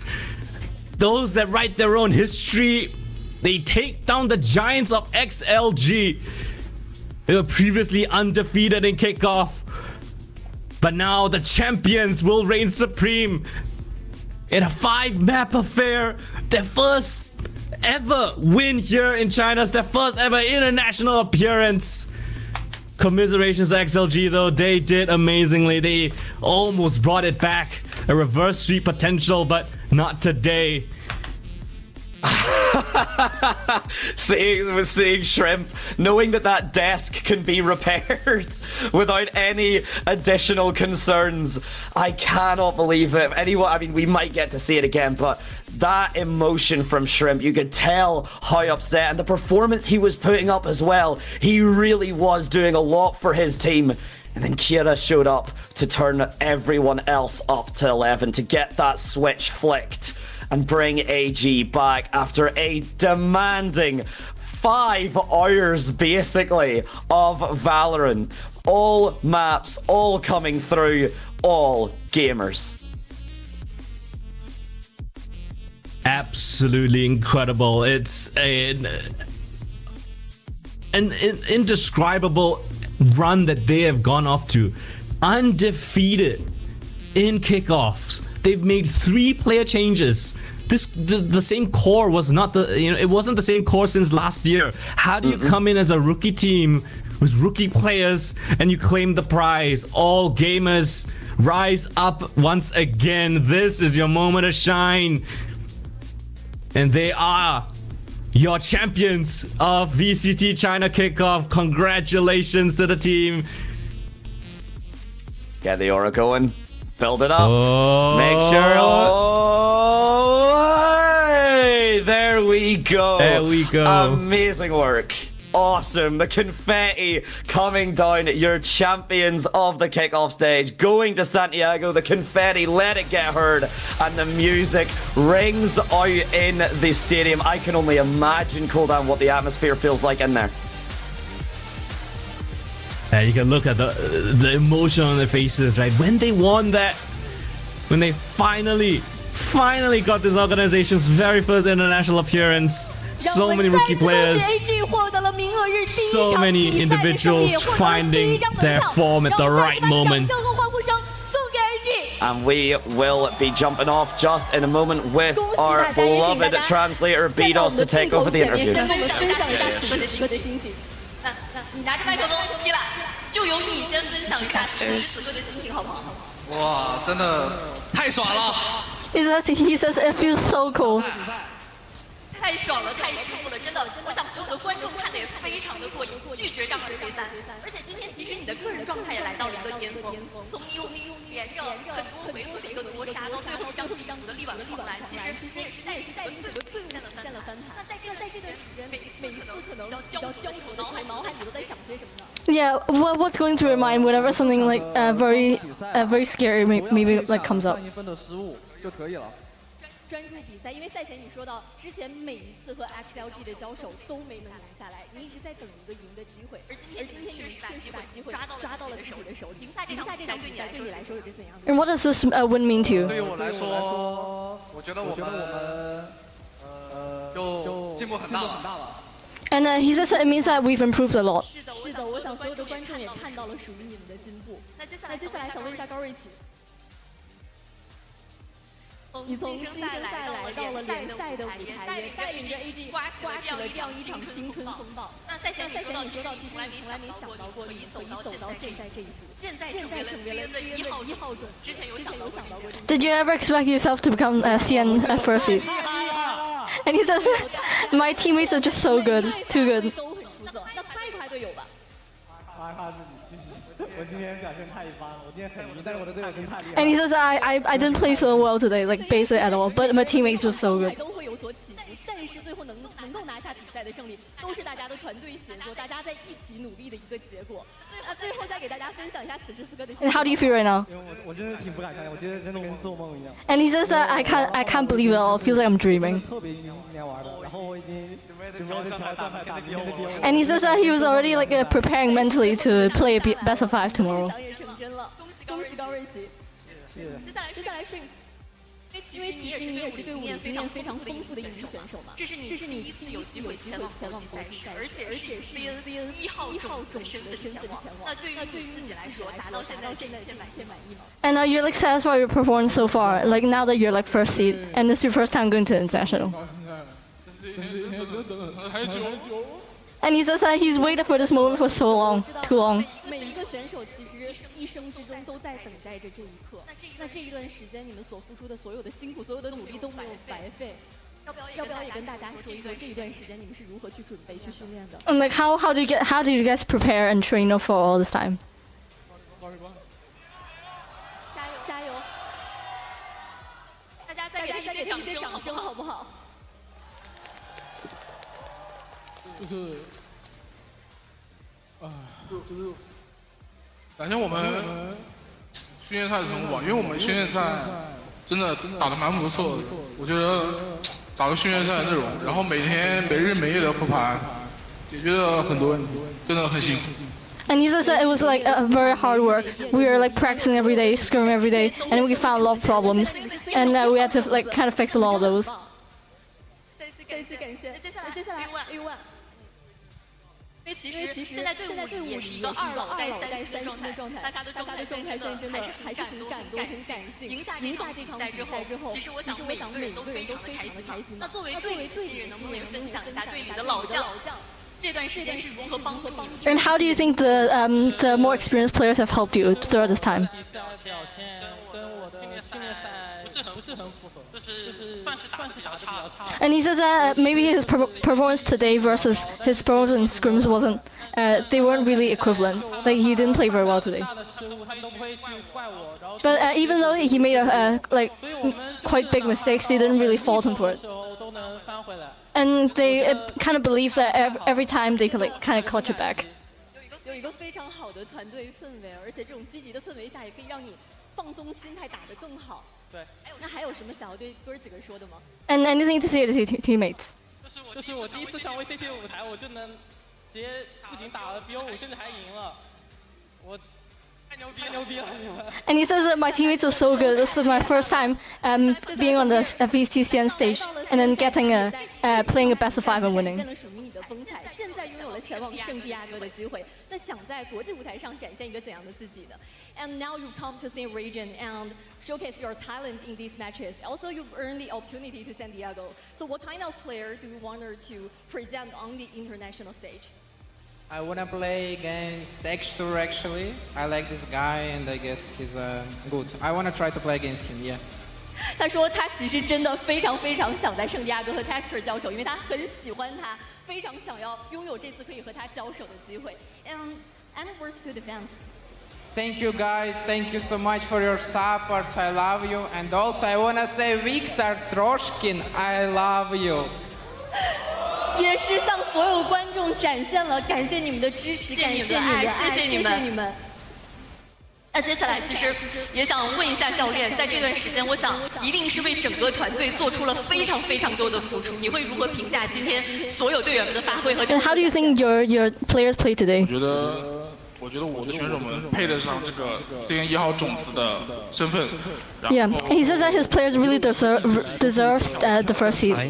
Can you turn off the game of needles? 包括去圣地亚哥碰到世界上其他的强队的时候，我相信我们也是抱着挑战者的心态去面对。And he says that he's sure that he will the whole team will use like the kind of like challenger, the underdog mentality when they go to internationals to Santiago to face against other top teams. 感谢，接下来小火龙，因为其实我想你陪伴这个队伍也走了很长很长的时间。那现在这个捧起了这个象征着无限意义的奖杯，想问一下你的心情是什么样的？这段时间又是如何给所有的队员们分享经验？ And how did you share your experience with your teammates throughout this time? 就是我看就是很多人说就是我们这个队就是靠运气什么什么走到这儿，其实就是你们根本没有去看，我们训练赛其实赢得很多。And he says that a lot of people would say that we're a team that's like very lucky with our play, but nobody can really see us behind the scenes. We work really really hard. 反正我希望就是你们可以多多支持 AG 吧。 And I hope that all of you can support AG a bit more. 相信 AG， 支持 AG， 因为只有你们自己知道付出了多少努力，你们到底有多厉害。感谢小火龙。那教练，其实在这个赛季开始的时候，可能很多人压根儿就没有想过 AG 可以走到现在，但是现在你们直接拿下了1号种子，能不能告诉我们为什么现在的 AG 可以这么强 Why is AG so good now? Do you think? 我觉得现在的队伍氛围，每个人的数值其实都是不错的，然后我是比较注重整体。 And he says that the atmosphere in the team is really good. Everyone's shooting quite well.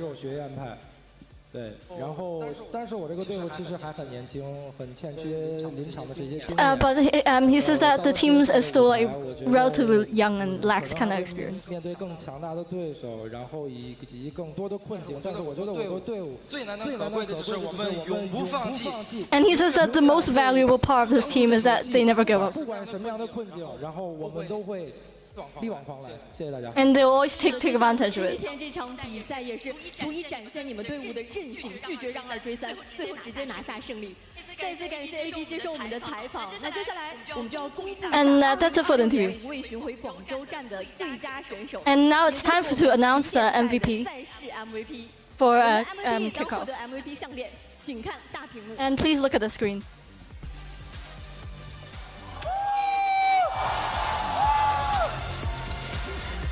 恭喜 Killa！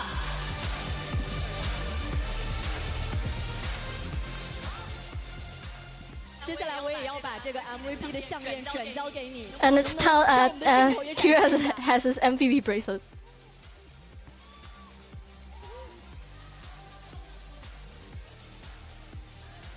举高点，让我们所有的观众都看见。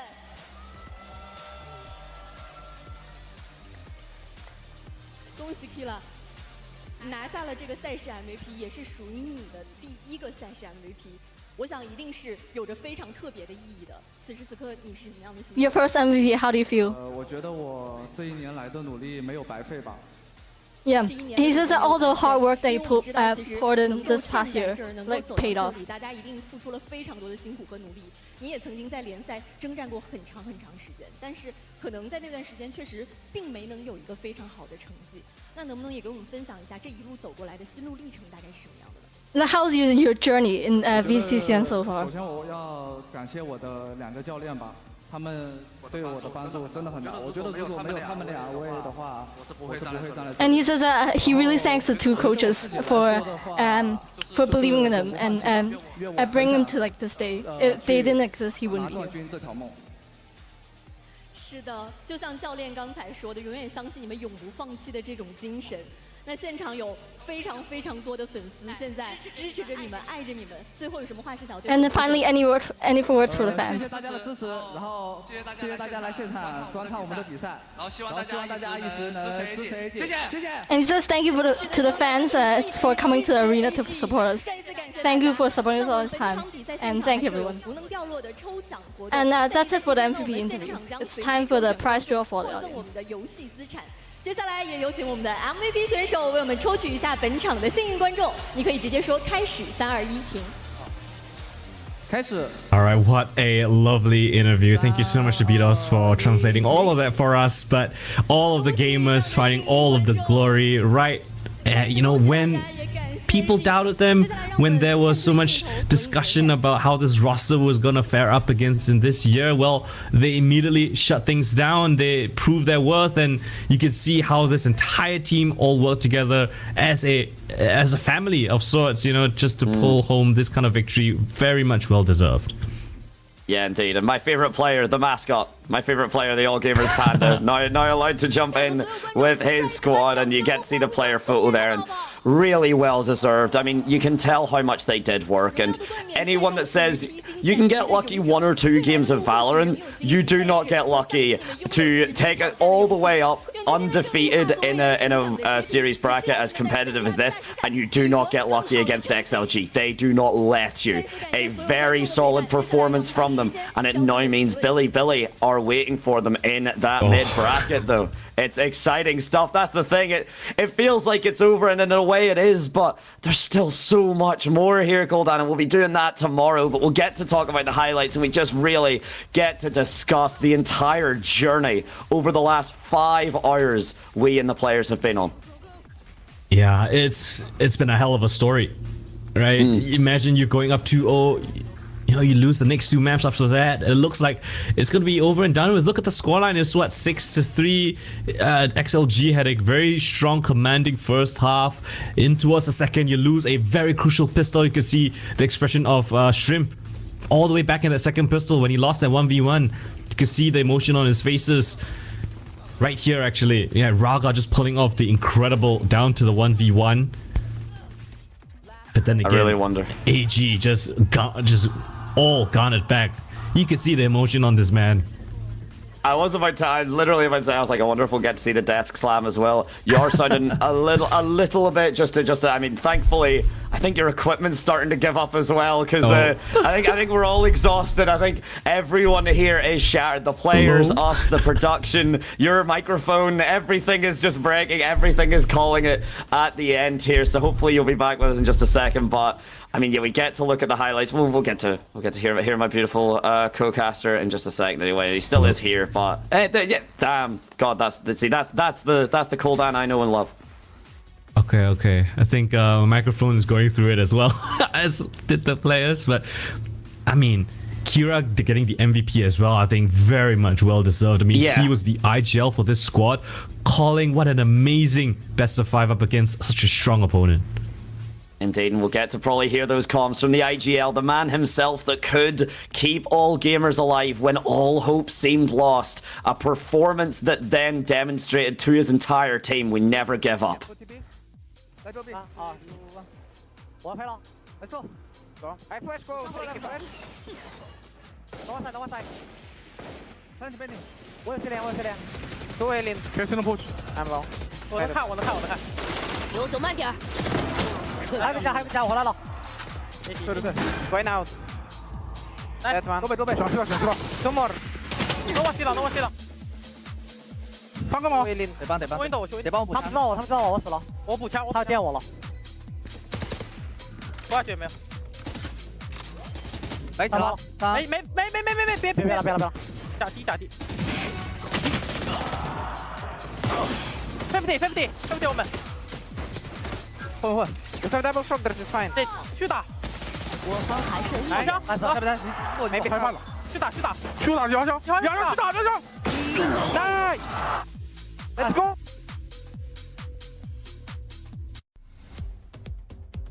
I mean, look at that. Look at the performance. Look at how close the Titans standing up and very, very dominant profession as well. I mean, 21 and 15 from Fangir. Rurga keeping it close though. And I mean, to be honest, everyone kind of having that big appearance, having that big show up, even GRQ down at that 8-17, but those 11 assists and those frags that he got were instrumental in AG's victory. I mean, it was incredibly close at the top. So many clutch rounds going back and forth on that last and final map. I think Kira with one of the most clutch plays in that final map as well. You can see the first kills also going very, very close. 11 to AG, 12 to XLG. Post plans were, you know, relatively close as well. 8 out of 10 for AG, 6 out of 9 for XLG. But yeah, that one clutch, I think, perhaps swung things very much in AG's favor. Oh, that clutch will go down. And I mean, Fangir does get the by the stats, but very, very good work from Kira as well, just to bring the team back. It cannot be overstated that all gamers looked down, they looked out, and Fangir, to his credit, never really slowed down. The rest of the team just needed that little bit of kick, that little extra belief, and Kira was the one to give it. Fangir did not. Fangir is always a believer, as you could hear in the comms, and I mean, hey, belief begets results.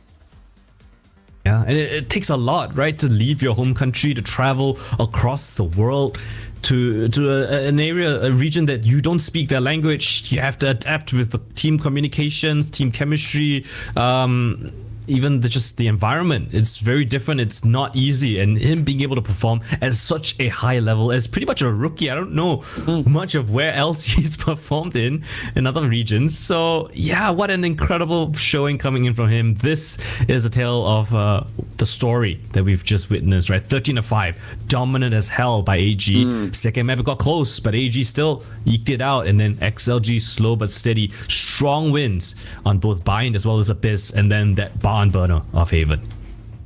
Absolutely everything came down to the wire, ladies and gentlemen, and it has been a long one, but we, at least for today, are over. All gamers have managed to secure their place to Masters in Santiago. And congratulations, I guess, are in order for XLG, who have secured their spot against Billy tomorrow. That is going to be a hell of a matchup as well. All of these finals for the brackets, so mid tomorrow and then lower the day after, all going to be best of fives, all going to be bangers. There will be no best of three kind of before then. That was just to get the other brackets finished up. So tomorrow and the day after, we've still got more Valorant, which is so fun to say. Oh man, you know, the action only goes up from here. But before we end the show, I just want to shout out to everyone at Project Horizon that's making all of this possible. I mean, we've got people waking up at crazy hours in the morning just to make all of this happen. Shout out to Kai, Beatles, Magnum, Moon for making all this possible here today, and so many more behind the scenes. But yeah, before we close things out, Dantes, any final words? Not really. You've kind of taken out a big thank you to sharing the desk. An absolutely fantastic best of five to be able to spend with you. An absolute blast. Thank you everyone at home for joining us as well. We hope you've had as much fun as we did. Go and get a very well-deserved rest, I would say, because, I mean, again, you've got to be prepped. Tomorrow is another day, and it is going to be that Billy versus... Billy versus XLG, so that's going to be very exciting. And if you did miss it, DRG unfortunately now out. EDG did manage to eke out the win against them, the 2-1, but that was a really exciting series as well, actually. But that should be everything from us there. A big thank you, big shout out again to the production and everything. We've had an absolute gem. I'm going to make sure I'm going to yap. Actually, no, because we're going to see the bracket again. Are we going to see? We're going to see the big. Yeah, we're going to be seeing. I'm cutting myself off. Yeah, we've got a lot still. Why are we sending off so early? But I mean, you got to give it to him. This is of the day, by the way. This is performance of the day, so not over across the entire roster. And despite the fact DRG goes out, who else would it be as the top man for them? Yeah, I mean, Vukashu, my GOAT, you know, he's always going to be good for a couple of stats here and there. But yeah, I would understand if the players that played in the best of three were kind of up there as well. But Varga actually making a big name for himself, sitting in the third spot. Fangir not too far behind as well in fifth. But yeah, that is the top 5 players of the day. This is the overall brackets. You know, a lot of back and forth in the early stages of the round, but this is where it matters the most. Upper bracket, 3-2, AEG take it over XLG in that first spot in Masters Santiago. And of course, as you mentioned earlier, middle bracket, BLG taking on the losers of the game we just witnessed, XLG, on for another best of 5 for them tomorrow. I can't imagine how it's going to be like for them. No, that's straight, and this is the thing. Like, XLG are your favorites. XLG were basically always guaranteed a spot, right? But all gamers may be the ones to usurp it, the ones to strip it away from them now, and then to get over Billy is no easy fought task as well. Just because in the mention of Billy again, best wishes to K-Knight and everything. Hopefully everything all goes smoothly there. But finally now we get to properly say our goodbyes. I think it's a demonstration of how long it has been. But thank you everyone for joining us. Thank you Project Horizon. Thanks everyone for the production. And ladies and gentlemen, we will see you tomorrow. We better see you tomorrow for that next best of 5. But until then, stay safe, look after yourself, get hydrated. If you need a rest, absolutely go for it, because that's certainly what we're going to do. But until then, all the best.